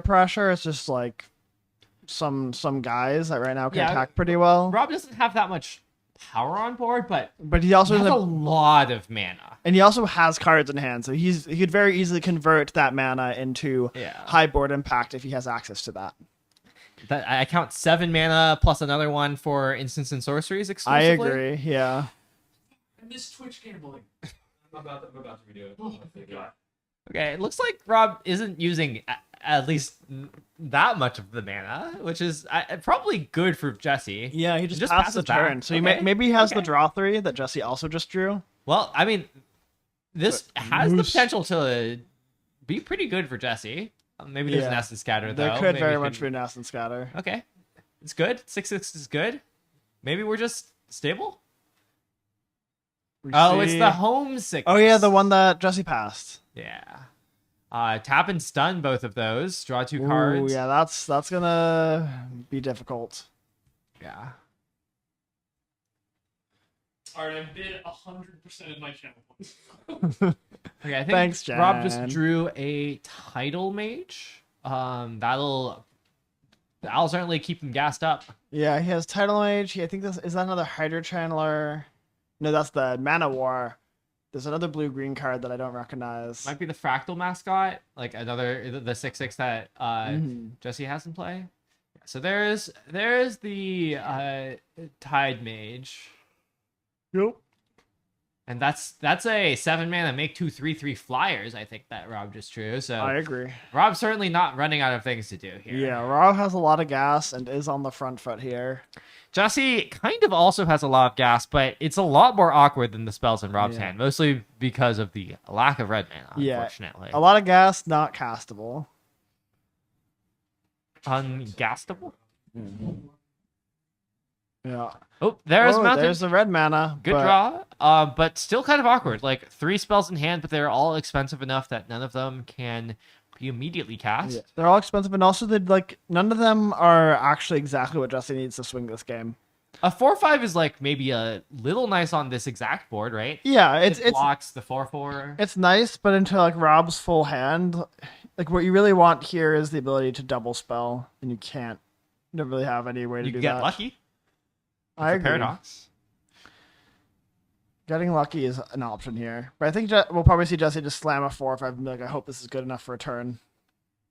Yep. Yep. Looks like that's exactly what she's doing. The prophecy is true. So Rob doesn't have any attacks into that, unless of course he has a removal spell, or just honestly also a way to pump this mana dork. You can just start getting in, which we know that Rob has. Yeah. But we also know Rob has a bounce spell, which yeah. is very effective here. Bounce Just spell like, on that's 4/5. good enough. Yeah, okay. Just like, yeah, that's good enough. I'm not coming back here. Okay, so on to game 2. Jesse will be on the play here. So far, Jesse doing pretty well in games where she has natural Tron. Not as well in games where she doesn't. I agree. Yeah, we are seeing that her mana base has greater than 0 issues. Looks like she might be bringing in, like, is that Archaic Agony? That's the 2 and a red one for Rebel Rouser, I think. Or, oh, nope. Oh, no, she's she like decided against it. She's like, nah, I want my green cantrip. Like, it's not the best card, but it is. Hey, it was kind of a 2-for-1 that game if you squint. It didn't matter that it was a 2-for-1, but like it got rid of a Tome Blast and drew a card. That's like a 1.5 for 1. Let's be real, the Tome Blast wasn't going to come up. She was going to die before it. Always. I agree. So, and I mean, it did save her Harmonized Trio. Did it? I kind of think that Rob just wouldn't have cast it either. Oh no, I'm not in the world we ended up living with how the game played out, but like it was a card that protected her Harmonized Trio if the game got to a point where she drew more live and Harmonized Trio came up. Anyways, now that we see a little bit of more of her playmat revealed here. Oh, the defeat. Yeah. Do you think that if Jesse loses like a match, she has to like turn the playmat back towards herself and make a choice? Probably. I think you're right. I think that's if he doesn't do that, that's a huge punt. And Rob, of course, if Rob loses, he's gonna have to make a very important choice there. Yes. What would you pick? I always press skip. I never give WotC data on that. I agree. I used to press the button, but these days I'm just like, but I could press skip. That's why we organize. That's why we do this shit. Yeah. Snap keep for both players. Yeah. Jesse's hand looks pretty functional. There's this Sky Coach to find a blue source. Yeah, she has 2 pieces of Tron and then an expedition map. Ooh, another Sky Coach in the hand too. This time a conductor of 1. Rob, on the other hand, has a 2-mana Sky Coach that also just is a creature. I love the environmental sciences reference. Oh, and there's Natural Tron. There is Natural Tron. We're 1-1. Yeah. Oh yeah. So Rob's pretty good here too. Yeah. Rob also has a copy of a Proctor's Gaze. I think Rob also has Expedition Map into Tron. Both players with Tron on turn 3.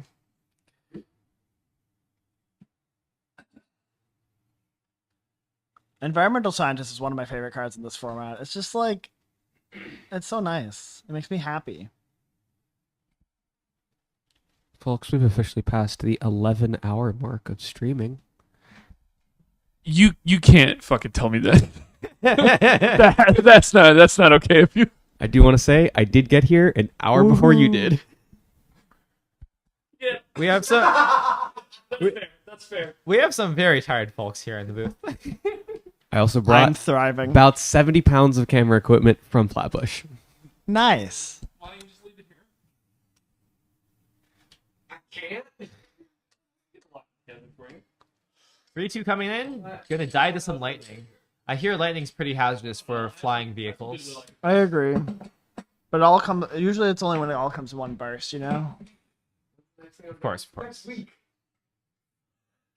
What's next week? I forget. What's the? Are they okay? Now, I thought there was maybe some disagreement about something, but looks like No. Rob's just gonna do a little instant speed sleight of hand. Ooh, we see the. That's the applied geometry. Make a 6/6 of something. Did Rob just put that card into the graveyard? Yes, that is how that works. The 7-mana spell is a sleight of hand into the graveyard. Okay, because they're a bunch. They're all different. Yeah, it's a sleight of consideration. There's a lot of different ones in this format. It's really annoying. We see an 8/8 copy of Environmental Scientist. No, it's just a 6/6. Oh, it's just a 6/6. It becomes a 0/0 with 6 yes. So 6/6 Environmental Scientist comes down. Hit all your land drops. I Rob's don't know. I don't think I see a bounce spell in Jesse's hand. Yeah, it is. I do also not see a bounce spell in Jesse's hand. Yeah, both players very good at hitting their land drops this game. I agree. However, Rob is hitting his land drops in a bit more of a effective way, where like this Environmental Scientist does not need to be crude in order to convert to a creature in play. For example, a 6/6 in play. Yes. Looks like Jesse is just playing a 2/1, passing it over with a 2/3 able to flash in. Yes, I think also a Mockery in hand. Unless I... Yeah, there's an unsubtle Mockery. Just holding that up, holding both of those up. I assume just going to present a double block on the 6/6 is the plan. Most ways that quote unquote blow you out don't blow you out that hard again with the Mockery in hand as well. Yeah, I agree. Here comes the 6/6. Jesse could also just put the 2/1 in front and then go to end step. Yeah, that's pretty And reasonable as then well. Mock. I think that probably would go for it. Guarantee that kind of like 2-for-1 or 1-for-2 trade.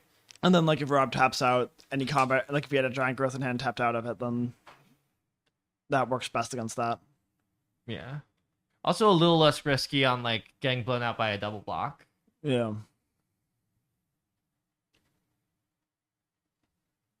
Still not a super comfortable spot for Jesse. Rob just has so many cards left in hand because like these creatures just haven't cost many cards, right? They just have hit lands. Yeah, they're just like that's what. Yeah, Jesse going for the I'm gonna block. Trading 2 cards for 1, not amazing, but like you do it. You gotta do what you gotta do. Yeah, once the card is in play, you can't think about like, oh, this got a land. I can't spend 2 cards on this card that got a land. You have to think about what is the card's actual impact on the game, and is it worth it for me to spend? How many cards can I spend on it to make sure I don't die? Yeah. Huh. This is just the kill spell. Yeah, I see. I see. Makes sense. I'm curious what other thing Rob is planning on doing with this mana here. I know he has the 4-mana bounce spell, but now he's on the 3.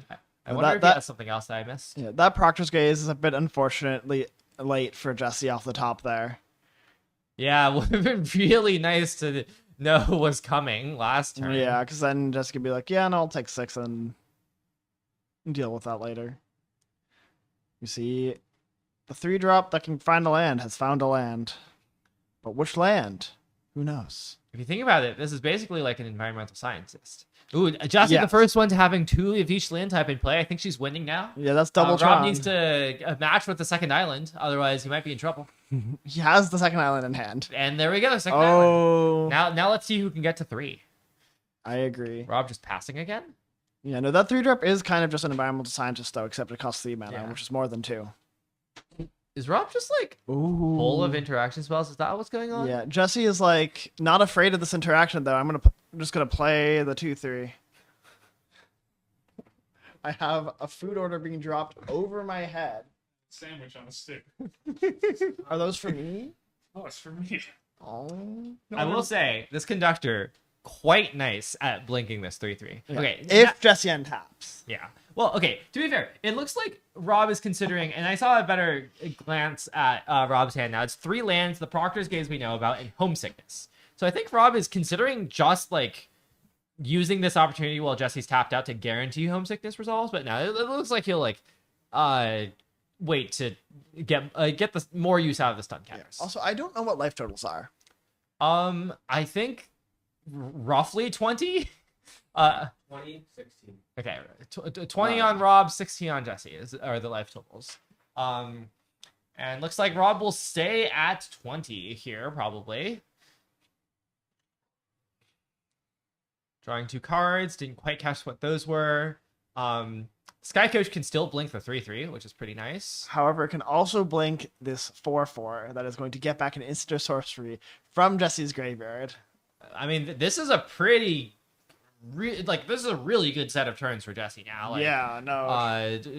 She's able to quite comfy. She's able to get like quite a lot of advantage out of this conductor. I think she's gonna hold off on using it because I think there isn't actually another. I think there's the top one there. That's there's Yeah, that's a creature. I think it's just all creatures in there, or I guess there's a vehicle. Rob, on the other hand, looks a little bit flooded. I mean, I guess by a little bit you mean like I think there's 5 lands in hand there. 5 or 6, yeah. Or maybe even 7. I'm gonna end it.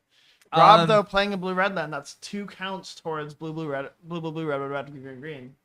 I mean, can't argue with that. Definitely the most important metric here. I agree. Passing again, just with the bounce spell in hand. Kind of funny that like the bounce spell in some senses fizzles the blink, but in some senses doesn't really fizzle the blink. I agree. So interesting. I think that's a spell off the top that I can't. I think that is the Mana War, which does not do great against this board. You do not really want to be bouncing anything here. I don't know. Okay, let's pull up the Mana War. It's Matter Bending Mage. Yeah. What's the Matter Bending? Loads. Okay, you can target your own things, and you don't have to target anything. So at the very least, it looks like it looks like Rob is gonna get in, bounce the 2/2 back to hand, and then replay it. Yeah. But Jesse's like, I'm gonna make a mockery of that plan. Yeah, I think this is just clearly like she just wants to spend her spell so that she can get it back with the 4/4. Yeah, because you also can just blink a creature to block. Yeah. And Rob is gonna fight over this apparently. Rob is gonna Proctor's Gaze the 2/2 to put another land into play. Yeah, it looks like it. Really? Oh, this is actually a really heads up play. It gets him much closer to the ultimate goal of having 3 of each. I mean, he has it 3 of now. each basic. Yeah. He has 3 of each. A land. He can tap a triple red, triple green, or triple blue. Okay, looking through his deck, basically all the lands are out. Yeah. Jesse end of turn says, "I would like to mock you." And okay. Surveils a land to yard. And okay, so now I believe it's 16-16. Jesse has 9 power on board. That's a 2-turn clock. Rob still kind of doesn't have that much in hand. It's just a Matter Bending Mage, which doesn't quite matter at bending mage? the Bending the mage. Yeah. So this is looking pretty favorable for Jesse. Rob, Jesse really also needs to draw something. has a Colossal Dreadmaw that she can land, which like kind of gives the Matter Bending Mage a thing to target, but like not really. Again, like all of Jesse's creature are like, yeah, bounce me, sure, I'll do it again. I'll do my thing over and over again. 6/6 just adds more pressure to the board, which is nice. I guess there is actually one Wrath that you could think about worrying about in the set, or rather on the bonus sheet. Which one? There, the Earthquake card. Subterranean Tremors. Yeah. I don't have any idea whether Rob even has that in his deck, but certainly if he had that in his deck, it would be pretty nice here. This one. But it looks like probably not. Probably not happening today.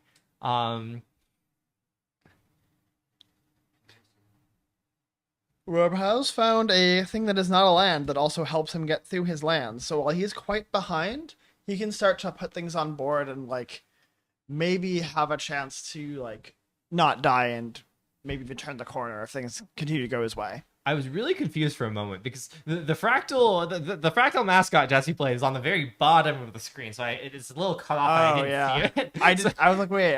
So I was very confused why this title mage bounced the mascot, but that's not actually what happened. Robinson's just gonna pass. We do know. I saw in his hand he drew the 5-mana 3/3 flash surveil too. Okay. That certainly is not going to be enough to save him, and Rob decides not to even show it. Just we're done. So I mean, that was game 3, I think. No, that was game 1, right? No, that was game 2. It's game 2. Yeah. What happened in game 1? Jesse didn't have natural tron. Oh yes. Or lost. Oh yeah, you're right. all the games are the same. 5 for 5 here in correlation between Jesse having natural tron and Jesse winning. Crazy, right? Oh, cool. This is how the cards get like. Yeah, that's cool. Yeah. For everyone watching, look at how Rob shuffles, and that is exactly why the story I told happens. Look at that. That's fucking nuts, right? Oh, it's so cool. That is the.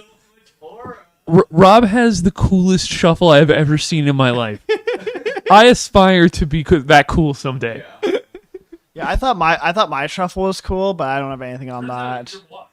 Your shuffle makes some nice sound, though. My shuffle makes nice sounds, and my shuffle doesn't fuck up the cards like that. Let's put that. Okay, more as someone who has lended cards to you, I slightly contest that. Oh, actually, that's the first time I've been told this. We're fighting. Meanwhile, I'm playing Pauper Fams with like sticky, yucky KMCs. And I'm just like, just give me 1 second. Oh my god. Sticks crack a little bit as you move them. Okay, I don't know if Jesse has kept or mold yet. Did Rob draw a hand even? I don't think so. I don't know. Yeah, this is gonna be match 3 in the you could kind of call it a Rob mirror in that Jesse is of course Rob Kin. Boo! All right, we see Rob with a land with a 5 land hand. I cannot speak. This is on 6, and Rob's like, yeah, that's good enough. Rob's on 6. Jesse is on 7, which makes me think that she has natural tron in hand. That does look, in fact, like natural tron in hand. So both players have a bunch of lands in hand, but Rob on a lower land count. You can get your predictions in now. Will the pattern hold? Yes. Were the lower holds? No, actually, they're playing Quandrix, as we've been over. Yes. Quansmari. First Blood, 1/3 getting into the zone, and a environmental scientist continuing to environmentally science. So I do okay. Obviously, it couldn't have because that would have been like a way too strong card. But I do wish that the environmental scientist did gain 2 life, I agree. so that it does fully environmental. I mean, scientist. clearly they should have just costed it at 3 mana because it has the 2 colors and the mana cost. And Well, it gets no. to I it. think it makes sense for it to cost 2 mana. I think you just make it like a 1/2 or something. I don't know. Yeah, that's fair. Anyways, kind of interesting what Jesse's doing. Oh, I think she's holding up Essence Scatter. I think she could have played a Sky Coach, but decided that holding up Essence Scatter was going to be just a little better than that. Which like makes some sense given that Rob's not really presenting scary threats. Yeah. Oh, there's a kick Burst Lightning killing the 4/4. Yeah. Rob's like doesn't have that many cards left, right? Yeah, Rob's at like 4, and one of them it's a bounce spell, it's a deal 2, and it's a land. Yeah. Okay. At 3 cards now. So now I believe Jesse's at 14 now. Is that right? Mm-hmm. Yeah. 20 to 14. Just like the year. I don't know about that one. Jesse's still like maybe thinking about holding up Essence Scatter. Yeah, I mean I think playing Sky Coach here is like a pretty reasonable lane because it lets you then like play and pop your bear next turn. The main problem is it doesn't block, but I mean like nothing really blocks. I think he's just gonna hold up this draw 3. That seems reasonable. Down to 11. Like Rob is slowly pinging her down, but The clock just isn't that fast, so she just has time to set up here with some card draw, some ramp. Hitting some lands, that's real nice. Like, all she wants is to be able to dump her hand, because she has the ways to win if she can dump her hand. And it looks like at this point, she's just going to be able to hold up this Essence Scatter forever. Yeah, and just like, as long as she can stabilize the board at all.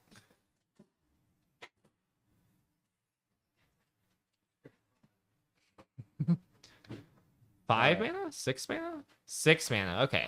Tapping out, putting a 4/4 on the board. Getting back the draw 3. Just gonna keep drawing cards, keep getting value. And also a 1/1. Yeah. Suddenly, lots of board presence. Yeah, Rob has a bounce spell, but does he want to bounce this 4/4 that's gonna get more value? I kind of think that's his best route to victory. Like, I agree.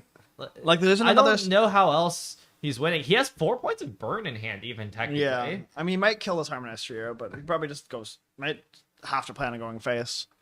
Well, I think killing the Harmonized Trio is pretty reasonable. I agree. I'm saying both the options are reasonable, and we'll see what he goes with. Yeah. Jesse's at 11. Yeah, that sounds right. The attack could take her down to 8. It's like kind of close to 4. Yeah, it depends on how much burn is left in his deck as well, like how much reach he actually reasonably has, like they'll determine the texture of how he thinks he's going to win the game. Could not see what that card was. Apparently it's a good one. Is Jesse winning? Probably, I don't know. Okay, 2 to the trio. Get into 2 to the 3. You're excused. And still no more threats. And Jesse probably not going to opt for the draw 3 at this point. Probably not. I assumed at this point, with 7 cards in hand, you want to affect the board a little bit. That was a nice draw that she got there. The 3-mana 3/3 hits a land drop. Is a little better at it dominates this board, frankly. I agree, yeah. Oh, unfortunately putting the Emeritus to the bottom, but as we know, she has a lot of shuffle effects. This is true. This is true and correct and real. It's an island. 2 of each indeed. Yar. What? 2. And she chooses to pass, holding up Essence Scatter, holding up draw 3, and holding up draw 2 Essence Scatter. Yeah. Okay, looks like another threat. Another threat, and immediately Essence Scatter. Rewarded for holding up Scatter, and now Rob is just fully out of gas, and Jesse is not out of gas. Yeah, Jesse is just fully in control here. This is like, lots of draw spells. I would like my deck in my hand, please. Yeah.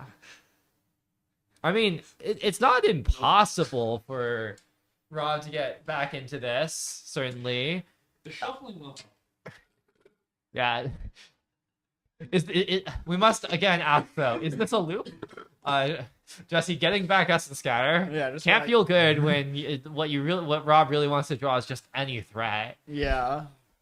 Shout out Neutral Ground Gaming for gifting 10 subs? 5 subs?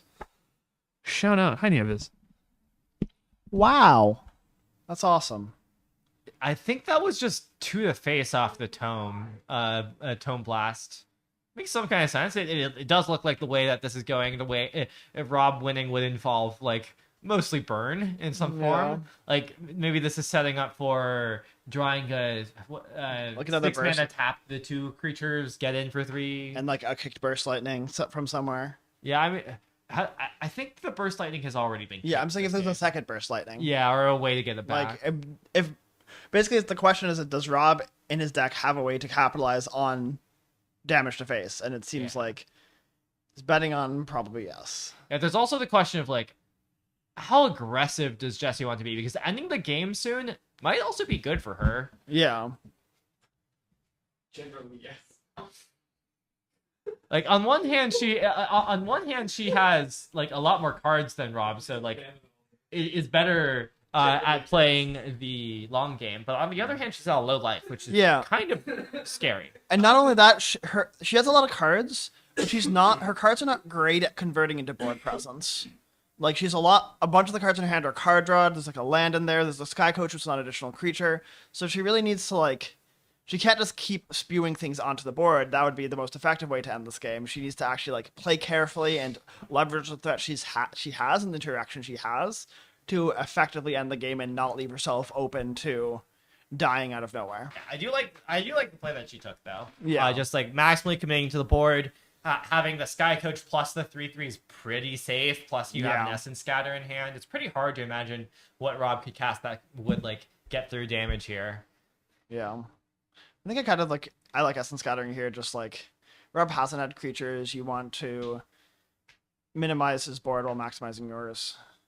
Yeah. Like interaction isn't that bad for you here, really. So Rob is at 12. Notably, there is 14 power of creatures on the board. I agree. And there is a bounce spell. I don't know if there's a way to crew this 3/2. Does it have crew 1 or 2? It's crew 2. Okay, crew 2 on the 3/2 flyer. And only a 1/1 in hand, so not quite able to assemble lethal next turn unless you draw something. Yeah. I mean, you need 2 interactive spells and a way to crew. Yeah, but like even just like forcing a chomp is pretty nice. I agree, forcing a chomp is quite nice. We talked about the pricing at all for this event? Want to talk about the pricing for this event, Jen? All right, the pricing's good. I didn't get any pricing. Well, you should have tried winning. Yeah, I really should have. It's for 8th place for 5th through 8th. This is a pre-release, by the way. This event costs $50. For 5th through 8th, you get 2 boxes for 128 player event, by the way. 128 players. Crazy. For 3rd and 4th, you get a half case. For 2nd place, you get a case, and for 1st, you get 2. Jessie continues to draw cards, unfazed in her lane, flourishing. Oh, does she have triple blue up? Almost definitely. Oh, she does have triple blue up. That's very funny. Oh, there's the 2 power creature. Nope, not that one. The pager. Not that pager. More cards. Attacks for 4. Attacks for 4. So what she's doing here is with 3 blue, she's holding up Flash in Sky Coach, blink my 4/4, Essence Scatter. That's beautiful. Yeah. She's like, no, I don't want you to have creatures. Jessie really maximizing on Essence Scatter here. Yeah. That's trying to get a world record for number of Essence Scatters cast until your opponent gives up. I agree. Number of the same Essence Scatter. Yeah. And now Jesse's like, I would like to bounce your creature because I would like to Essence Scatter something, please. Rob just took. I was like, oh, mine now? That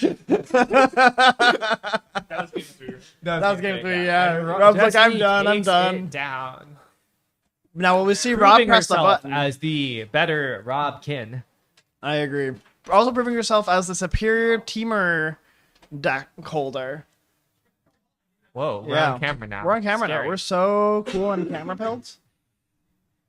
If you guys want, you can send us to a break for 2 minutes. I think, yeah, let's go to break. A break would be good. A break sounds like a good idea. We'll be back with round 3, the finals of the top 8. Round 10, I guess. Hello and welcome back to the finals of what we suspect is the first streamed draft of Secrets of Strixhaven.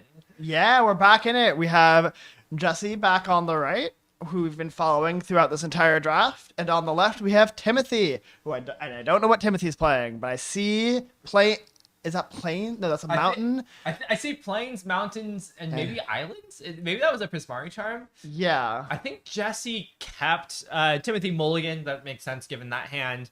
I don't think she had Natural Tron, though, but she could still draw it. That's true. That's true. I saw some islands, some forests, some blue and green cards, and a braid or something. Was there a bear? If there's a bear. Well, that's not Natural Tron. Yeah, but does that really count? If there's a bear, there's a way. We need to need to litigate this. Like, does that count That's as Natural Tron? No, that's Expedition Map Tron. We went over this when she went like the Sky Coach for it as well, or like Rob with Environmental Essentials. That was Expedition Map Tron. Is looking for Natural Tron bioessentialism? No. Also, we see a Spell Pierce. I think Timothy is on Prismari. No, that's an island. Okay. That looks so much like a plains to me. But I agree. Asking my friend with a hidden mana base. They got the rampant growth. Okay. So we see Timothy holding up Essence Scatter here rather than killing this painter. Jesse's like, hello, yes, I have natural Tron. The prophecy has been foretold. She just cannot stop drawing now. No natural Tron next game. We're gonna lose. Natural Tron in game 3 wins this whole fight. All right. Anyways, Tone Blast on the 2/1. Didn't do that last turn in order to hold up Essence Scatter, but now being a little punished by this Sky Coach. Yeah. Timothy now, though, holding up Spell Pierce, which I don't think Jesse will see coming. Because it's not a card people commonly play in their main decks. But in this format, like, there are a lot of hits. I don't think it's the worst choice. Also, people are trying to cast 5 mana spells. You know? Yes. Like Jesse with the 5 mana draw 3. Just some draw go mirrors here. This Essence Scatter not looking great. Yeah. And also... ignore the Spell Pierce. Jesse like starts to pick up like the top card, like look at the top 3 for a land. It's like, oh, also, this is a nice synergy here where Jesse can attack for 2 and also crew blink. Yeah, that's kind of funny. Jesse will not be short on mana colors today, not in this game. Yeah, we see a lot. That's also a disdainful. Yeah, stroke. there's a disdainful stroke. There's an Essence Scatter. There's a Spell Pierce. None of those interact with Sky Coach in the way that Timothy wants. And Jesse's like, my Essence Scatter is good. Yeah, this is really not lining up well with for Timothy. Just like not at all. A draw go hand, not really doing it. We see the draw 3, which I think we'll probably see main phase. I assume so. Like your opponent hasn't been doing anything. What do you think they have in hand? Yeah. Jesse's like, it looks like she's just passing though. So she's just passing, so she'll probably get punished for this. Yeah, it's bad. Yeah, does not look great.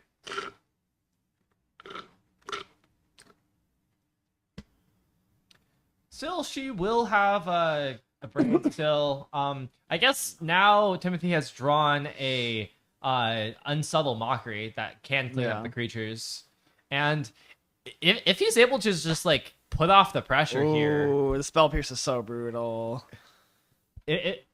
Yeah, he gets to take up all the pressure. This is a huge turn for Timothy. Yeah, suddenly he might be kind of back. Just a land for Jesse. Yeah.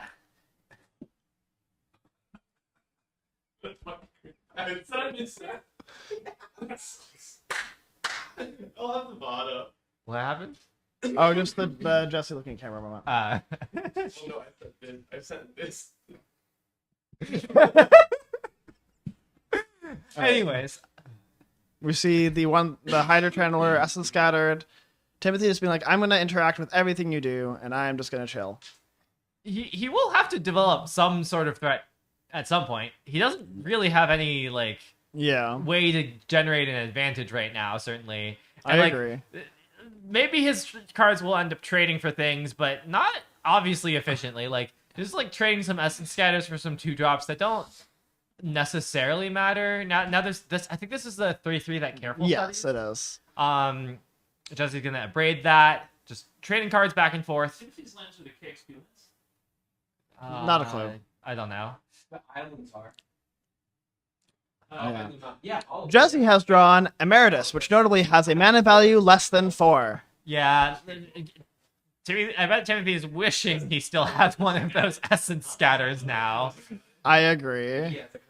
And then I wonder what she gets back. I think she gets back to the draw 3. I think that makes sense. Probably. And it's gonna while it's gonna be punished, it is definitely the right call. Yeah, I mean, you could if she had one more mana, I would love to get back the blink guy to. Oh yeah, to defend it. Blink the Emeritus. All right, we see the 4/3 come down. Yep, that's a way to block the Emeritus, which is an important part of ever being able to beat the card. I agree. I'm playing these basic lands over these other ones because these ones remind me of my girlfriend more. Can we get a life total check?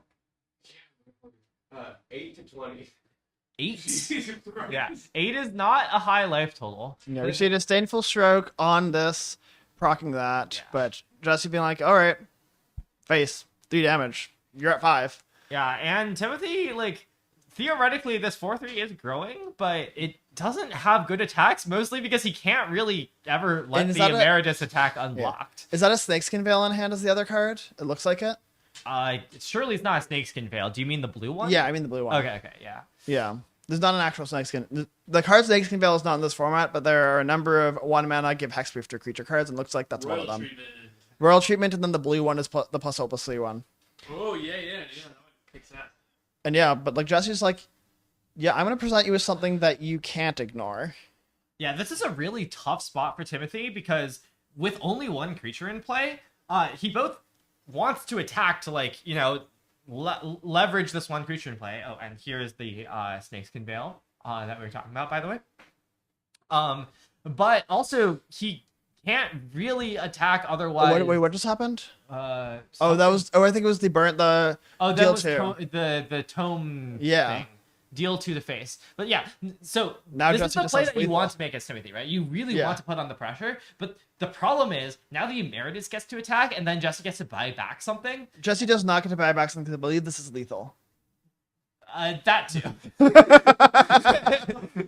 Is this lethal? Isn't this only 6 out of 8? I thought it was no. It was 8 before the last Sky Coach attack. Okay, yeah. So yeah. All right. So Jesse takes down game 1. I think this kind of showcases one kind of thing that is happening in Modern Limited, where like your typical controlling plan of I'm just going to 1-for-1 a bunch and present threat is not quite enough.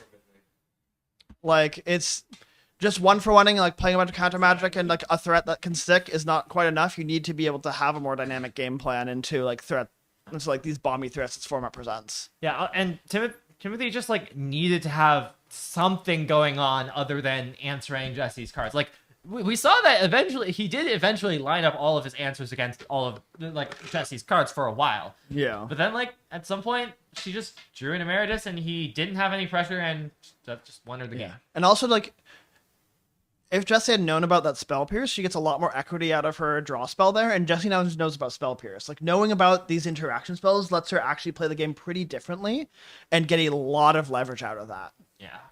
I assume there's probably some like I assume that Timothy's deck also just like has more ways to leverage his cards than we saw. That was just probably like a pretty weird draw, you know. Yeah. A very funny one. There's 2 weapon scatters, a Spell Pierce, a Disdainful Stroke, but like hopefully he'll have a better suite of cards this time. But not this. Oh, okay. There is an island in that hand. I thought that was just a double mountain hand.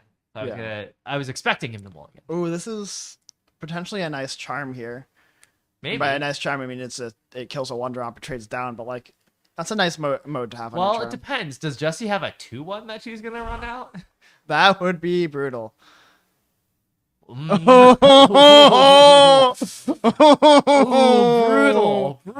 Oh, that's brutal. Electrolyze moment. However, if Jesse has the mountain, the game can still be saved. I agree that Jesse has had a good. He does not look at the camera this time, though. The mountain speaks for herself. I agree. What the hell? Jen said it the best. What the hell? Yeah. Again, looking like a similar kind of game here. Yeah. Just draw go. But Timothy at least has some Prismari charms this time to filter. Probably doesn't want those lands. Yeah, bins both the lands. Jesse, though, being like, yeah, me and my Essence Scatter, we go way back. You have 2, I have 1. That's all I need. I have no idea what is in Jesse's hand, though. I think I saw an Essence Scatter. I don't know what else I saw.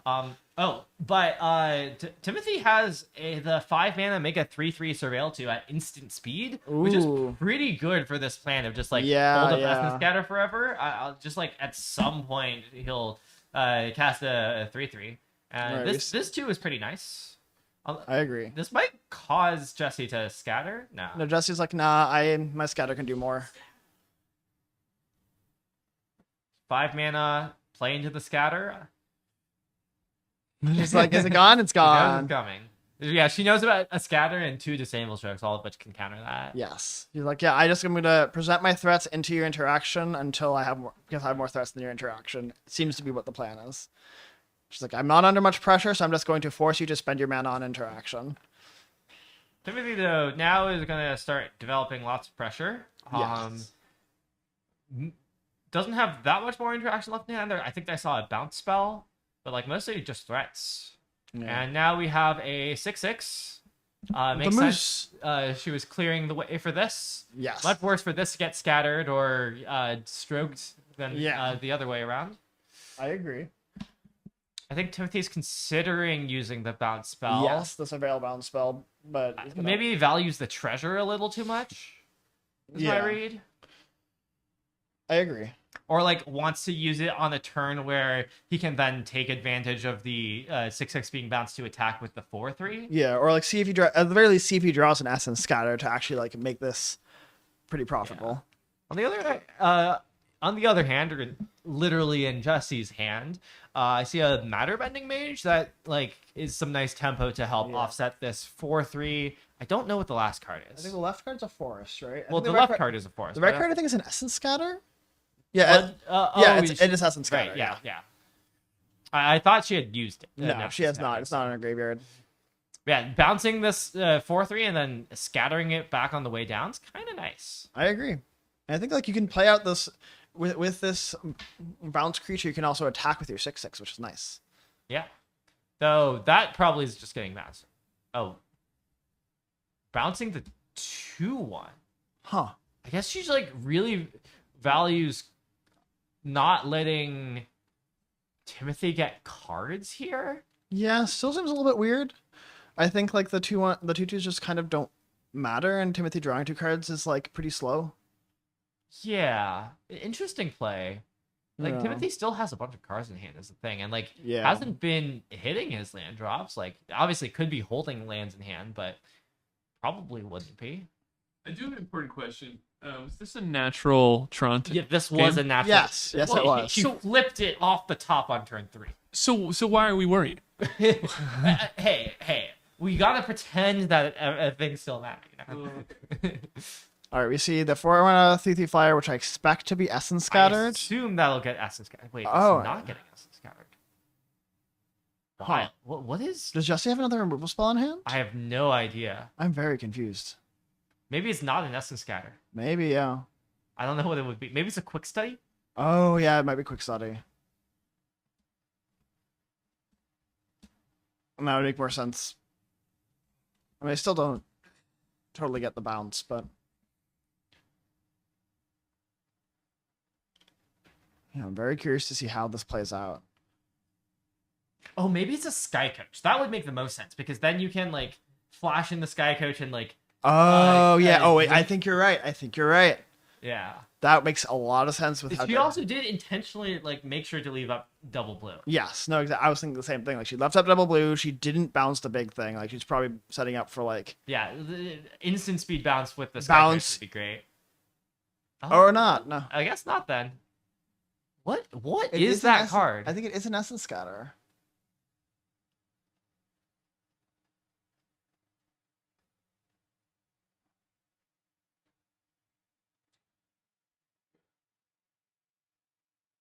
I guess that does look like an Essence Scatter. Yeah, if it looks like an Essence Scatter and talks like an Essence Scatter. I'm not sure it talks like one is the problem. I agree, it doesn't talk like I feel one. like talking like an Essence Scatter would have been cast. I agree. Like, the Sleuthy Flyer would not be on the board. I don't know what else she's afraid of more.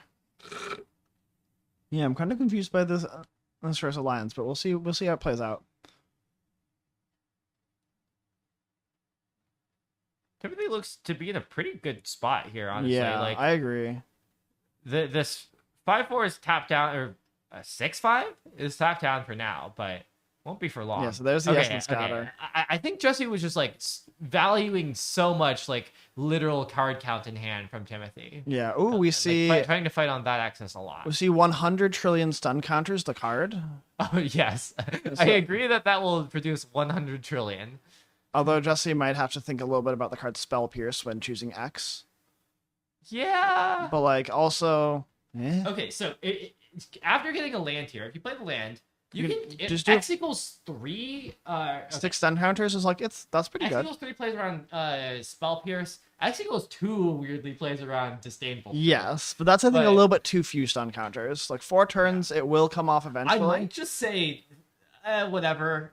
You'll get me sometimes. I'll X equals full. Just I mean, also you fully send it to the shadow realm. You probably think Timothy doesn't have Spell Pierce here because he did not Spell Pierce the Essence Scatter and pass a bunch of mana up. Wait, didn't Jesse like have 4 mana when or like 2 mana left after casting the Essence Scatter? No, because it was 6 mana for the Moose and I think 2 mana left over. Okay, I think she's playing around the Disdainful Stroke though. Wild. It works. Like I think. Oh, you're so true. See, I think Timothy's starting to feel the pressure. And the reason why I'm thinking that is Timothy's got the leg bounce going. And that's a sign of I'm worried about this game. Or that's a sign of I think I'm really ahead and I don't want to fuck it up. What are life totals? 13-9. 13-9. Yeah, Jesse's like obviously almost dead then because 9 with 2/3 power flyers. There's the Spell Pierce, funnily enough. That's threatening lethal next turn, even with the Sky Coach block. And yeah, not looking great for Jesse. I agree. I don't know if Timothy has anything that could be lethal. I think he surveilled both to the graveyard. Yeah, he surveilled the blue snakeskin, the Chase Inspiration, and I forget the other card already. It was Spell Pierce. Yeah, Spell Pierce to the yard. So Tunnel Mage coming down, just another threat, then a pretty lethal burn spell. Oh, chooses to discard it, which is interesting. I forget what the other card in hand was, but it's kind of a lethal burn spell even within. Yeah, but if Jessie somehow manages to answer the board, she now could. If she doesn't take another point of damage, she only really ends up at 1. And that's 12 hours of live streaming, folks. Wahoo! 6 damage. Oh, that is definitely like by far the best draw that Jesse could have had because now what she can do is she can attack with the 6/6 and also keep it back. I mean, she might have. So no, I think she has to keep it back because she needs to crew the vehicle. No. She drew with a Sky Coach Conductor. I agree. So in order to block, she needs to block all 3 creatures, right? Well, so she can stun. Yeah, she can stun. You can attack for 6.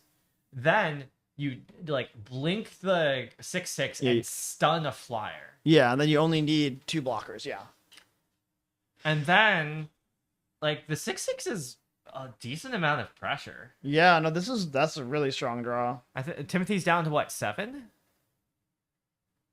Yeah, 7-3. 6 down to 7. Oh, wow. And so, honestly, I mean, game's very much not over yet in either direction. This is a very tense situation. We'll see, okay, it looks like she's doing this upkeep to play around, removal spell or something like that. Or, Essence Scatter off the top, yeah. And then blink the fractal. You probably gotta tap a flyer. You are required to tap a flyer. Well, you could theoretically tap the 4/4 and then block with both flyers. It's a hexproof trick. Hexproof trick, which I believe is lethal. Yep. All right, now we're going to game 3. Games. Yeah, Jesse kind of punished for how she played the Essence Scatter that game. I think that was kind of what made her broke it. Yeah. Well, also the streak is broken. Natural Tron streak has been broken. Yeah. Officially. Hell hath no fury, like a woman who lost with Natural Tron. I don't think I do think Natural Tron is you start with all 3 of them in your opening hand. Drawing into it, I don't know if that's Natural Tron. Well, it's so much funnier if you do the slow peel and then just flip it face up. And that's what Jesse was doing. And a couple of times, Jesse was like, off the top. I think a lot of the Natural Trons have been off the top. It's 11 p.m. Make a wish. What about Do 11 p.m.? you have anything you want to say to the audience about 11 p.m.? I do, not about 11 p.m., but like, there's like almost 50 of you watching. This event is so stupid. We had a poetry contest. I made Chris smell candles on camera. You made a pretty good puzzle. There was a pretty good puzzle you had to solve. It was like an ARG thing. It was crazy. I had so much fun making it. So thank you all for tuning in and watching this absolutely deranged idea that I had come to fruition. I can't believe it's sold out. B, I can't believe that there's almost 50 people watching. And that's natural Tron. I couldn't tell if there was I can't tell. it might just be blue. Oh no. But yeah, I I can believe it sold out. This event was fucking genius. I mean, that's I would snap sign up for it every single time. Timothy Mulligan's a 6. Jessie looks like she's thinking hard, so I suspect it's not a natural Tron. Yeah. But it does have Emeritus in it. It does have the draw 3. Those are like some of your best cards. But no green. No green. Oy, oy, oy, oy. This is points at something. Oh, I think it's probably talking to the other two. No, there's only a match going. Yeah, I don't know. Don't know what they're talking about out there. I can't hear it. They're probably talking about how much fun they had at Mega Pre-Release, coming to a set near you. Coming to a New York City. We will be doing it. Near you. We will be doing it next set, but it is Universes Beyond. So if you're looking forward to trying out Mega Pre-Release in a non-Universes Beyond set, I do believe the next one is 2029. Jen is lying, to be clear. There'll be Reality Fracture is this year. Okay, I think Reality Fracture is actually it's an all YouTubers set. Like there's going to be one of the color pairs is going to be Mr. Beast. No, please God, no. I'm crashing out. It looks like another island off the top for Jessie, and she did keep that hand. We see a Divergent Equation in Timothy's hand. Wait, did she draw for it? No, that's still an island. So yeah, lots of green cards in here. This is not natural Tron on 3, so not looking great for Jessie. I think my suspicion for Jessie's reasoning as to like why she kept this hand is that Timothy's deck has been really slow, right? Like it's very clear that what Timothy is going to do every game is like hold up Essence Scatter forever. Yeah. No natural Tron. Oh, we found the green source. We're so back. Yeah. So now, okay. So you've seen more Essence Scatters than Disdainful Strokes. Right? Mm-hmm. We've seen Spell Pierce, Essence Scatter, Disdainful Stroke. Yeah.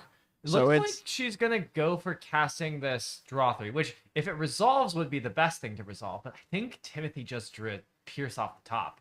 I think she's been punished again for waiting. Yeah.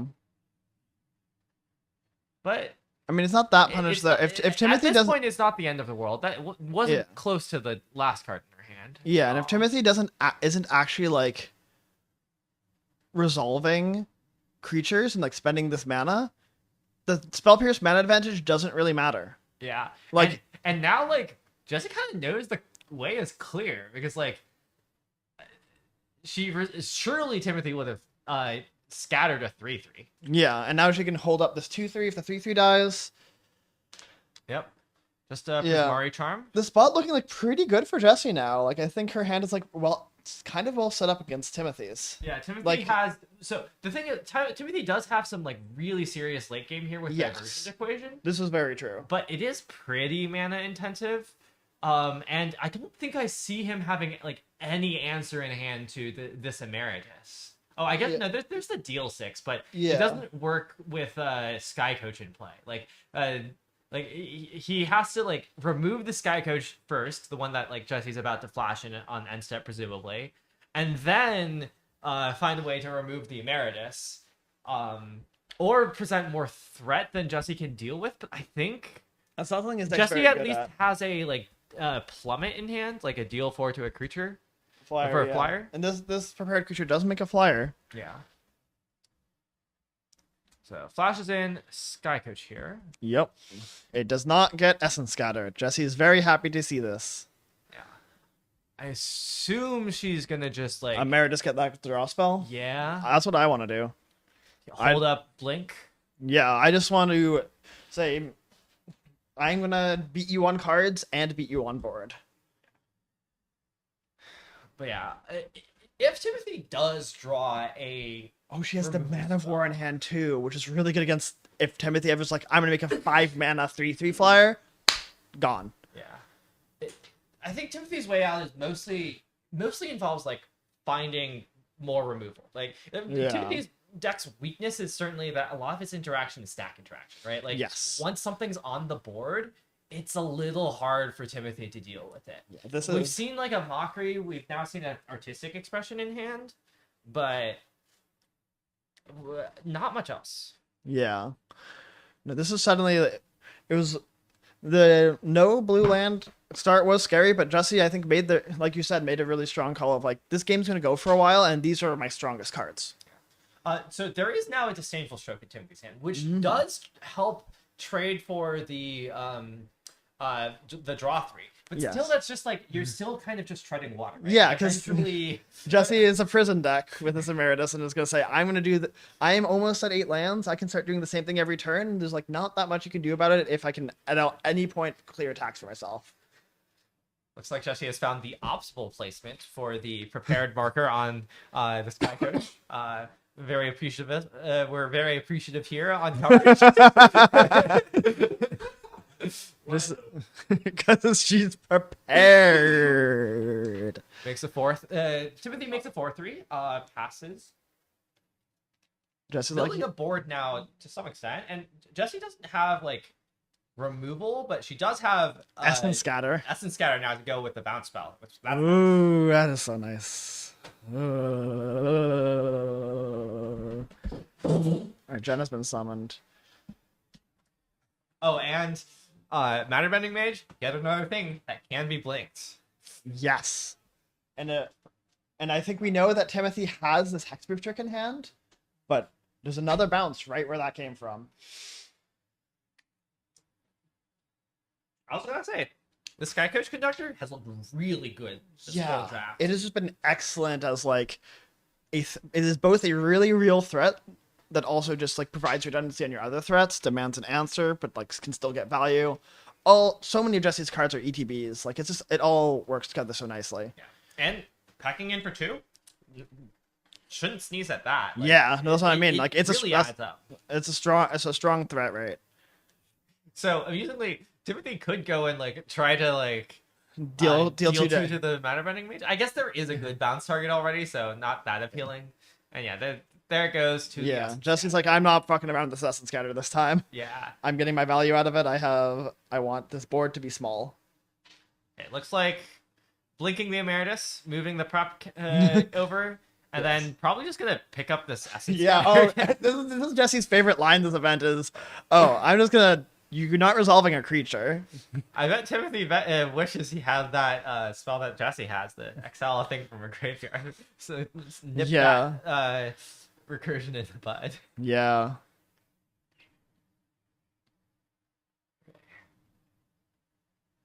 2 mana. 2 blue mana. Is this... She's at 8 lands. She can go 2 mana, tap down your 3/4, so I can now attack. Notably, the 3/4 does have ward, so you maybe just want to tap down the 2/2 and be like, yeah, let's bounce them off each other. Like, I don't care. I just want to. Yeah, I mean, but okay, if you tap down the 3/4, you can just like attack with all your creatures. That's true. That's true. It's kind of and also nice. the get back Essence Scatter. The thing becomes unblockable too because it's an X spell. Good call. Good call. Okay, I think she's not going for it. Yeah, though. I think Jesse's just like, I'm chilling. She's like huge giga chilling here. 14 to 18. Jesse's at 18. Yeah, Timothy's at 14. Yeah, like now, Timothy kind of like stuck on mana a bit here. Has a lot of cards that are awkward to deploy. Yeah, lots and of, like the cards 4 and don't. 5 mana cards. Yeah, the 4 or 5 mana. That's what I mean by awkward to deploy, and like. Fully passing. I assume that this is going to get countered. Yeah. Yeah. But that means that Timothy can't make a what's a 3/3 Is that fire. a instant or sorcery on the creature? I believe I thought it was a sorcery. Yeah. No, but I thought that Timothy. Oh, maybe he doesn't have the. The flash one. Yeah, I see what you mean. Okay, so I'm going to go after I assume this 3/4. It might get given hexproof just for like. Oh no! Before we even play his ward, it gets hexproof. I mean, it's possible that both players just forgot it had ward. I believe both players forgot our ward. valid. It is, in fact, checks notes. 11:16 p.m. These players have been here since like 10:30 a.m. It's been a long time. Now Jesse's gonna abrade the 2/2 and go to combat, and now we can swing in with the Emeritus if we want. And the 2/2's unblockable. The 2/2's unblockable, yeah. And so she's going to attack with the two evasive creatures and the Emeritus. Yes, it looks like it. At least she pointed to it, and yeah, it's getting prepared. Yep, they bounce off each other. Yeah, unfortunately, hexproof spell, not as Snake's can fail, doesn't pump the power. Yep. Jesse gets back the draw through again. She's like, it's going to resolve. This time. Third time's the charm. Like, she's like, I have more mana than you, and I can spend mana more effectively. I don't care that I'm trading down on mana. I'm going to get my card advantage, and I'm going to bury you. She's only seen 2 counter spells that can counter the draw 3. And they're gone. Well, the really funny thing is she doesn't know that Timothy has a divergent equation to get back 2 counters for the draw 3. All right, what happened while I was gone? Jesse is committing crimes. Jesse is about to attempt the 3rd time of casting a draw 3. Maybe this time it'll work, maybe not. The first 2 times it didn't resolve, but Jesse also has the creatures to play. Jesse also has an Essence Scatter in hand with mana up to cast it. Yeah. So Timothy just cannot deploy creatures to the board. Timothy cannot get onto this board. Life totals are, I believe, 10 to 18 or something like that. I have 10 to 18. All right, so Timothy is trying to kill this Emeritus and has succeeded. That a good first step. Yeah, that is the first step for Timothy not just being dead this game. And we might see this treasure go away to kill this mage as well, and we do. Yeah, it looks like it. Which makes sense. Timothy kind of needs to decrement the board on the other side if he wants to have any chance. So, okay, Timothy's handled the board now, but now Jesse gets to draw 3 cards. Finally, this was what Jesse was waiting for the whole time. Yes. Jesse gets to take the Fabled game action, put 3 cards from the top of my library into my hand. Put a land. Into play. Also has another land in hand, I believe, to play untapped for the turn. 4 mana. I don't know if there's still that Essence Scatter. Looks like she's just attacking for 2. Yeah. He's Playing like 1/3. Gives Timothy a faint hope that there isn't going to be mana up for the scatter, and then dashes that hope. 8 to 18. This Sky Coach Conductor. It's dealt like a lot. I believe it's dealt fully 10 damage. Yeah, that checks out. Yeah, and like the other 2 was from the 2/2. Yeah, I mean, like Timothy just hasn't had an opportunity to like put a flying blocker into play, and even if he did, Jesse has a plummet. Yeah, Jesse has had a plummet in hand for the whole game, really. All right, we see Timothy passing, probably planning on divergently equationing. Jesse draws. I think that's a Tide Mage. That's a leader 4 drop, yeah. A Tidal Mage, something like that. Yeah, I don't know what its title is. Essence Scatter. Essence Scatter. That's fine. Timothy had to draw one at some point. I agree. Another 2 in. Another 2. Up to 12. Do you think it's gonna go the whole way? I think it's very possible. Like Timothy, I think is at some point gonna have to commit this 3/3 flyer and have it get plummeted. Yeah. That fucking sucks. Okay, it might be divergent equation time, but amusingly, Jesse does have a graveyard hate spell in hand. She can use that plummet to exile a card from the graveyard, and even draws a card when you do that. Yeah, which might be pretty good, depending on if like Timothy goes for a removal spell. You just like say like, oh, I'll get your removal spell. Here's all your counter magic. I don't care. You're dead in the air. But that also means the 3-3 then becomes live. Yeah. And so Jesse might be like, eh. Tough spot. So I think Timothy's hand is like the 4/4 Tidal Mage and a Divergent Equation. The players are having fun. Yeah, I mean it's a fun event. Yeah, no, it's. I wonder who would put on such a good event. I wonder who. Yippee! Wahoo!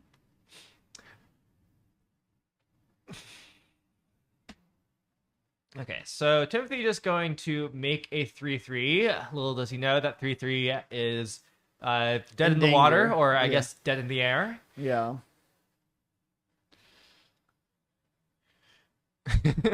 Has to read the card. Has not seen this card all day. Yeah. And Jesse has this 2/3 gonna keep on attacking. That's a draw 3. No, draw 2. Only. Yeah, sorry, draw 2. Quick study. That's a haste creature. A 4/5. That creature attacks quite. That's also a fractal mascot. Is that 8 mana for lethal? No, Timothy's at 8, right? I think Timothy's at 8. No, I think Timothy's at 6. I might be wrong. Life total? 6 to 18. Timothy's at 6, so it would be a lethal threat. Oh no, that's not a fractal. Wait, that is a fractal mascot. I don't think she tapped the right amount of mana for that. I think she's realizing, but yes. Or that's still not quite enough. Or no, yeah, I think she's still under tapped by 1 unless there's a thing. I don't think it matters. But yeah. Yeah. It doesn't matter. No.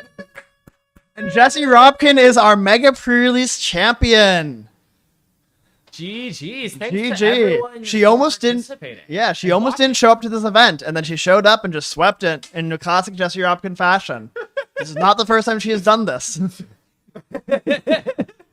The regional championship that she was a champion of, she LCQ'd into. Jesse Robkin is longtime champion of last minute event crusher, and she upholds her title here. How many boxes is this is 6 boxes for the winner. 1 whole case of sealed Strixhaven product. I assume like 3 or 4 for the runner-up. 4. I didn't even ask them if they wanted to split because I didn't want them to. I can only count to 4. Well, yeah. Thank you for watching, everyone. Yeah, and stay tuned because we're gonna have Jesse Robkin in the booth for a post-victory interview. I'll go ask. We're interviewing. It could be. I think she'll want to. Stay tuned. I'm just gonna play some music for y'all while we get some interviews in the booth. Oh, no music. We're just going in. We're not. We need to make sure to gather in the shot with like all of the boxes. Yeah. Do you want to interview her or should I? You do it. I'm not gonna interview it. Why don't you just pull? Yeah. Wait. Sit on my lap. Sit next to me. We should have like Hello? this comically large box Yes. here or something. I agree. This is the 6. Hello, Jesse. Welcome in. How do you feel as our Mega Pre-Release champion? I feel good. This is my trophy. I'm not taking it out of this box. I'm gonna let everyone think that there's a trophy inside this. Amazing. I feel insane. I'm losing my mind. I went to bed at 6 a.m. last night, and I woke up at like 8:30. My goodness. In the morning, to be clear. But yeah, this set fucking rules. Am I allowed to swear? Yeah. This set It's 11:30 p.m. All the rules are up. Rules. Yes. Wait, do you want to do the interview, Jen? Yeah, Jen, you get in here. Yeah, this set faggot rules. All right, I've been elected to interview you. Okay, great. Everyone gets one question. Yeah. Everyone still in Hex & Co. in this moment gets to come and ask one question. Yeah. And we're not leaving until everyone's asked a question. All right. I have an important question. Okay. And before I ask, computer's shutting down. The computer died. Before I ask, I want to remind you that I've been here for an hour longer than you have, and I'm very sleepy. And you're here an hour longer than. That's true. That's true. So, in the grand scheme of things, what do you think is more impactful? You winning a regional championship or winning the Strixhaven Mega Pre-Release? Well, the thing is, like, There could be anything in this box. Yeah. Even a regional championship trophy. Who knows what I put in there? Yeah. It's on the top. You can clearly see it's resealed. Yeah.